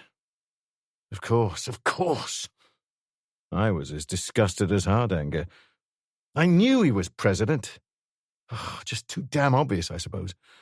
Good old Cavell. Anyway, after that, Hartnell was at his mercy. And knowing from Hartnell's dossier that Hartnell was bound to come under the microscope, he confused things still further by dumping the hammer and pliers used in the breakout in Hartnell's place, smearing some red loam on his moped for good measure. If not Grigori, one of his assistants. Red herring number 1. Red herring number 2, posing as a mysterious Uncle George, he made payments into Chessingham's account weeks in advance of the crime. He knew, of course, that bank accounts would be one of the first subjects of police scrutiny. Red herrings, Hardanger said in bitter complaint. Always those accursed red herrings. Why? To buy time. I'm coming to that. And then the 2 killings in Mortyn, and the theft of the viruses, just as you suggested, the General said. No, I shook my head. I was wrong on that. The General looked at me, his face not saying very much, but saying a great deal all the same, and I continued, my idea was that one of the number 1 lab scientists killed both Dr. Baxter and Clarendon. Every single thing pointed unmistakably to that. I was wrong. I had to be wrong. We've checked and rechecked, and every single scientist and technician in that lab had an unbreakable alibi for the night of the murder. Unbreakable because they were true. 2 men were smuggled in, all right. Maybe even 3. I don't know. We do know Grigori must have quite an organization working for him. 3 is possible. Say 3. Only one of those men left at the usual knocking-off time, the one disguised as Baxter. The other 2 remained, but X didn't. He also took off at the normal time and arrived home to establish a nice, cozy alibi for himself. X, of course, was almost certainly Grigori. MacDonald was a sleeping partner in this business. Grigori may or may not have taken the viruses with him. Probably not, in case he was caught in one of those occasional spot checks. Anyway, he certainly left behind him 1 botulinus ampoule and 1 cyanide-coated butterscotch. You will remember that none of us has been happy at the idea of Clarendon meekly accepting the butterscotch from a potential suspect in the middle of the night. But the botulinus, the cyanide, why? The General demanded. They were completely unnecessary. Not the way Grigori saw it. He ordered them to tap Baxter on the head and break open the virus ampoule as they left. Once outside the lab, one of them probably acted as decoy, while Clarendon, who had been watching the corridor from the house, came herring across, gun in hand. While he pointed his gun at one of the men, the other appeared from behind and took his gun off him. They then forced the cyanide butterscotch into his mouth. God alone knows what Clarendon thought it was. He was dead before he could find out. The fiends, the General murmured. The ruthless fiends. All done to give the impression that the killer was known to both Baxter and Clarendon. And it certainly worked. The 3rd major red herring, and it put us completely on the wrong track. Buying time, always buying time. Grigori has a genius for deception. He fooled me, too, about the first phone call that was made to London at 10 o'clock last night. He made it himself. Red herring number heaven knows what. Grigori phoned? Hardanger looked at me, hard. He had an alibi for the time the call was made. You checked personally. Typing a book or something. You can't beat Cavell when it comes to hindsight, I said sourly. The sound of a man typing undoubtedly came from his room. He'd pre-recorded it on tape and switched on the recorder before he left via his ground-floor window. There was a peculiar smell in his room and a pile of white ashes in the fireplace when I visited him in his rooms in the early hours of this morning. The remains of the tape. But Why all the red herring? Hardanger began, when the voice of the sergeant in the front seat cut in. Here's a garage now. Pull in, Hardanger ordered. Make inquiries. We pulled off the highway, the driver switching on his police siren. A noise to waken the dead, but it didn't waken up the filling station attendant on duty. The sergeant up front didn't hesitate. He was outside and into the brightly lit office within 5 seconds of our skidding to a halt. He came out almost immediately afterwards and disappeared round the back of the filling station. And that was enough for me. I piled out of the back seat, Hardanger at my heels. We found the attendant in a garage at the back of the station. He had been expertly bound and gagged by someone who had not stopped to consider the price of Scotch tape. The same someone, for good measure, had also cracked him over the back of the head with something heavy, but the attendant had recovered from that. More accurately, he had regained consciousness by the time we got to him. He was a burly, middle-aged character, and what was probably a normally red face anyway was crimson from rage and his struggles to free himself. We cut the tape round wrists and ankles, pulled it none too gently off his face, and helped him to a sitting position. He had some highly homicidal observations to make, and even in our desperate urgency, we had to allow him that. But after a few seconds, Hardanger cut in sharply. Right, that'll be enough. The man who did this is a murderer on the run, and we're police officers. Every second you sit and curse increases his chances of escaping. Tell us about it, quick and sharp.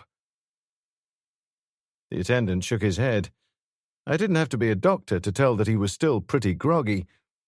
He said, A man, middle-aged, swarthy-looking character, came in here for petrol. 6:30 it was. He asked... 6:30, I interrupted. Only 20 minutes ago. Are you sure? I'm certain, he said flatly. He'd run out of petrol for his car, a mile, maybe 2 back, and he must have been hurrying some, for he was pretty much out of breath. He asked me for a gallon in a can, and when I turned to find one, he let me have it over the head. When I came to, I was in the garage in the back and tied as you saw me. I didn't let on I was conscious. The first thing I saw was another man with a gun pointing at a girl, a blonde. The other guy, the bloke who had crowned me, was just backing the boss's car out of the door and... Make colour and licence number of the car, Hardanger snapped. He got them and went on. Stay here. Don't move around. That's a nasty crack. I'll radio the Altrincham police and there'll be a car out here pretty soon. 10 seconds later, we were on our way, leaving the attendant holding his head and staring after us. 20 minutes, I said, half listening to the sergeant speak rapidly and urgently into the telephone. They'd have lost time pushing the car off the road to fox us. Then they had a long walk to the garage. 20 minutes. They've had it, Hardanger said confidently. There's a half-dozen police cars patrolling in the next 30 miles or so, and they know those roads as only local county policemen do. And once one of those cars gets on Grigori's tail, well, he'll never shake 'em off. Tell him to set up roadblocks, I said. Tell them to stop him at all costs. Are you mad? Hardanger said shortly. Are you out of your mind, Cavell? Do you want your wife killed? Damn you, you know he'll use her as a living shield. As it is, she's safe. Grigori hasn't seen a policeman, except that fellow on traffic duty, since he left MacDonald's house. He'll be half believing now that we have called off the search. Can't you see that, man? Roadblocks, I repeated. Set up roadblocks. Where are the cars going to tail him to? The heart of London? Where he's going to release his damn botulinus. Once in London, they'll lose him. They're bound to lose him. Don't you see? He has to be stopped somewhere. If he's not, if he's let loose in London, but you yourself agreed that was before I knew for sure that he was headed for London. General, Hardanger appealed. Can't you make Cavell? She's my only child, Hardanger. And an old man shouldn't be asked to decide life or death for his only child. The general said tonelessly, "You know as well as any man what I think of Mary." He paused, then went on in the same level voice. "I agree with Cavell. Please do as he suggests." Hardanger swore bitterly under his breath and leaned forward to speak to the sergeant. When he had finished, the general said calmly, "While we're waiting, my boy, you might fill in a few remaining pieces in the jigsaw. I'm in no condition to fill them in for myself. The question the superintendent is always coming up with. The red herrings, all those red herrings. Why? To buy time. I was in no condition to fill in jigsaws myself, but what was left of my mind was still working just well enough to appreciate the reason behind the request. To try to take our minds off the car in front, the trapped and terrified girl at the mercy of ruthless and sadistic killers, to reduce the tearing anxiety, to ease the destructive tension that was slowly pulling tired minds and bodies to pieces. I went on, fumbling along mentally. Our friend in the car up front had to buy time. The more false leads we followed, and the more blind alleys we blundered into, and there were plenty, the more time it would take us to get around to inquiring in the really dangerous places. He overestimated us, but for all that, we moved faster than he had expected. Don't forget that it's only 40 hours since the crime was discovered. But he knew that sooner or later we would get around to making inquiries in the one place he feared, MacDonald's. He knew he might have to dispose of MacDonald sooner or later. And the later the better, for within a few hours of MacDonald's death, a sealed envelope in a bank or police station would be opened, and then would be on to him like an express train. Whatever Grigori's ultimate intentions are, he would obviously have preferred to carry those out while still a respectable member of the Alfringham community, instead of a wanted murderer on the run from half the police in Britain. It's difficult to threaten the government and the nation with the law breathing down the back of your neck, the general conceded. The old man's detachment, his iron control, was almost more than human. But why did MacDonald have to die? Because of two things. Because he knew what Grigori's ultimate end was, and if MacDonald had lived to tell it, all his, Grigori's, plans would have been ruined. And because of Mrs. Turpin. MacDonald was a pretty tough character, and he might not have talked even when the police got onto him. After all, although he almost certainly had no hand in any killing, he was pretty deep in the mire himself. But Mrs. Turpin would have made him talk. If not, she'd have talked herself. Madame Al gave me to understand in Paris that MacDonald was pretty much of a philanderer. And philanderers don't change their ways easily. Not before 80, anyway. Mrs. Turpin was a good-looking woman, and her fiercely protective attitude towards MacDonald was a dead giveaway. She was in love with him. Whether he was with her, I couldn't guess, and it doesn't matter. If things had gone wrong, she'd have had MacDonald turn Queen's evidence and lower the boom on Grigori by betraying his plans. I think his evidence might have been so important, so vastly important, that either she or MacDonald or both would be convinced that at the most MacDonald would have received no more than a light sentence. With all hopes of his money from Grigori gone, I don't think MacDonald would have hesitated between turning Queen's evidence. If it was important enough, he might even have received a free pardon, and being held as an accessory to murder for gain, which still calls for a walk to the gallows in this country. And if he had hesitated, Mrs. Turpin would have made up his mind for him. My guess, it's only a guess, but we can check at Mortyn, is that Mrs. Turpin phoned MacDonald at the lab immediately after I had left, and that Grigori either overheard or was told what had happened. He probably accompanied MacDonald home to see how the land lay, and it didn't take him a couple of minutes to find out. The heat was on MacDonald, and that could have been fatal for Grigori. To prevent that, Grigori had to make it fatal for MacDonald and Mrs. Turpin. All neatly buttoned up, eh? Hardanger said. His face was deadpan. He was still a fair way from forgiving me. Net tightened and completely closed, I agreed. The only trouble is that the big fish has already escaped, and what's left is useless. But one thing we know, we can forget all this rubbish about demolishing Mortyn. If that was Grigori's plan, it wouldn't have helped or hindered him in the execution of it if MacDonald had talked, for the whole country knew of it already. Whatever it is something on a much bigger, much more important scale. Something that might have been foiled, probably would have been foiled, had we known of it in advance. Such as what?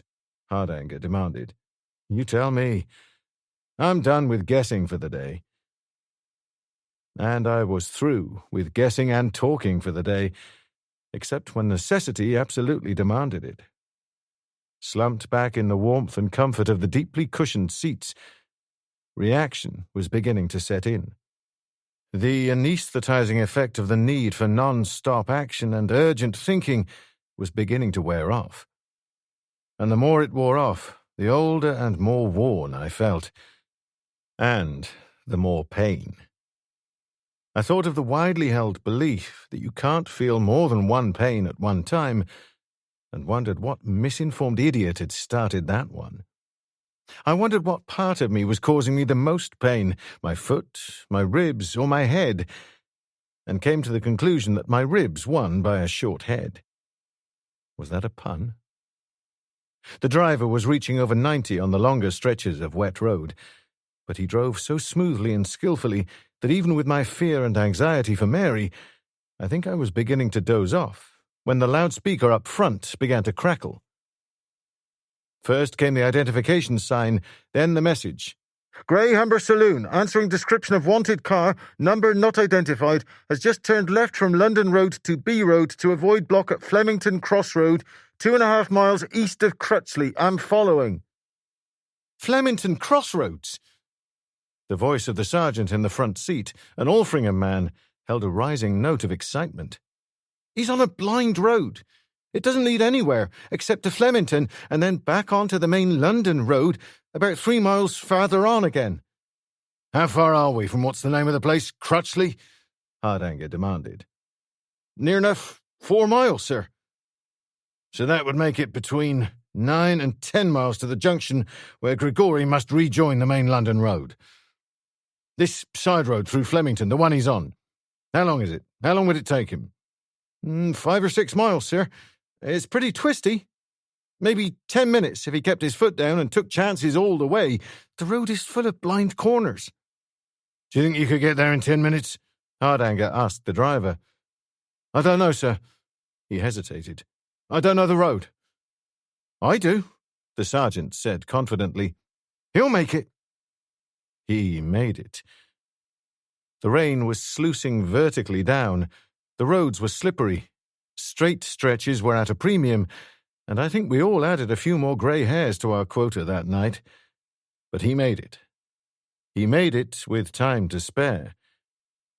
From the constant stream of reports pouring in from police cars pursuing Grigori, it was quite evident that the man at the wheel was anything but a skillful driver. Our car braked to a halt, parked broadside on across the Flemington Road, completely blocking the exit onto the main London road. We all climbed quickly out of the car, while the sergeant trained the powerful roof spotlight up the side road in the direction from which Grigori's stolen Humber would appear. We took up position in the pouring rain behind the Jaguar, and, as a precaution, about 10 feet back from it. In that blinding rain, a misted windscreen or ineffective wipers could prevent the driver of a car traveling at high speed from seeing the Jaguar until it was too late, especially if the driver was as incompetent as claimed. I took a good look around me. Dick Turpin couldn't have chosen a better spot for an ambush. The top and one side of the right-angled T-junction were completely covered in dense beechwoods. The third side of the T, illuminated by the still blazing headlights of the Jaguar, was open pastureland with a tree-lined farmhouse about 200 yards away, and at less than half that distance, a barn and scattered farm buildings. I could just make out a light from one of the windows in the farmhouse, blurred and misty through the heavy rain. There was a deep ditch on one side of the Flemington Road, and I considered hiding myself there, about the point where Grigori's car would be forced to pull up, then rising and heaving a heavy rock through the driver's window, thereby eliminating 50% of the opposition before they could even start anything. The only trouble was that I might also eliminate Mary. The fact that she hadn't been in the front seat when Grigori had passed through Alfringham was no guarantee that she wasn't there now. I decided to stay where I was. Over the sound of the rain hissing whitely on the tarmac and drumming heavily on the roof of the car, we could suddenly hear the steadily rising note of an engine being revved up furiously and far from skillfully through the gears. Seconds later, we caught sight of the first white wash of its headlights, the barred beams shining eerily through the boles of the beeches and the pale rods of rain. We dropped to our knees behind the shelter of the police Jaguar, and I eased out the Hanyati, slipping the safety catch.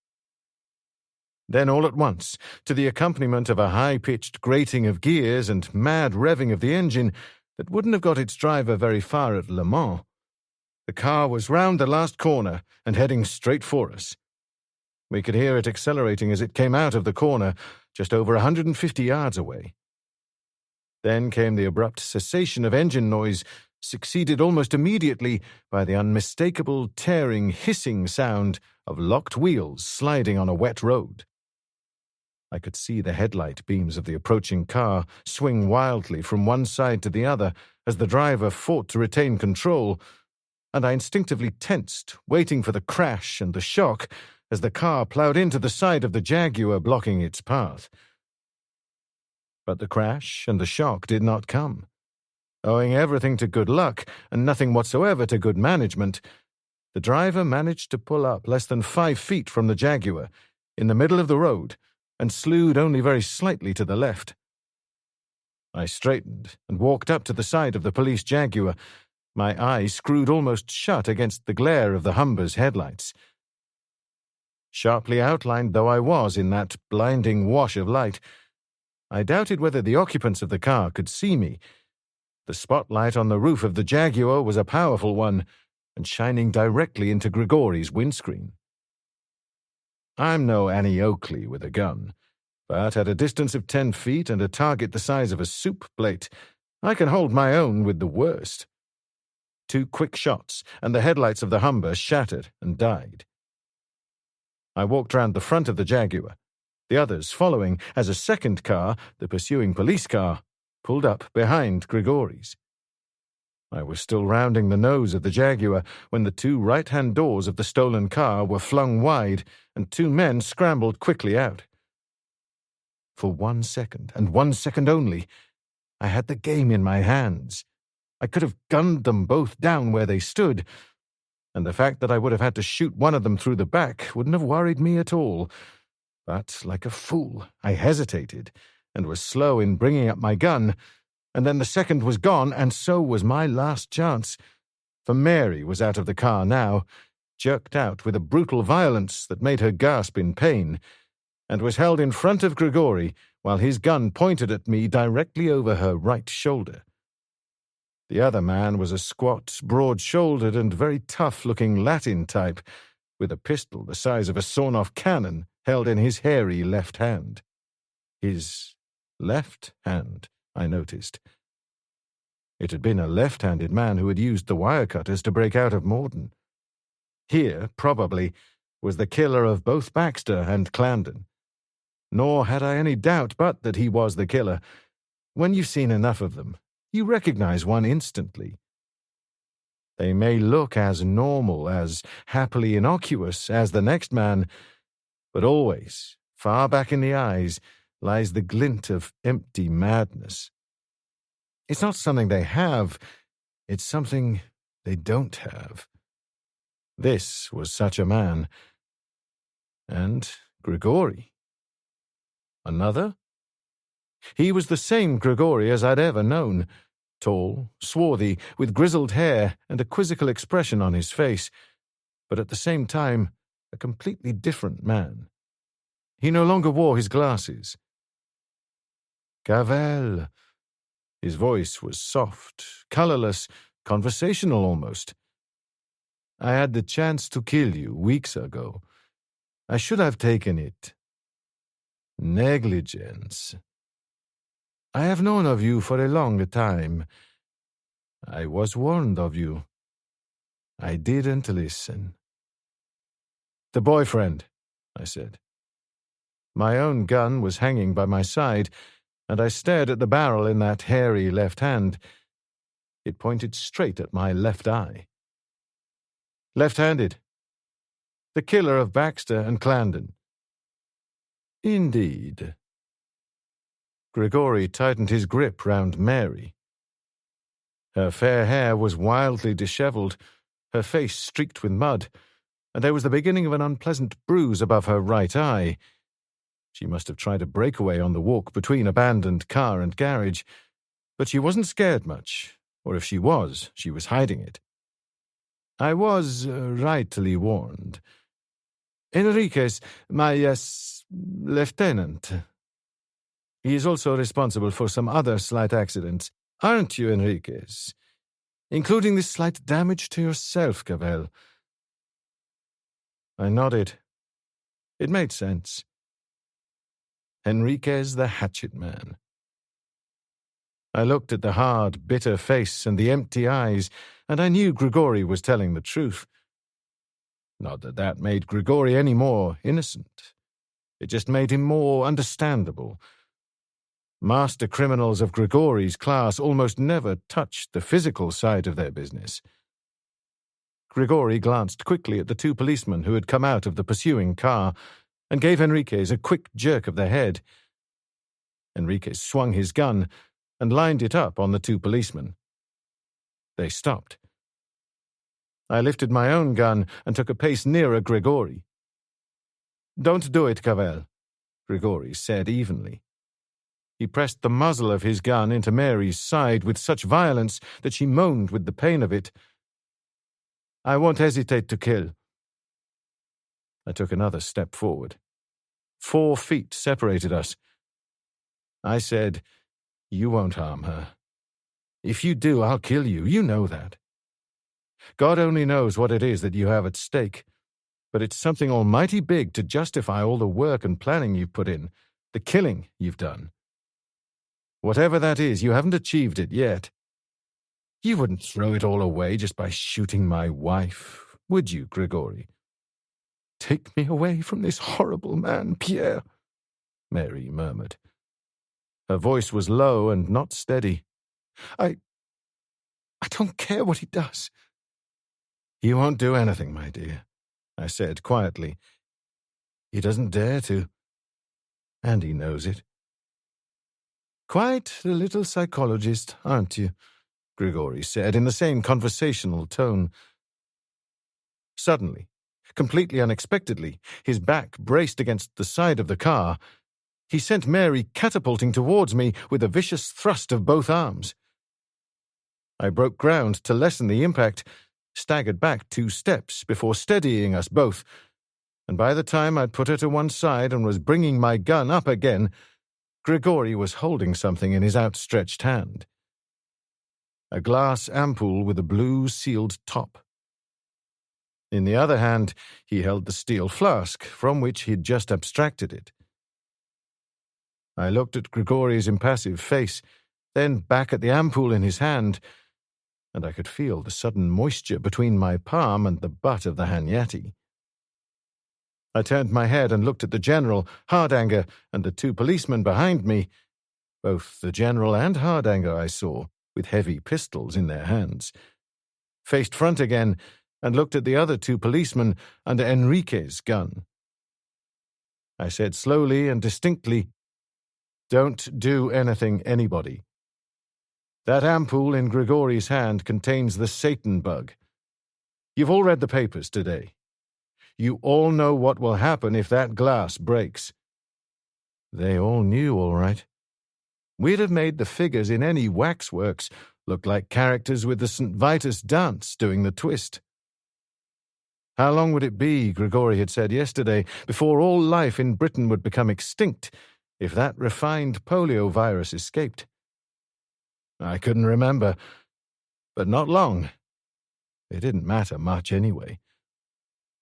"Correct," Grigori said calmly.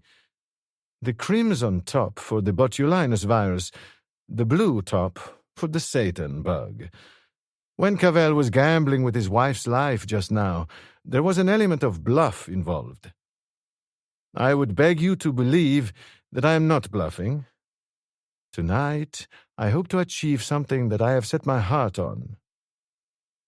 He paused and looked at us all individually, his eyes glittering emptily in the glare of the police searchlight. "If I am not permitted to go unmolested, then I cannot achieve this object, and have little wish to prolong this life of mine. I shall then smash this ampoule. I would beseech you all to believe that I am in the most complete and deadly earnest." I believed him implicitly. He was as mad as a hatter. I said, "Your Lieutenant Enriquez. How does he feel about your casual attitude towards his life?" I have once saved Enriquez from drowning, and twice from the electric chair. His life is mine to dispose of as I see fit. He understands that. Besides, Enriquez is a deaf mute. "You're insane," I said harshly. "You told us yesterday that neither fire nor ice, seas nor mountains can stop the spread of the Satan bug." I believe that to be essentially correct. If I have to go, it matters nothing to me if the rest of mankind accompanies me. "But—" I paused. "Good God, Grigori! No sane man, not even the most monstrous criminal in history, would ever dream of such... In the name of heaven, man, you can't mean it." "It may be that I am not sane," he said. I didn't doubt it. Not then.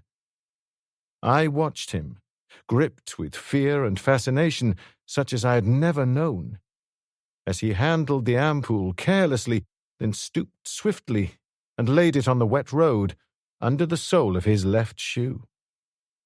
The left heel was still on the ground. I wondered briefly if a couple of heavy slugs from the Hanyati would drive him over backwards, jerking his foot off the ampoule. But the thought died as it came. A madman could juggle carelessly with the lives of his fellow men, but I had no justification of madness. Even had there been only one chance in 10 million of being executioner instead of keeper, I could never have taken it. "I have tested those ampoules in the laboratory. Empty ones, I need hardly say," Grigori went on conversationally, "and have discovered that a pressure of 7.5 pounds is sufficient to shatter them. Incidentally, I have taken the precaution of providing concentrated cyanide tablets for Enriquez and myself. Death from the Satan bug, as we have observed from experiments on animals, is rather more prolonged than death from botulinus, and most distressing. You will each come forward one at a time and hand me your guns, butt foremost, at arm's length. You will take the greatest care to do nothing that might upset my balance, so transferring my weight to my left foot. You first, Cavell." I reversed the gun and handed it to him slowly and deliberately at the full extent of my arm, taking excruciating care indeed not to upset his balance. Our complete defeat, the fact that this madman and murderer would now escape, and almost certainly achieve what evil and desperate ends he had in mind, just didn't matter a single solitary damn then. The only thing that mattered was that Grigori's balance should not be in the slightest upset. One by one, we all handed our guns over to him. After that, he ordered us all to line up, while Enriquez, the deaf-mute, passed along behind us, searching swiftly and skillfully for further weapons. He found none. Then, and not until then, did Grigori carefully remove his foot from the ampoule, stoop, pick it up, and slide it back inside its steel jacket. "I think conventional weapons will serve us now," he said pleasantly. "One is so much less liable to make mistakes of a permanent nature." He picked up 2 of the guns that Enriquez had piled on the bonnet of the Humber, checked that the safety catches of both were off. He beckoned to Enriquez and spoke rapidly to him. It was a weird sight, because there was no sound, Grigori doing his speaking with exaggerated lip movements in complete silence. I know a little lip-reading, but could make out nothing. Possibly he talked in a foreign language, not French or Italian. He stopped speaking, and Enriquez nodded comprehension, looking at us with a queer anticipation in his eyes. I didn't like the look one bit. Enriquez struck me as altogether a very nasty piece of work. Grigori pointed one of his guns at the 2 policemen who had been in the pursuing car. "Off with your uniforms," he said curtly. "Now!" The policemen looked at each other, and one said through clenched teeth, "I'll be damned if I will." "You'll be dead if you don't, you fool," I said sharply. "Don't you know what kind of men you're dealing with? Take it off." "I won't take my clothes off for any man," he swore bitterly. "It's an order," Hardanger barked savagely, urgently. "It won't give him much more trouble to remove your uniforms when there is a bullet between your eyes. Take it off," he finished with slow and heavy emphasis.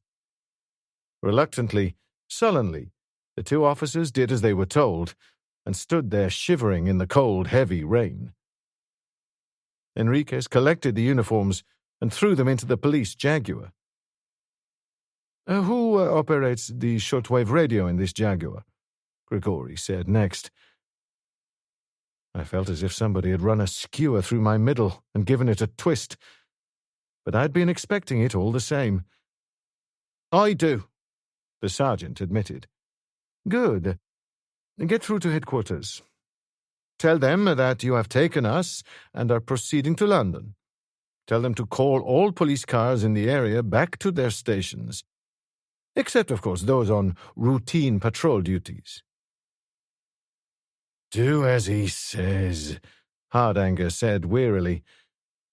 "I think you're too intelligent to try any fancy stuff, Sergeant. Exactly as he says." So the sergeant did exactly as he was told. He didn't have much option, not with the muzzle of one of Grigori's pistols grinding into his left ear. When he had finished, Grigori nodded his satisfaction. "That will do very well." He watched Enriquez climb into the stolen Humber. Our car and the one belonging to our 2 shivering friends here will be driven into the woods and their distributors smashed for a good measure. They won't be found before dawn. With the search called off, the other police car and those 2 uniforms, we should have little trouble in clearing this area. Then we switch cars. He looked regretfully at the Jaguar. "When your HQ catch on to the fact that you are missing, this car is going to become very hot property indeed. That leaves only the problem of what to do with you." He waited until Enriquez had disposed of both cars, gazing out with empty disinterest under the dripping brim of his fedora, then said, "Is there a portable searchlight in this Jaguar? I believe such equipment is standard, Sergeant?" "We have a battery-powered light in the boot," the sergeant said stolidly. get it. Grigori's eyes and mouth crinkled into a smile. The kind of smile a tiger trapped in the bottom of a pit shows when the man who dug the hole trips and falls in beside him. I can't shoot you, though I wouldn't hesitate if that house were not so near. I won't try tapping you all on the head, because I doubt if you would submit quietly to that. I can't tie you up, for I'm not in the habit of carrying on me sufficient ropes and gags to immobilize and silence 8 people. But I suspect that one of those farm buildings there will offer all I require in the way of a temporary prison. Sergeant, switch off the car headlamps, and then lead the way with your light to those buildings. The rest will follow in double file. Mrs. Cavell and I will bring up the rear. The gun in my hand will be pressed against her back, and should any of you try to run for it or otherwise cause trouble, I shall merely pull the trigger. I didn't doubt him. None of us doubted him. The farm buildings were deserted, of human life, that was. From the byre, I could hear the moving and slow champing of the cows, but the evening milking was over. Grigori passed up the byre. He passed up the dairy, a stable now converted to a tractor shed, a large concreted pigsty, and a turnip shed.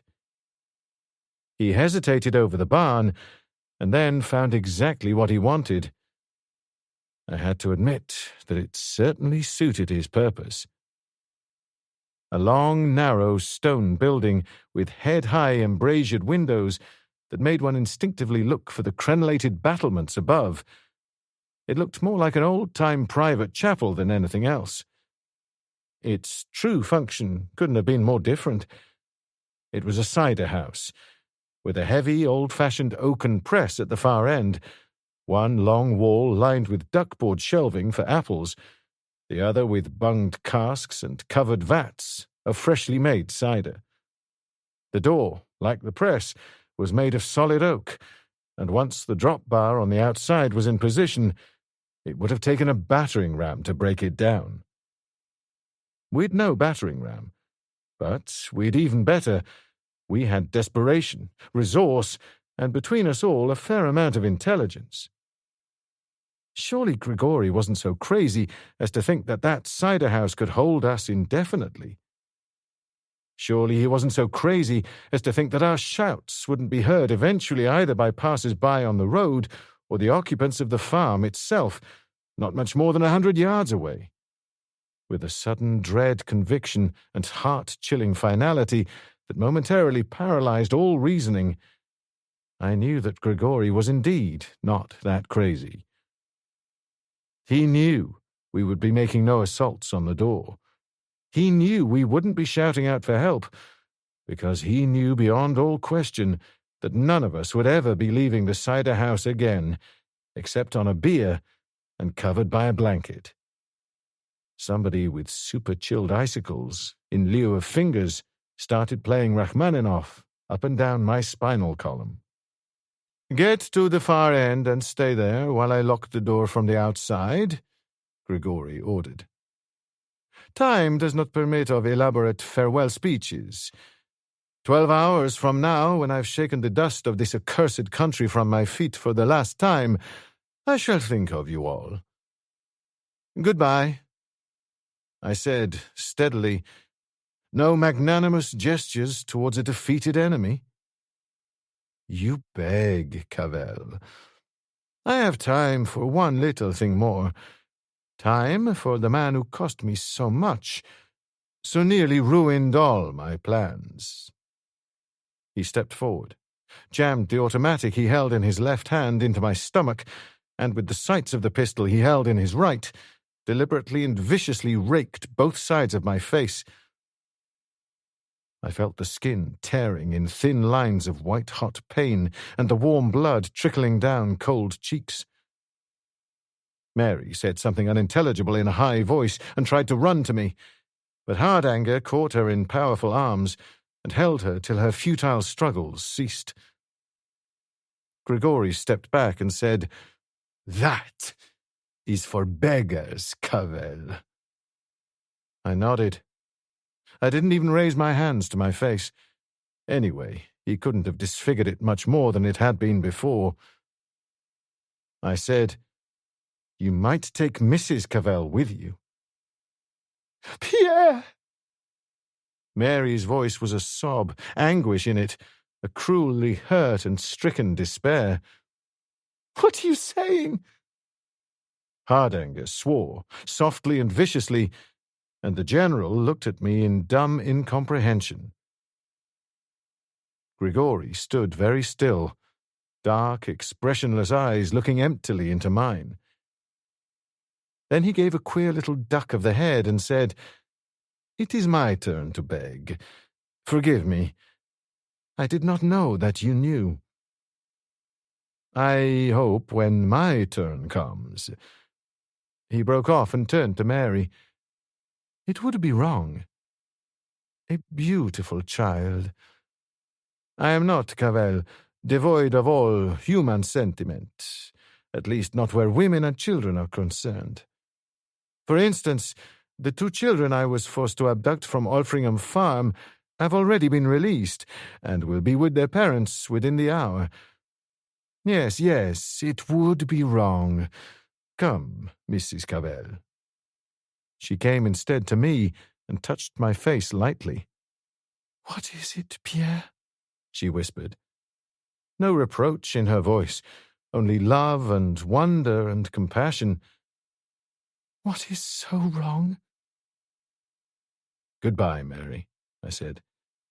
"Dr. Grigori doesn't like to be kept waiting. I'll see you soon." She made to speak again, but Grigori had her by the arm, already leading her towards the door, while the deaf-mute Enriquez watched us with mad eyes and a pistol in either hand. And then the door closed. The heavy bar dropped solidly into place, and we were left there, staring at each other by the light of the spot lamp, which still burned whitely on the floor. "You lousy, filthy swine!" Hardanger ground out savagely. "Why?" "Shut up, Hardanger." My voice was low, urgent, desperate. "Spread out. Watch those embrasures, the windows. Quickly! For God's sake, hurry!" I think there was something in my voice that would have moved an Egyptian mummy. Quickly, silently, the 7 of us started to space out. I whispered, "He's going to throw in something through a window. He's going to throw in an ampoule of the botulinus toxin. Any second." I knew it would take moments only for him to unscrew the top of the steel flask that held the ampoule. "Catch it! You must catch it! If that ampoule hits the floor or the wall, we're all dead men." Even as I finished, we heard a sudden movement outside. The shadow of an arm fell across the side of an embrasure, and something came spinning into the room. Something that glittered and flashed in the light from the lamp on the floor. Something made of glass, with a red seal on top. A botulinus ampoule. It came so swiftly, so unexpectedly, and thrown at such a deliberately downward angle that no one had a chance. It spun across the room, struck at the precise junction of stone wall and stone floor, and shattered into 1,000 tinkling fragments. Chapter 12. I'll never know what made me do it.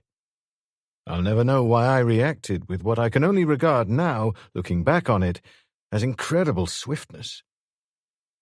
The split second that elapses between the downward sweep of the enemy club and the reflex upflinging of your arm in defense, that was all the time it took me to react.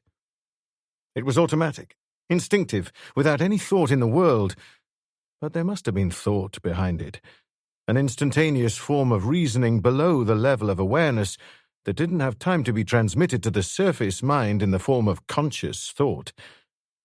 For I did the one thing in the world that offered the only, the slenderest, the most desperate hope of survival. even as the ampoule came spinning through the air, and I could see there was no chance on earth of its being intercepted. My hands were reaching out for the barrel of cider on the trestle by my side, and the tinkling of the shattered ampoule was still echoing in shocked silence in that tiny little room, when I smashed down the barrel with all the strength of my arms and body, exactly on the spot where the glass had made contact. The staves split and shattered as if they had been made of the thinnest ply, and 10 gallons of cider gurgled and flooded out over the wall and floor. "More cider!" I shouted. "More cider! Pour it on the floor, down the side of the wall, spray it through the air above where that damned ampoule landed. For God's sake, don't splash any cider on yourselves! Hurry! Hurry!" "What the hell is all this in aid of?" Hardanger demanded. His normally ruddy face was pale and set and uncomprehending, but for all that, he was already carefully tipping a small vat of cider on the floor. "What will this do?" "It's hygroscopic," I said quickly. "The botulinus, I mean. Seeks out water in preference to air every time. It has 100 times the affinity for hydrogen that it has for nitrogen. You heard the General speak of it this evening." "This isn't water!" Hardanger objected almost wildly. "This is cider!" "God help us!" I said savagely. "Of course it's cider. We haven't got anything else here. I don't know what the effect, the affinity will be. For the first time in your life, Hardanger, you'd better start praying that an alcohol has a high water content." I tried to lift another, smaller cask, but gasped and dropped it as a sharp spear of agony struck at the right side of my chest. For one terrible second, I thought the virus had struck. The next, I realized I must have displaced my strapped broken ribs when I hurled that barrel through the air. I wondered vaguely whether a broken rib had pierced the pleura or even a lung, and then forgot about it. In the circumstances, it hardly mattered any more. How long to live? If some of the botulinus virus had escaped into the atmosphere, how long before the first convulsions? What had Grigori said about the hamster when we'd been talking outside number 1 lab yesterday? 15 seconds, yes, that was it. 15 seconds for the Satan bug, and about the same for botulinus. For a hamster, 15 seconds. For a human being? Heaven alone knew, probably 30 seconds at the most, at the very most. I stooped and lifted the portable lamp from the floor. "Stop pouring," I said urgently. "Stop it. That's enough. Stand high. If you want to live, stand high. Don't let any of that cider touch your shoes, touch any part of you, or you're dead men." I swung the lamp round as they scrambled high to avoid the amber tide of cider already flooding rapidly across the stone floor. And as I did, I could hear the police engine of the Jaguar starting up. Grigori taking off with Enriquez and Mary towards the realization of his megalomaniac's dream, secure in the knowledge that he was leaving a charnel house behind.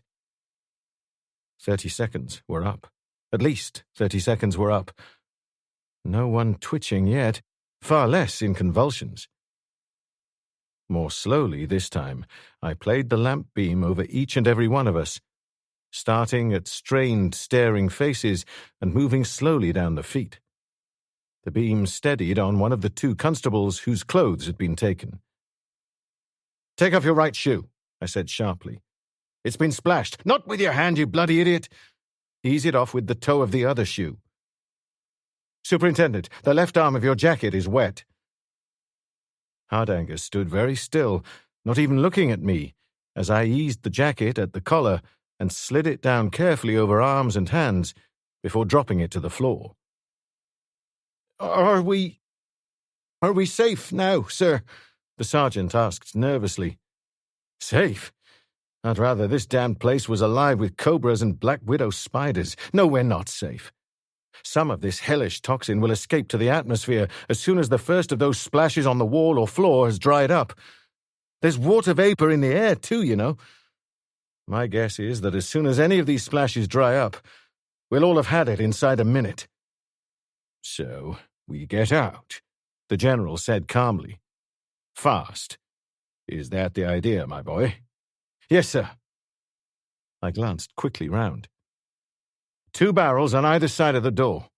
2 more in line with them and a bit back. 4 men standing on those and swinging the cider press between them. I can't do it. Something's wrong with my ribs. That press must weigh 300 pounds if it weighs an ounce. Think 4 of you could do it, Superintendent? Think we can do it? Hardanger growled. I could do it myself with one hand if it meant getting out of this place. Come on, for God's sake, let's hurry. And hurry they did. Maneuvering casks into position while having to stand on others was no easy trick, more especially as all the casks were full. But desperation and the fear that borders on overmastering panic gives men ability to perform feats of strength that they can never afterwards understand. In less than 20 seconds, all 4 barrels were in position, and in another 20, Hardanger, the sergeant, and 2 constables, a pair on each side of the heavy, ponderous cider press, were starting on their backswing. The door was made of solid oak, with heavy hinges to match, and a drawbar on the outside. But against that solid battering ram propelled by 4 powerful men with their lives at stake, it might as well have been made of plywood. The shattered door was smashed completely off its hinges, and the winepress, released at the last moment, went cartwheeling through the doorway into the darkness beyond. 5 seconds later, the last of us had followed the cider press. That farmhouse, Hardanger said urgently. Come on, they've probably got a telephone. Wait. There was twice the urgency in my voice. We can't do that. We don't know that we're not carrying the virus on us. We may be bringing death to all that family. Let's give the rain time to wash off any virus that may be sticking to the outside. Damn it, we can't afford to wait, Hardanger said fiercely. Besides, if the virus didn't get us in there, it's a certainty it won't get us now. General. I'm not sure, the general said hesitantly. I rather think you're right. We've no time. He broke off in horror as one of the unclothed constables, the one whose shoe had been splashed by the cider, screamed aloud in agony, the scream deepening to a tearing, rasping, coughing moan. Clutching hands clawed in a maniac frenzy at a suddenly stiffened, straightened neck where the tendons stood out whitely like quivering wires. Then he toppled and fell heavily to the muddy ground, silent now. The nails of his fingers tried to tear his throat open. His crewmate, the other uniformless constable, made some sort of unintelligible sound, moved forward and down to help his friend, then grunted in pain as my arm hooked around his neck. Don't touch him, I shouted hoarsely. Touch him and you'll die too. He must have picked up the toxin when he brushed his shoe with his hand, then touched his mouth. Nothing on earth can save him now. Stand back. Keep well clear of him. He took 20 seconds to die. The kind of 20 seconds that will stay with a man in his nightmares till he draws his last breath on earth. I had seen many men die, but even those who had died in bullet and shrapnel-torn agony had done so peacefully and quietly compared to this man, whose body, in the incredibly convulsive violence of its death throes, twisted and flung itself into the most fantastic and impossible contortions. Twice, in the last shocking seconds before death, he threw his racked and tortured body clear off the ground and so high in the air that I could have passed a table beneath him. And then, as abruptly and unexpectedly as it had begun, it was all over, and he was no more than a strangely small and shapeless bundle of clothes lying face downwards in the muddy earth. My mouth was kiln dry and full of the taste of salt, the ugly taste of fear. I can't say how long we stood there in the heavy, cold rain, staring at the dead man. A long time, I think. And then we looked at each other, and each one of us knew that the others were capable of thinking only one thing. Who was next?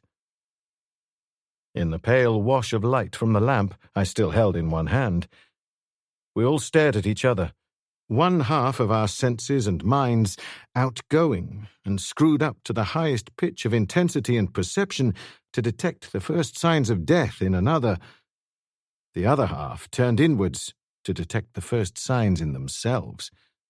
Then, all at once, I cursed savagely, perhaps at myself, or my cowardice, or at Grigori, or at the botulinus virus, I don't know. Turned abruptly and headed for the byre, taking the lamp with me, leaving the others standing there round the dead man in the rain-filled, pitchy darkness, like darkly petrified mourners at some age-old heathen midnight rites. I was looking for a hose, and I found one almost immediately. I carried it outside, screwed it onto a standing plug, and turned the tap on full. The results in the way of volume and pressure would have done justice to any city hydrant. I clambered awkwardly onto a hay wagon that was standing nearby and said to the general, "Come on, sir, you first." He came directly under the earthward-pointed nozzle, and the jet of water on head and shoulders from a distance of only a few inches made him stumble and all but fall. But he stuck it gamely for all of the half-minute that I insisted he remain under the hose. And by the time I was finished, he was as sodden as if he'd spent the night in the river, and shivering so violently that I could hear his teeth chatter above the hiss of the water. But by the time he was finished, I knew that any toxin that might have been clinging to face or body would have been completely washed away. The other four all submitted to it in turn, and then Hardanger did the same for me. The force of the water was such that it was like being belaboured by a non-stop series of far-from-lightweight clubs, and the water itself was ice-cold. But when I thought of the man who had died and how he had died, a few bruises and the risk of pneumonia didn't even begin to be worth considering. When he had finished with me, Hardanger switched off the water and said quietly, "Sorry, Cavell. You had the right of it."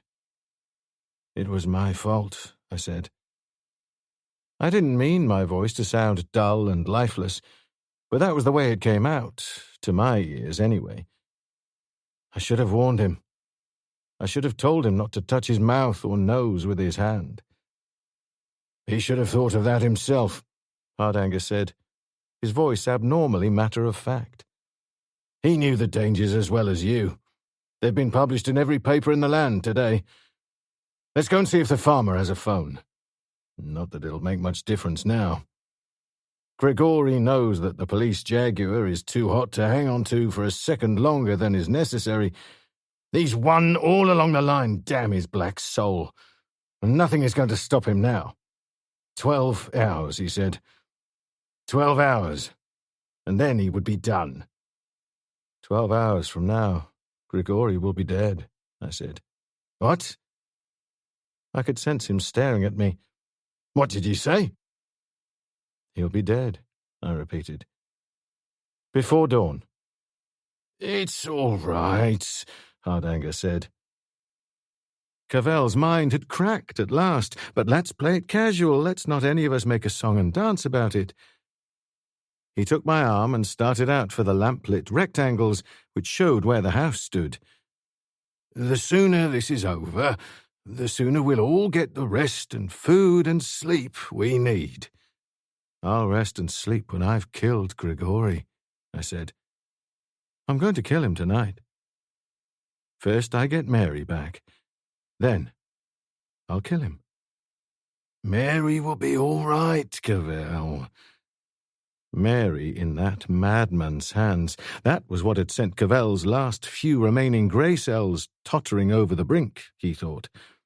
"He'll let her go. He'll have no reason to do anything to her. And you had to do what you did. You thought that if she stayed there with us in the cider house, she would die. Isn't that it, Cavell?" "I'm sure the superintendent is right, my boy." The general was walking on my other side now, and his voice was quiet, because loud voices excite the unhinged. "She won't be harmed." I said rudely to both, "If I'm round the bend, what the hell does that make you two?" Hardanger stopped. tightened his grip on my arm and peered at me. He knew that those whose minds have gone off the rails never talk about it, for the simple reason that they are unshakably convinced that their minds are still on the track. He said carefully, "I don't think I understand." "You don't, but you will." I said to the General, "You must persuade the Cabinet to go on with this evacuation of the central London area. Continuous radio and TV broadcasts. They'll have no difficulty in persuading the people to leave, you can believe that. It shouldn't cause much trouble. That area is pretty well unlived in by night anyway." I turned again to Hardanger. "Have 200 of your best men armed. A gun for me, too, and a knife." I know exactly what Grigori intends to do tonight. I know exactly what he hopes to achieve. I know exactly how he intends to leave the country, and exactly where he will be leaving from. "How do you know, my boy?" The General's voice was so quiet that I could hardly hear above the drumming of the rain. Because Grigori talked too much. Sooner or later they all talk too much. Grigori was cagier than most, even when he was convinced that we would all be dead in a minute. He still said very little, but that little was too much. And I think I've really known ever since we found MacDonald's body. "You must have heard things that I didn't hear," Hardanger said sourly. "You heard it all. You heard him say he was going to London. If he really wanted the bug set loose in London to have Mortyn destroyed, he'd have stayed in Mortyn to see what happened and have had some stooge do the job in London. But he has no interest in seeing Mortyn destroyed. He never had. There's something he has to do in London. Another of his never-ending red herrings. The communist red herring, of course, was purely fortuitous. He'd had no hand in that at all. That's the first thing. The second, that he was going to achieve some great ambition tonight. The third, that he had twice saved Enriquez from the electric chair. That shows what kind of a man he is. And I don't mean a criminal defense lawyer of the U.S. Bar Association, and what kind of ambition he has in mind. I'll take long odds, not only that he's on the Interpol files, but also that he's an ex-big-time American racketeer who has been deported to Italy. And the line of business in which he used to specialize would make very interesting reading, because the criminal leopards, even the biggest cats in the jungle, never change their spots. The fourth thing is that he expects to be clear of this country in 12 hours' time. And the fifth thing is that this is Saturday night. Put all those things together and see what you get. "Suppose you tell us," Hardanger said impatiently. So I told them. The rain still fell as vertically, as heavily as ever, just as heavily as when we had left that farmhouse some hours previously, where the torrential rain, in conjunction with the quick evacuation of the area, had robbed the botulinus toxin of all victims other than the unfortunate policeman who had died so terribly before our eyes. Now, at 20 minutes past 3 in the morning, the rain was ice cold, but I didn't really feel it. All I could feel was my exhaustion, the harsh, stabbing pain in my right ribs that came with every breath I took, and the continuous, rending worry that, in spite of the confidence I'd shown to the General and Hardanger, I might be hopelessly wrong after all, and Mary lost to me forever. And even if I were right, she might still as easily be lost to me. With a conscious and almost desperate effort of will, I turned my mind to other things. The high-walled courtyard where I'd been standing for the past 3 hours was dark and deserted. As dark and deserted as the heart of London itself. Evacuation of the centre of the city, the temporarily homeless going to prepared halls, ballrooms, and theatres, had begun shortly after 6 o'clock, just after the last of the offices, businesses, and shops had closed. It had been hastened by radio broadcasts at 9 o'clock, saying that, according to the latest message received, the time for the release of the botulinus toxin had been advanced from 4 a.m. to 2:30. But there had been no hurry, no panic, no despair. In fact, there would have been no sense of anything unusual happening had it not been for the unusual number of people carrying suitcases. The phlegmatic Londoners who had seen the city set on fire and suffered 100 nights of mass area bombing during the war weren't to be stampeded into anything for anybody. Between 9:30 and 10 o'clock, over 1,000 troops had combed their methodical way through the heart of the city, checking that every last man, woman, and child had been moved to safety, that no one had been inadvertently overlooked. At 11:30, a darkened, drifting police launch had nosed silently into the north bank of the river and put me ashore on the embankment just below Hungerford Bridge. At midnight, troops and police, all of them armed, had completely sealed off the entire area, including the bridges across the Thames. At 1 o'clock, a power failure on a large scale had blacked out the better part of a square mile of the city, the square mile cordoned off by troops and police. 3:20. 50 minutes after the timed release of the botulinus toxin.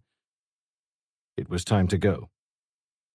I eased the borrowed Webley in its ill-fitting holster, checked the knife that was strapped handle downwards to my left forearm, and moved out into the darkness.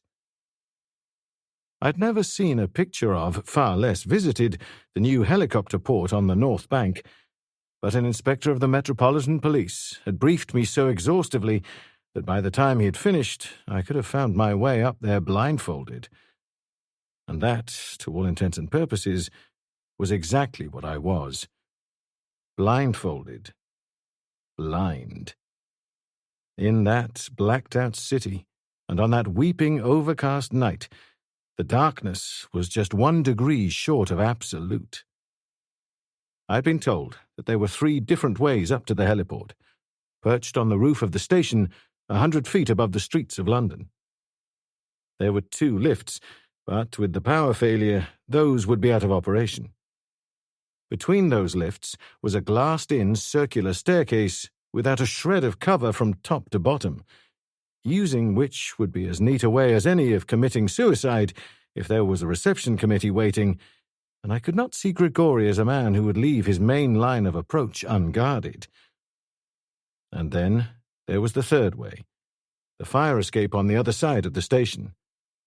That was the only way in for me. I walked 200 yards from the courtyard along a narrow cobbled lane.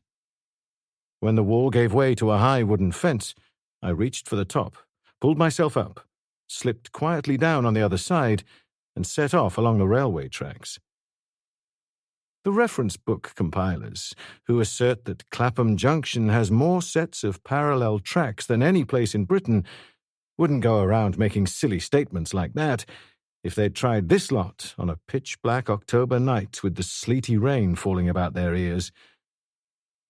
There wasn't a single piece of ironware in the whole interminable width of those tracks that I didn't find that night, usually with my ankles and shins. Railway lines, wires, signalling gear, switchgear, hydrants, platforms where there shouldn't have been platforms. I found them all. To add to my discomfort, the burnt cork that had been so heavily rubbed into my face and hands was beginning to run, and burnt cork tastes exactly as you would expect it to taste, and when it gets in your eyes, it hurts. The only hazard I didn't have to contend with was live rails. The power had been switched off. I found the fence on the other side of the track easily enough, just by walking into it. Once down in the lane on the other side, I turned left and made my way towards the fire escape, which came down, I had been told, into a small recessed court. I found the court, crossed the entrance, and flattened myself against the far wall. The fire escape was there, all right, just barely discernible 20 feet away against the fractionally lighter darkness of the sky, gaunt and stark and angular and zigzagging upwards out of sight. The first 2 or 3 flights of the fire escape were invisible, lost against the darkness of high walls beyond. For 3 minutes I stood there, showing as many signs of life as a wooden Indian. Then I heard it. Even above the drumming of the sleet on my sodden shoulders and the sound of water running in the gutters, I heard it. The slight shuffle of shoe on the pavement as someone changed his cramped position. The sound didn't come again, but then I didn't need to hear it again. Once was enough. Someone was standing directly under the lowermost platform of the fire escape, and if he turned out to be the soul of innocence doing it for his health's sake, it would be surprising, to say the least. It was also going to be unfortunate for him, but he wouldn't be caring much when he was dead. Finding this man here didn't give me any feeling of dismay and frustration because of the possible threat and setback he offered. All it afforded me was the sense of profound satisfaction and relief that could not be described. I had gambled, but I had won. Dr. Grigori was doing exactly what I'd told the General and Hardanger he would be doing. The knife came free of its sheath, and I brushed the blade with the ball of my thumb. It had a point like a lancet and an edge like a scalpel. It was only a very little knife, but 3.5 inches of steel can kill you just as dead as the longest stiletto or the heaviest broadsword. If you know where to hit, that is. I had a fair idea where to hit and how, and at anything up to 10 paces, I was twice as accurate with a knife as with a gun. I covered 16 of the intervening 20 feet in just over 10 seconds, making no more sound than the moonlit shadow of a drifting snowflake. And now I could see him, quite clearly. He was directly under the first platform of the fire escape to get what shelter he could from the rain. His back was to the wall. His head was bowed, as if his chin was resting on his chest, as if he was half asleep on his feet. He'd only to glance sideways under raised eyelids, and he'd have had me. He wasn't going to remain so obligingly unseeing for an indefinite period. I twisted the knife until the blade pointed upwards, then found myself hesitating. Even with Mary's life in the balance, I found myself hesitating. Whoever this character was, I'd little doubt but that he deserved to die anyway. But to knife an unsuspecting and half-asleep man, however much he deserved it, this wasn't the war anymore. I slid out the Webley, quiet as a mouse tiptoeing past a sleeping cat, caught the barrel and swung for a spot just below the dripping brim of his hat, just behind the left ear, and because I was feeling illogically angry about my uneasiness in knifing him, I struck him very hard indeed. The sound was the sound of an axe sinking deep into the bole of a pine. I caught and lowered him gently to the ground. He wouldn't wake up before dawn. Maybe he'd never waken again. It didn't seem to matter. I started up the fire escape. There was no hurry, no haste in my going. Haste could be the end of it all. I went up the steps slowly, one at a time, always staring upwards. I was too near the end of the road now to let rashness be the ruin of everything. After the 6th or 7th flight of steps, I slowed down even more, not because my leg and queer shortness of breath were troubling me, which they were, but because I had become suddenly aware of an area of diffused light in the darkness of the wall above me, where a light had no right to be. There shouldn't have been any light anywhere, for all the lights of central London were out. If ghosts were allowed to have black faces, though I suspected mine was getting pretty streaky by this time, then I went up the next flight of steps like a ghost. As I approached the light, I could see that it came not from a window, but from a grille-work door set in the wall.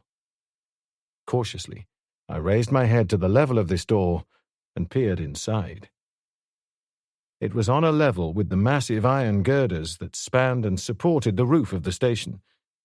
At least a dozen lights were burning inside the station, Small, weak, isolated sources of illumination that served only to emphasize the depth of the gloom that lay over most of the huge and cavernous building. 6 of the lights were directly above sets of hydraulic buffers at the end of tracks, and I suddenly realized why they were burning there.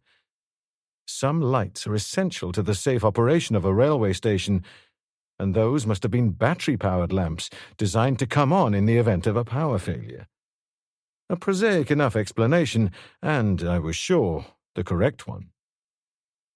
I looked for some moments at the geometric tracery of soot-blackened girders that dwindled and vanished into impenetrable darkness at the farthest reaches of the station, then put a slight experimental pressure on the door. It gave under my hand, and the damned thing squeaked like a gibbet creaking in the night wind. A gibbet with a corpse on it. I put the thought of corpses out of my mind and withdrew my hand from the door. Enough was enough. But the door was sufficiently open to let me see a couple of vertical iron ladders leading away from the steel platform just inside. One led upwards to a long gangway immediately below the vast skylights, the other down to another gangway about the level of the highest of the lights inside the station. The former would be for the window cleaners, the latter for the electricians. It was a great help to me to know that. I straightened. At least 6 flights of stairs to go yet, before I started getting really interested. The arm that locked round my throat and started throttling the life out of me belonged to a gorilla. A gorilla with a shirt and jacket on, but a gorilla for all that. In those first 2 hellish seconds of immobilized shock and pain, I thought my neck was going to snap, and before I could even begin to react, something hard and metallic smacked down on my right wrist and sent the Webley flying from my grasp. It struck the iron platform and then spun off into space. I never heard it land on the roadway beneath. I was too busy fighting for my life.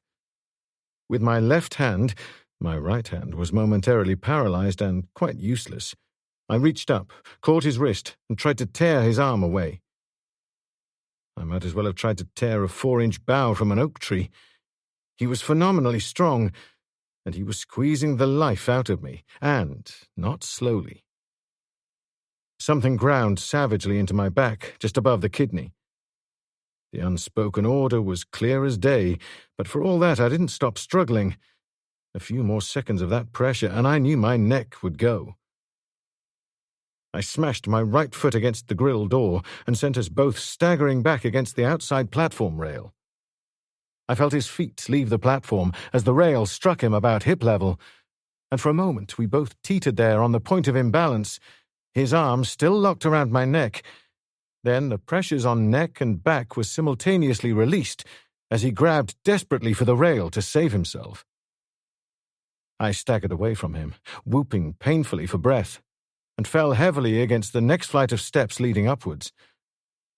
I landed on my right side, just where the ribs were gone, and the world darkened and dimmed in a haze of pain, and if I'd then let myself go, relaxed even for the briefest moment, and yielded to the body's clamorous demands for rest, I should have passed out. But passing out was the one luxury I couldn't afford. Not with this character, anyway. I knew who I had now. If he'd wanted merely to knock me out, he could have tapped me over the head with his gun.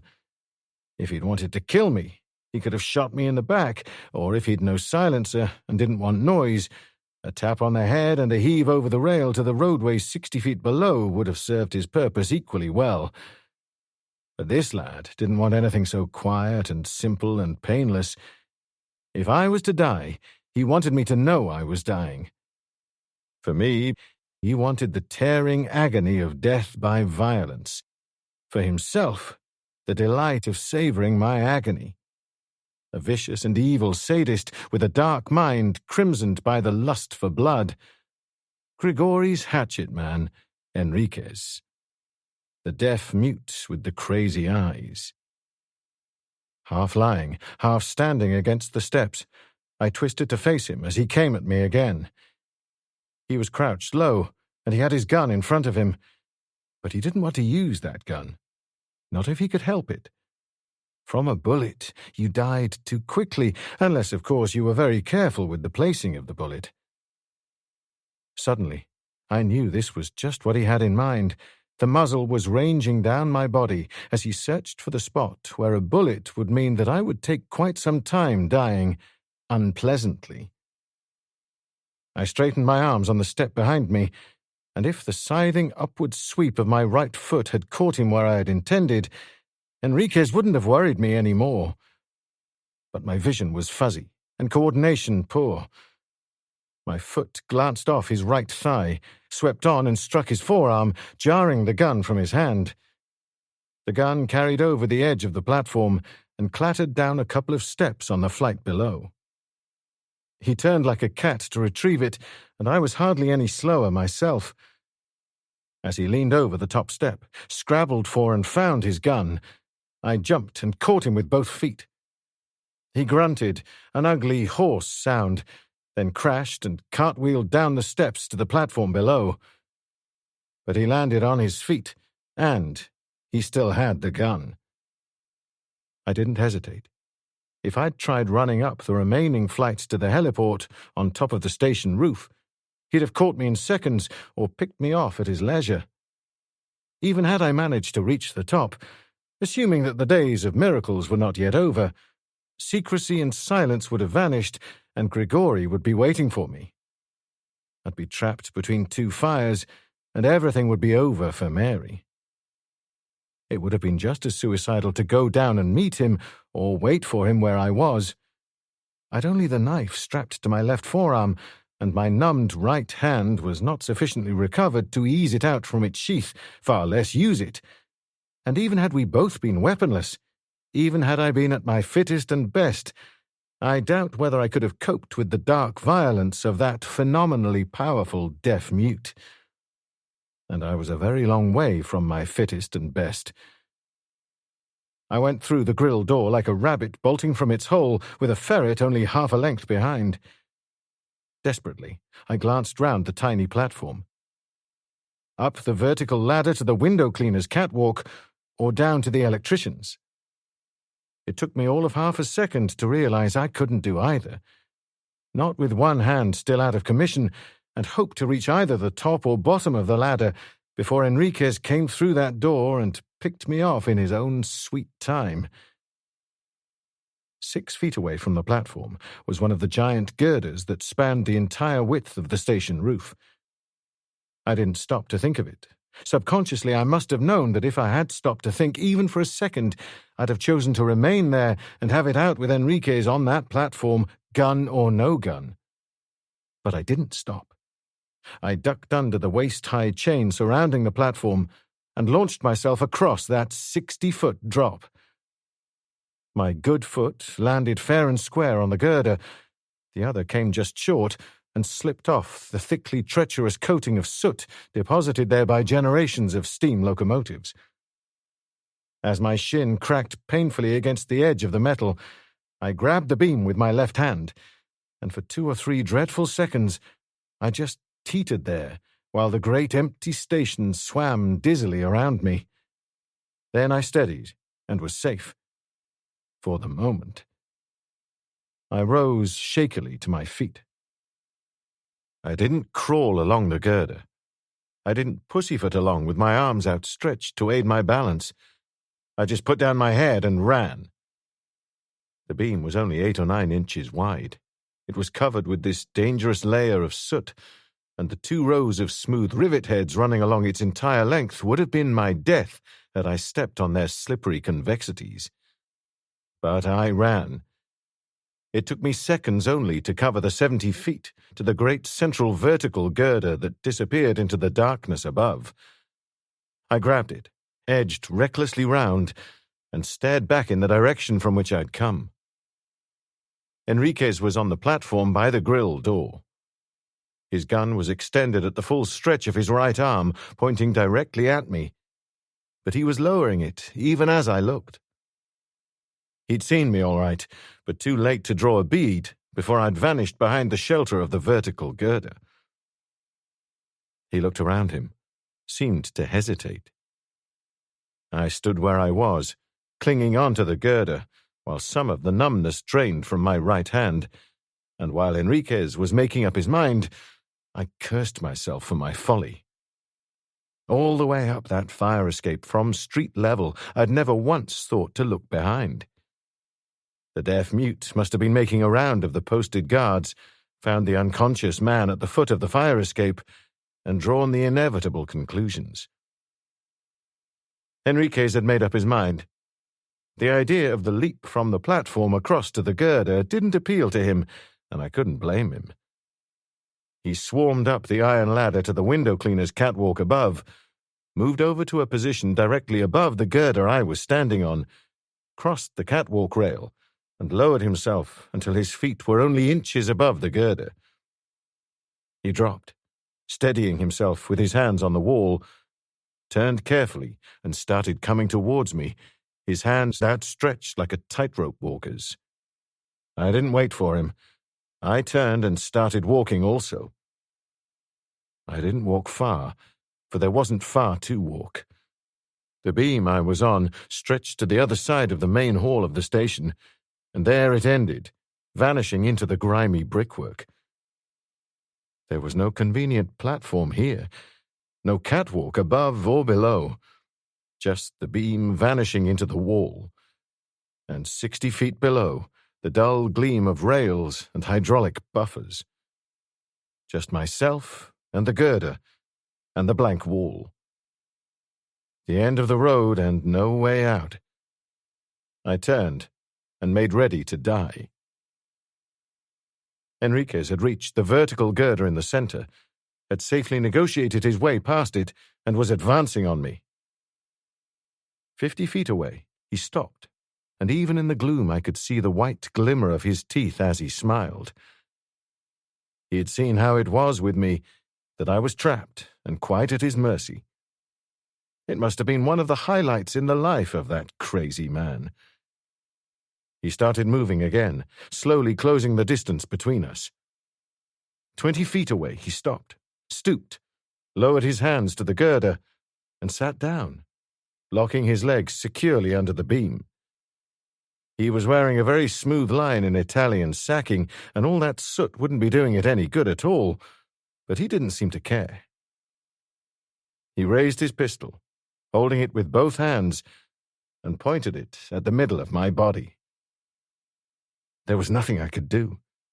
With my hands at my back, bracing myself against the wall, I stiffened in futile preparation for the slamming, rending impact of the shock. I stared at his hands and imagined I could see the fingers whiten. In spite of myself, I winced and closed my eyes. Only for a second or two. When I opened them again, he'd lowered the gun until his hand was resting on the beam and was grinning at me. For sheer calculated sadism and feline cruelty, I'd never met its equal. But I should have known it. I should have expected it. The monstrous madman who had forced a cyanide sweet down Clandon's throat, who had strangled MacDonald alive at the end of a rope, who had pulped in the back of Mrs. Turpin's head, who had tortured Easton Derry to death, and for good measure had stoved in my ribs. Such a man wasn't going to pass up the exquisite pleasure of watching me die by inches, even although, for once, the dying was to be by terror of the mind instead of agony of the body. I could visualize those empty eyes, now hot and greedy for the suffering of others. I could almost visualize the wolf-like slavering of that twisted, grinning mouth. He was the cat, I was the mouse, and he was going to play with me until he had extracted every last ounce of pleasure from his macabre game. And then, regretfully, he would shoot me, although he would still have that one last joy of seeing me fall and being smashed and mangled on the steel and concrete far below. I had been very afraid. I'm no hero when I see that death is certain, when my murder is certain, nor do I believe anyone else is. I had been close to physical paralysis with that fear, and that numbness had extended to the mind. But now, the petrification of body and mind vanished in a suddenly overwhelming warm flood of pure anger. Anger that my life and the fate of Mary should be at the mercy of the whims of a subhuman creature like this. I remembered my knife. Slowly, I brought together the hands behind my back until they were touching. The fingers of my right hand, painful still but no longer numb, reached up under my left sleeve and closed on the haft of the knife. Enriquez lifted his gun again, pointing it at my head this time.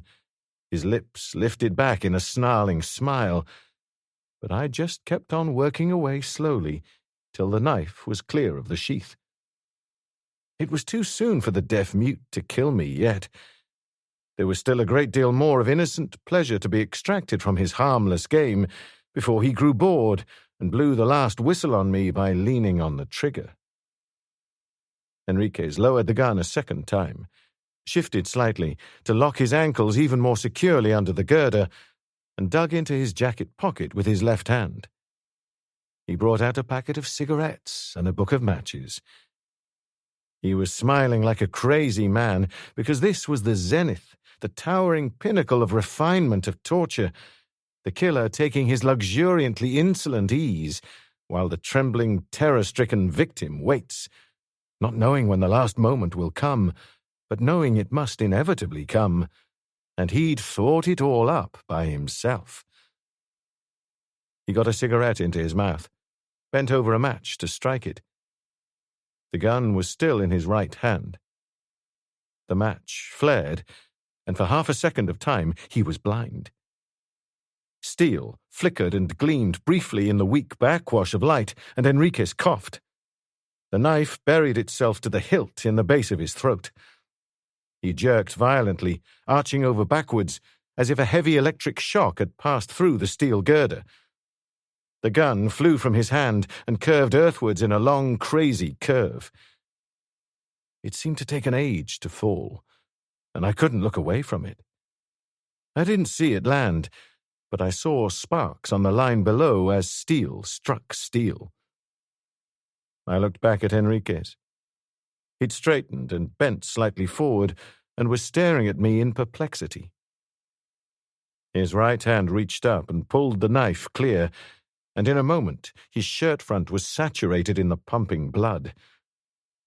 His face twisted in a snarl already tinged with approaching dissolution, and he raised his right hand up and back over his shoulder. The blade no longer gleamed in the lamplight. He leaned back to give impetus to his throw, and then tiredness came into the dark and evil face, and the knife slipped from his dying hand and clattered to the concrete below. The eyes closed, and he slipped to one side, slipped right over until he was beneath the girder and held only by his locked ankles. How long he hung like that, I couldn't later say. It seemed a very long time. And then, at last, in a weird slow-motion sequence, the ankles slowly unlocked, and he fell from sight. I didn't see him fall. I couldn't see him fall. But when at last I did look, I saw him far below, his broken body hanging limply over the gleaming ram of a gigantic hydraulic buffer. For Enriquez's sake, wherever he was now, I hoped the shades of his victims weren't waiting for him. I became vaguely aware that my cheek muscles were aching. I had been smiling down at the dead man. I had never felt less like smiling. Sick and dizzy and trembling like an old man with the ague, I made my way back across the girder by crawling on my hands and knees.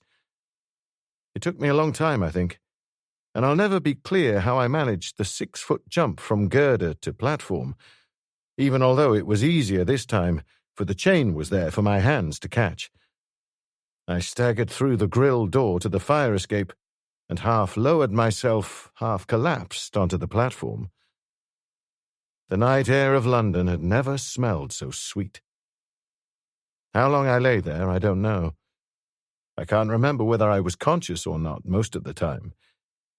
But it couldn't have been long, for when I looked at my watch, it was still only 10 minutes to 4. I pushed myself to my feet and made my way wearily down the fire escape. When I reached street level, I didn't even bother looking for my Webley.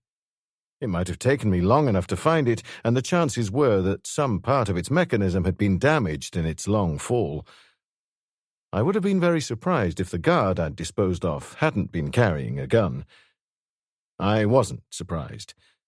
I didn't know what make of automatic it was, but it had a trigger and safety catch in the usual position, and that was all I wanted. I started to climb the fire escape again. I made the last 2 flights to the roof of the station on my hands and knees. Not from the need of stealth or secrecy, I just couldn't make it any other way. I was as far through as that. I rested for a bit with my back to the wall of the passenger lounge, then walked slowly across the concrete to the hangar in the far corner. A faint wash of light shone weakly through the open doors. It would be invisible from below, for the hangar doors opened onto the center of the heliport. The light came not from the hangar itself, but from what was inside it. The big 24-seater Voland helicopter that the intercity flights were now operating on their new routes. I could see the control cabin thrust away over the nose of the helicopter, and it was from there that the light was coming. I could see the head and shoulders of the pilot, hatless and in a grey uniform jacket, in the left-hand seat. In the right-hand seat sat Dr. Gregory. Circling the hangar, I came to the side door and pushed it back slowly on its oiled tracks. It made no sound. The base of the short flight of portable steps leading up to the open passenger door in the center of the helicopter's fuselage was less than 20 feet away. I pulled the automatic safety catch off from my coat pocket and crossed to the steps. If you could have heard a blade of grass growing, then you could have heard me going up those steps. The passenger cabin was also lit, but the illumination was poor. One single overhead lamp in line with the door. I poked my head cautiously through the doorway, and there, not 3 feet away, sitting with wrists bound to the armrests of the first of the backward-facing seats, was Mary. The bruise above her eye had swollen to duck-egg proportions. Her face was scratched and deathly pale, but she was wide awake and staring directly at me. And she recognized me. With my soot-blackened and battered face, I must have looked like a man from Mars, one, moreover, who's just managed to walk away from the smashed-up remains of his flying saucer. But she recognized me immediately. Her lips parted, her eyes stared wide, and I at once raised finger to mouth in the age-old gesture of silence. But I was too late. I was a lifetime too late. She had been sitting there in the black thrall of a hopeless and defeated misery and grief, with the bottom dropped from her life and nothing left to live for, and now her husband, whom she surely knew to be dead, had returned from the land of the dead, and the world was going to be all right again, and if she had not reacted immediately and instinctively, then she would not have been human. "Pierre!" Her voice was part shock, part hope, all wonder and joy. "Oh, Pierre!" I wasn't looking at her. My eyes were on one place only, the entrance to the pilot's cabin. So was my gun. From up front came the sound of a dull blow, then Gregory appeared, one hand clutching a gun, the other above his head to steady himself as he peered through the low archway. The eyes were narrowed, but the rest of the face still and cold. The gun, curiously, was hanging by his side. I shifted mine slightly till it centered on his forehead and increased the tension on the trigger. "The end of the road, Scarlatti," I said, "and the end of my long wait for you. There'll be nobody coming here tonight. Only me, Scarlatti. Only me. Chapter 13. Cavell! Grigori hadn't realized who I was until I had spoken, and now the swarthy face paled, and he stared at me like a man seeing a ghost, which, for Grigori, was exactly what I was. Cavell! It's impossible. Don't you wish it were, Scarlatti? Into the cabin, and don't try lifting that gun. Scarlatti? He didn't seem to have heard my order. The second shock had staggered his mind, already reeling from the first. He whispered, How do you know? 5 hours since Interpol and the FBI gave us your life history. And quite a history it is. Enzo Scarlatti, one-time graduate research chemist who became the big-time czar of American crime in the Midwest. Extortion, robberies, killings, machines, drugs, the lot. The great kingpin, and they could never lay a finger on you. But they got you in the end, didn't they, Scarlatti? The usual. Income tax evasion. And then they deported you. I advanced 2 paces towards him. I didn't want Mary in the line of fire when the war started. Right into the cabin, Scarlatti. He was still staring at me, but his face underwent a subtle change. The man's resilience, his powers of mental recuperation were fantastic. He said, slowly, We must talk about this. Later. Inside, now. Or I'll drop you where you stand. No, you won't. You'd like to, but not yet. I know when I look at death, Cavell. I'm looking at death now. You wish me to come and sit down in a chair, and then you will kill me. But not until I am in that chair will you kill me. I took another step towards him, and his left hand came into view. This is what you are frightened of, isn't it, Cavell? You are afraid that I might have one of those in my hand, or on my person, that would smash when I fell. Isn't that it, Cavell? That was it, indeed. I stared down at the ampoule in his hand, the little glass vial, and the sealed blue plastic top. He went on, his face strained and tight.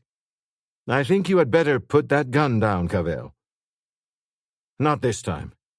As long as I have this gun pointing between your eyes, you won't try anything. The moment I put it down, you let me have it with your own gun. And I know now what I didn't know before. You won't use that ampoule. I thought you were insane, Scarlatti, but I know now. You were only using the threat of insanity to terrify us into doing what you wanted. But I know you now, and I know your record. You may be crazy, but you're crazy like a fox. You're as sane as I am. You won't use that thing. You value your own life, the success of your plans, too much. Wrong, Cavell. I'll use it. And I do value my life. He glanced quickly over his shoulder, and then turned back to me. 8 months now, since I entered Mortyn. I could have had the vaccine out any time I liked, but I waited. Why? I waited till Baxter and MacDonald had successfully developed an attenuated strain of the Satan bug, a strain still deadlier than the botulinus toxin, but with an oxidization life of only 24 hours. I waited till they had come across the precise combinations of heat, phenol, formalin, and ultraviolet to produce a killer vaccine for this weakened strain. He held the vial between finger and thumb. In this glass, the attenuated Satan bug. In my bloodstream, the inactivated microorganisms we have produced against it. This cyanide was bluff. I don't need cyanide. You will understand why Baxter had to die. He knew about the new virus and vaccine. I understood. You will understand also that I am not afraid to use it. I will—" He broke off, the swarthy face suddenly cold and grim. "What was that?" I'd heard it too. 2 short bursts of harshly metallic sound, like a riveter's gun, only 5 times as fast. "Why, don't you know? That was the Merlin Mark II, Scarlatti, the new type of rapid-fire machine carbine issued to NATO forces." I looked at him consideringly. "Didn't you hear what I said? There's no one else coming tonight. Only me." "What are you saying?" he whispered. I could see his knuckles whiten as his left hand clenched involuntarily over the glass vial. "What are you talking about?" "About all your friends that won't be seeing their homes again for many years to come. About all the scum, the top scum, admittedly, of the criminal world, who have vanished so mysteriously in recent weeks from their haunts in London, America, France, and Italy. All the top specialists in oxyacetylene work, nitroglycerine, combination twiddling, and what have you. The world's best at blowing and opening vaults and safes. We knew weeks ago from Interpol that those men had disappeared. We did not know that they had all been assembled together in the same place, here, in London." The dark, glowing eyes stared into mine. The breath whistled thinly between his teeth. His face was like a wolf's. "The FBI regard you as the best planner and organizer they've been up against since the war, Scarlatti. It's quite a compliment, isn't it? But deserved. You had us all fooled. This insistence on knocking down Mortyn, this demonstration of the botulinus drug in East Anglia, this pretense that you were unaware that 3 of the vials you had stolen were of the Satan bug strain, this apparent ignorance of the effects of the Satan bug. You had us all convinced that we were dealing with a madman. We were sure that this threat against the square mile of London was to achieve the destruction of Mortyn, to satisfy the whims of a lunatic. Then we thought it was part of a communist plot to destroy our last but most powerful line of defense. It was only a few hours ago that we realized that this threat against the heart of London had one purpose and one purpose only: to empty the heart of London, to evacuate it so that not one person remained. In this small area of London are a score of the greatest banks in the world. Banks bulging with the negotiable currencies of 50 nations. Banks with fortunes in bullion. Banks with safe deposits containing jewels that would ransom a dozen millionaires. And you were going to take the lot, weren't you, Scarlatti? Your men and equipment have been hidden in empty buildings or innocent-seeming vans since last evening. All they had to do was to walk into the banks during the hours of darkness after the last man had vanished. There would be no trouble. Every one of those banks has a double security system, guards and automatic alarms that ring in any of the local police stations. But the guards had to leave, hadn't they? They didn't want to die from botulinus toxin. As for the burglar alarms, some of your men with access to the electricity board's wiring diagrams, that would cause no trouble, pulled the switches, blew the fuses, tripped the overload coils, or cut the cables supplying electric power to this area, which is why the city is in darkness, which is why no alarm bells would ring in the police stations.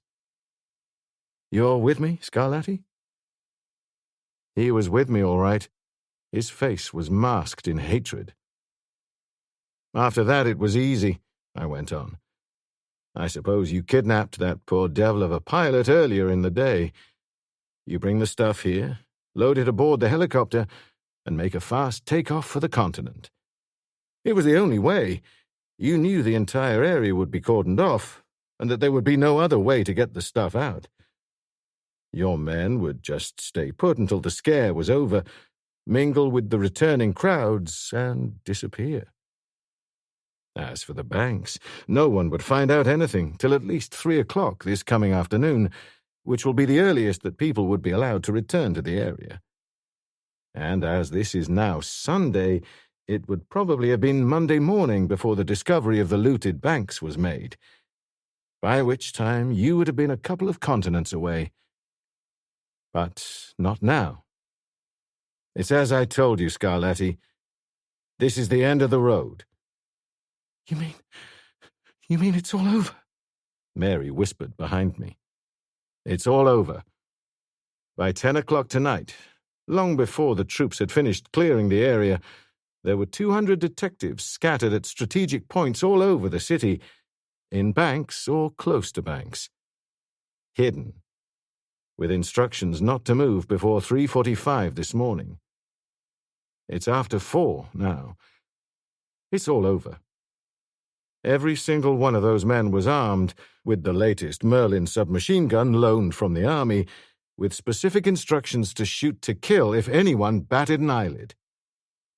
That noise we heard a couple of minutes ago, someone must have batted an eyelid.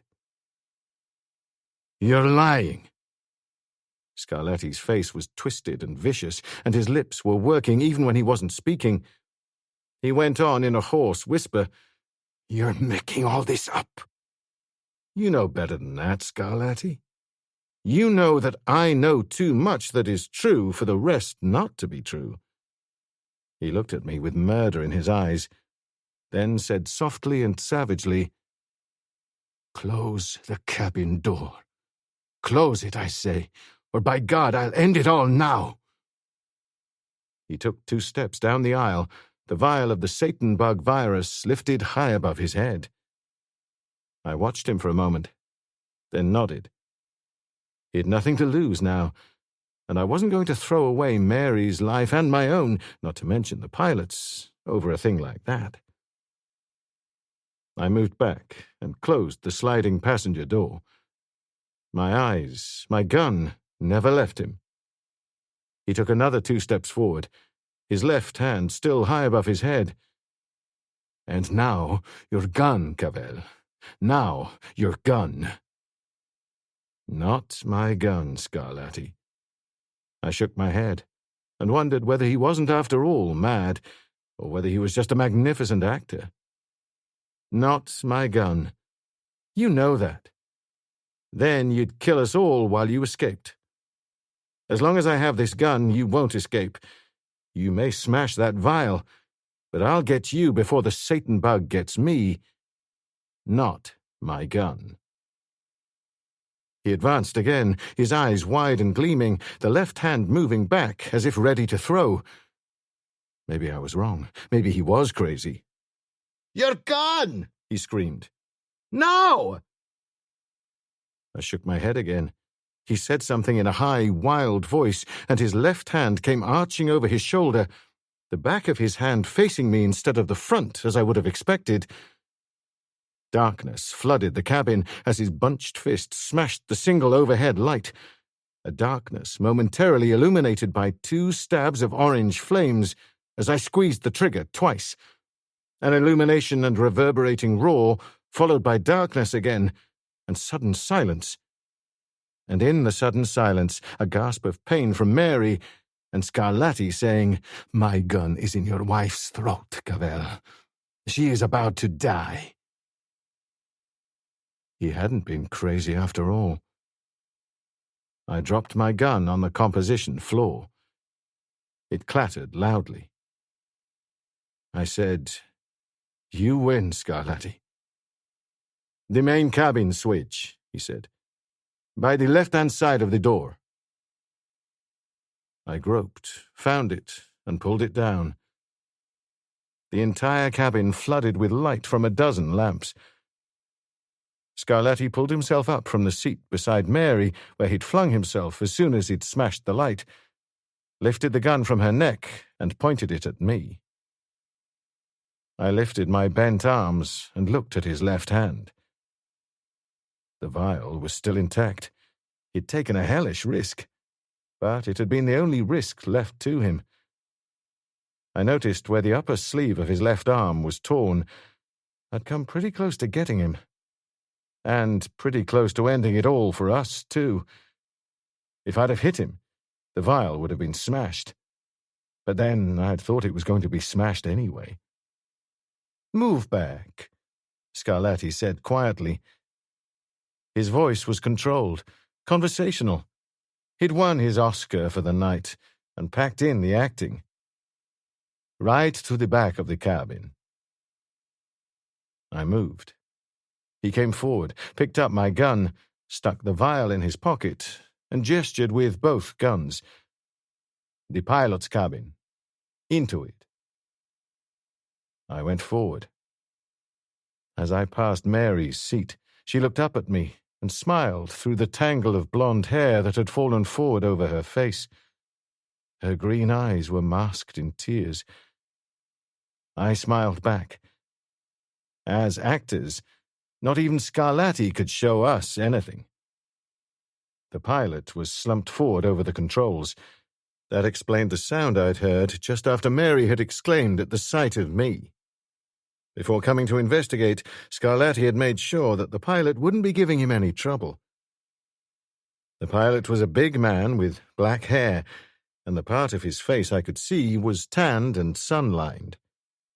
At the back of his head, a little blood oozed through the dark hair. "Into the co-pilot's seat," Scarlatti ordered. "Wake that man up." "How the hell can I?" Under the unwavering eyes of the two pistol barrels, I eased myself into the seat. "You coshed the poor devil." "Not hard," he said. "Hurry up." I did what I could. I'd no option. I shook the pilot, slapped his face gently and spoke to him, but Scarlatti must have hit him harder than he thought. In the circumstances, I thought grimly, he hadn't had much time for finesse. Scarlatti was becoming impatient and as nervous as a cat, staring out through the windscreens towards the hangar doors. For all he knew, there was a regiment of soldiers or police out there in the darkness. He wasn't to know that I'd begged and pleaded with the general and Hardanger to be allowed to go alone. Secrecy and stealth, not only offering the only chance of saving Mary's life, but also being far less liable to panic Scarlatti into indiscriminate use of the Satan bug. I'd certainly done a great job. After 5 minutes, the pilot stirred and awoke. He was as tough as he looked, for he came out of the unconsciousness fighting mad, and it was all I could do to hold him off until the ungentle nudging on the back of his neck from Scarlatti's pistol let him know he was picking on the wrong man. He twisted round in his seat, recognized Scarlatti, and said a few words to him that left no doubt but that he came from the other side of the Irish Sea. What he had to say was interesting, but irrelevant and unprintable. He broke off when Scarlatti stuck the barrel of a pistol into his face. Scarlatti had an unpleasant habit of sticking pistol barrels into people's faces, but he was too old to be cured of it by now. "Get this helicopter airborne," Scarlatti ordered. "Now." "Airborne?" I protested. "He's not fit to walk, far less fly." Scarlatti prodded him again. "You heard me. Hurry." "I can't." The pilot was sullen and savage at the same moment. "It has to be towed out. Can't start the engines in here. Exhaust fumes and fire regulations. The hell with your regulations," Scarlatti said. "She can roll under her own power. Don't you think I checked, you fool? Get moving." The pilot had no option, and he knew it. He started his engines, and I winced as the deafening clamour echoed back at us from the narrow metallic confines of the hangar walls. The pilot couldn't have liked it any more than I did. Either that, or he knew it was dangerous to linger. Whatever the reason, he lost no time. He engaged the two giant rotors, moved the cyclic pitch to tilt the blades forwards and downwards, and released the brakes. The helicopter began to roll. 30 seconds later, we were airborne. Scarlatti, more relaxed now, reached for a rack above his head and handed me a square metal box. He reached again, and this time brought down an ordinary close-mesh string bag. "Open the box and transfer the contents into this bag," he said curtly. "I advise you to be careful. You will see why." I saw why, and I was very careful. I opened the box, and there, packed in straw, lay 5 chromed steel flasks. Under his direction, I opened each in turn, and with infinite gentleness laid 5 glass ampoules inside the net bag. 2 with blue tops, 2 vials of the Satan bug, 3 with red tops, 3 vials of botulinus toxin. Scarlatti handed me another blue-topped vial from his pocket. That made 6 altogether. I placed that in also, gingerly gathered up the string bag, and handed it back to Scarlatti. It was cold inside that cabin, but I was sweating as if I were in a steam bath, and it took an effort of will to keep my hands steady.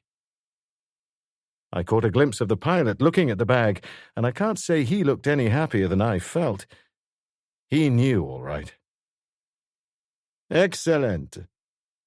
Scarlatti took the bag from me, reached back into the passenger aisle, and placed the bag on the nearest seat. You will be able to convince our friends that I am not only willing but ready to carry out my threat. I don't know what you're talking about. You will. I want you to make a radio call and get in touch with your father-in-law, and then give him a message. He turned to the pilot. You will keep circling above the heliport. We will be returning there shortly. I said, I don't know how to operate the damned radio. You've just forgotten, he said soothingly. He was getting too confident of himself for my liking. You will remember. A man who has spent his life in his country's intelligence service and cannot operate a transmitter? If I take a walk back into the passenger cabin and you hear your wife scream, do you think you will remember then? What do you want me to do? I asked savagely. Get on the police wavelength. I don't know what it is, but you're bound to. Tell them that unless they immediately release all my captured men and the money they have, I shall be compelled to drop botulinus and Satan bug toxins over London. I have no idea where they will fall, nor do I greatly care. Further, if any attempt is made to follow, trace, or capture me or my men, I shall use toxin regardless of consequences. Do you see a flaw, Cavell? I said nothing at once. I stared ahead through the high-speed windscreen wipers into the rain and darkness. Finally, I said, I see no flaw. I'm a desperate man, Cavell, he said with quiet intensity. When they deported me from America, they thought I was completely finished. Completely. A has-been. I was laughed out of America. I was, and am, determined to show them all how wrong they were. To bring off the biggest criminal coup of all time. When you intercepted us in that police car this evening, much that I said was false. But this one thing was true. I shall achieve this ambition, regardless of cost, or shall die trying. I am not acting now. Nothing is going to stop me. Nothing on this earth is going to thwart me at this very last moment. They should not have laughed at Enzo Scarlatti. I am in the most deadly earnest, Cavell. You believe me? I believe you. I shall not hesitate to do exactly as I threaten. You must convince them of that. You've convinced me, I said. I can't speak for the others. I'll try. You had better succeed, he said evenly. I succeeded. After a few minutes twiddling and dial twisting, I managed to get through on the police wavelength. There was a further delay while the call was relayed and rerouted by phone, and then I heard Superintendent Hardanger's voice. Cavell here, I said. I'm in a helicopter with... Helicopter? He swore. I can hear the damn thing, almost directly above. What in God's name? Listen, I'm here with Mary and a pilot of the intercity lines, a Lieutenant... I glanced at the man beside me. Buckley, he said harshly. Lieutenant Buckley. Scarlatti has the drop on us all. He's got a message for you, for the General. So you fouled things up, Cavell, Hardanger said savagely. God above, I warned you. Shut up, I said wearily. This is his message. You'd better listen. I told them what I'd been told to say, and after a pause, the General's voice came through on the earphones. No reproaches, no time wasting. He said, "What chance that he's bluffing? Not one in the world. He's in deadly earnest. He'll wipe out half the city sooner than fail. What's all the banknotes and bullion in the world compared to 1,000,000 lives?" You sound as though you were afraid. The General's voice came softly. I'm afraid, sir. Not just for myself. I understand. I'll call back in a few minutes. I removed the earphones. I said, "A few minutes. He has to consult." "That is understandable." He was leaning back negligently now, one shoulder against the doorway, but the guns as steady as ever. He hadn't the shadow of a doubt about the outcome now. I hold all the cards, Cavell. He wasn't exaggerating any. He held all the cards all right. They couldn't afford not to let him win. But far back in my mind was the first stirrings of hope that he might yet lose the last trick of all. A despairing 1 in 1,000,000 hope. But then I was a man in the extremes of despair and willing to gamble on a 1 in 1,000,000 chance. And it would all depend upon so many imponderable factors. Scarlatti's state of mind, the confidence and fractional lowering of relaxation that might, just might, come with the knowledge that the day was finally his. Lieutenant Buckley's acuteness, intelligence, and cooperation, and my speed of reaction. The last was the biggest if of all. The way I felt, if Scarlatti could cope with an ailing nonagenarian, then he shouldn't have much trouble with me. The earphones crackled. I slipped them on, and the General's voice came through. He said, without preamble, "Tell Scarlatti, we agree." "Yes, sir. I'm most desperately sorry about it all." "You did what you could. That's over. Our first concern now must be to save the innocent, not to punish the guilty." One of the earphones was knocked forward, none too gently, and Scarlatti said, Well? "He agrees," I said wearily. "Good. I'd expected nothing else. Find out how long the release of my men and money will take, when the police would expect to be clear of the area." I asked and told him the answer. "Half an hour." "Again, excellent. Switch off that radio. We shall cruise around for that length of time and then descend." He leaned back comfortably against the doorway and, for the first time, permitted himself to smile. "A small hold-up in the execution of my plans, Cavell, but the ultimate results will be the same. I cannot tell you how much I look forward to seeing tomorrow's headlines in all the American newspapers, which so contemptuously wrote me off as a non-entity and washed-up has-been when I was deported 2 years ago. It will be interesting to see how they set about eating their words." I swore at him without enthusiasm, and he smiled again. The more he smiled, the better for me, I hoped. I slumped down in my seat, huddled in bitter dejection, and said sullenly, "Any objection if I smoke?" "None at all." He put one pistol in his pocket and handed me cigarettes and matches. "With my compliments, Cavell." "I don't carry exploding cigars around with me," I growled. "I don't suppose you do." He smiled again, He was really going to town tonight. You know, Cavell, bringing this off gives me an immense satisfaction. But almost as much I get from outwitting an opponent like yourself. You have given me more trouble and more nearly caused my downfall than any man I have ever met. Except the income tax inspectors of America, I said. Go to hell, Scarlatti. He laughed. I drew heavily on my cigarette, and at that moment, the helicopter shuddered slightly as it lifted over some rising current of warmer air. This was my opening.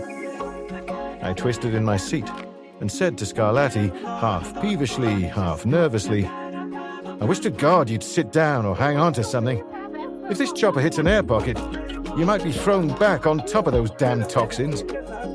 Relax, friend, he said comfortably. He leaned his back against the doorway and crossed his legs. You don't get air pockets in weather like this. But I wasn't really listening to him, and I certainly wasn't looking at him. I was looking at Buckley, and then I saw Buckley looking at me. Not a movement of the head, just a sideways shift of the eyes that Scarlatti behind him couldn't see. He lowered one eyelid in a low wink. No question, the big Irishman caught on fast. He dropped one hand negligently from the controls and laid it on his leg. He rubbed his hand down his thigh till the fingers stretched out horizontally over his kneecap, and then his fingers dipped sharply into a vertical position. I nodded twice, slowly, staring out the windscreen so as not to give any significance to the action. It wouldn't have meant anything to even the most suspicious, and by now, Scarlatti was too confident and content to go looking for signs of trouble where none existed. He wouldn't be the first man who relaxed too much when the game seemed overwhelmingly as good as won, and finished up at the losing end when the final whistle blew. I glanced at Buckley and saw his lips frame the word now. I nodded a third time and braced myself. Out of the corner of my eye, I saw Scarlatti shift his position slightly as Buckley eased the helicopter a fraction upwards. His legs were still crossed. Suddenly, Buckley thrust the cyclic pitch right forward, at the same time banking heavily, and Scarlatti, completely off balance, pitched headlong forwards almost directly on top of me. I had twisted and half risen to my feet as he came lurching towards me. My roundhouse right caught him a fraction too high, just on the breastbone, and his guns went flying wildly to clatter against instrument panel and windscreen. Scarlatti went berserk. Not viciously fighting mad, but completely berserk. Knees, feet, teeth, fists, head, elbows, he used a lot on me, smashing me back in my seat and utterly ignoring the blows rained on him in return. He growled and screamed alternately like some wounded animal, battering at me with frightening power and speed and with everything he could bring to bear. I was 20 years younger and 20 pounds heavier, but I couldn't even begin to hold him. I felt the blood begin to hiss dangerously in my ears. My chest felt as if a giant vice were crushing it in half. And then, seconds before I knew I was going to pass out, the insensate battering suddenly stopped, and he was gone. Dazed, bleeding, half crazed with pain, I tore myself out of the seat and went after him. The helicopter was still in its dive, and Scarlatti was scrambling desperately up the aisle, pulling at the seats to give him purchase against the force of gravity. And he could use only one hand. The other held the bag with the botulinus and Satan bug viruses. Momentarily crazed, Scarlatti may have been, almost certainly was, but there was still one corner of his mind working. He could no longer threaten us directly with the Satan bug. 4 seconds after the release of the viruses, the helicopter, with a dead pilot at the controls, would have crashed into the streets of London with Scarlatti, the only person left alive aboard it, hopelessly trapped. He reached the door before I was halfway up the aisle. He grabbed the handle and tried to slide it open, but found it impossible against the pull of the plummeting plane. He braced his feet against the seat next to Mary's and hauled with all the power he had, his swarthy face crimsoning with the effort. Slowly, inexorably, the door began to slide open, and I was still 6 feet away.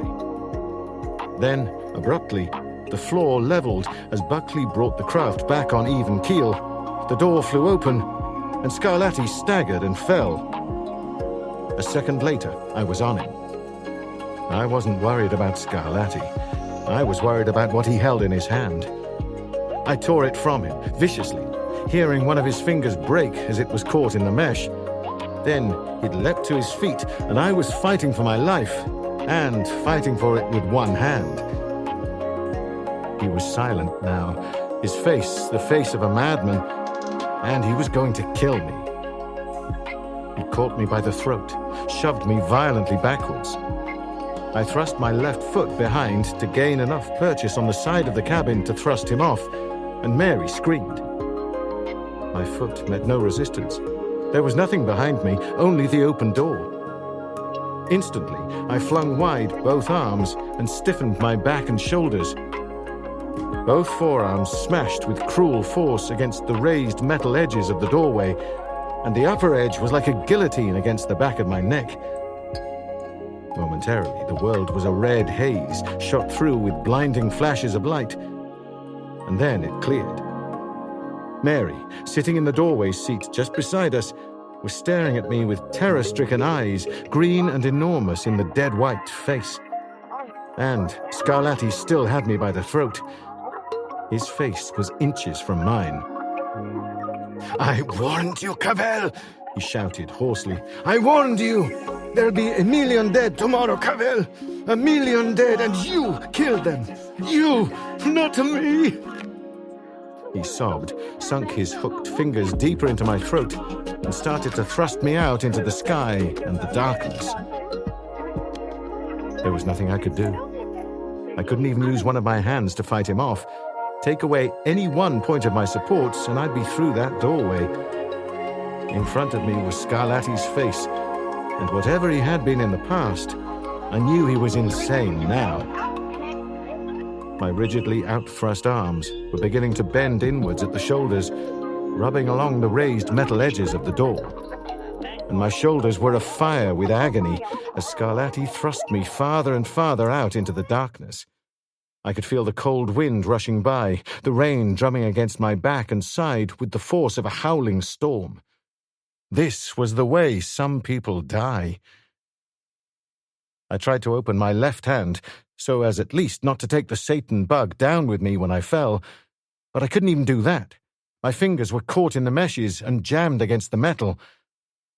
It was then that Mary broke through her terror-ridden thrall. She was tied to the arms of her seat, but her feet were free, and suddenly she jackknifed herself and kicked up with both legs with all the strength that was in her. She was wearing Italian shoes, and for the first time in my life, I put up a prayer of thanksgiving for those sharply pointed monstrosities. Scarlatti cried out with pain as they caught him just behind the right knee. His leg sagged, and for the one moment that was the only moment I would ever have, his grip on my throat slackened. With a convulsive jerk of arms and neck, I braced myself forward, my left leg swinging high, and he staggered backward. And then I was clear of the door, chopping aside his snarling, crouched figure as I passed him and ran up the aisle. I didn't run far. Buckley was coming through the doorway at the other end, a gun in his hands. I wondered dimly what in the name of God had kept him until now. It shouldn't have taken more than 10 seconds to set the helicopter on automatic pilot and scrabble around for a gun after he'd straightened out. And then I realized that no more time than that had passed since he had straightened out the helicopter. It had only seemed like an eternity, that was all. He saw me coming, threw the gun to me. I caught it, taking care even at that moment not to let it strike anywhere near the viruses. I whirled, gun in hand, but Scarlatti wasn't coming for me anymore. He was standing quietly by the doorway, still doubled over with pain. His eyes were on me, but they didn't seem crazed anymore. He straightened slowly and said, "Don't bother to fire, Cavell." "I won't fire," I said. "End of a dream," he said conversationally. He was standing close to the doorway. The wind and the rain were driving in hard against him, but he didn't even seem to notice it. "Maybe this is the way the dreams of people like myself always end." He paused, then looked at me almost quizzically. "You never really expected to see me in the Old Bailey." "No," I said. "I never really expected it." "Can you see a man like me on trial for my life?" he persisted. "I can't see it," I said. He nodded, as if in satisfaction. He took a step nearer the open doorway, then turned again. "But it would have been nice," he said, "to see what they would have said in the New York Times." His voice was almost sad. Then he turned away and stepped out into the darkness. I cut Mary loose and chafed the blood back into her hands, while Buckley went forward to contact the police and call off their flying squad cars.